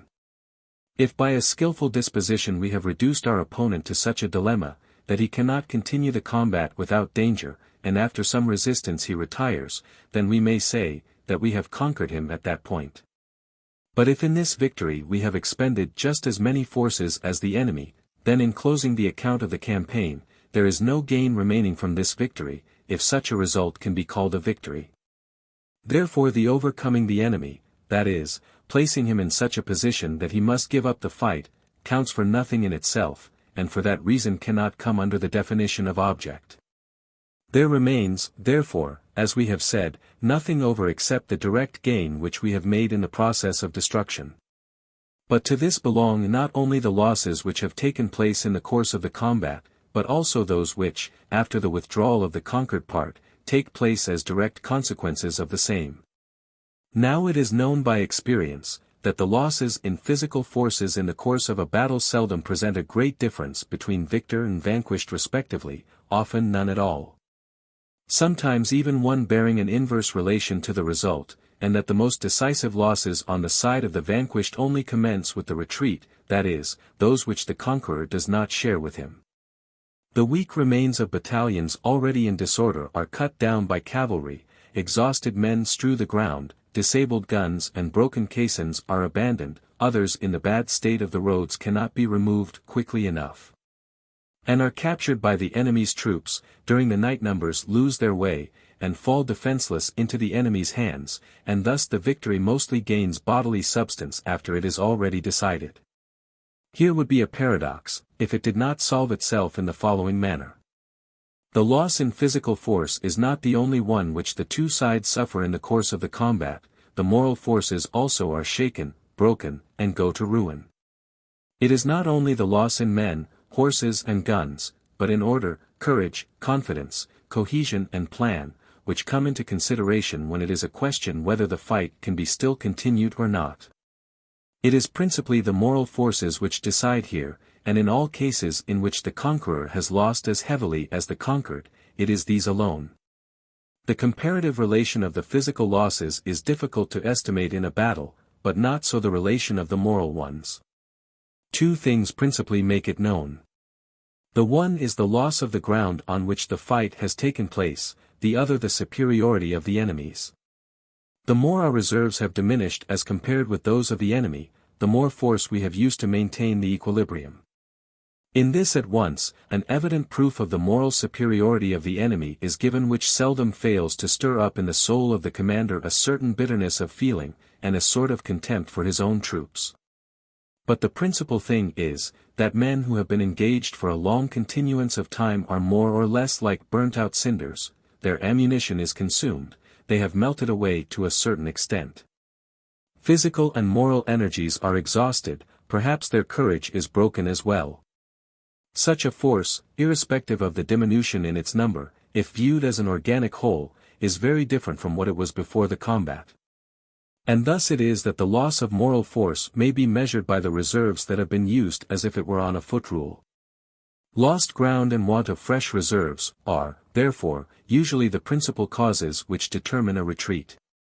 But at the same time we by no means exclude or desire to throw in the shade other reasons, which may lie in the interdependence of parts of the army, in the general plan, and every combat is therefore the bloody and destructive measuring of the strength of forces, physical and moral. Whoever at the close has the greatest amount of both left is the conqueror. In the combat the loss of moral force is the chief cause of the decision. After that is given, this loss continues to increase until it reaches its culminating point at the close of the whole act. This then is the opportunity the victor should seize to reap his harvest by the utmost possible restrictions of his enemy's forces, the real object of engaging in the combat.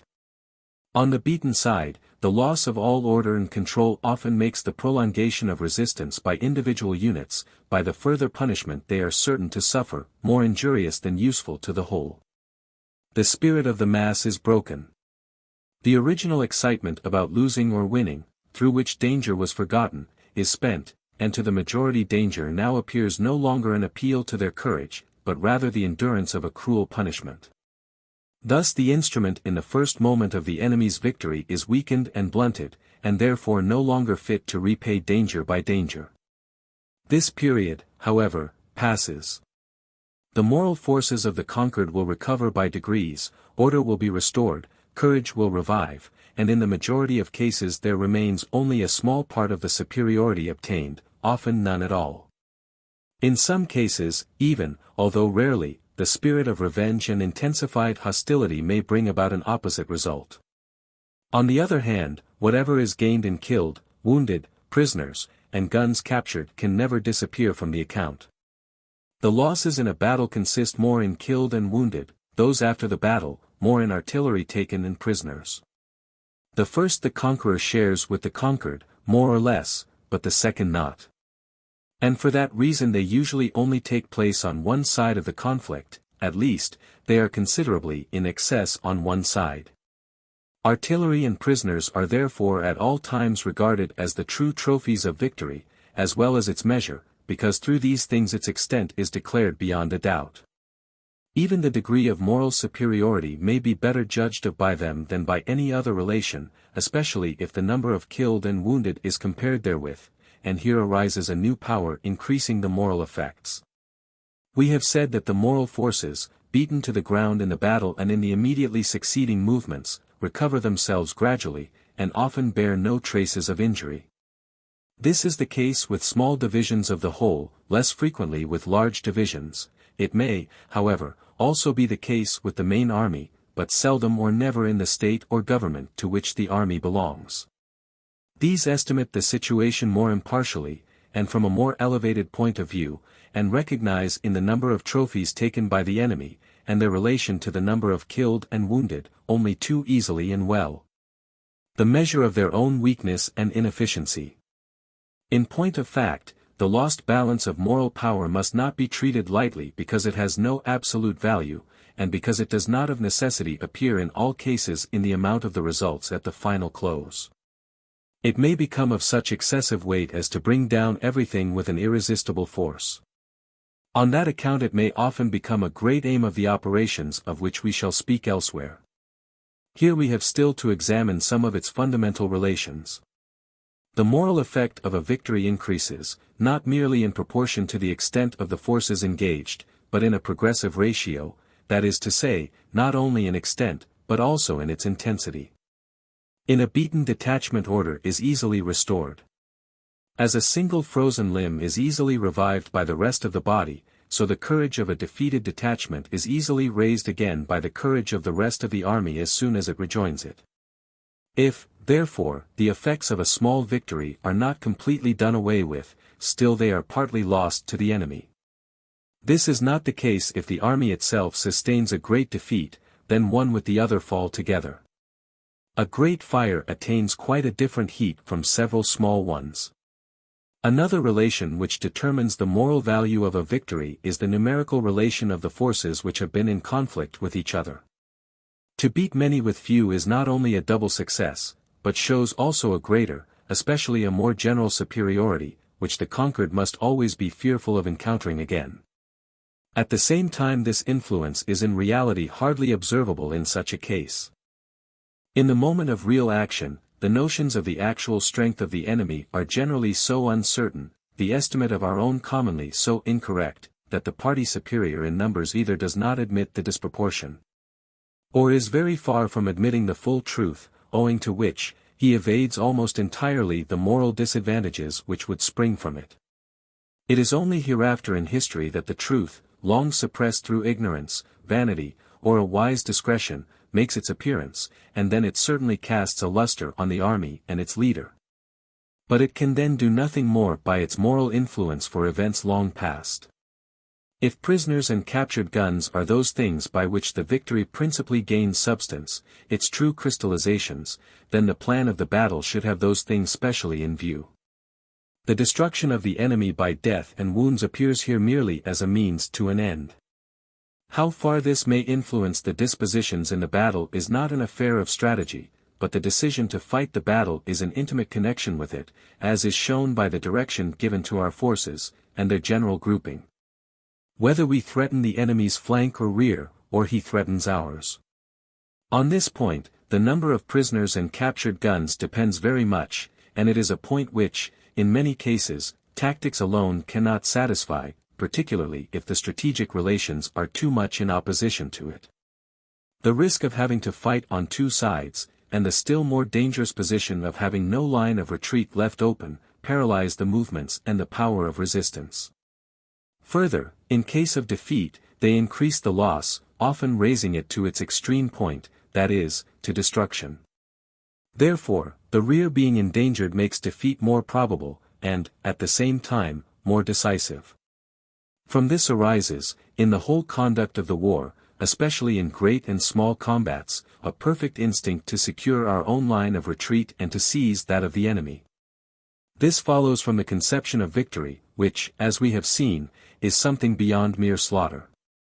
In this effort we see, therefore, the first immediate purpose in the combat, and one which is quite universal. No combat is imaginable in which this effort, either in its double or single form, does not go hand in hand with the plain and simple stroke of force. Even the smallest troop will not throw itself upon its enemy without thinking of its line of retreat, and, in most cases, it will have an eye upon that of the enemy also. We should have to digress to show how often this instinct is prevented from going the direct road, how often it must yield to the difficulties arising from more important considerations. We shall, therefore, rest contented with affirming it to be a general natural law of the combat. It is, therefore, active, presses everywhere with its natural weight, and so becomes the pivot on which almost all tactical and strategic maneuvers turn. If we now take a look at the conception of victory as a whole, we find in it three elements. 1. The greater loss of the enemy in physical power. 2. In moral power. 3. His open avowal of this by the relinquishment of his intentions. The returns made up on each side of losses in killed and wounded, are never exact, seldom truthful, and in most cases, full of intentional misrepresentations. Even the statement of the number of trophies is seldom to be quite depended on.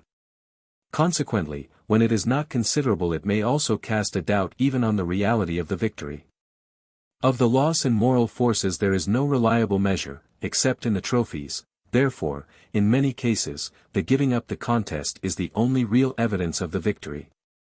It is, therefore, to be regarded as a confession of inferiority, as the lowering of the flag, by which, in this particular instance, right and superiority are conceded to the enemy, and this degree of humiliation and disgrace, which, however, must be distinguished from all the other moral consequences of the loss of equilibrium, is an essential part of the victory.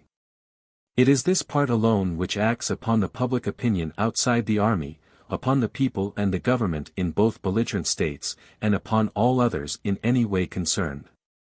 But renouncement of the general object is not quite identical with quitting the field of battle, even when the battle has been very obstinate and long kept up. No one says of advanced posts, when they retire after an obstinate combat, that they have given up their object. Even in combats aimed at the destruction of the enemy's army, the retreat from the battlefield is not always to be regarded as a relinquishment of this aim, as for instance, in retreats planned beforehand, in which the ground is disputed foot by foot. All this belongs to that part of our subject where we shall speak of the separate object of the combat. Here we only wish to draw attention to the fact that in most cases the giving up of the object is very difficult to distinguish from the retirement from the battlefield, and that the impression produced by the latter, both in and out of the army, is not to be treated lightly. For generals and armies whose reputation is not made, this is in itself one of the difficulties in many operations, justified by circumstances when a succession of combats, each ending in retreat, may appear as a succession of defeats, without being so in reality, and when that appearance may exercise a very depressing influence. It is impossible for the retreating general by making known his real intentions to prevent the moral effect spreading to the public and his troops, for to do that with effect he must disclose his plans completely, which of course would run counter to his principal interests to too great a degree. In order to draw attention to the special importance of this conception of victory we shall only refer to the Battle of Soor, the trophies from which were not important, a few thousand prisoners and 20 guns. And where Frederick proclaimed his victory by remaining for 5 days after on the field of battle, although his retreat into Silesia had been previously determined on, and was a measure natural to his whole situation. According to his own account, he thought he would hasten a peace by the moral effect of his victory. Now although a couple of other successes were likewise required, namely, the battle at Kathlich-Hennersdorf, in Lusatia, and the battle of Kesseldorf, before this peace took place, still we cannot say that the moral effect of the Battle of Soor was nil. Soor, or Soor, September 30, 1745, Hennersdorf, November 23, 1745, Kielteldorf, December 15, 1745, all in the Second Silesian War. If it is chiefly the moral force which is shaken by defeat, and if the number of trophies reaped by the enemy mounts up to an unusual height, then the lost combat becomes a rout, but this is not the necessary consequence of every victory. A rout only sets in when the moral force of the defeated is very severely shaken, then there often ensues a complete incapability of further resistance, and the whole action consists of giving way, that is of flight. Jena and Belle Alliance were routs, but not so Borodino. Although without pedantry we can here give no single line of separation, because the difference between the things is one of degrees.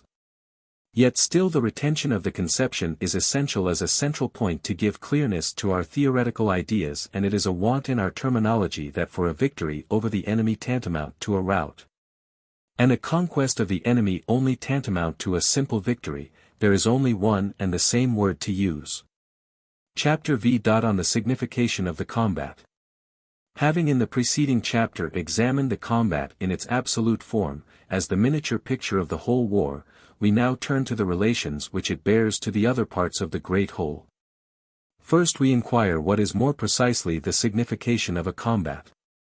As war is nothing else but a mutual process of destruction, then the most natural answer in conception, and perhaps also in reality, appears to be that all the powers of each party unite in one great volume and all results in one great shock of these masses. There is certainly much truth in this idea, and it seems to be very advisable that we should adhere to it and should on that account look upon small combats at first only as necessary loss, like the shavings from a carpenter's plane. Still, however, the thing cannot be settled so easily. That a multiplication of combats should arise from a fractioning of forces is a matter of course, and the more immediate objects of separate combats will therefore come before us in the subject of a fractioning of forces. But these objects, and together with them, the whole mass of combats may in a general way be brought under certain classes, and the knowledge of these classes will contribute to make our observations more intelligible. Destruction of the enemy's military forces is in reality the object of all combats, but other objects may be joined thereto, and these other objects may be at the same time predominant. We must therefore draw a distinction between those in which the destruction of the enemy's forces is the principal object, and those in which it is more the means. The destruction of the enemy's force, the possession of a place or the possession of some object may be the general motive for a combat, and it may be either one of these alone or several together. In which case however usually one is the principal motive. Now the two principal forms of war, the offensive and defensive, of which we shall shortly speak, do not modify the first of these motives, but they certainly do modify the other two. And therefore if we arrange them in a scheme they would appear thus. Offensive. Defensive. 1. Destruction of enemy's force. 1. Destruction of enemy's force. 2. Conquest of a place. 2. Defense of a place. 3. Conquest of some object. 3. Defense of some object. These motives, however, do not seem to embrace completely the whole of the subject, if we recollect that there are reconnaissances and demonstrations, in which plainly none of these 3 points is the object of the combat. In reality we must, therefore, on this account be allowed a 4th class. Strictly speaking, in reconnaissances in which we wish the enemy to show himself, in alarms by which we wish to wear him out, in demonstrations by which we wish to prevent his leaving some point or to draw him off to another. The objects are all such as can only be attained indirectly and under the pretext of one of the 3 objects specified in the table, usually of the second. For the enemy whose aim is to reconnoiter must draw up his force as if he really intended to attack and defeat us, or drive us off, and But this pretended object is not the real one, and our present question is only as to the latter. Therefore, we must to the above 3 objects of the offensive further add a 4th, which is to lead the enemy to make a false conclusion. That offensive means are conceivable in connection with this object, lies in the nature of the thing. On the other hand we must observe that the defense of a place may be of 2 kinds, either absolute, if as a general question the point is not to be given up, or relative if it is only required for a certain time. The latter happens perpetually in the combats of advanced posts and rear guards. That the nature of these different intentions of a combat must have an essential influence on the dispositions which are its preliminaries, is a thing clear in itself. We act differently if our object is merely to drive an enemy's post out of its place from what we should if our object was to beat him completely. Differently, if we mean to defend a place to the last extremity from what we should do if our design is only to detain the enemy for a certain time. In the first case we trouble ourselves little about the line of retreat, in the latter it is the principal point, But these reflections belong properly to tactics, and are only introduced here by way of example for the sake of greater clearness. What strategy has to say on the different objects of the combat will appear in the chapters which touch upon these objects. Here we have only a few general observations to make. First, that the importance of the object decreases nearly in the order as they stand above, therefore, that the first of these objects must always predominate in the great battle. Lastly, that the 2 last in a defensive battle are in reality such as yield no fruit, they are, that is to say, purely negative, and can, therefore, only be serviceable, indirectly, by facilitating something else which is positive. It is, therefore, a bad sign of the strategic situation if battles of this kind become too frequent. Chapter 6. Duration of combat. If we consider the combat no longer in itself but in relation to the other forces of war, then its duration acquires a special importance. This duration is to be regarded to a certain extent as a second subordinate success. For the conqueror the combat can never be finished too quickly, for the vanquished it can never last too long. A speedy victory indicates a higher power of victory, a tardy decision is, on the side of the defeated, some compensation for the loss. This is in general true, but it acquires a practical importance in its application to those combats, the object of which is a relative defense. Here the whole success often lies in the mere duration. This is the reason why we have included it amongst the strategic elements. The duration of a combat is necessarily bound up with its essential relations. These relations are, absolute magnitude of force, relation of force and of the different arms mutually, and nature of the country. 20,000 men do not wear themselves out upon one another as quickly as 2,000. We cannot resist an enemy double or 3 times our strength as long as one of the same strength. A cavalry combat is decided sooner than an infantry combat. And a combat between infantry only, quicker than if there is artillery, as well. In hills and forests we cannot advance as quickly as on a level country, all this is clear enough. The increase in the relative range of artillery and the introduction of shrapnel has altogether modified this conclusion. From this it follows, therefore, that strength, relation of the three arms, and position, must be considered if the combat is to fulfill an object by its duration. But to set up this rule was of less importance to us in our present considerations than to connect with it at once the chief results which experience gives us on the subject. Even the resistance of an ordinary division of 8,000 to 10,000 men of all arms, even opposed to an enemy considerably superior in numbers, will last several hours, if the advantages of country are not too preponderating. And if the enemy is only a little, or not at all, superior in numbers, the combat will last half a day. A corps of 3 or 4 divisions will prolong it to double the time, an army of 80,000 or 100,000 to 3 or 4 times.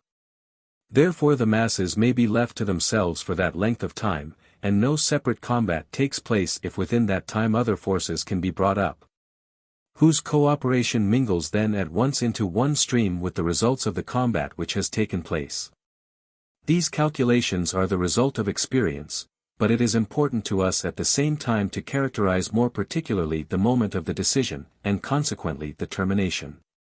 Chapter 7. Decision of the combat. No battle is decided in a single moment, although in every battle there arise moments of crisis, on which the result depends. The loss of a battle is, therefore, a gradual falling of the scale. But there is in every combat a point of time, under the then existing conditions of armament understood. This point is of supreme importance, as practically the whole conduct of a great battle depends on a correct solution of this question, viz., how long can a given command prolong its resistance? If this is incorrectly answered in practice, the whole maneuver depending on it may collapse, e.g., Kuropatkin at Liaoyang, September 1904. When it may be regarded as decided, in such a way that the renewal of the fight would be a new battle, not a continuation of the old one. To have a clear notion on this point of time, is very important, in order to be able to decide whether, with the prompt assistance of reinforcements, the combat can again be resumed with advantage.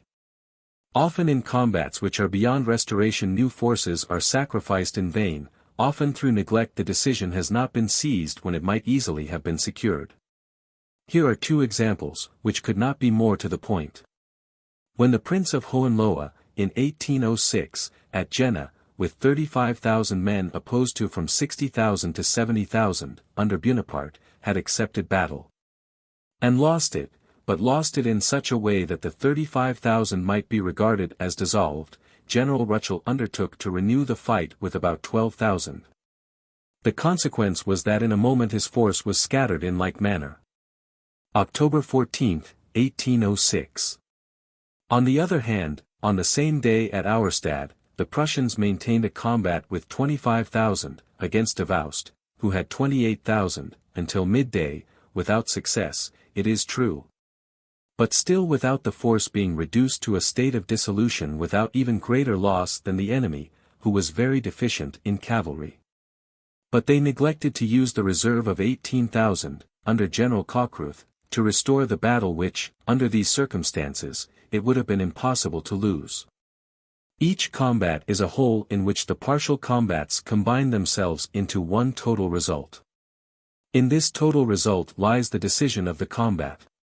This success need not be exactly a victory such as we have denoted in the 6th chapter, for often the preparations for that have not been made, often there is no opportunity if the enemy gives way too soon, and in most cases the decision, even when the resistance has been obstinate, takes place before such a degree of success is attained as would completely satisfy the idea of a victory.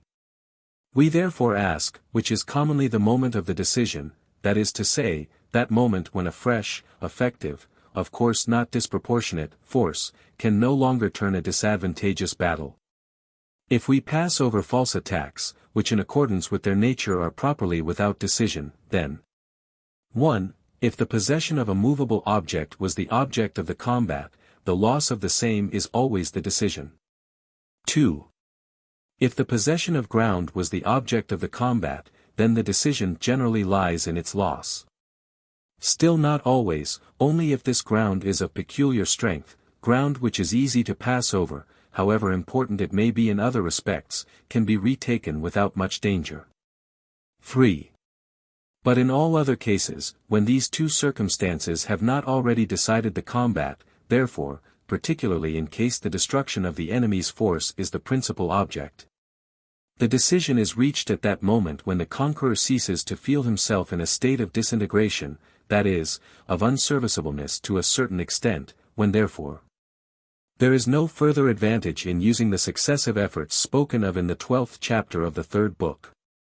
On this ground we have given the strategic unity of the battle its place here. A battle, therefore, in which the assailant has not lost his condition of order and perfect efficiency at all, or, at least, only in a small part of his force, whilst the opposing forces are, more or less, disorganized throughout, is also not to be retrieved. And just as little if the enemy has recovered his efficiency. The smaller, therefore, that part of a force is which has really been engaged, the greater that portion which as reserve has contributed to the result only by its presence. So much the less will any new force of the enemy wrest again the victory from our hands, and that commander who carries out to the furthest with his army the principle of conducting the combat with the greatest economy of forces, and making the most of the moral effect of strong reserves, goes the surest way to victory. We must allow that the French, in modern times, especially when led by Bonaparte, have shown a thorough mastery in this. Further, the moment when the crisis stage of the combat ceases with the conqueror, and his original state of order is restored, takes place sooner the smaller the unit he controls. A picket of cavalry pursuing an enemy at full gallop will in a few minutes resume its proper order, and the crisis ceases. A whole regiment of cavalry requires a longer time. It lasts still longer with infantry, if extended in single lines of skirmishers, and longer again with divisions of all arms, when it happens by chance that one part has taken one direction and another part another direction. And the combat has therefore caused a loss of the order of formation, which usually becomes still worse from no part knowing exactly where the other is. Thus, therefore, the point of time when the conqueror has collected the instruments he has been using, and which are mixed up and partly out of order, the moment when he has in some measure rearranged them and put them in their proper places, and thus brought the battle workshop into a little order, this moment, we say, is always later, the greater the total force. Again, this moment comes later if night overtakes the conqueror in the crisis, and, lastly, it comes later still if the country is broken and thickly wooded. But with regard to these 2 points, we must observe that night is also a great means of protection, and it is only seldom that circumstances favor the expectation of a successful result from a night attack, as on March 10, 1814, at Laon, where York against Marmont gives us an example completely in place here. In the same way a wooded and broken country will afford protection against a reaction to those who are engaged in the long crisis of victory. Both, therefore, the night as well as the wooded and broken country are obstacles which make the renewal of the same battle more difficult instead of facilitating it. The celebrated charge at night upon Marmont's corps. Hitherto, we have considered assistance arriving for the losing side as a mere increase of force, therefore, as a reinforcement coming up directly from the rear, which is the most usual case. But the case is quite different if these fresh forces come upon the enemy in flank or rear. On the effect of flank or rear attacks so far as they belong to strategy, we shall speak in another place. Such a one as we have here in view, intended for the restoration of the combat, belongs chiefly to tactics, and is only mentioned because we are here speaking of tactical results. Our ideas, therefore, must trench upon the province of tactics. By directing a force against the enemy's flank and rear its efficacy may be much intensified, but this is so far from being a necessary result always that the efficacy may, on the other hand, be just as much weakened. The circumstances under which the combat has taken place decide upon this part of the plan as well as upon every other, without our being able to enter thereupon here. But, at the same time, there are in it 2 things of importance for our subject. First, flank and rear attacks have, as a rule, a more favorable effect on the consequences of the decision than upon the decision itself. Now as concerns the retrieving a battle, the first thing to be arrived at above all is a favorable decision and not magnitude of success. In this view one would therefore think that a force which comes to re-establish our combat is of less assistance if it falls upon the enemy in flank and rear, therefore separated from us, than if it joins itself to us directly. Certainly, cases are not wanting where it is so, but we must say that the majority are on the other side, and they are so on account of the second point which is here important to us. This second point is the moral effect of the surprise, which, as a rule, a reinforcement coming up to re-establish a combat has generally in its favor. Now the effect of a surprise is always heightened if it takes place in the flank or rear, and an enemy completely engaged in the crisis of victory in his extended and scattered order, is less in a state to counteract it. Who does not feel that an attack in flank or rear, which at the commencement of the battle, when the forces are concentrated and prepared for such an event would be of little importance, gains quite another weight in the last moment of the combat?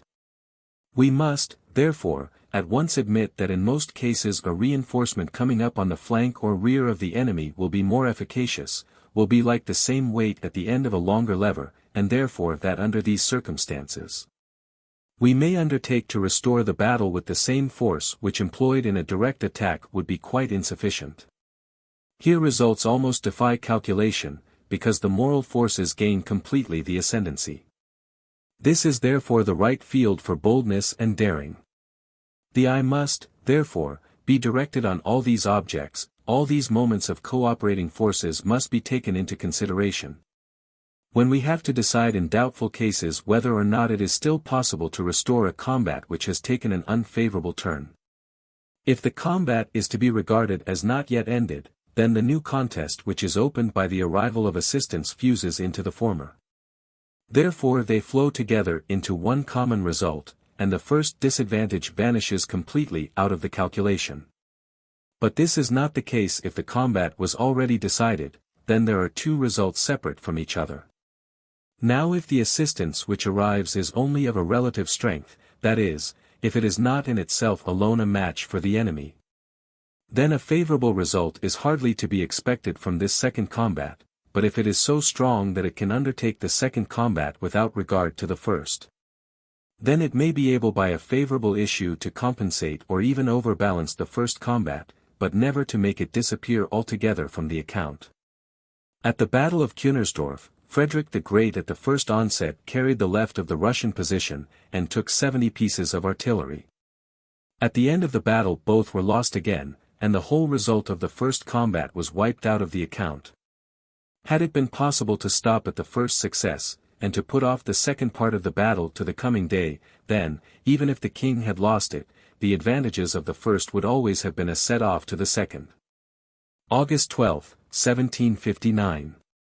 But when a battle proceeding disadvantageously is arrested and turned before its conclusion, its minus result on our side not only disappears from the account, but also becomes the foundation of a greater victory. If, for instance, we picture to ourselves exactly the tactical course of the battle, we may easily see that until it is finally concluded all successes in partial combats are only decisions in suspense, which by the capital decision may not only be destroyed, but changed into the opposite. The more our forces have suffered, the more the enemy will have expended on his side, the greater, therefore, will be the crisis for the enemy, and the more the superiority of our fresh troops will tell. If now the total result turns in our favor, if we wrest from the enemy the field of battle and recover all the trophies again, then all the forces which he has sacrificed in obtaining them become sheer gain for us, and our former defeat becomes a stepping stone to a greater triumph.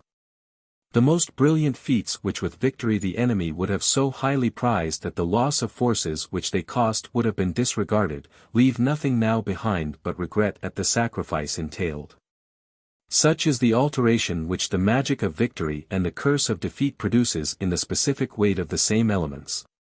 Therefore, even if we are decidedly superior in strength, and are able to repay the enemy his victory by a greater still, it is always better to forestall the conclusion of a disadvantageous combat, if it is of proportionate importance, so as to turn its course rather than to deliver a second battle. Field Marshal Daun attempted in the year 1760 to come to the assistance of General Laudon at Lainitz, whilst the battle lasted, but when he failed, he did not attack the king next day, although he did not want for means to do so. For these reasons serious combats of advance guards which precede a battle are to be looked upon only as necessary evils, and when not necessary they are to be avoided. This, however, was not Napoleon's view. A vigorous attack of his advance guard he held to be necessary always, to fix the enemy's attention and paralyze his independent willpower. It was the failure to make this point which, in August 1870, led von Moltke repeatedly into the very jaws of defeat, from which only the lethargy of Bazaine on the one hand and the initiative of his subordinates, notably of von Alvensleben, rescued him. This is the essence of the new strategic doctrine of the French General Staff. See the works of Bonnel, Foch, and C. Editor. We have still another conclusion to examine. If on a regular pitched battle, the decision has gone against one, this does not constitute a motive for determining on a new one. The determination for this new one must proceed from other relations. This conclusion, however, is opposed by a moral force, which we must take into account. It is the feeling of rage and revenge. From the oldest field marshal to the youngest drummer boy this feeling is general, and, therefore, troops are never in better spirits for fighting than when they have to wipe out a stain. This is, however, only on the supposition that the beaten portion is not too great in proportion to the whole, because otherwise the above feeling is lost in that of powerlessness. There is therefore a very natural tendency to use this moral force to repair the disaster on the spot, and on that account chiefly to seek another battle if other circumstances permit. It then lies in the nature of the case that this second battle must be an offensive one. In the catalogue of battles of second-rate importance there are many examples to be found of such retaliatory battles. But great battles have generally too many other determining causes to be brought on by this weaker motive. Such a feeling must undoubtedly have led the noble Blücher with his Third Corps to the field of battle on February 14, 1814, when the other two had been beaten 3 days before at Montmirail. Had he known that he would have come upon Bonaparte in person, then, naturally, preponderating reasons would have determined him to put off his revenge to another day, but he hoped to revenge himself on Marmont. And instead of gaining the reward of his desire for honorable satisfaction, he suffered the penalty of his erroneous calculation. On the duration of the combat and the moment of its decision depend the distances from each other at which those masses should be placed which are intended to fight in conjunction with each other. This disposition would be a tactical arrangement in so far as it relates to one and the same battle. It can, however, only be regarded as such, provided the position of the troops is so compact that two separate combats cannot be imagined, and consequently that the space which the whole occupies can be regarded strategically as a mere point. But in war, cases frequently occur where even those forces intended to fight in unison must be so far separated from each other that while their union for one common combat certainly remains the principal object, still the occurrence of separate combats remains possible. Such a disposition is therefore strategic. Dispositions of this kind are marches in separate masses and columns, the formation of advance guards, and flanking columns, also the grouping of reserves intended to serve as supports for more than one strategic point. The concentration of several corps from widely extended cantonments, and we can see that the necessity for these arrangements may constantly arise, and may consider them something like the small change in the strategic economy, whilst the capital battles, and all that rank with them are the gold and silver pieces. Chapter 8. Mutual understanding as to a battle. No battle can take place unless by mutual consent. And in this idea, which constitutes the whole basis of a duel, is the root of a certain phraseology used by historical writers, which leads to many indefinite and false conceptions. According to the view of the writers to whom we refer, it has frequently happened that one commander has offered battle to the other, and the latter has not accepted it.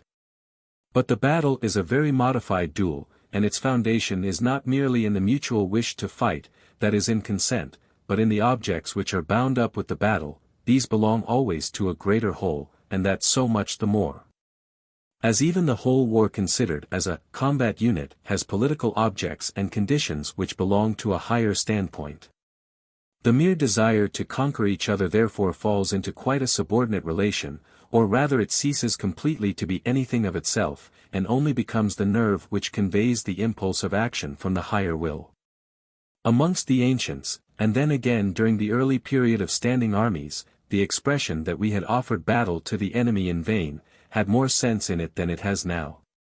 By the ancients everything was constituted with a view to measuring each other's strength in the open field free from anything in the nature of a hindrance, and the whole art of war consisted in the organization and formation of the army.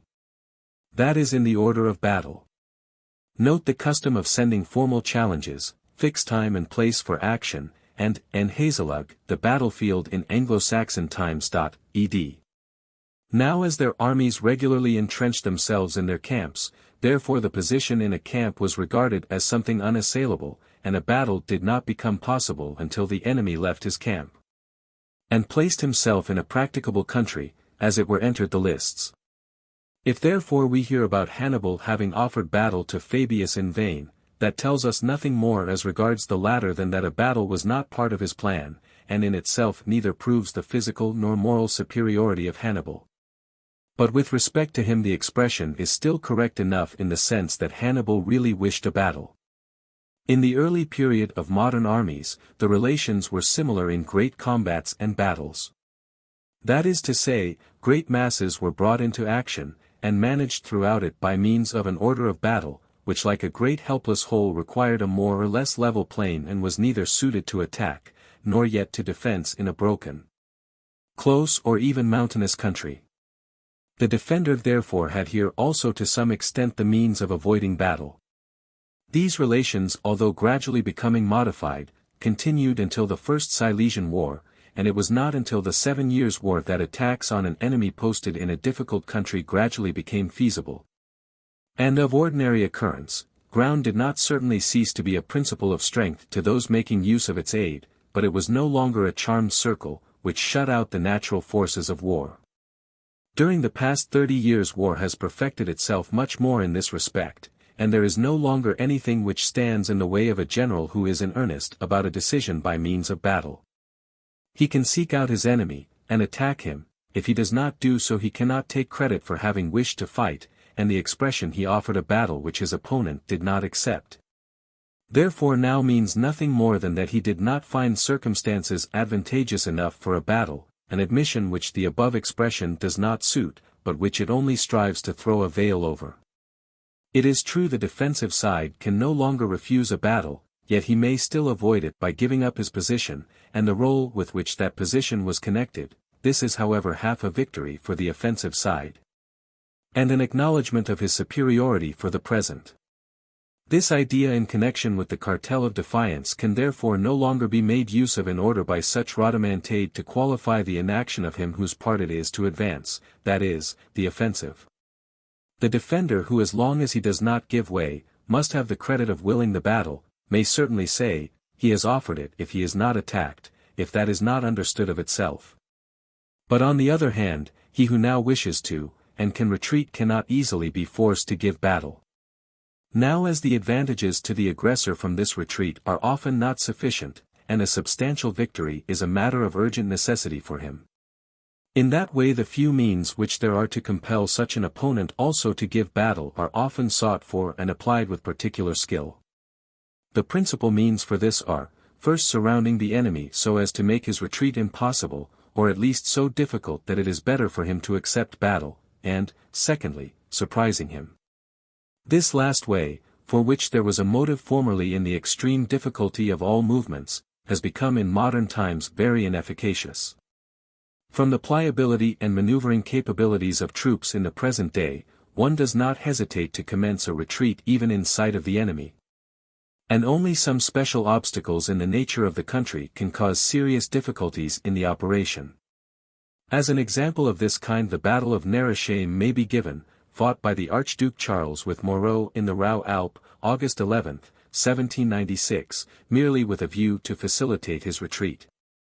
Although we freely confess we have never been able quite to understand the argument of the renowned general and author himself in this case. The Battle of Rosbach is another example, if we suppose the commander of the Allied army had not really the intention of attacking Frederick the Great. November 5, 1757. Of the Battle of Soor, the king himself says that it was only fought because a retreat in the presence of the enemy appeared to him a critical operation, at the same time the king has also given other reasons for the battle. Orsor, September 30, 1745. On the whole, regular night surprises excepted, such cases will always be of rare occurrence, and those in which an enemy is compelled to fight by being practically surrounded, will happen mostly to single corps only. Like Mortiers at Durenstein 1809, and Van Dam at Culm 1813. Chapter 9. The Battle.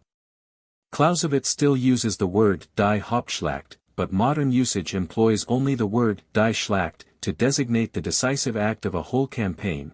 Encounters arising from the collision or troops marching towards the strategic culmination of each portion or the campaign are spoken of either as Treffen, i.e., engagements, or Gefecht, i.e., combat, or action. Thus technically, Gravelotte was a Schlacht, i.e., battle, but Spicheren, Worth, Borny, even Vainville were only Treffen. Its decision. What is a battle? A conflict of the main body, but not an unimportant one about a secondary object. Not a mere attempt which is given up when we see betimes that our object is hardly within our reach, it is a conflict waged with all our forces for the attainment of a decisive victory. Minor objects may also be mixed up with the principal object, and it will take many different tones of color from the circumstances out of which it originates, for a battle belongs also to a greater whole of which it is only a part. But because the essence of war is conflict, and the battle is the conflict of the main armies, it is always to be regarded as the real center of gravity of the war, and therefore its distinguishing character is, that unlike all other encounters, it is arranged for, and undertaken with the sole purpose of obtaining a decisive victory. This has an influence on the manner of its decision, on the effect of the victory contained in it, and determines the value which theory is to assign to it as a means to an end. On that account we make it the subject of our special consideration, and at this stage before we enter upon the special ends which may be bound up with it, but which do not essentially alter its character if it really deserves to be termed a battle. If a battle takes place principally on its own account, the elements of its decision must be contained in itself, in other words, victory must be striven for as long as a possibility or hope remains. It must not, therefore, be given up on account of secondary circumstances, but only and alone in the event of the forces appearing completely insufficient. Now how is that precise moment to be described? If a certain artificial formation and cohesion of an army is the principal condition under which the bravery of the troops can gain a victory, as was the case during a great part of the period of the modern art of war, then the breaking up of this formation is the decision. A beaten wing which is put out of joint decides the fate of all that was connected with it. If as was the case at another time the essence of the defense consists in an intimate alliance of the army with the ground on which it fights and its obstacles, so that army and position are only one, then the conquest of an essential point in this position is the decision.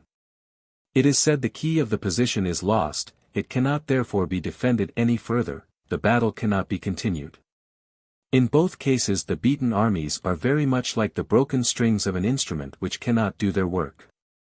That geometrical as well as this geographical principle which had a tendency to place an army in a state of crystallizing tension which did not allow of the available powers being made use of up to the last man, have at least so far lost their influence that they no longer predominate. Armies are still led into battle in a certain order, but that order is no longer of decisive importance. Obstacles of ground are also still turned to account to strengthen a position, but they are no longer the only support. We attempted in the second chapter of this book to take a general view of the nature of the modern battle.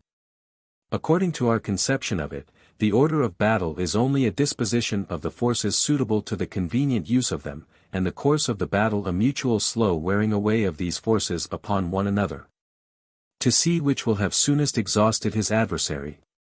The resolution therefore to give up the fight arises, in a battle more than in any other combat, from the relation of the fresh reserves remaining available. For only these still retain all their moral vigor, and the cinders of the battered, knocked about battalions, already burnt out in the destroying element, must not be placed on a level with them. Also lost ground, as we have elsewhere said, is a standard of lost moral force. It therefore comes also into account, but more as a sign of loss suffered than for the loss itself, and the number of fresh reserves is always the chief point to be looked at by both commanders. In general, an action inclines in one direction from the very commencement, but in a manner little observable. This direction is also frequently given in a very decided manner by the arrangements which have been made previously. And then it shows a want of discernment in that general who commences battle under these unfavorable circumstances without being aware of them. Even when this does not occur, it lies in the nature of things that the course of a battle resembles rather a slow disturbance of equilibrium which commences soon, but as we have said almost imperceptibly at first. And then with each moment of time becomes stronger and more visible, than an oscillating to and fro, as those who are misled by mendacious descriptions usually suppose. But whether it happens that the balance is for a long time little disturbed, or that even after it has been lost on one side it rights itself again, and is then lost on the other side. It is certain at all events that in most instances the defeated general foresees his fate long before he retreats. And that cases in which some critical event acts with unexpected force upon the course of the whole have their existence mostly in the coloring with which every one depicts his lost battle. We can only here appeal to the decision of unprejudiced men of experience, who will, we are sure, assent to what we have said, and answer for us to such of our readers as do not know war from their own experience. To develop the necessity of this course from the nature of the thing would lead us too far into the province of tactics, to which this branch of the subject belongs. We are here only concerned with its results. If we say that the defeated general foresees the unfavorable result usually some time before he makes up his mind to give up the battle, we admit that there are also instances to the contrary. Because otherwise we should maintain a proposition contradictory in itself. If at the moment of each decisive tendency of a battle it should be considered as lost, then also no further forces should be used to give it a turn, and consequently this decisive tendency could not precede the retreat by any length of time. Certainly there are instances of battles which after having taken a decided turn to one side have still ended in favor of the other, but they are rare, not usual. These exceptional cases, however, are reckoned upon by every general against whom fortune declares itself, and he must reckon upon them as long as there remains a possibility of a turn of fortune. He hopes by stronger efforts, by raising the remaining moral forces, by surpassing himself, or also by some fortunate chance that the next moment will bring a change, and pursues this as far as his courage and his judgment can agree. We shall have something more to say on this subject, but before that we must show what are the signs of the scales turning. The result of the whole combat consists in the sum total of the results of all partial combats. But these results of separate combats are settled by different considerations. First, by the pure moral power in the mind of the leading officers. If a general of division has seen his battalion's force to succumb, it will have an influence on his demeanor and his reports, and these again will have an influence on the measures of the commander-in-chief. Therefore even those unsuccessful partial combats which to all appearance are retrieved, are not lost in their results, and the impressions from them sum themselves up in the mind of the commander without much trouble, and even against his will. Secondly, by the quicker melting away of our troops, which can be easily estimated in the slow and relatively little tumultuary course of our battles. Relatively, that is say to the shock of former days. Thirdly, by lost ground. All these things serve for the eye of the general as a compass to tell the course of the battle in which he is embarked. If whole batteries have been lost and none of the enemies taken. If battalions have been overthrown by the enemy's cavalry, whilst those of the enemy everywhere present impenetrable masses, if the line of fire from his order of battle wavers involuntarily from one point to another. If fruitless efforts have been made to gain certain points, and the assaulting battalions each time been scattered by well-directed volleys of grape and case. If our artillery begins to reply feebly to that of the enemy, if the battalions under fire diminish unusually fast, because with the wounded crowds of unwounded men go to the rear. If single divisions have been cut off and made prisoners through the disruption of the plan of the battle, if the line of retreat begins to be endangered, the commander may tell very well in which direction he is going with his battle. The longer this direction continues, the more decided it becomes, so much the more difficult will be the turning, so much the nearer the moment when he must give up the battle. We shall now make some observations on this moment. We have already said more than once that the final decision is ruled mostly by the relative number of the fresh reserves remaining at the last. That commander who sees his adversary is decidedly superior to him in this respect makes up his mind to retreat.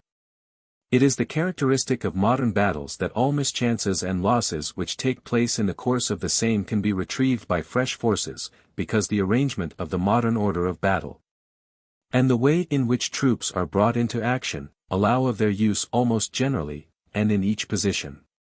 So long, therefore, as that commander against whom the issue seems to declare itself still retains a superiority in reserve force, he will not give up the day. But from the moment that his reserves begin to become weaker than his enemies, the decision may be regarded as settled, and what he now does depends partly on special circumstances, partly on the degree of courage and perseverance which he personally possesses, and which may degenerate into foolish obstinacy. How a commander can attain to the power of estimating correctly the still remaining reserves on both sides is an affair of skillful practical genius, which does not in any way belong to this place. We keep ourselves to the result as it forms itself in his mind. But this conclusion is still not the moment of decision properly, for a motive which only arises gradually does not answer to that, but is only a general motive towards resolution. And the resolution itself requires still some special immediate causes. Of these there are two chief ones which constantly recur, that is, the danger of retreat, and the arrival of night. If the retreat with every new step which the battle takes in its course becomes constantly in greater danger, and if the reserves are so much diminished that they are no longer adequate to get breathing room, then there is nothing left but to submit to fate, and by a well-conducted retreat to save what, by a longer delay ending in flight and disaster, would be lost. But night as a rule puts an end to all battles, because a night combat holds out no hope of advantage except under particular circumstances. And as night is better suited for a retreat than the day, so, therefore, the commander who must look at the retreat as a thing inevitable, or as most probable, will prefer to make use of the night for his purpose. That there are, besides the above two usual and chief causes, yet many others also, which are less or more individual and not to be overlooked, is a matter of course. For the more a battle tends towards a complete upset of equilibrium, the more sensible is the influence of each partial result in hastening the turn. Thus the loss of a battery, a successful charge of a couple of regiments of cavalry, may call into life the resolution to retreat already ripening. As a conclusion to this subject, we must dwell for a moment on the point at which the courage of the commander engages in a sort of conflict with his reason. If, on the one hand, the overbearing pride of a victorious conqueror, if the inflexible will of a naturally obstinate spirit, if the strenuous resistance of noble feelings will not yield the battlefield, where they must leave their honor. Yet on the other hand, reason counsels not to give up everything, not to risk the last upon the game, but to retain as much over as is necessary for an orderly retreat. However highly we must esteem courage and firmness in war, and however little prospect there is of victory to him who cannot resolve to seek it by the exertion of all his power, still there is a point beyond which perseverance can only be termed desperate folly, and therefore can meet with no approbation from any critic. In the most celebrated of all battles, that of Belle Alliance, Bonaparte used his last reserve in an effort to retrieve a battle which was past being retrieved. He spent his last farthing, and then, as a beggar, abandoned both the battlefield and his crown. Chapter 10. Effects of Victory. According to the point from which our view is taken, we may feel as much astonished at the extraordinary results of some great battles as at the want of results in others. We shall dwell for a moment on the nature of the effect of a great victory. Three things may easily be distinguished here: the effect upon the instrument itself, that is, upon the generals and their armies; the effect upon the states interested in the war, and the particular result of these effects as manifested in the subsequent course of the campaign. If we only think of the trifling difference which there usually is between victor and vanquished in killed, wounded, prisoners, and artillery lost on the field of battle itself, the consequences which are developed out of this insignificant point seem often quite incomprehensible, and yet, usually, everything only happens quite naturally.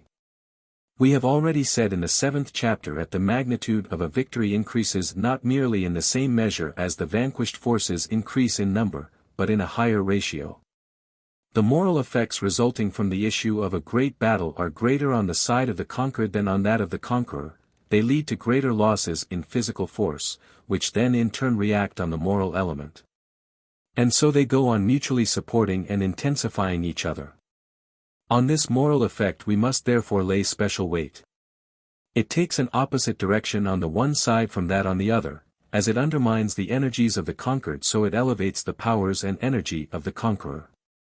But its chief effect is upon the vanquished, because here it is the direct cause of fresh losses, and besides it is homogeneous in nature with danger, with the fatigues, the hardships, and generally with all those embarrassing circumstances by which war is surrounded, therefore enters into league with them and increases by their help.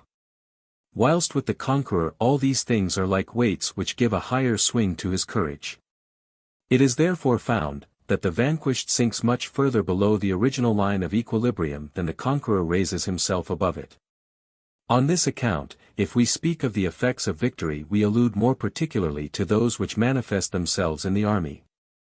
If this effect is more powerful in an important combat than in a smaller one, so again it is much more powerful in a great battle than in a minor one.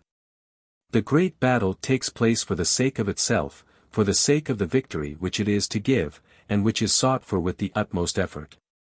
Here on this spot, in this very hour, to conquer the enemy is the purpose in which the plan of the war with all its threads converges, in which all distant hopes, all dim glimmerings of the future meet. Fate steps in before us to give an answer to the bold question. This is the state of mental tension not only of the commander but of his whole army down to the lowest wagon driver, no doubt in decreasing strength but also in decreasing importance. According to the nature of the thing, a great battle has never at any time been an unprepared, unexpected, blind routine service, but a grand act, which, partly of itself and partly from the aim of the commander, stands out from amongst the mass of ordinary efforts, sufficiently to raise the tension of all minds to a higher degree. But the higher this tension with respect to the issue, the more powerful must be the effect of that issue. Again, the moral effect of victory in our battles is greater than it was in the earlier ones of modern military history. If the former are as we have depicted them, a real struggle of forces to the utmost, then the sum total of all these forces, of the physical as well as the moral, must decide more than certain special dispositions or mere chance.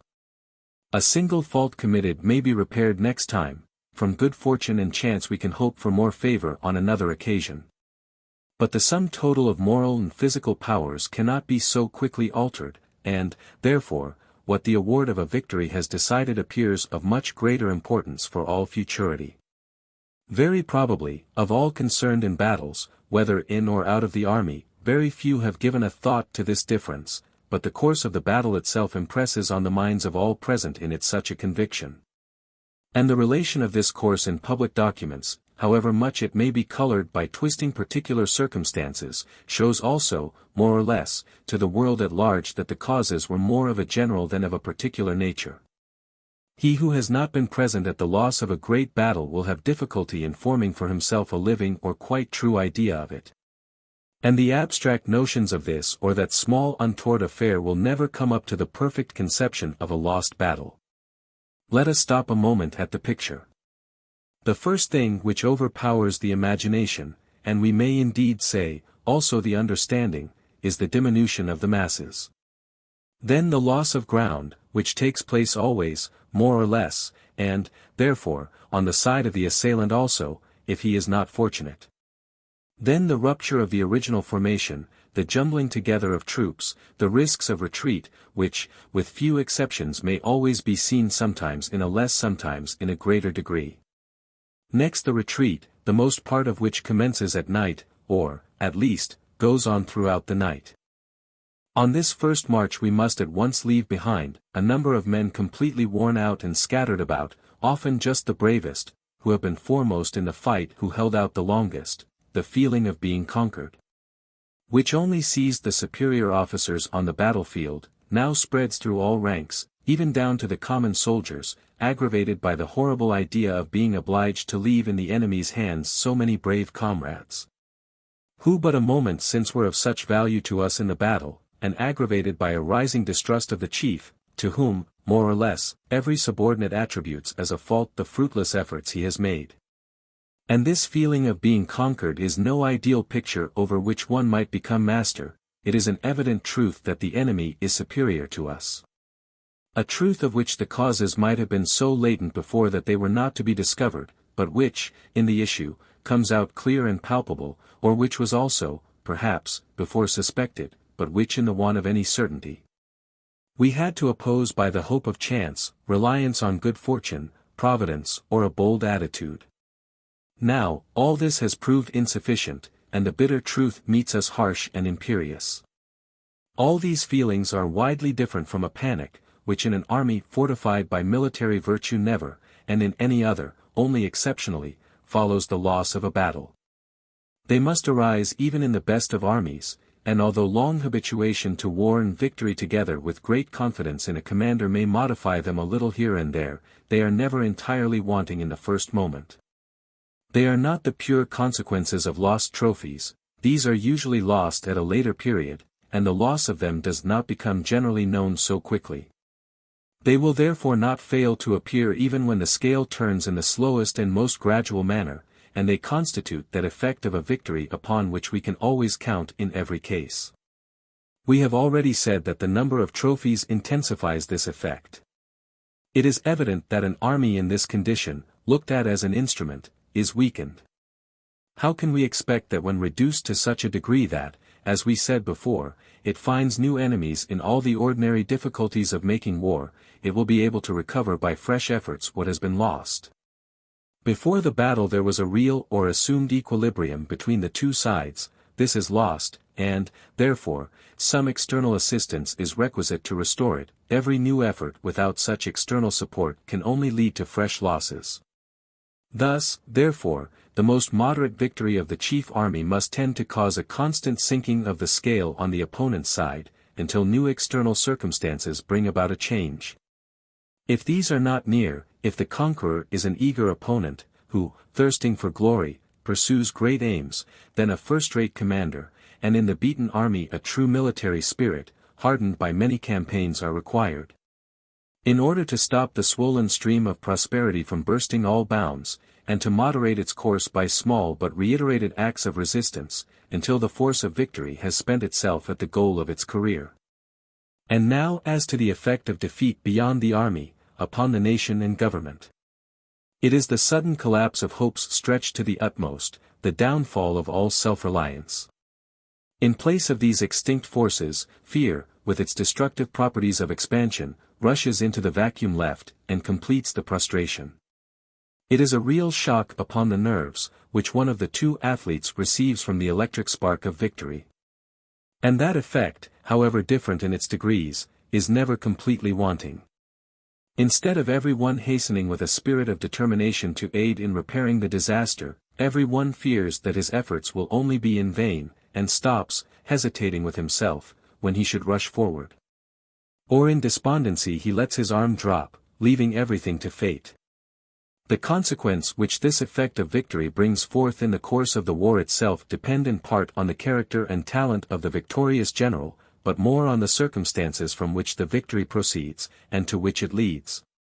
Without boldness and an enterprising spirit on the part of the leader, the most brilliant victory will lead to no great success, and its force exhausts itself all the sooner on circumstances, if these offer a strong and stubborn opposition to it. How very differently from Daun, Frederick the Great would have used the victory at Kollin, and what different consequences France, in place of Prussia, might have given a battle of Leuthen. The conditions which allow us to expect great results from a great victory we shall learn when we come to the subjects with which they are connected. Then it will be possible to explain the disproportion which appears at first sight between the magnitude of a victory and its results, and which is only too readily attributed to a want of energy on the part of the conqueror. Here, where we have to do with the great battle in itself, we shall merely say that the effects now depicted never fail to attend a victory. That they mount up with the intensive strength of the victory, mount up more the whole strength of the army has been concentrated in it, the more the whole military power of the nation is contained in that army. And the state in that military power. But then the question may be asked, can theory accept this effect of victory as absolutely necessary? Must it not rather endeavor to find out counteracting means capable of neutralizing these effects? It seems quite natural to answer this question in the affirmative, but heaven defend us from taking that wrong course of most theories, out of which is begotten a mutually devouring pro et contra. Certainly that effect is perfectly necessary, for it has its foundation in the nature of things, and it exists, even if we find means to struggle against it. Just as the motion of a cannon ball is always in the direction of the terrestrial, although when fired from east to west part of the general velocity is destroyed by this opposite motion. All war supposes human weakness, and against that it is directed. Therefore, if hereafter in another place we examine what is to be done after the loss of a great battle, if we bring under review the resources which still remain, even in the most desperate cases. If we should express a belief in the possibility of retrieving all, even in such a case. It must not be supposed we mean thereby that the effects of such a defeat can by degrees be completely wiped out, for the forces and means used to repair the disaster might have been applied to the realization of some positive object. And this applies both to the moral and physical forces. Another question is, whether, through the loss of a great battle, forces are not perhaps roused into existence, which otherwise would never have come to life. This case is certainly conceivable, and it is what has actually occurred with many nations. But to produce this intensified reaction is beyond the province of military art, which can only take account of it where it might be assumed as a possibility. If there are cases in which the fruits of a victory appear rather of a destructive nature in consequence of the reaction of the forces which it had the effect of rousing into activity, cases which certainly are very exceptional, then it must the more surely be granted that there is a difference in the effects which one and the same victory may produce according to the character of the people or state, which has been conquered. Chapter 11. The use of the battle. Whatever form the conduct of war may take in particular cases, and whatever we may have to admit in the sequel as necessary respecting it, we have only to refer to the conception of war to be convinced of what follows. 1. The destruction of the enemy's military force is the leading principle of war, and for the whole chapter of positive action the direct way to the object. 2. This destruction of the enemy's force must be principally effected by means of battle. 3. Only great and general battles can produce great results. 4. The results will be greatest when combats unite themselves in one great battle. 5. It is only in a great battle that the general-in-chief commands in person, and it is in the nature of things, that he should place more confidence in himself than in his subordinates. From these truths a double law follows, the parts of which mutually support each other, namely, that the destruction of the enemy's military force is to be sought for principally by great battles, and their results. And that the chief object of great battles must be the destruction of the enemy's military force. No doubt the annihilation principle is to be found more or less in other means, granted there are instances in which through favorable circumstances in a minor combat, the destruction of the enemy's forces has been disproportionately great, maxim. And on the other hand in a battle, the taking or holding a single post may be predominant in importance as an object, but as a general rule it remains a paramount truth, that battles are only fought with a view to the destruction of the enemy's army. And that this destruction can only be effected by their means. The battle may therefore be regarded as war concentrated, as the center of effort of the whole war or campaign. As the sun's rays unite in the focus of the concave mirror in a perfect image, and in the fullness of their heat. To the forces and circumstances of war, unite in a focus in the great battle for one concentrated utmost effort. The very assemblage of forces in one great whole, which takes place more or less in all wars, indicates an intention to strike a decisive blow with this whole, either voluntarily as assailant, or constrained by the opposite party as defender. When this great blow does not follow, then some modifying, and retarding motives have attached themselves to the original motive of hostility, and have weakened, altered or completely checked the movement. But also, even in this condition of mutual inaction which has been the keynote in so many wars, the idea of a possible battle serves always for both parties as a point of direction, a distant focus in the construction of their plans. The more war is war in earnest, the more it is a venting of animosity and hostility, a mutual struggle to overpower, so much the more will all activities join deadly contest, and also the more prominent in importance becomes the battle. In general, when the object aimed at is of a great and positive nature, one therefore in which the interests of the enemy are deeply concerned, the battle offers itself as the most natural means. It is, therefore, also the best, as we shall show more plainly hereafter, and, as a rule, when it is evaded from aversion to the great decision, punishment follows.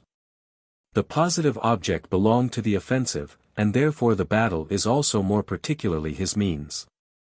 But without examining the conception of offensive and defensive more minutely here, we must still observe that, even for the defender in most cases, there is no other effectual means with which to meet the exigencies of his situation. To solve the problem presented to him. The battle is the bloodiest way of solution. True, it is not merely reciprocal slaughter, and its effect is more a killing of the enemy's courage than of the enemy's soldiers, as we shall see more plainly in the next chapter, but still blood is always its price. And slaughter its character as well as name. From this the humanity in the general's mind recoils with horror. Schlacht, from Schlachten equals to slaughter. But the soul of the man trembles still more at the thought of the decision to be given with one single blow. In one point of space and time all action is here pressed together, and at such a moment there is stirred up within us a dim feeling as if in this narrow space all our forces could not develop themselves and come into activity. As if we had already gained much by mere time, although this time owes us nothing at all. This is all mere illusion, but even as illusion it is something, and the same weakness which seizes upon the man in every other momentous decision may well be felt more powerfully by the general, when he must stake interests of such enormous weight upon one venture. Thus, then, statesmen and generals have at all times endeavored to avoid the decisive battle, seeking either to attain their aim without it, or dropping that aim unperceived. Writers on history and theory have then busied themselves to discover in some other feature in these campaigns not only an equivalent for the decision by battle which has been avoided, but even a higher art. In this way, in the present age, it came very near to this, that a battle in the economy of war was looked upon as an evil, rendered necessary through some error committed. A morbid paroxysm to which a regular prudent system of war would never lead. Only those generals were to deserve laurels who knew how to carry on war without spilling blood. And the theory of war, a real business for Brahmins, was to be specially directed to teaching this. Contemporary history has destroyed this illusion, but no one can guarantee that it will not sooner or later reproduce itself, and lead those at the head of affairs to perversities which please man's weakness, and therefore have the greater affinity for his nature. Perhaps, by and by, Bonaparte's campaigns and battles will be looked upon as mere acts of barbarism and stupidity, and we shall once more turn with satisfaction and confidence to the dress sword of obsolete and musty institutions and forms. If theory gives a caution against this, then it renders a real service to those who listen to its warning voice. May we succeed in lending a hand to those who in our dear native land are called upon to speak with authority on these matters, that we may be their guide into this field of inquiry, and excite them to make a candid examination of the subject. On the continent only, it still preserves full vitality in the minds of British politicians and pressmen. Editor. This prayer was abundantly granted, vide the German victories of 1870. Editor. Not only the conception of war but experience also leads us to look for a great decision only in a great battle. From time immemorial, only great victories have led to great successes on the offensive side in the absolute form, on the defensive side in a manner more or less satisfactory. Even Bonaparte would not have seen the day of Ulm, unique in its kind, if he had shrunk from shedding blood.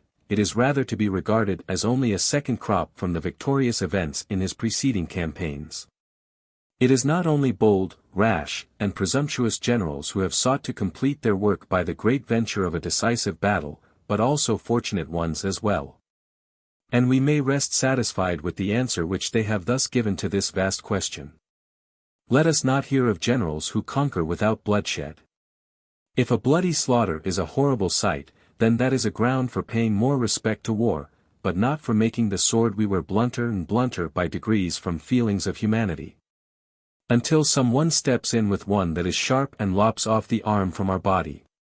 We look upon a great battle as a principal decision, but certainly not as the only one necessary for a war or a campaign. Instances of a great battle deciding a whole campaign have been frequent only in modern times. Those which have decided a whole war belong to the class of rare exceptions. A decision which is brought about by a great battle depends naturally not on the battle itself, that is on the mass of combatants engaged in it, and on the intensity of the victory, but also on a number of other relations between the military forces opposed to each other, and between the states to which these forces belong.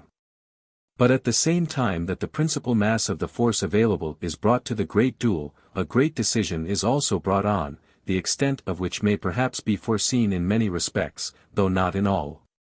And which, although not the only one, still is the first decision, and as such, has an influence on those which succeed. Therefore a deliberately planned great battle, according to its relations, is more or less, but always in some degree, to be regarded as the leading means and central point of the whole system. The more a general takes the field in the true spirit of war as well as of every contest, with the feeling and the idea, that is the conviction, that he must and will conquer, the more he will strive to throw every weight into the scale in the first battle, hope and strive to win everything by it.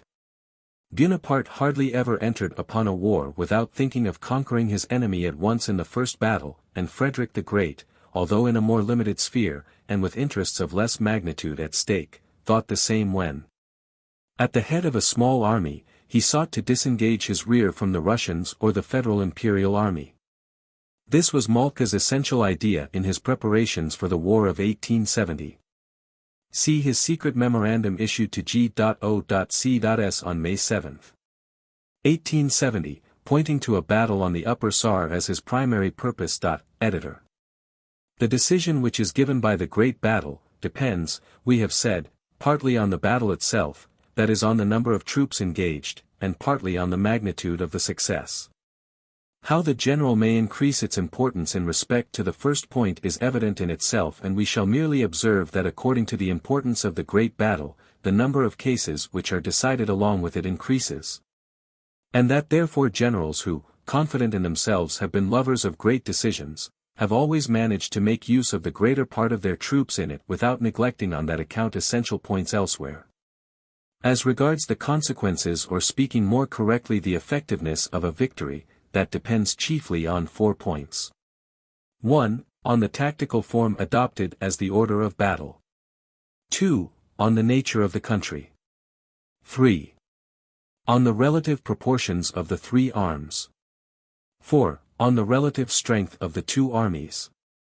A battle with parallel fronts and without any action against a flank will seldom yield as great success as one in which the defeated army has been turned, or compelled to change front more or less. In a broken or hilly country the successes are likewise smaller, because the power of the blow is everywhere less.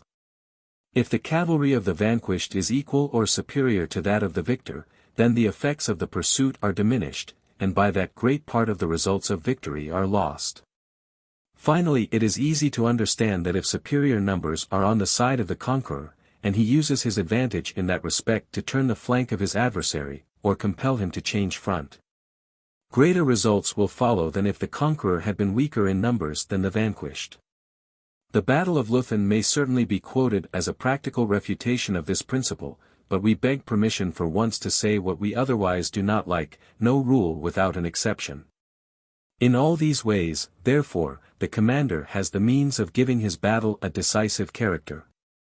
Certainly he thus exposes himself to an increased amount of danger, but his whole line of action is subject to that dynamic law of the moral world. There is then nothing in war which can be put in comparison with the great battle in point of importance, and the acme of strategic ability is displayed in the provision of means for this great event, in the skillful determination of place and time, and direction of troops, and in the good use made of success. But it does not follow from the importance of these things that they must be of a very complicated and recondite nature. All is here rather simple, the art of combination by no means great. But there is great need of quickness in judging of circumstances, need of energy, steady resolution, a youthful spirit of enterprise, heroic qualities, to which we shall often have to refer. There is, therefore, but little wanted here of that which can be taught by books, and there is much that, if it can be taught at all, must come to the general through some other medium than printer's type. The impulse towards a great battle, the voluntary, sure progress to it, must proceed from a feeling of innate power and a clear sense of the necessity. In other words, it must proceed from inborn courage and from perceptions sharpened by contact with the higher interests of life. Great examples are the best teachers, but it is certainly a misfortune if a cloud of theoretical prejudices comes between, for even the sunbeam is refracted and tinted by the clouds. To destroy such prejudices, which many a time rise and spread themselves like a miasma, is an imperative duty of theory, for the misbegotten offspring of human reason can also be in turn destroyed by pure reason. Chapter 12. Strategic Means of Utilizing Victory. The more difficult part, viz., that of perfectly preparing the victory, is a silent service of which the merit belongs to strategy and yet for which it is hardly sufficiently commended. It appears brilliant and full of renown by turning to good account a victory gained. What may be the special object of a battle, how it is connected with the whole system of a war, whither the career of victory may lead according to the nature of circumstances.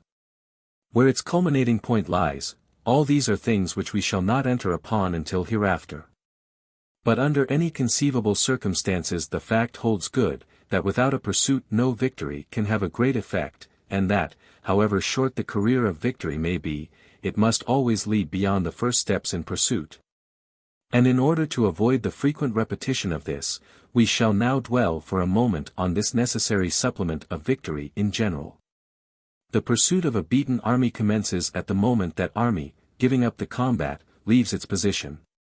All previous movements in one direction and another belong not to that but to the progress of the battle itself.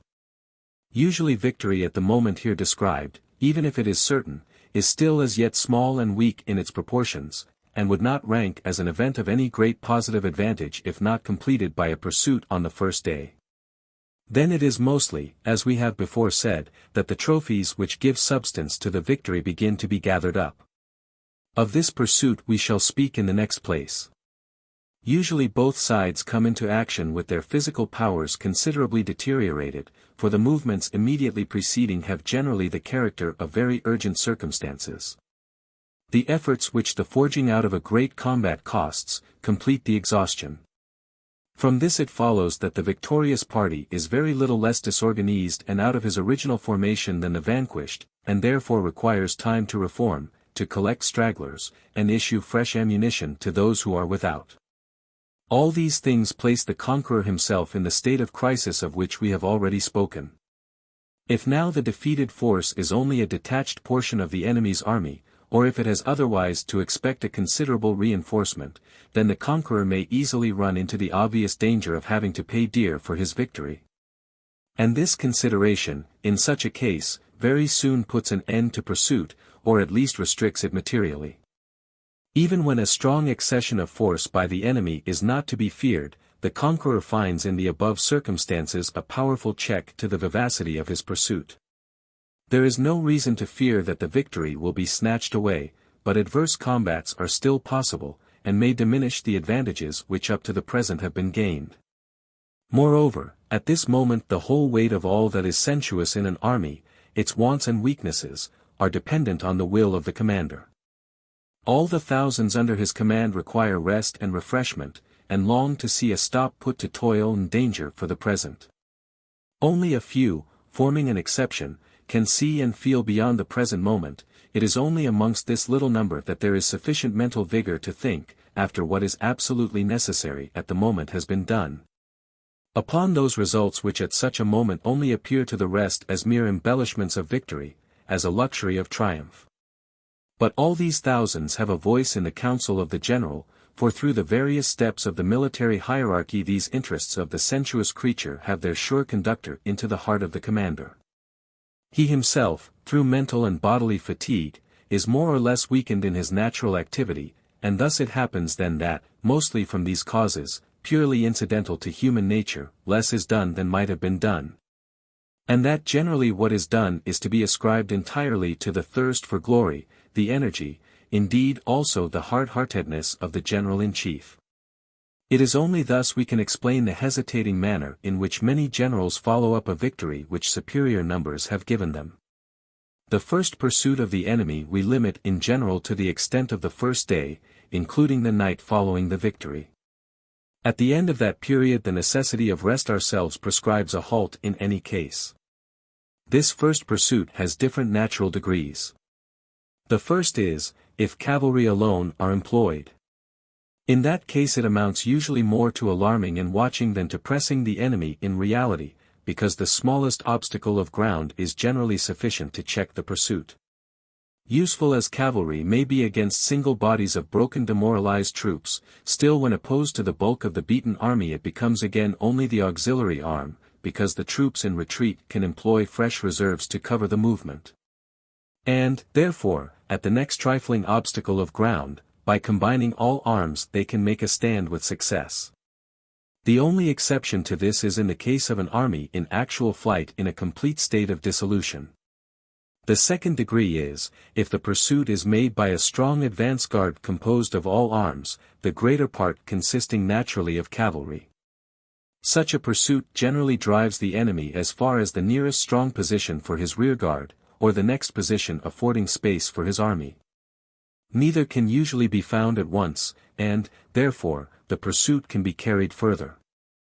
Generally, however, it does not extend beyond the distance of one or at most a couple of leagues, because otherwise the advance guard would not feel itself sufficiently supported. The third and most vigorous degree is when the victorious army itself continues to advance as far as its physical powers can endure. In this case the beaten army will generally quit such ordinary positions as a country usually offers on the mere show of an attack, or of an intention to turn its flank. And the rear guard will be still less likely to engage in an obstinate resistance. In all three cases the night, if it sets in before the conclusion of the whole act, usually puts an end to it, and the few instances in which this has not taken place, and the pursuit has been continued throughout the night, must be regarded as pursuits in an exceptionally vigorous form.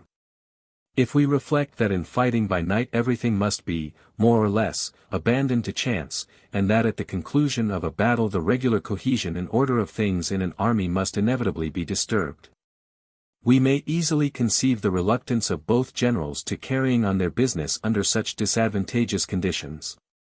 If a complete dissolution of the vanquished army, or a rare superiority of the victorious army in military virtue does not ensure success, everything would in a manner be given up to fate, which can never be for the interest of any one, even of the most foolhardy general.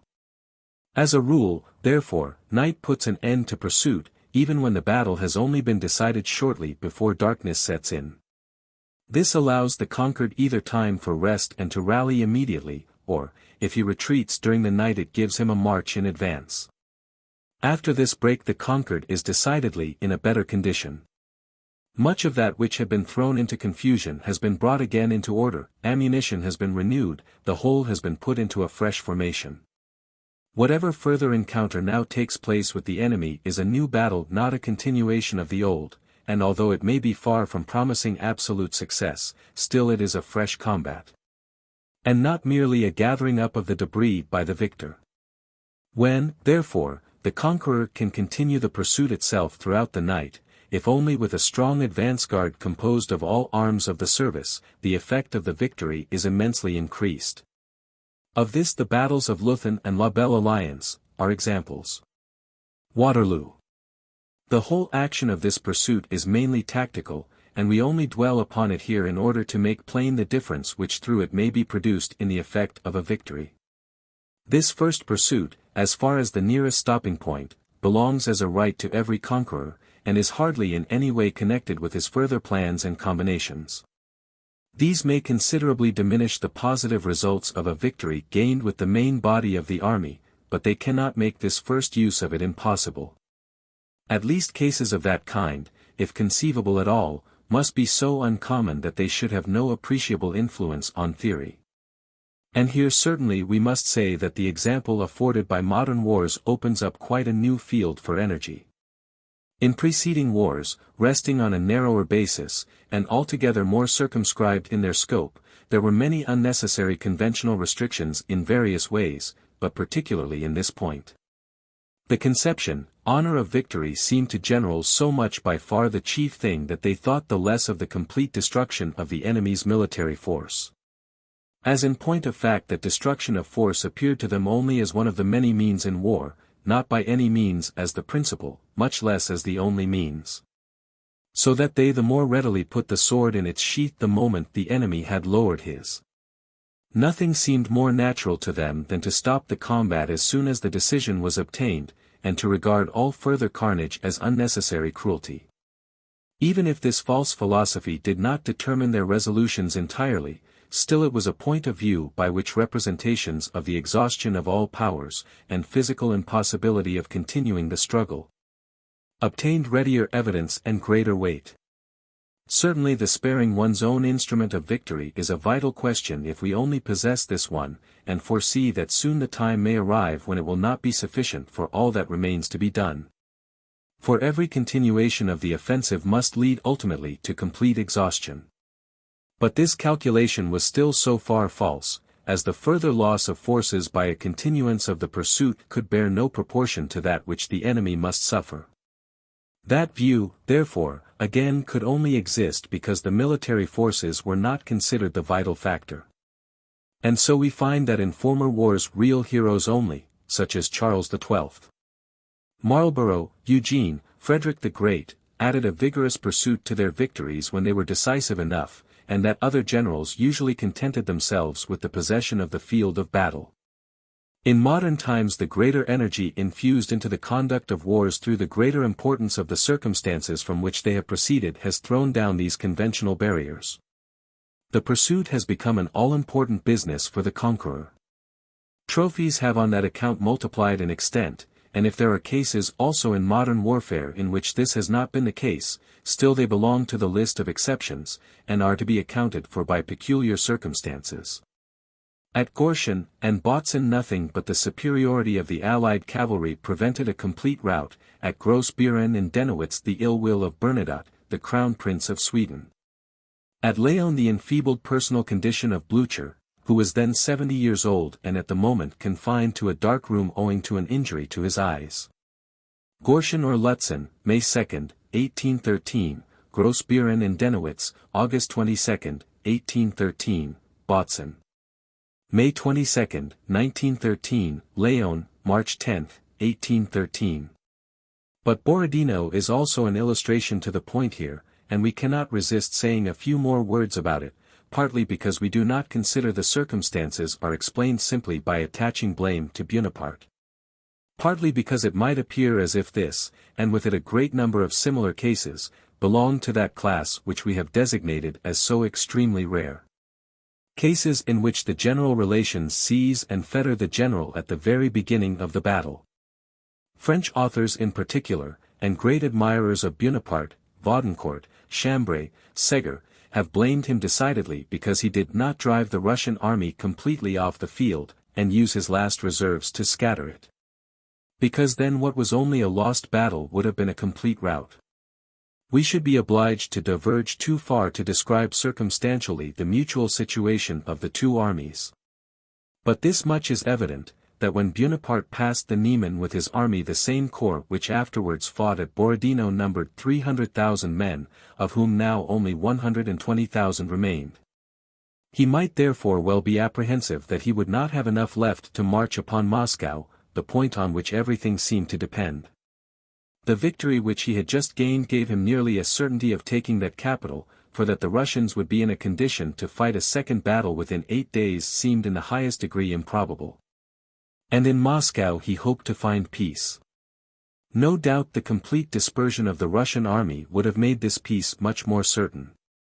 But still the first consideration was to get to Moscow, that is, to get there with a force with which he should appear dictator over the capital, and through that over the empire and the government.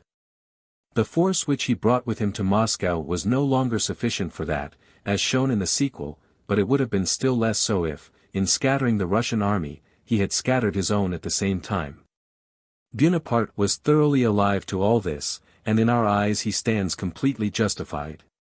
But on that account this case is still not to be reckoned amongst those in which, through the general relations, the general is interdicted from following up his victory, for there never was in his case any question of mere pursuit. The victory was decided at 4 o'clock in the afternoon, but the Russians still occupied the greater part of the field of battle. They were not yet disposed to give up the ground, and if the attack had been renewed, they would still have offered a most determined resistance, which would have undoubtedly ended in their complete defeat, but would have cost the conqueror much further bloodshed. We must therefore reckon the battle of Borodino as amongst battles, like Bautzen, left unfinished. At Bautzen the vanquished preferred to quit the field sooner. At Borodino the conqueror preferred to content himself with a half-victory, not because the decision appeared doubtful, but because he was not rich enough to pay for the whole. Returning now to our subject, the deduction from our reflections in relation to the first stage of pursuit is, that the energy thrown into it chiefly determines the value of the victory. That this pursuit is a second act of the victory, in many cases more important also than the first, and that strategy, whilst here approaching tactics to receive from it the harvest of success, exercises the first act of her authority by demanding this completion of the victory. But further, the effects of victory are very seldom found to stop with this first pursuit.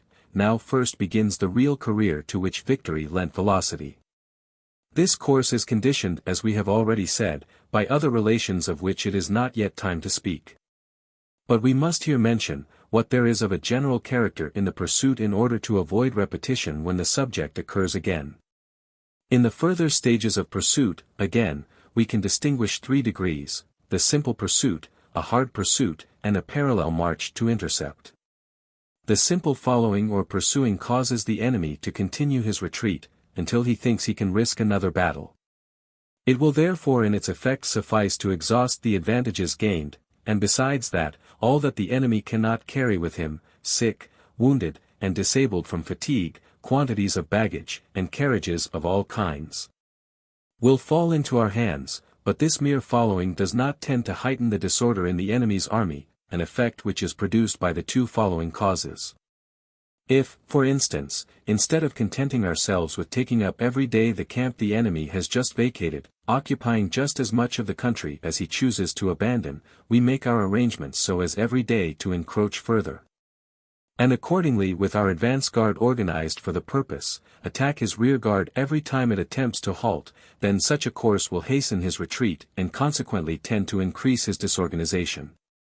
This it will principally effect by the character of continuous flight, which his retreat will thus assume. Nothing has such a depressing influence on the soldier, as the sound of the enemy's cannon afresh at the moment when, after a forced march he seeks some rest. If this excitement is continued from day to day for some time, it may lead to a complete rout. There lies in it a constant admission of being obliged to obey the law of the enemy, and of being unfit for any resistance, and the consciousness of this cannot do otherwise than weaken the moral of an army in a high degree. The effect of pressing the enemy in this way attains a maximum when it drives the enemy to make night marches. If the conqueror scares away the discomfited opponent at sunset from a camp which has just been taken up either for the main body of the army, or for the rearguard, the conquered must either make a night march, or alter his position in the night, retiring further away, which is much the same thing. The victorious party can on the other hand pass the night in quiet. The arrangement of marches, and the choice of positions depend in this case also upon so many other things, especially on the supply of the army, on strong natural obstacles in the country, on large towns, and that it would be ridiculous pedantry to attempt to show by a geometrical analysis how the pursuer, being able to impose his laws on the retreating enemy, can compel him to march at night while he takes his rest. But nevertheless it is true and practicable that marches in pursuit may be so planned as to have this tendency, and that the efficacy of the pursuit is very much enhanced thereby. If this is seldom attended to in the execution, it is because such a procedure is more difficult for the pursuing army, than a regular adherence to ordinary marches in the daytime. To start in good time in the morning, to encamp at midday, to occupy the rest of the day in providing for the ordinary wants of the army, and to use the night for repose, is a much more convenient method than to regulate one's movements exactly according to those of the enemy, therefore to determine nothing till the last moment, to start on the march, sometimes in the morning, sometimes in the evening. To be always for several hours in the presence of the enemy, and exchanging cannon shots with him, and keeping up skirmishing fire, to plan maneuvers to turn him, in short, to make the whole outlay of tactical means which such a course renders necessary. All that naturally bears with a heavy weight on the pursuing army, and in war, where there are so many burdens to be borne, men are always inclined to strip off those which do not seem absolutely necessary. These observations are true, whether applied to a whole army or as in the more usual case, to a strong advance guard. For the reasons just mentioned, this second method of pursuit, this continued pressing of the enemy pursued is rather a rare occurrence. Even Bonaparte in his Russian campaign, 1812, practiced it but little, for the reasons here apparent, that the difficulties and hardships of this campaign, already threatened his army with destruction before it could reach its object. On the other hand, the French in their other campaigns have distinguished themselves by their energy in this point also. Lastly, the third and most effectual form of pursuit is, the parallel march to the immediate object of the retreat. Every defeated army will naturally have behind it, at a greater or less distance, some point, the attainment of which is the first purpose in view, whether it be that failing in this its further retreat might be compromised, as in the case of a defile, or that it is important for the point itself to reach it before the enemy, as in the case of a great city, magazines, and or, lastly, that the army at this point will gain new powers of defense, such as a strong position, or junction with other corps. Now if the conqueror directs his march on this point by a lateral road, it is evident how that may quicken the retreat of the beaten army in a destructive manner, convert it into hurry, perhaps into flight. The conquered has only three ways to counteract this. The first is to throw himself in front of the enemy, in order by an unexpected attack to gain that probability of success which is lost to him in general from his position. This plainly supposes an enterprising bold general, and an excellent army, beaten but not utterly defeated, therefore, it can only be employed by a beaten army in very few cases. This point is exceptionally well treated by von Bernhardi in his Cavalry in Future Wars. London, Murray, 1906. The second way is hastening the retreat. But this is just what the conqueror wants, and it easily leads to immoderate efforts on the part of the troops, by which enormous losses are sustained, in stragglers, broken guns, and carriages of all kinds. The third way is to make a detour, and get round the nearest point of interception, to march with more ease at a greater distance from the enemy, and thus to render the haste required less damaging. This last way is the worst of all. It generally turns out like a new debt contracted by an insolvent debtor, and leads to greater embarrassment. There are cases in which this course is advisable, others where there is nothing else left. Also instances in which it has been successful. But upon the whole it is certainly true that its adoption is usually influenced less by a clear persuasion of its being the surest way of attaining the aim than by another inadmissible motive. This motive is the dread of encountering the enemy.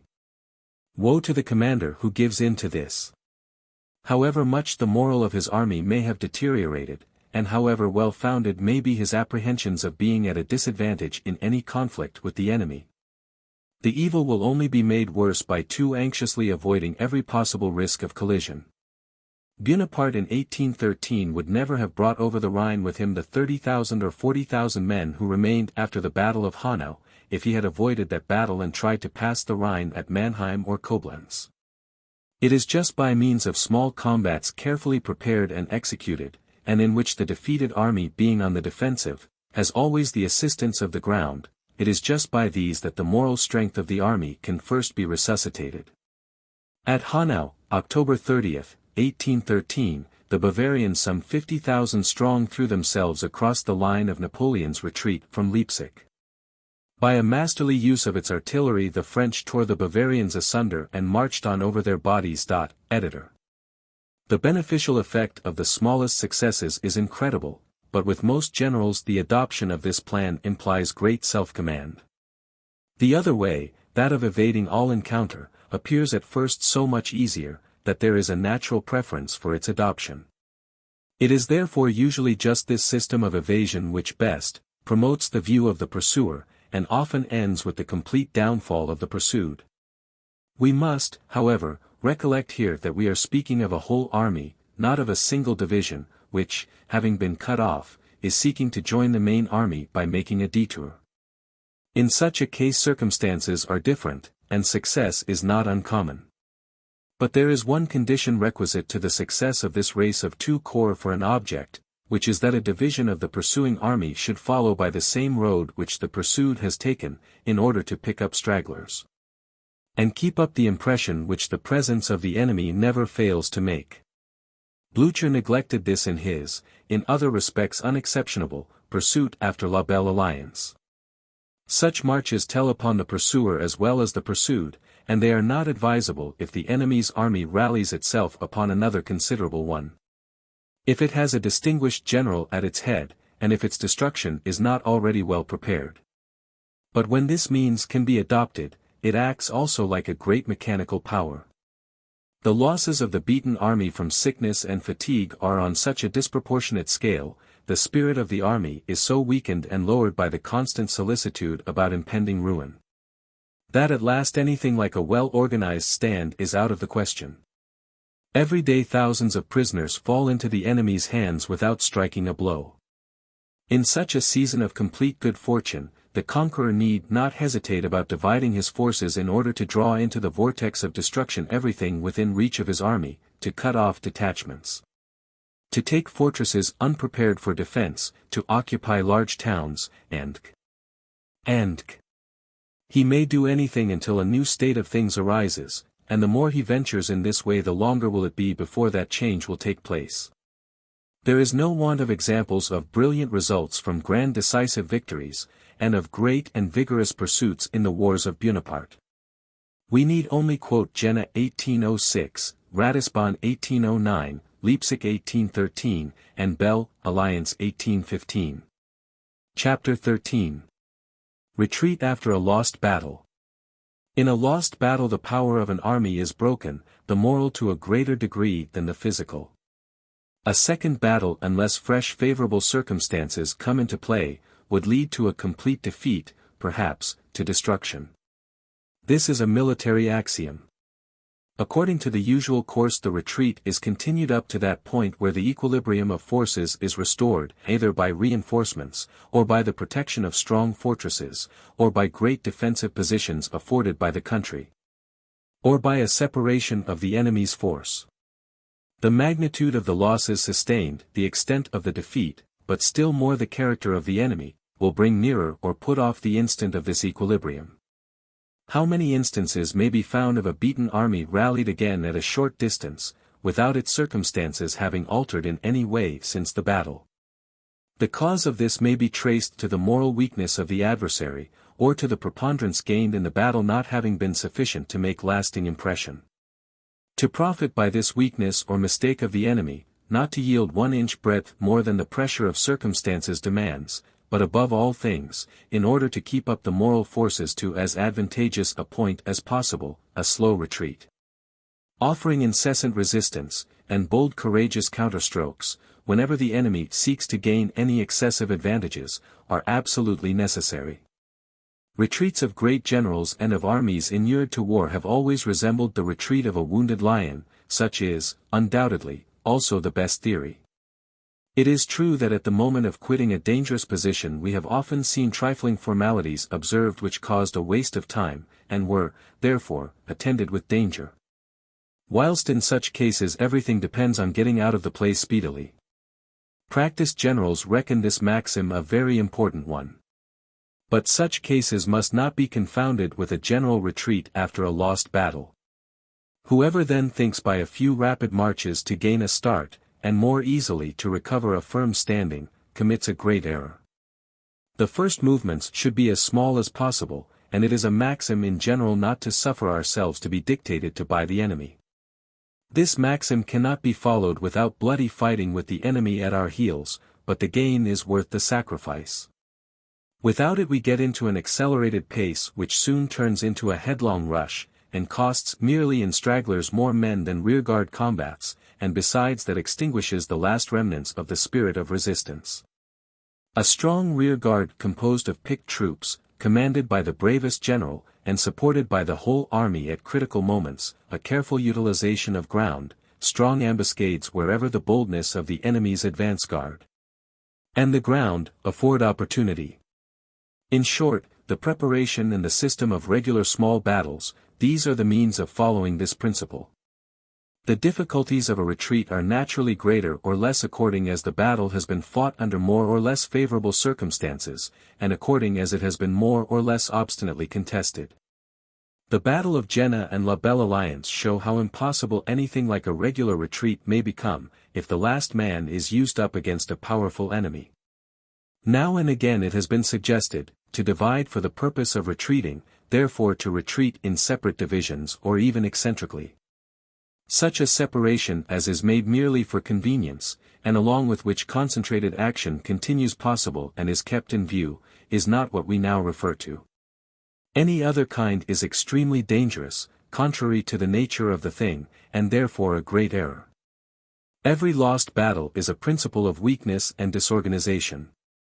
And the first and immediate desideratum is to concentrate, and in concentration to recover order, courage, and confidence.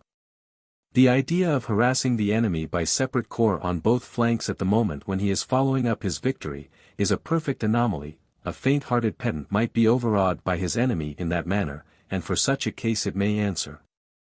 But where we are not sure of this failing in our opponent it is better let alone. If the strategic relations after a battle require that we should cover ourselves right and left by detachments, so much must be done, as from circumstances is unavoidable, but this fractioning must always be regarded as an evil. And we are seldom in a state to commence it the day after the battle itself. Allusion is here made to the works of Lloyd Bulow and others. If Frederick the Great after the Battle of Kolin, and the raising of the siege of Prague retreated in 3 columns, that was done not out of choice, but because the position of his forces, and the necessity of covering Saxony, left him no alternative. Bonaparte after the Battle of Brienne, sent Marmont back to the Aube, whilst he himself passed the Seine, and turned towards Troyes. But that this did not end in disaster, was solely owing to the circumstance that the Allies, instead of pursuing, divided their forces in like manner, turning with the one part, Blücher, towards the Marne, while with the other, Schwarzenberg. From fear of being too weak, they advanced with exaggerated caution. June 19, 1757.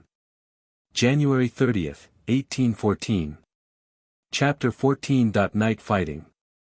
The manner of conducting a combat at night, and what concerns the details of its course, is a tactical subject.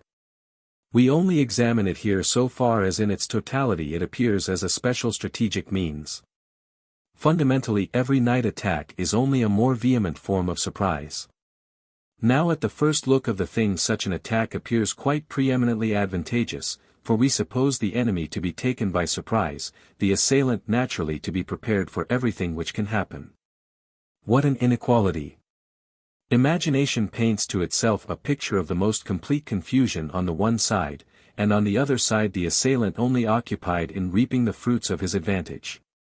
Hence the constant creation of schemes for night attacks by those who have not to lead them, and have no responsibility, whilst these attacks seldom take place in reality. These ideal schemes are all based on the hypothesis that the assailant knows the arrangements of the defender because they have been made and announced beforehand, and could not escape notice in his reconnaissances and inquiries. That on the other hand, the measures of the assailant, being only taken at the moment of execution, cannot be known to the enemy. But the last of these is not always quite the case, and still less is the first.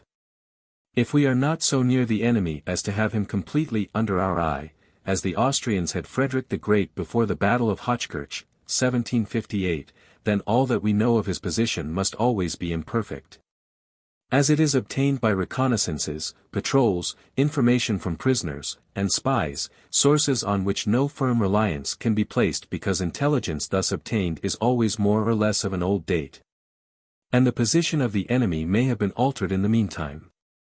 Moreover, with the tactics and mode of encampment of former times it was much easier than it is now to examine the position of the enemy. A line of tents is much easier to distinguish than a line of huts or a bivouac. And an encampment on a line of front, fully and regularly drawn out, also easier than one of divisions formed in columns, the mode often used at present. We may have the ground on which a division bivouacs in that manner completely under our eye, and yet not be able to arrive at any accurate idea. But the position again is not all that we want to know. The measures which the defender may take in the course of the combat are just as important, and do not by any means consist in mere random shots. These measures also make night attacks more difficult in modern wars than formerly, because they have in these campaigns an advantage over those already taken. In our combats the position of the defender is more temporary than definitive, and on that account the defender is better able to surprise his adversary with unexpected blows, than he could formerly. All these difficulties obviously become increased as the power of the weapons in use tends to keep the combatants further apart. The editor. Therefore what the assailant knows of the defensive previous to a night attack, is seldom or never sufficient to supply the want of direct observation.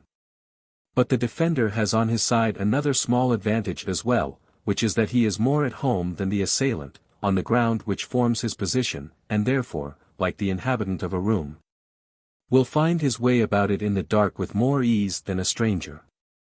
He knows better where to find each part of his force, and therefore can more readily get at it than is the case with his adversary.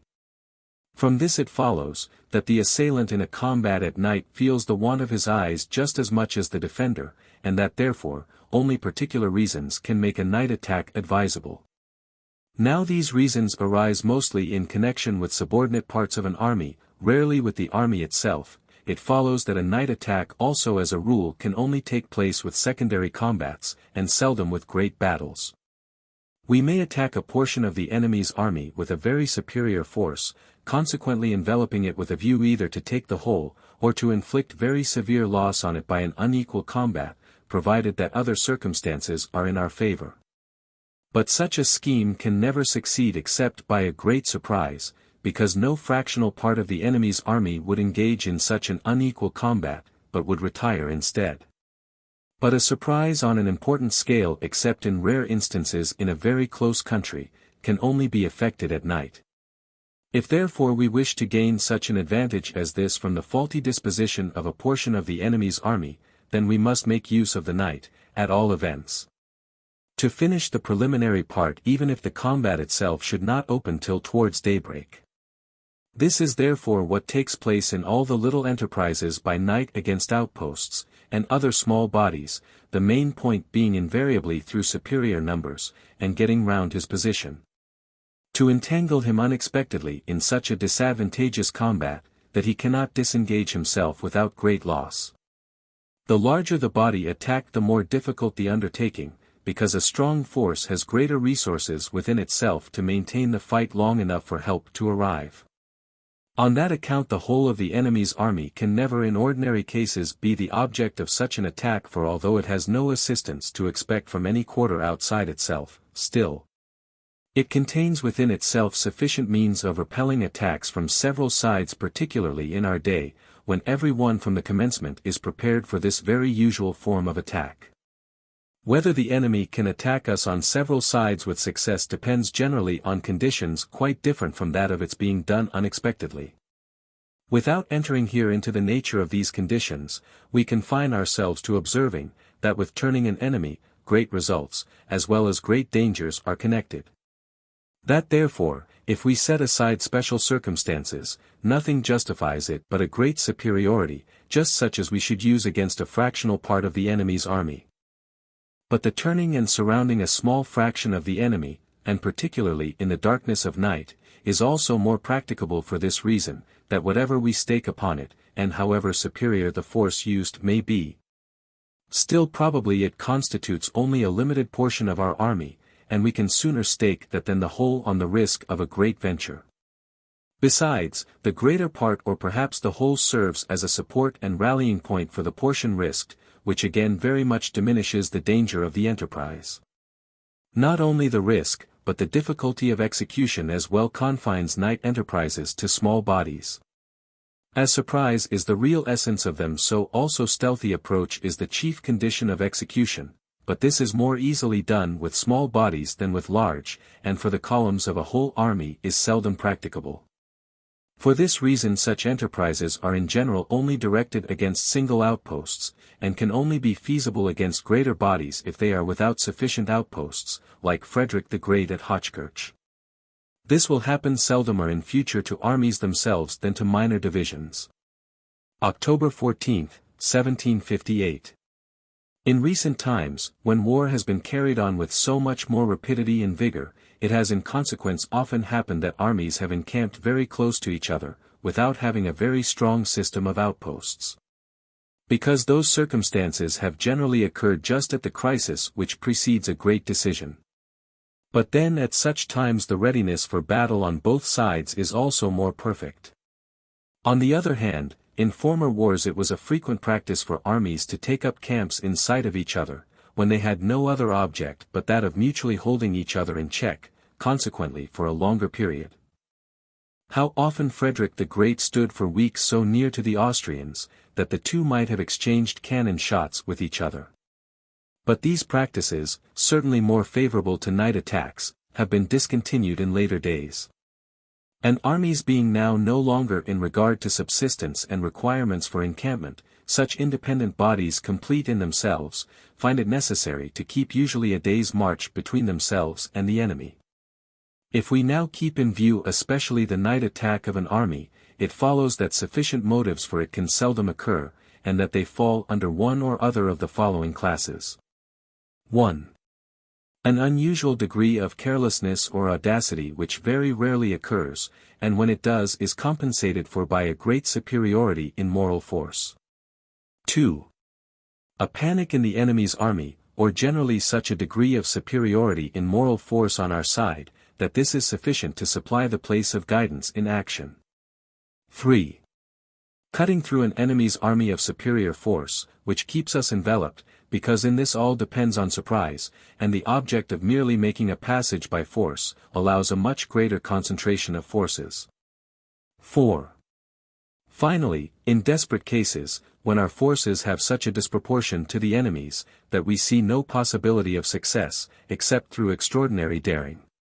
But in all these cases there is still the condition that the enemy's army is under our eyes, and protected by no advance guard. As for the rest, most night combats are so conducted as to end with daylight, so that only the approach and the first attack are made under cover of darkness. Because the assailant in that manner can better profit by the consequences of the state of confusion into which he throws his adversary. And combats of this description which do not commence until daybreak, in which the night therefore is only made use of to approach, are not to be counted as night combats. Book of Military Forces. Chapter 1. General Scheme. We shall consider military forces. 1. As regards their numerical strength and organization. 2. In their state independent of fighting. 3. In respect of their maintenance, and, lastly. 4. In their general relations to country and ground. Thus we shall devote this book to the consideration of things appertaining to an army, which only come under the head of necessary conditions of fighting, but do not constitute the fight itself. They stand in more or less close connection with and react upon the fighting, and therefore, in considering the application of the combat they must often appear. But we must first consider each by itself, as a whole, in its essence and peculiarities. Chapter 2. Theater of War, Army, Campaign. The nature of the things does not allow of a completely satisfactory definition of these three factors, denoting respectively, space, mass, and time in war. But that we may not sometimes be quite misunderstood, we must try to make somewhat plainer the usual meaning of these terms, to which we shall in most cases adhere. 1. Theater of War. This term denotes properly such a portion of the space over which war prevails as has its boundaries protected, and thus possesses a kind of independence. This protection may consist in fortresses, or important natural obstacles presented by the country, or even in its being separated by a considerable distance from the rest of the space embraced in the war. Such a portion is not a mere piece of the whole, but a small whole complete in itself. And consequently it is more or less in such a condition that changes which take place at other points in the seat of war have only an indirect and no direct influence upon it.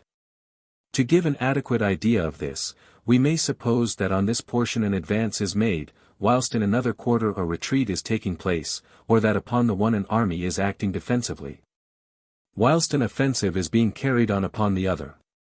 Such a clearly defined idea as this is not capable of universal application, it is here used merely to indicate the line of distinction. 2. Army. With the assistance of the conception of a theatre of war, it is very easy to say what an army is. It is, in point of fact, the mass of troops in the same theatre of war. But this plainly does not include all that is meant by the term in its common usage. Blucher and Wellington commanded each a separate army in 1815, although the two were in the same theatre of war. The chief command is, therefore, another distinguishing sign for the conception of an army. At the same time this sign is very nearly allied to the preceding, for where things are well organized, there should only exist one supreme command in a theatre of war. And the commander-in-chief in a particular theatre of war should always have a proportionate degree of independence. The mere absolute numerical strength of a body of troops is less decisive on the subject than might at first appear.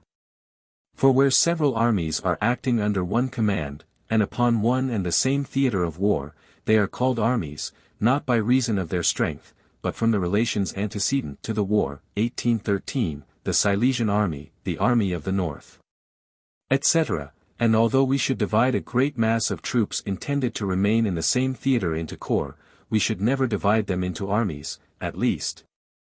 Such a division would be contrary to what seems to be the meaning which is universally attached to the term. On the other hand, it would certainly be pedantry to apply the term army to each band of irregular troops acting independently in a remote province. Still we must not leave unnoticed that it surprises no one when the army of the Vendeans in the Revolutionary War is spoken of. And yet it was not much stronger. The conceptions of army and theatre of war therefore, as a rule, go together, and mutually include each other. 3. Campaign. Although the sum of all military events which happen in all the theatres of war in 1 year is often called a campaign, still, however, it is more usual and more exact to understand by the term the events in one single theatre of war. But it is worse still to connect the notion of a campaign with the period of 1 year, for wars no longer divide themselves naturally into campaigns of a year's duration by fixed and long periods in winter quarters. As, however, the events in a theatre of war of themselves form certain great chapters, if, for instance, the direct effects of some more or less great catastrophe cease, and new combinations begin to develop themselves, therefore these natural subdivisions must be taken into consideration in order to allot to each year, campaign, its complete share of events. No one would make the campaign of 1812 terminate at Memel, where the armies were on the January 1st, and transfer the further retreat of the French until they recrossed the Elbe to the campaign of 1813. As that further retreat was plainly only a part of the whole retreat from Moscow. That we cannot give these conceptions any greater degree of distinctness is of no consequence, because they cannot be used as philosophical definitions for the basis of any kind of propositions. They only serve to give a little more clearness and precision to the language we use. Chapter 3. Relation of Power. In the 8th chapter of the 3rd book we have spoken of the value of superior numbers in battles, from which follows as a consequence the superiority of numbers in general in strategy. So far the importance of the relations of power is established, we shall now add a few more detailed considerations on the subject. An unbiased examination of modern military history leads to the conviction that the superiority in numbers becomes every day more decisive. The principle of assembling the greatest possible numbers for a decisive battle may therefore be regarded as more important than ever. Courage and the spirit of an army have, in all ages, multiplied its physical powers, and will continue to do so equally in future. But we find also that at certain periods in history a superiority in the organization and equipment of an army has given a great moral preponderance. We find that at other periods a great superiority in mobility had a like effect. At one time we see a new system of tactics brought to light. At another we see the art of war developing itself in an effort to make a skillful use of ground on great general principles, and by such means here and there we find one general gaining great advantages over another. But even this tendency has disappeared, and wars now go on in a simpler and more natural manner. If, divesting ourselves of any preconceived notions, we look at the experiences of recent wars, we must admit that there are but little traces of any of the above influences, either throughout any whole campaign, or in engagements of a decisive character, that is, the great battle, respecting which term we refer to the second chapter of the preceding book. Armies are in our days so much on a par in regard to arms, equipment, and drill, that there is no very notable difference between the best and the worst in these things.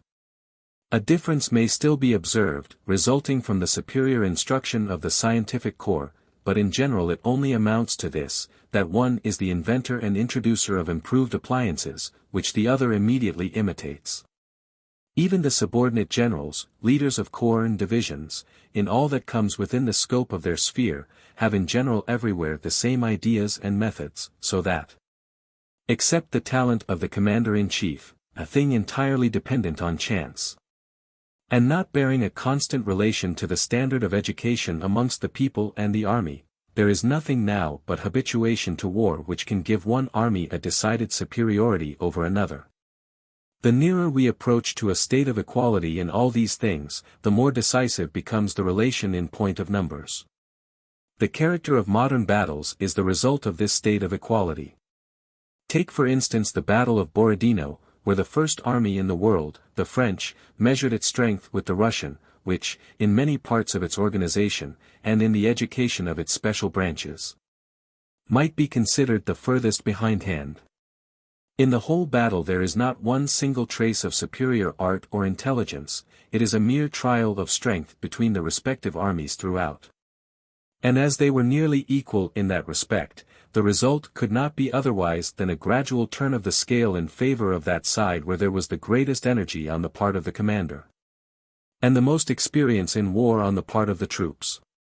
We have taken this battle as an illustration, because in it there was an equality in the numbers on each side such as is rarely to be found. We do not maintain that all battles exactly resemble this, but it shows the dominant tone of most of them. In a battle in which the forces try their strength on each other so leisurely and methodically, an excess of force on one side must make the result in its favor much more certain. And it is a fact that we may search modern military history in vain for a battle in which an army has beaten another double its own strength, an occurrence by no means uncommon in former times. Bonaparte, the greatest general of modern times, in all his great victorious battles, with one exception, that of Dresden, 1813, had managed to assemble an army superior in numbers, or at least very little inferior, to that of his opponent. And when it was impossible for him to do so, as at Leipzig, Brienne, Laon, and Belle Alliance, he was beaten.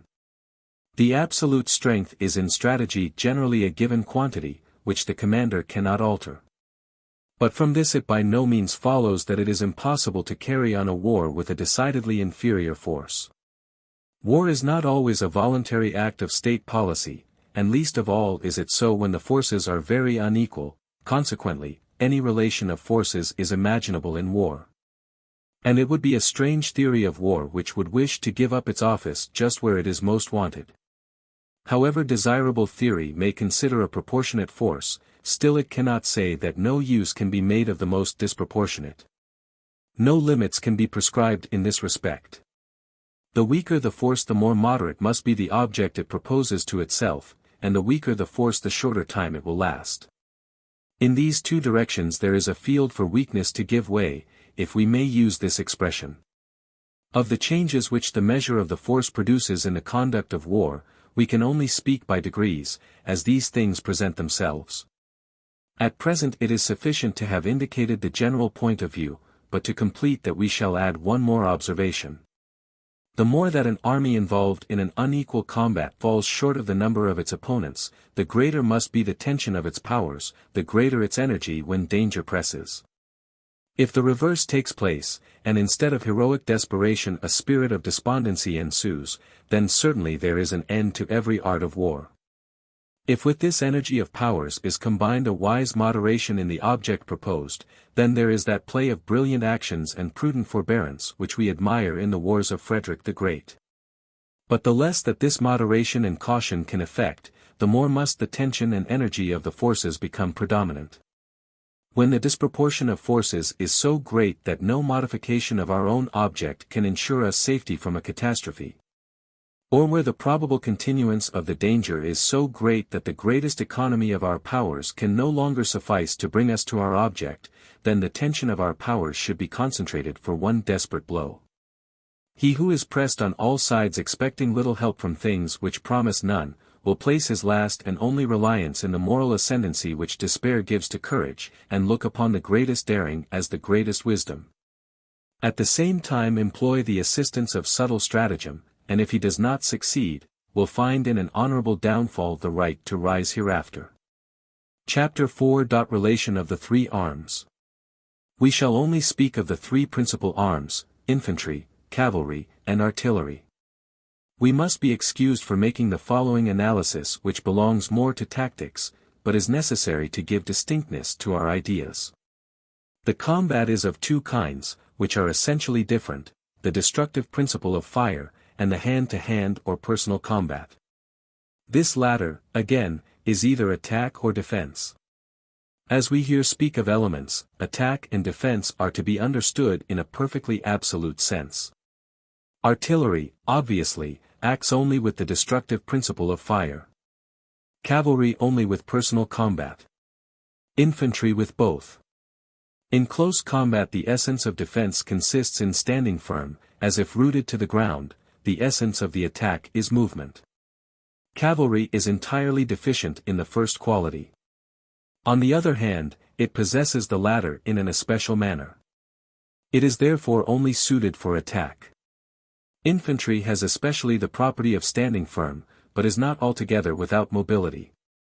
From this division of the elementary forces of war into different arms, we have as a result, the superiority and general utility of infantry as compared with the other two arms. From its being the only arm which unites in itself all the three elementary forces. A further deduction to be drawn is, that the combination of the three arms leads to a more perfect use of the forces. By affording the means of strengthening at pleasure either the one or the other of the principles which are united in an unalterable manner in infantry. The destructive principle of fire is in the wars of the present time plainly beyond measure the most effective, nevertheless, the close combat, man to man, is just as plainly to be regarded as the real basis of combat. For that reason, therefore, an army of artillery only would be an absurdity in war, but an army of cavalry is conceivable. Only it would possess very little intensity of force. An army of infantry alone is not only conceivable but also much the strongest of the three. The three arms, therefore, stand in this order in reference to independent value: infantry, cavalry, artillery. But this order does not hold good if applied to the relative importance of each arm when they are all three acting in conjunction. As the destructive principle is much more effective than the principle of motion, therefore the complete want of cavalry would weaken an army less than the total want of artillery. An army consisting of infantry and artillery alone, would certainly find itself in a disagreeable position if opposed to an army composed of all three arms. But if what it lacked in cavalry was compensated for by a proportionate increase of infantry, it would still, by a somewhat different mode of acting, be able to do very well with its tactical economy. Its outpost service would cause some embarrassment, it would never be able to pursue a beaten enemy with great vivacity, and it must make a retreat with greater hardships and efforts. But these inconveniences would still never be sufficient in themselves to drive it completely out of the field. On the other hand, such an army opposed to one composed of infantry and cavalry only would be able to play a very good part, while it is hardly conceivable that the latter could keep the field at all against an army made up of all three arms. Of course, these reflections on the relative importance of each single arm result only from a consideration of the generality of events in war, where one case compensates another. And therefore it is not our intention to apply the truth thus ascertained to each individual case of a particular combat. A battalion on outpost service or on a retreat may, perhaps, choose to have with it a squadron in preference to a couple of guns. A body of cavalry with horse artillery, sent in rapid pursuit of, or to cut off, a flying enemy wants no infantry, etc. etc. If we summarize the results of these considerations, they amount to this. 1. That infantry is the most independent of the three arms. 2. Artillery is quite wanting in independence. 3. Infantry is the most important in the combination of the three arms. 4. Cavalry can the most easily be dispensed with. 5. A combination of the three arms gives the greatest strength. Now, if the combination of the three gives the greatest strength, it is natural to inquire what is the best absolute proportion of each, but that is a question which it is almost impossible to answer. If we could form a comparative estimate of the cost of organizing in the first instance, and then provisioning and maintaining each of the three arms, and then again of the relative amount of service rendered by each in war, we should obtain a definite result which would give the best proportion in the abstract. But this is little more than a play of the imagination. The very first term in the comparison is difficult to determine, that is to say, one of the factors, the cost in money, is not difficult to find. But another, the value of men's lives, is a computation which no one would readily try to solve by figures. Also the circumstance that each of the three arms chiefly depends on a different element of strength in the state, infantry on the number of the male population, cavalry on the number of horses, artillery on available financial means, introduces into the calculation some heterogeneous conditions, the overruling influence of which may be plainly observed in the great outlines of the history of different people at various periods. As, however, for other reasons we cannot altogether dispense with some standard of comparison, therefore, in place of the whole of the first term of the comparison we must take only that one of its factors which can be ascertained, namely, the cost in money. Now on this point it is sufficient for our purpose to assume that, in general, a squadron of 150 horsemen, a battalion of infantry 800 strong, a battery of artillery consisting of 8 6-pounders, cost nearly the same, both as respects the expense of formation and of maintenance. With regard to the other member of the comparison, that is, how much service the one arm is capable of rendering as compared with the others, it is much less easy to find any distinct quantity. The thing might perhaps be possible if it depended merely on the destroying principle. But each arm is destined to its own particular use, therefore has its own particular sphere of action, which, again, is not so distinctly defined that it might not be greater or less through modifications only in the mode of conducting the war, without causing any decided disadvantage. We are often told of what experience teaches on this subject, and it is supposed that military history affords the information necessary for a settlement of the question, but every one must look upon all that as nothing more than a way of talking, which, as it is not derived from anything of a primary and necessary nature, does not deserve attention in an analytical examination. Now although a fixed ratio as representing the best proportion between the three arms is conceivable, but is an x which it is impossible to find, a mere imaginary quantity, still it is possible to appreciate the effects of having a great superiority or a great inferiority in one particular arm as compared with the same arm in the enemy's army. Artillery increases the destructive principle of fire, it is the most redoubtable of arms, and its want, therefore, diminishes very considerably the intensive force of an army. On the other hand, it is the least movable, consequently, makes an army more unwieldy. Further, it always requires a force for its support, because it is incapable of close combat. If it is too numerous, so that the troops appointed for its protection are not able to resist the attacks of the enemy at every point, it is often lost, and from that follows a fresh disadvantage. Because of the three arms it is the only one which in its principal parts, that is guns and carriages, the enemy can soon use against us. Cavalry increases the principle of mobility in an army. If too few in number, the brisk flame of the elements of war is thereby weakened, because everything must be done slower. On foot, everything must be organized with more care. The rich harvest of victory, instead of being cut with a scythe, can only be reaped with a sickle. An excess of cavalry can certainly never be looked upon as a direct diminution of the combatant force, as an organic disproportion, but it may certainly be so indirectly, on account of the difficulty of feeding that arm. And also if we reflect that instead of a surplus of 10,000 horsemen not required we might have 50,000 infantry. These peculiarities arising from the preponderance of one arm are the more important to the art of war in its limited sense, as that art teaches the use of whatever forces are forthcoming. And when forces are placed under the command of a general, the proportion of the three arms is also commonly already settled without his having had much voice in the matter. If we would form an idea of the character of warfare modified by the preponderance of one or other of the three arms, it is to be done in the following manner. An excess of artillery leads to a more defensive and passive character in our measures.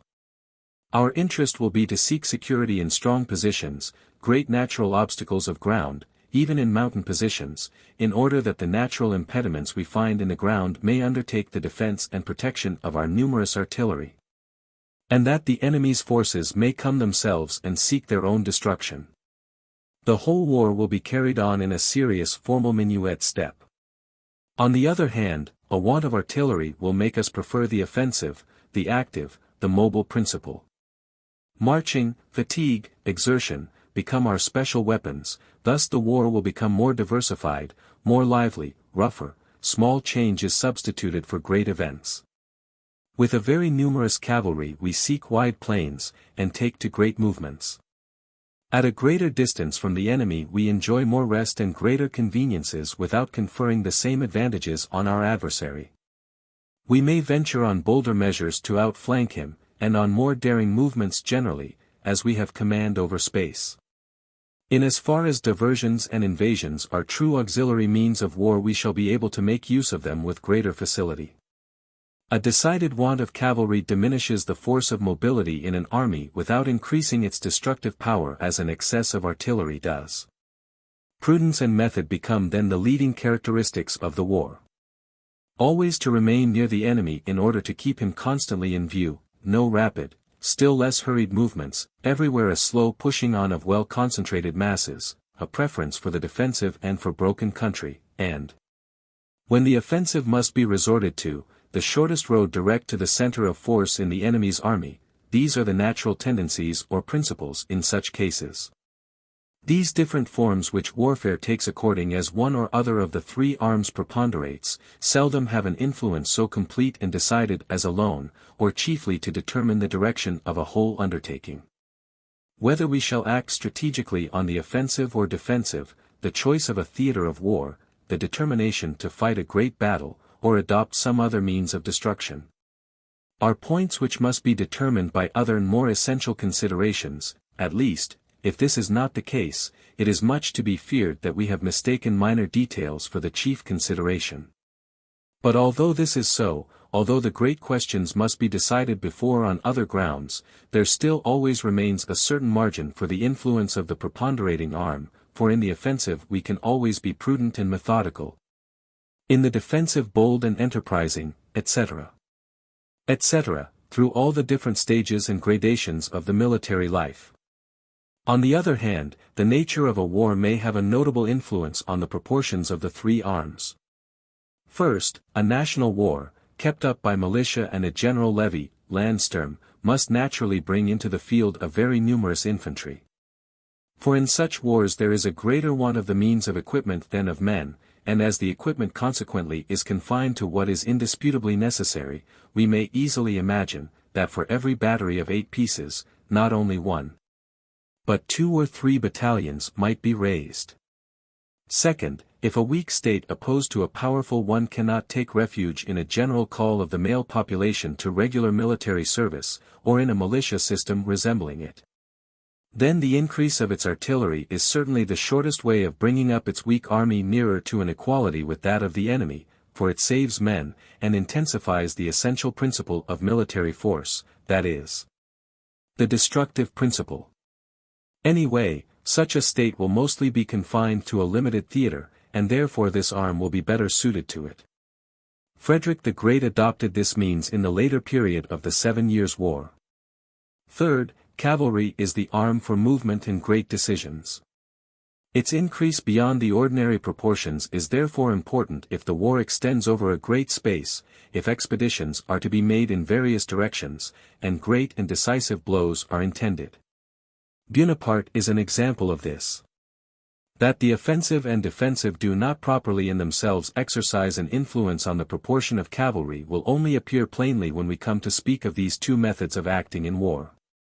In the meantime, we shall only remark that both assailant and defender as a rule traverse the same spaces in war, and may have also, at least in many cases, the same decisive intentions.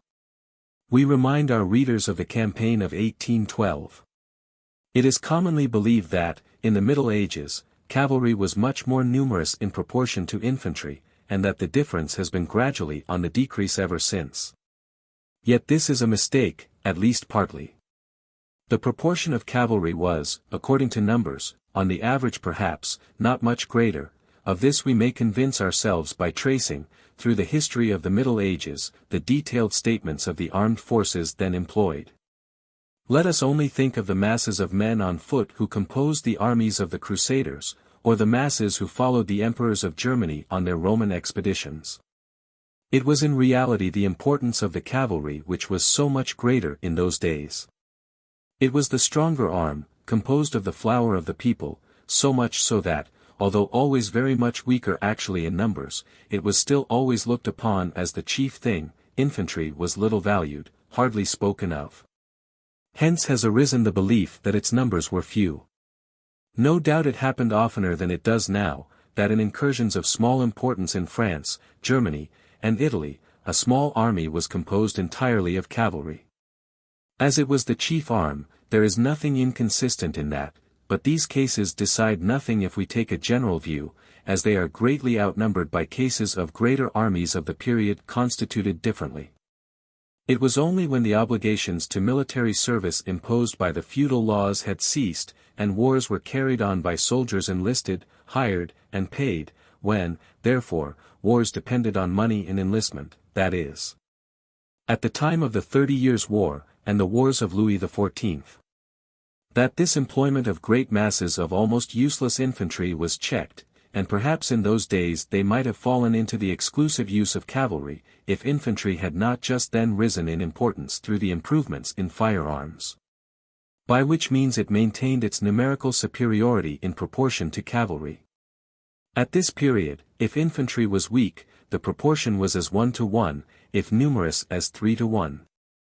Since then cavalry has always decreased in importance according as improvements in the use of firearms have advanced. This is intelligible enough in itself, but the improvement we speak of does not relate solely to the weapon itself and the skill in handling it, we advert also to greater ability in using troops armed with this weapon. At the Battle of Mollwitz the Prussian army had brought the fire of their infantry to such a state of perfection, that there has been no improvement since then in that sense.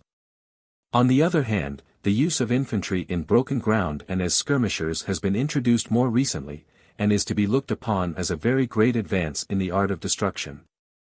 Our opinion is, therefore, that the relation of cavalry has not much changed as far as regards numbers, but as regards its importance, there has been a great alteration.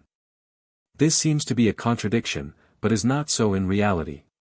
The infantry of the Middle Ages, although forming the greater proportion of an army, did not attain to that proportion by its value as compared to cavalry. But because all that could not be appointed to the very costly cavalry were handed over to the infantry. This infantry was, therefore, merely a last resource, and if the number of cavalry had depended merely on the value set on that arm, it could never have been too great. Thus we can understand how cavalry, in spite of its constantly decreasing importance, may still, perhaps, have importance enough to keep its numerical relation at that point which it has hitherto so constantly maintained. It is a remarkable fact that, at least since the wars of the Austrian succession, the proportion of cavalry to infantry has changed very little, the variation being constantly between a fourth, a fifth, or a sixth. This seems to indicate that those proportions meet the natural requirements of an army, and that these numbers give the solution which it is impossible to find in a direct manner. We doubt, however, if this is the case, and we find the principal instances of the employment of a numerous cavalry sufficiently accounted for by other causes. Austria and Russia are states which have kept up a numerous cavalry, because they retain in their political condition the fragments of a Tartar organization. Bonaparte for his purposes could never be strong enough in cavalry. When he had made use of the conscription as far as possible, he had no ways of strengthening his armies, but by increasing the auxiliary arms, as they cost him more in money than in men. Besides this, it stands to reason that in military enterprises of such enormous extent as his, cavalry must have a greater value than in ordinary cases. Frederick the Great, it is well known, reckoned carefully every recruit that could be saved to his country. It was his great business to keep up the strength of his army, as far as possible at the expense of other countries. His reasons for this are easy to conceive, if we remember that his small dominions did not then include Prussia and the Westphalian provinces. Cavalry was kept complete by recruitment more easily than infantry, irrespective of fewer men being required. In addition to which, his system of war was completely founded on the mobility of his army, and thus it was, that while his infantry diminished in number, his cavalry was always increasing itself till the end of the 7 Years' War. Still at the end of that war it was hardly more than a fourth of the number of infantry that he had in the field. At the period referred to there is no want of instances, also of armies entering the field unusually weak in cavalry, and yet carrying off the victory. The most remarkable is the Battle of Grossgorschen. If we only count the French divisions which took part in the battle, Bonaparte was 100,000 strong, of which 5,000 were cavalry, 90,000 infantry. The Allies had 70,000, of which 25,000 were cavalry and 40,000 infantry. Thus, in place of the 20,000 cavalry on the side of the Allies in excess of the total of the French cavalry, Bonaparte had only 50,000 additional infantry when he ought to have had 100,000.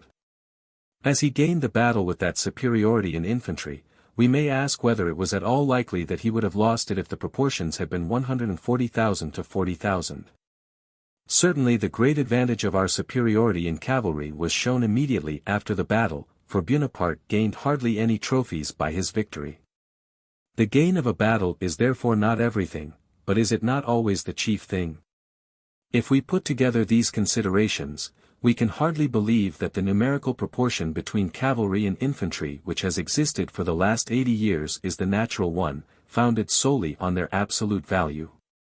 We are much rather inclined to think, that after many fluctuations, the relative proportions of these arms will change further in the same direction as hitherto, and that the fixed number of cavalry at last will be considerably less.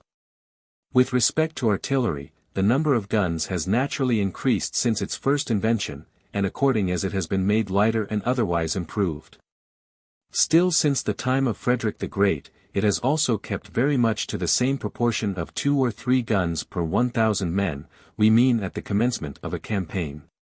For during its course artillery does not melt away as fast as infantry, therefore at the end of a campaign the proportion is generally notably greater, perhaps 3, 4, or 5 guns per 1,000 men.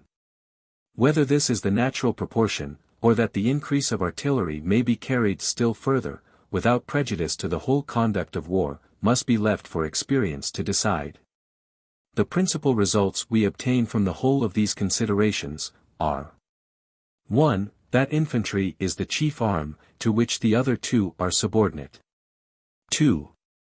That by the exercise of great skill and energy in command, the want of the 2 subordinate arms may in some measure be compensated for, provided that we are much stronger in infantry, and the better the infantry the easier this may be done. 3. That it is more difficult to dispense with artillery than with cavalry, because it is the chief principle of destruction, and its mode of fighting is more amalgamated with that of infantry. 4.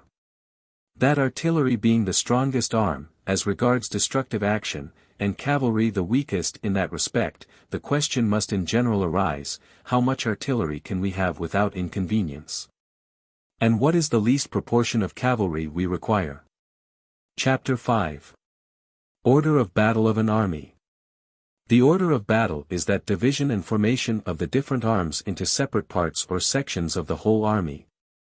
And that form of general position or disposition of those parts which is to be the norm throughout the whole campaign or war.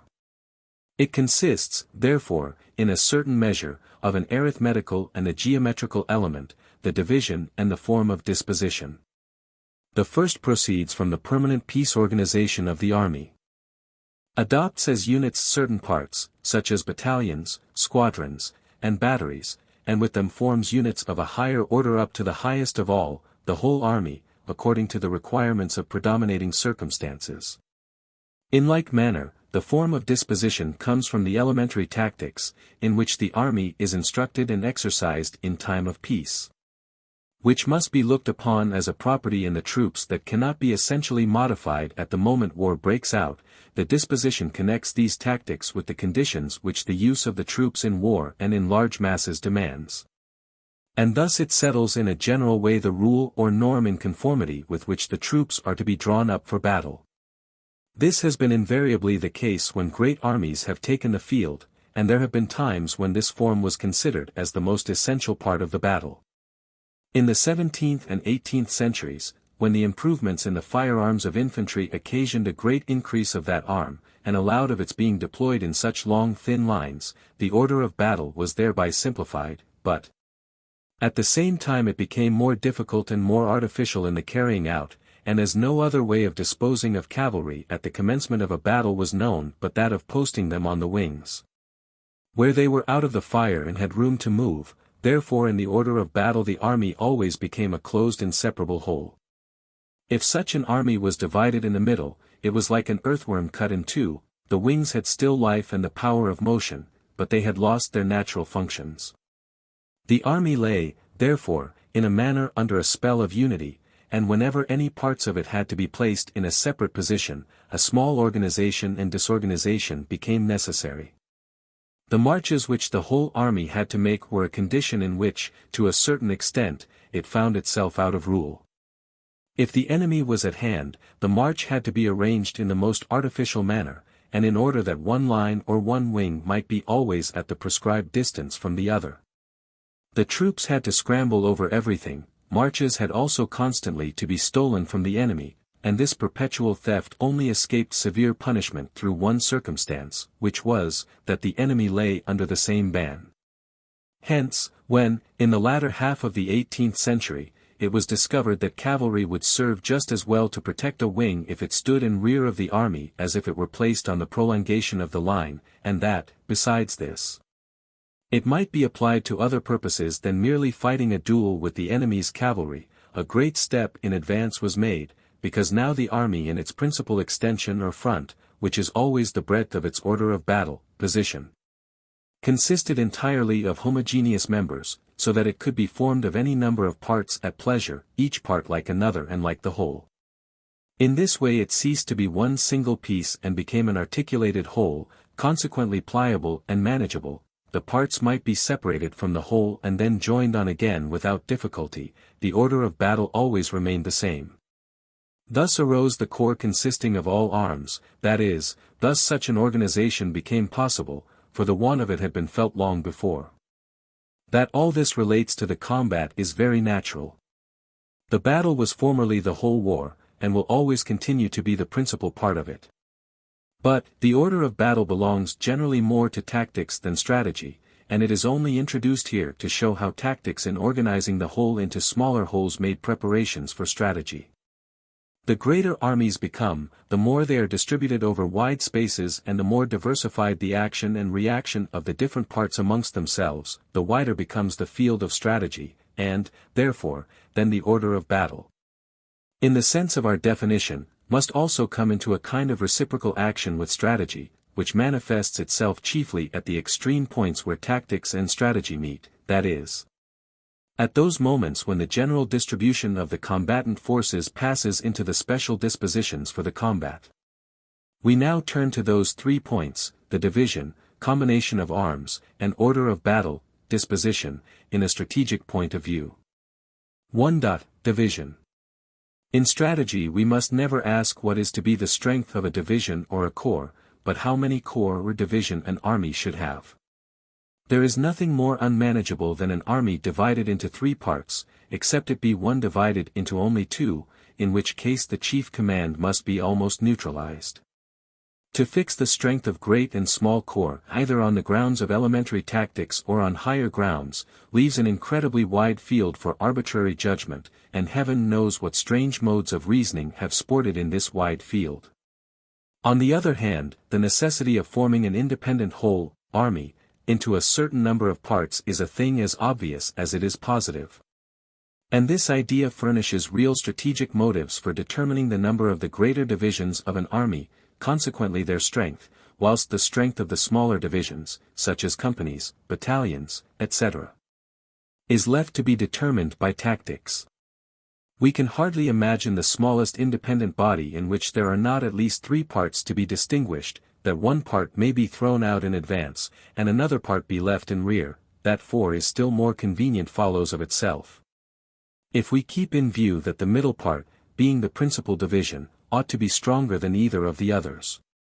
In this way, we may proceed to make out 8, which appears to us to be the most suitable number for an army if we take 1 part for an advance guard as a constant necessity, 3 for the main body, that is a right wing, center and left wing.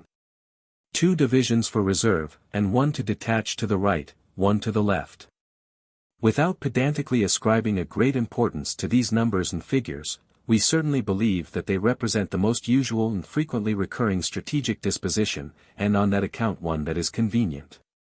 Certainly it seems that the supreme direction of an army, and the direction of every whole, must be greatly facilitated if there are only 3 or 4 subordinates to command. But the commander-in-chief must pay dearly for this convenience in a twofold manner. In the first place, an order loses in rapidity, force, and exactness if the gradation ladder down which it has to descend is long, and this must be the case if there are corps commanders between the division leaders and the chief. Secondly, the chief loses generally in his own proper power and efficiency the wider the spheres of action of his immediate subordinates become.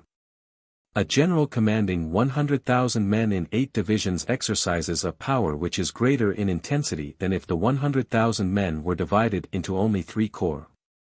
There are many reasons for this, but the most important is that each commander looks upon himself as having a kind of proprietary right in his own corps, and always opposes the withdrawal from him of any portion of it for a longer or shorter time.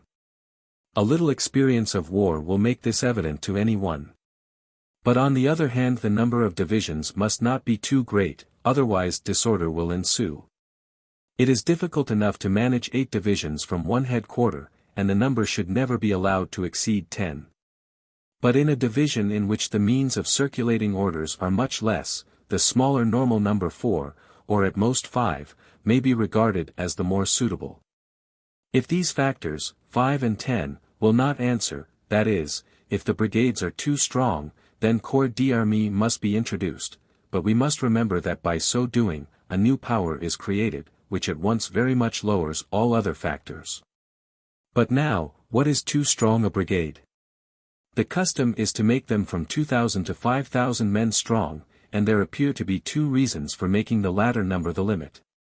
The first is that a brigade is supposed to be a subdivision which can be commanded by one man directly, that is, through the compass of his voice. The second is that any larger body of infantry should not be left without artillery. And through this first combination of arms a special division of itself is formed. We do not wish to involve ourselves in these tactical subtleties, neither shall we enter upon the disputed point, where and in what proportions the combination of all 3 arms should take place, whether with divisions of 8,000 to 12,000 men, or with corps which are 20,000 to 30,000 men strong. The most decided opponent of these combinations will scarcely take exception at the mere assertion, that nothing but this combination of the 3 arms can make a division independent, and that therefore For such as are intended to be frequently detached separately, it is at least very desirable. An army of 200,000 men in 10 divisions, the divisions composed of 5 brigades each, would give brigades 4,000 strong. We see here no disproportion. Certainly this army might also be divided into 5 corps, the corps into 4 divisions, and the division into 4 brigades, which makes the brigade 2,500 men strong. But the first distribution, looked at in the abstract, appears to us preferable, for besides that, in the other, there is one more gradation of rank. 5 parts are too few to make an army manageable. For divisions, in like manner, are too few for a corps, and 2,500 men is a weak brigade, of which, in this manner, there are 80, whereas the first formation has only 50, and is therefore simpler. All these advantages are given up merely for the sake of having only to send orders to half as many generals. Of course the distribution into corps is still more unsuitable for smaller armies. This is the abstract view of the case. The particular case may present good reasons for deciding otherwise. Likewise, we must admit that, although 8 or 10 divisions may be directed when united in a level country, in widely extended mountain positions the thing might perhaps be impossible. A great river which divides an army into halves, makes a commander for each half indispensable. In short, there are 100 local and particular objects of the most decisive character, before which all rules must give way. But still, experience teaches us, that these abstract grounds come most frequently into use and are seldomer overruled by others than we should perhaps suppose. We wish further to explain clearly the scope of the foregoing considerations by a simple outline, for which purpose we now place the different points of most importance next to each other. As we mean by the term numbers, or parts of a whole, only those which are made by the primary, therefore the immediate division, we say. 1. If a whole has too few members it is unwieldy. 2. If the parts of a whole body are too large, the power of the superior will is thereby weakened. 3. With every additional step through which an order has to pass, it is weakened in 2 ways, in one way by the loss of force, which it suffers in its passage through an additional step, in another way by the longer time in its transmission. The tendency of all this is to show that the number of coordinate divisions should be as great, and the gradational steps as few as possible. And the only limitation to this conclusion is, that in armies no more than from 8 to 10, and in subordinate corps no more than from 4 or at most 6, subdivisions can be conveniently directed. 2. Combination of arms. For strategy the combination of the 3 arms in the order of battle is only important in regard to those parts of the army which, according to the usual order of things, are likely to be frequently employed in a detached position, where they may be obliged to engage in an independent combat. Now it is in the nature of things, that the members of the first class, and for the most part only these, are destined for detached positions, because, as we shall see elsewhere, detached positions are most generally adopted upon the supposition and the necessity of a body independent in itself. In a strict sense strategy would therefore only require a permanent combination of arms in army corps, or where these do not exist, in divisions. Leaving it to circumstances to determine when a provisional combination of the 3 arms shall be made in subdivisions of an inferior order. But it is easy to see that, when corps are of considerable size, such as 30,000 or 40,000 men, they can seldom find themselves in a situation to take up a completely connected position in mass. With corps of such strength, a combination of the arms in the divisions is therefore necessary. No one who has had any experience in war will treat lightly the delay which occurs when pressing messages have to be sent to some other perhaps distant point before cavalry can be brought to the support of infantry, to say nothing of the confusion which takes place. The details of the combination of the 3 arms, how far it should extend, how low down it should be carried, what proportions should be observed, the strength of the reserves of each to be set apart, these are all purely tactical considerations. 3. The disposition. The determination as to the relations in space, according to which the parts of an army amongst themselves are to be drawn up in order of battle, is likewise completely a tactical subject, referring solely to the battle. No doubt there is also a strategic disposition of the parts, but it depends almost entirely on determinations and requirements of the moment, and what there is in it of the rational, does not come within the meaning of the term order of battle. We shall therefore treat of it in the following chapter under the head of disposition of an army. The order of battle of an army is therefore the organization and disposition of it in mass ready prepared for battle.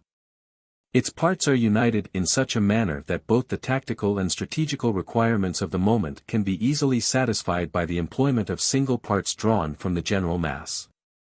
When such momentary exigency has passed over, these parts resume their original place, and thus the order of battle becomes the first step to, and principal foundation of, that wholesome methodicism which, like the beat of a pendulum, regulates the work in war, and of which we have already spoken in the 4th chapter of the 2nd book.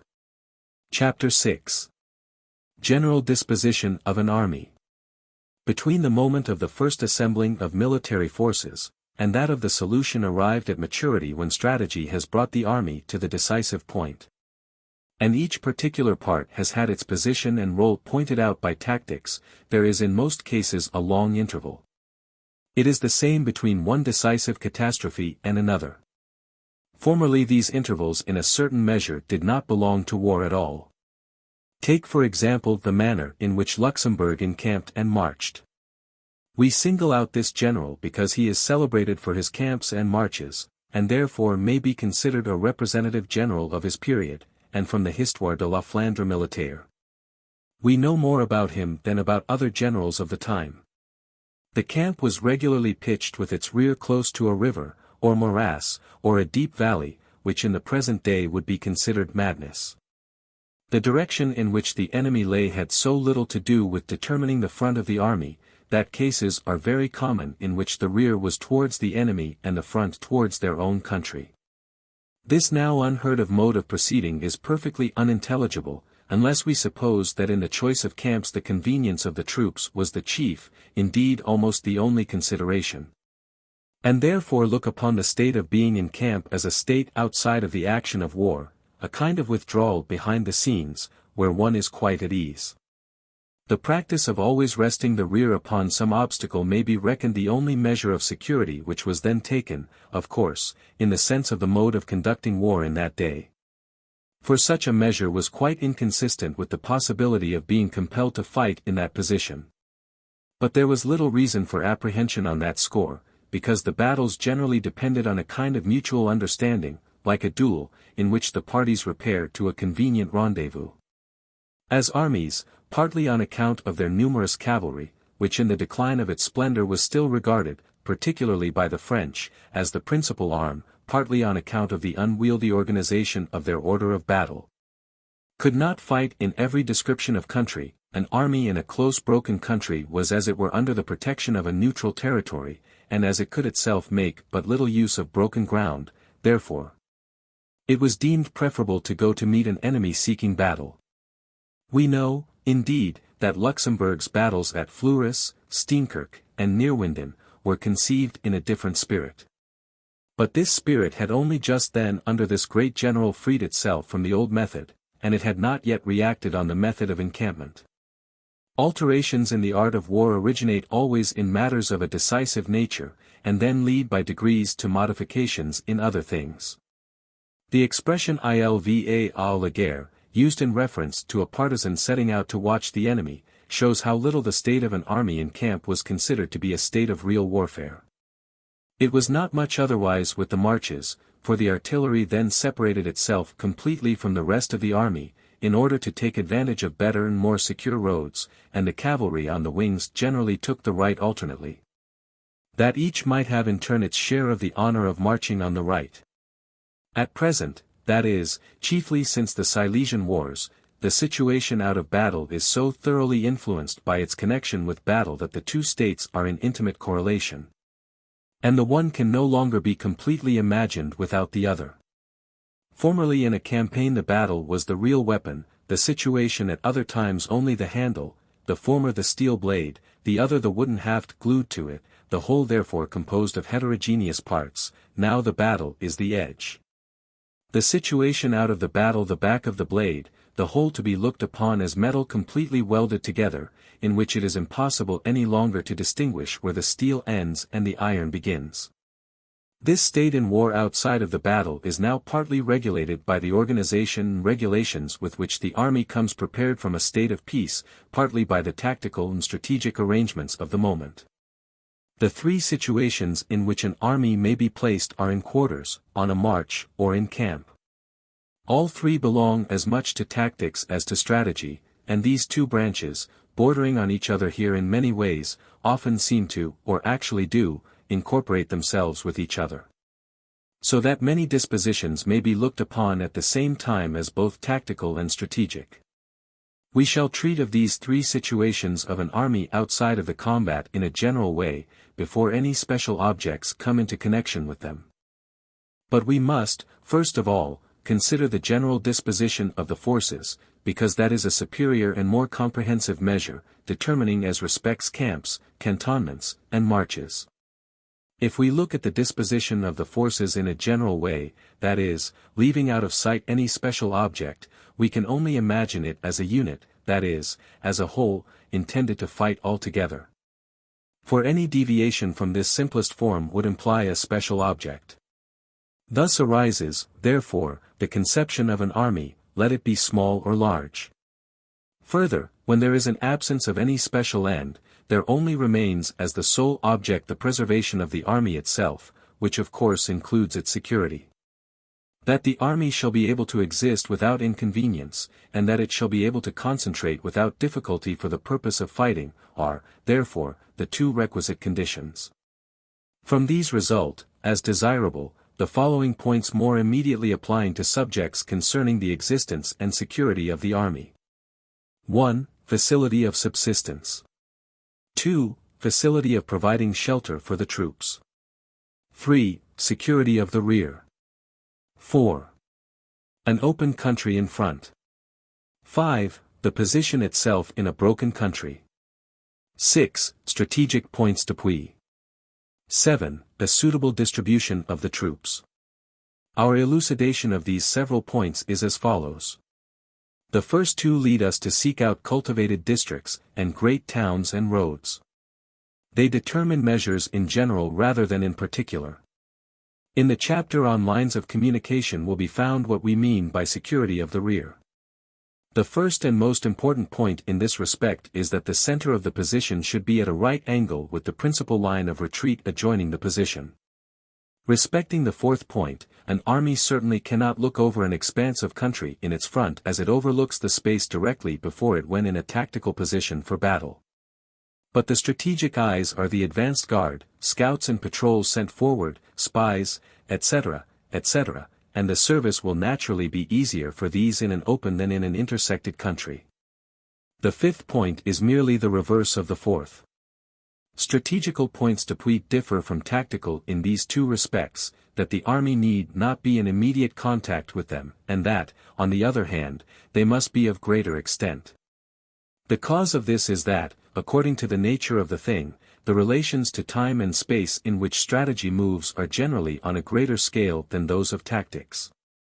If, therefore, an army posts itself at a distance of a mile from the sea coast or the banks of a great river, it leans strategically on these obstacles, for the enemy cannot make use of such a space as this to effect a strategic turning movement. Within its narrow limits he cannot adventure on marches miles in length, occupying days and weeks.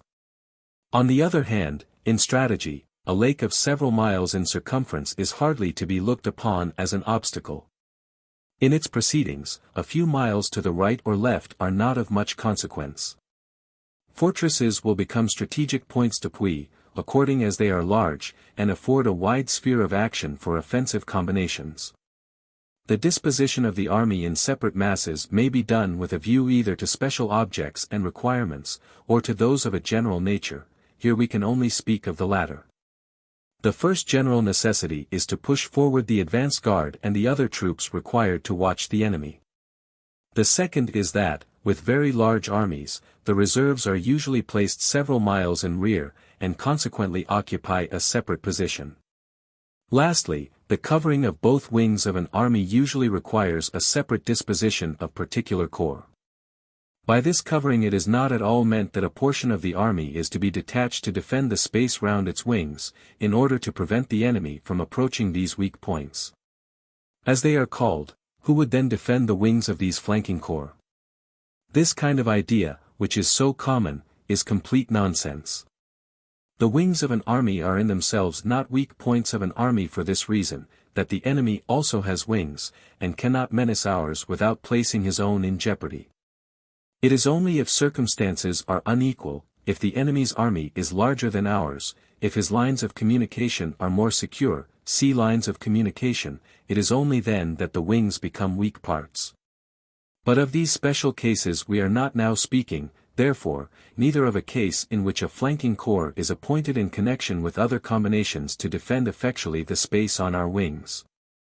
For that no longer belongs to the category of general dispositions. But although the wings are not particularly weak parts, still they are particularly important, because here, on account of flanking movements, the defense is not so simple as in front. Measures are more complicated and require more time and preparation. For this reason it is necessary in the majority of cases to protect the wings specially against unforeseen enterprises on the part of the enemy. And this is done by placing stronger masses on the wings than would be required for mere purposes of observation. To press heavily these masses, even if they oppose no very serious resistance, more time is required, and the stronger they are the more the enemy must develop his forces and his intentions, and by that means the object of the measure is attained. What is to be done further depends on the particular plans of the moment. We may therefore regard corps placed on the wings as lateral advanced guards, intended to retard the advance of the enemy through the space beyond our wings and give us time to make dispositions to counteract his movement.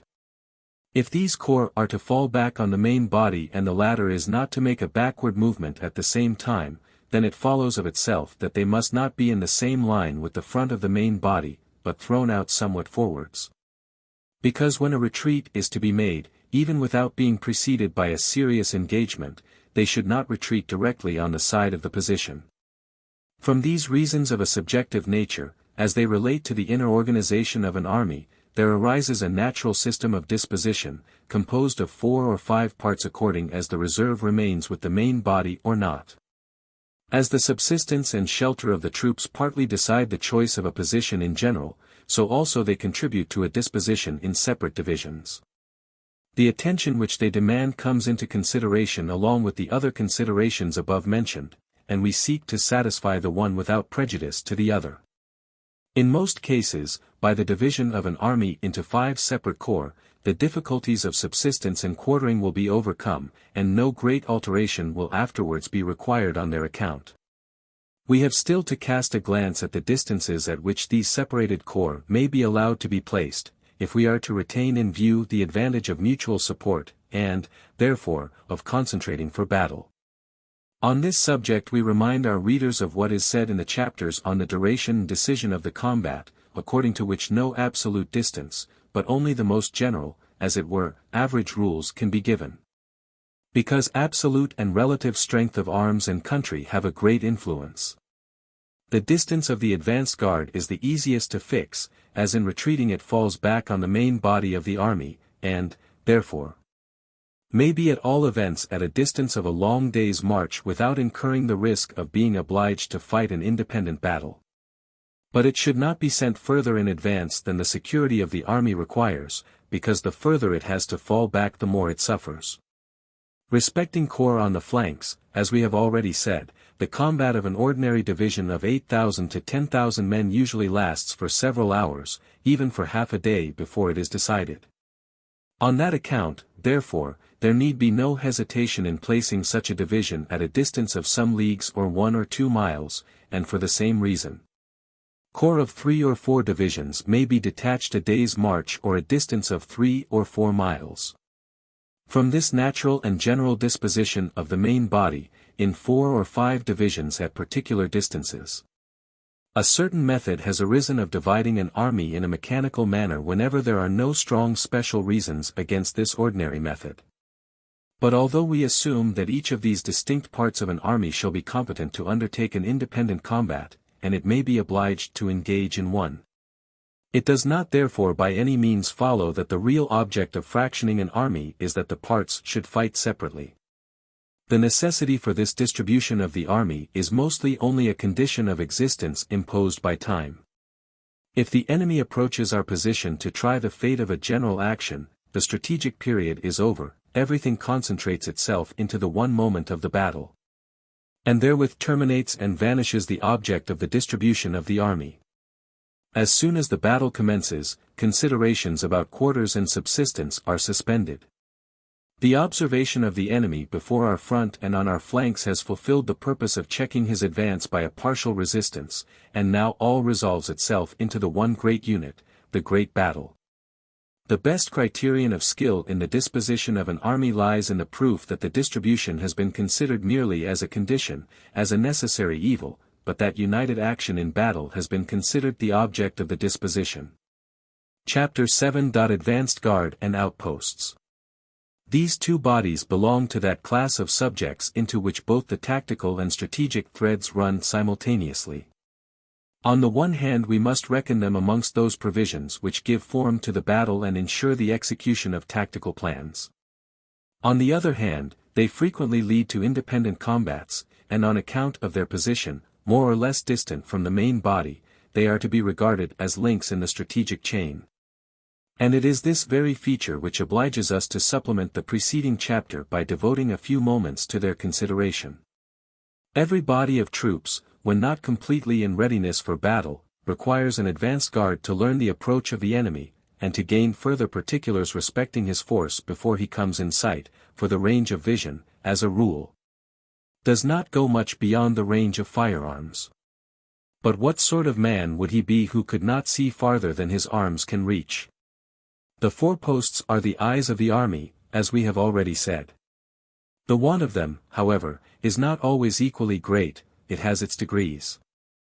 The strength of armies and the extent of ground they cover, time, place, contingencies, the method of making war, even chance, are all points which have an influence in the matter. And, therefore, we cannot wonder that military history, instead of furnishing any definite and simple outlines of the method of using advanced guards and outposts, only presents the subject in a kind of chaos of examples of the most diversified nature.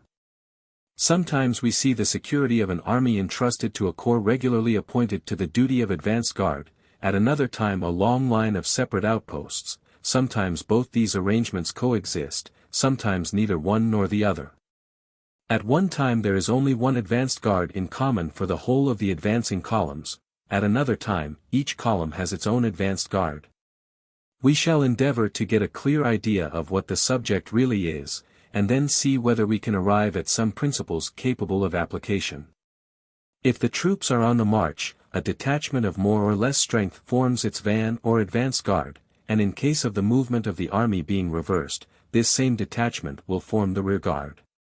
If the troops are in cantonments or camp, an extended line of weak posts forms the vanguard, the outposts. It is essentially in the nature of things, that, when the army is halted, a greater extent of space can and must be watched than when the army is in motion, and therefore in the one case the conception of a chain of posts. In the other that of a concentrated corps arises of itself. The actual strength of an advanced guard, as well as of outposts, ranges from a considerable corps, composed of an organization of all three arms, to a regiment of hussars, and from a strongly entrenched defensive line, occupied by portions of troops from each arm of the service, to mere outlying pickets, and their supports detached from the camp. The services assigned to such vanguards range also from those of mere observation to an offer of opposition or resistance to the enemy. And this opposition may not only be to give the main body of the army the time which it requires to prepare for battle, but also to make the enemy develop his plans and intentions, which consequently makes the observation far more important. According as more or less time is required to be gained, according as the opposition to be offered is calculated upon and intended to meet the special measures of the enemy, so accordingly must the strength of the advanced guard and outposts be proportioned. Frederick the Great, a general above all others ever ready for battle, and who almost directed his army in battle by word of command, never required strong outposts.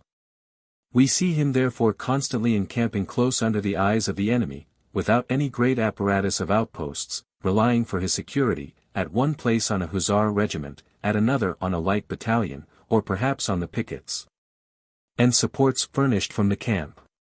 On the march, a few thousand horse, generally furnished by the cavalry on the flanks of the first line, formed his advance guard, and at the end of the march rejoined the main body. He very seldom had any corps permanently employed as advanced guard.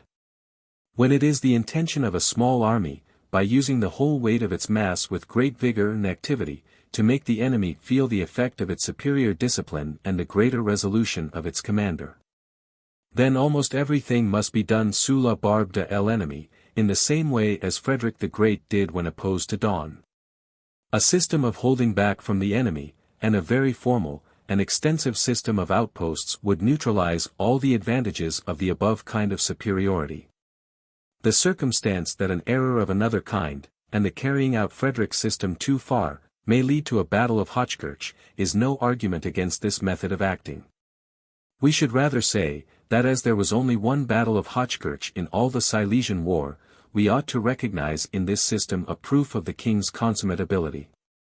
Napoleon, however, who commanded an army not deficient in discipline and firmness, and who did not want for resolution himself, never moved without a strong advance guard.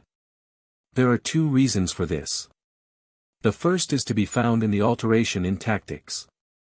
A whole army is no longer led into battle as one body by mere word of command, to settle the affair like a great duel by more or less skill and bravery. The combatants on each side now range their forces more to suit the peculiarities of the ground and circumstances, so that the order of battle, and consequently the battle itself, is a whole made up of many parts, from which there follows that the simple determination to fight becomes a regularly formed plan, and the word of command a more or less long preparatory arrangement. For this time and data are required. The second cause lies in the great size of modern armies. Frederick brought 30 or 40,000 men into battle, Napoleon from 1 to 200,000.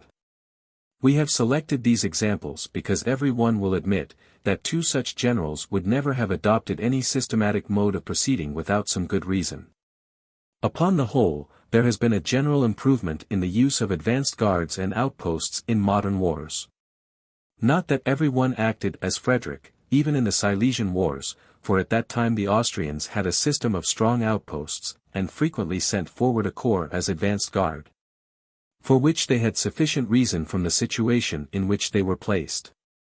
Just in the same way we find differences enough in the mode of carrying on war in more modern times.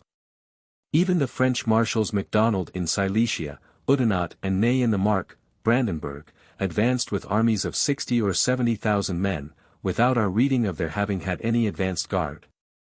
We have hitherto been discussing advanced guards and outposts in relation to their numerical strength, but there is another difference which we must settle. It is that, when an army advances or retires on a certain breadth of ground, it may have a van and rear guard in common for all the columns which are marching side by side, or each column may have one for itself. In order to form a clear idea on this subject, we must look at it in this way. The fundamental conception of an advanced guard, when a corps is so specially designated, is that its mission is the security of the main body or center of the army. If this main body is marching upon several contiguous roads so close together that they can also easily serve for the advance guard, and therefore be covered by it, then the flank columns naturally require no special covering. But those corps which are moving at great distances, in reality as detached corps, must provide their own vanguards. The same applies also to any of those corps which belong to the central mass, and owing to the direction that the roads may happen to take, are too far from the center column. Therefore there will be as many advanced guards, as there are columns virtually separated from each other. If each of these advanced guards is much weaker than one general one would be, then they fall more into the class of other tactical dispositions, and there is no advanced guard in the strategic tableau. But if the main body or center has a much larger corps for its advanced guard, then that corps will appear as the advanced guard of the whole, and will be so in many respects. But what can be the reason for giving the center a vanguard so much stronger than the wings? The following 3 reasons. 1. Because the mass of troops composing the center is usually much more considerable. 2. Because plainly the central point of a strip of country along which the front of an army is extended must always be the most important point, as all the combinations of the campaign relate mostly to it. And therefore the field of battle is also usually nearer to it than to the wings. 3. Because, although a corps thrown forward in front of the center does not directly protect the wings as a real vanguard, it still contributes greatly to their security indirectly. For instance, the enemy cannot in ordinary cases pass by such a corps within a certain distance in order to effect any enterprise of importance against one of the wings, because he has to fear an attack in flank and rear. Even if this check which a corps thrown forward in the center imposes on the enemy is not sufficient to constitute complete security for the wings, it is at all events sufficient to relieve the flanks from all apprehension in a great many cases. The vanguard of the center, if much stronger than that of a wing, that is to say, if it consists of a special corps as advanced guard, has then not merely the mission of a vanguard intended to protect the troops in its rear from sudden surprise. It also operates in more general strategic relations as an army corps thrown forward in advance. The following are the purposes for which such a corps may be used, and therefore those which determine its duties in practice. 1. To ensure a stouter resistance, and make the enemy advance with more caution, consequently to do the duties of a vanguard on a greater scale, whenever our arrangements are such as to require time before they can be carried into effect. 2. If the central mass of the army is very large, to be able to keep this unwieldy body at some distance from the enemy, while we still remain close to him with a more movable body of troops. 3. That we may have a corps of observation close to the enemy, if there are any other reasons which require us to keep the principal mass of the army at a considerable distance. The idea that weaker lookout posts, mere partisan corps, might answer just as well for this observation is set aside at once if we reflect how easily a weak corps might be dispersed. And how very limited also are its means of observation as compared with those of a considerable corps. 4. In the pursuit of the enemy. A single corps as advance guard, with the greater part of the cavalry attached to it, can move quicker, arriving later at its bivouac, and moving earlier in the morning than the whole mass. 5. Lastly, on a retreat, as rear guard, to be used in defending the principal natural obstacles of ground. In this respect also the center is exceedingly important. At first sight it certainly appears as if such a rear guard would be constantly in danger of having its flanks turned. But we must remember that, even if the enemy succeeds in overlapping the flanks to some extent, he has still to march the whole way from there to the center before he can seriously threaten the central mass. Which gives time to the rear guard of the center to prolong its resistance, and remain in rear somewhat longer. On the other hand, the situation becomes at once critical if the center falls back quicker than the wings. There is immediately an appearance as if the line had been broken through, and even the very idea or appearance of that is to be dreaded. At no time is there a greater necessity for concentration and holding together, and at no time is this more sensibly felt by every one than on a retreat. The intention always is, that the wings in case of extremity should close upon the center. And if, on account of subsistence and roads, the retreat has to be made on a considerable width of country, still the movement generally ends by a concentration on the center. If we add to these considerations also this one, that the enemy usually advances with his principal force in the center and with the greatest energy against the center, we must perceive that the rear guard of the center is of special importance. Accordingly, therefore, a special corps should always be thrown forward as an advanced guard in every case where one of the above relations occurs. These relations almost fall to the ground if the center is not stronger than the wings, as, for example, MacDonald when he advanced against Blücher, in Silesia, in 1813, and the latter, when he made his movement towards the Elbe. Both of them had 3 corps, which usually moved in 3 columns by different roads, the heads of the columns in line. On this account no mention is made of their having had advanced guards. But this disposition in 3 columns of equal strength is one which is by no means to be recommended, partly on that account, and also because the division of a whole army into 3 parts makes it very unmanageable. As stated in the 5th chapter of the 3rd book. When the whole is formed into a center with 2 wings separate from it, which we have represented in the preceding chapter as the most natural formation as long as there is no particular object for any other, the corps forming the advanced guard, according to the simplest notion of the case, will have its place in front of the center, and therefore before the line which forms the front of the wings.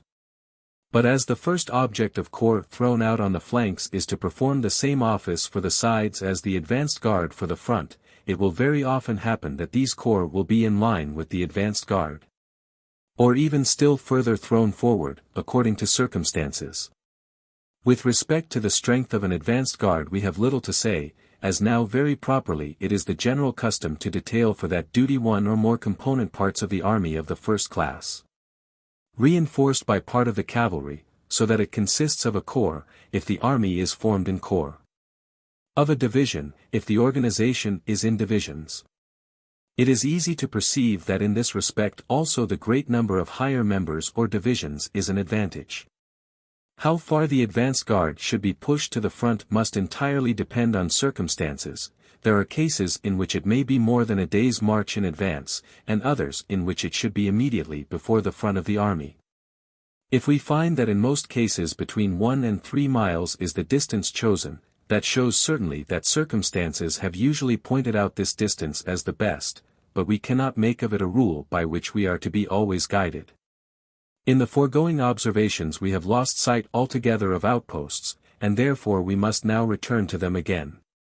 In saying, at the commencement, that the relations between outposts and stationary troops is similar to that between advanced guards and troops in motion, our object was to refer the conceptions back to their origin, and keep them distinct in future. But it is clear that if we confine ourselves strictly to the words we should get little more than a pedantic distinction. If an army on the march halts at night to resume the march next morning, the advance guard must naturally do the same, and always organize the outpost duty, required both for its own security and that of the main body, without on that account being changed from an advanced guard into a line of outposts. To satisfy the notion of that transformation, the advanced guard would have to be completely broken up into a chain of small posts, having either only a very small force, or none at all in a form approaching to a mass. In other words, the idea of a line of outposts must predominate over that of a concentrated corps. The shorter the time of rest of the army, the less complete does the covering of the army require to be, for the enemy has hardly time to learn from day to day what is covered and what is not. The longer the halt is to be, the more complete must be the observation and covering of all points of approach. As a rule, therefore, when the halt is long, the vanguard becomes always more and more extended into a line of posts. Whether the change becomes complete, or whether the idea of a concentrated corps shall continue uppermost, depends chiefly on 2 circumstances. The first is the proximity of the contending armies, the second is the nature of the country. If the armies are very close in comparison to the width of their front, then it will often be impossible to post a vanguard between them, and the armies are obliged to place their dependence on a chain of outposts. A concentrated corps, as it covers the approaches to the army less directly, generally requires more time and space to act efficiently. And therefore, if the army covers a great extent of front, as in cantonments, and a corps standing in mass is to cover all the avenues of approach, it is necessary that we should be at a considerable distance from the enemy. On this account winter quarters, for instance, are generally covered by a cordon of posts. The second circumstance is the nature of the country. Where, for example, any formidable obstacle of ground affords the means of forming a strong line of posts with but few troops, we should not neglect to take advantage of it. Lastly, in winter quarters, the rigor of the season may also be a reason for breaking up the advanced guard into a line of posts, because it is easier to find shelter for it in that way. The use of a reinforced line of outposts was brought to great perfection by the Anglo-Dutch army, during the campaign of 1794 and 1795, in the Netherlands, when the line of defense was formed by brigades composed of all arms, in single posts, and supported by a reserve. Scharnhorst, who was with that army, introduced this system into the Prussian army on the Passarge in 1807. Elsewhere in modern times, it has been little adopted, chiefly because the wars have been too rich in movement. But even when there has been occasion for its use it has been neglected, as for instance, by Murat, at Tarutino. A wider extension of his defensive line would have spared him the loss of 30 pieces of artillery in a combat of outposts. It cannot be disputed that in certain circumstances, great advantages may be derived from this system. We propose to return to the subject on another occasion. Chapter 8.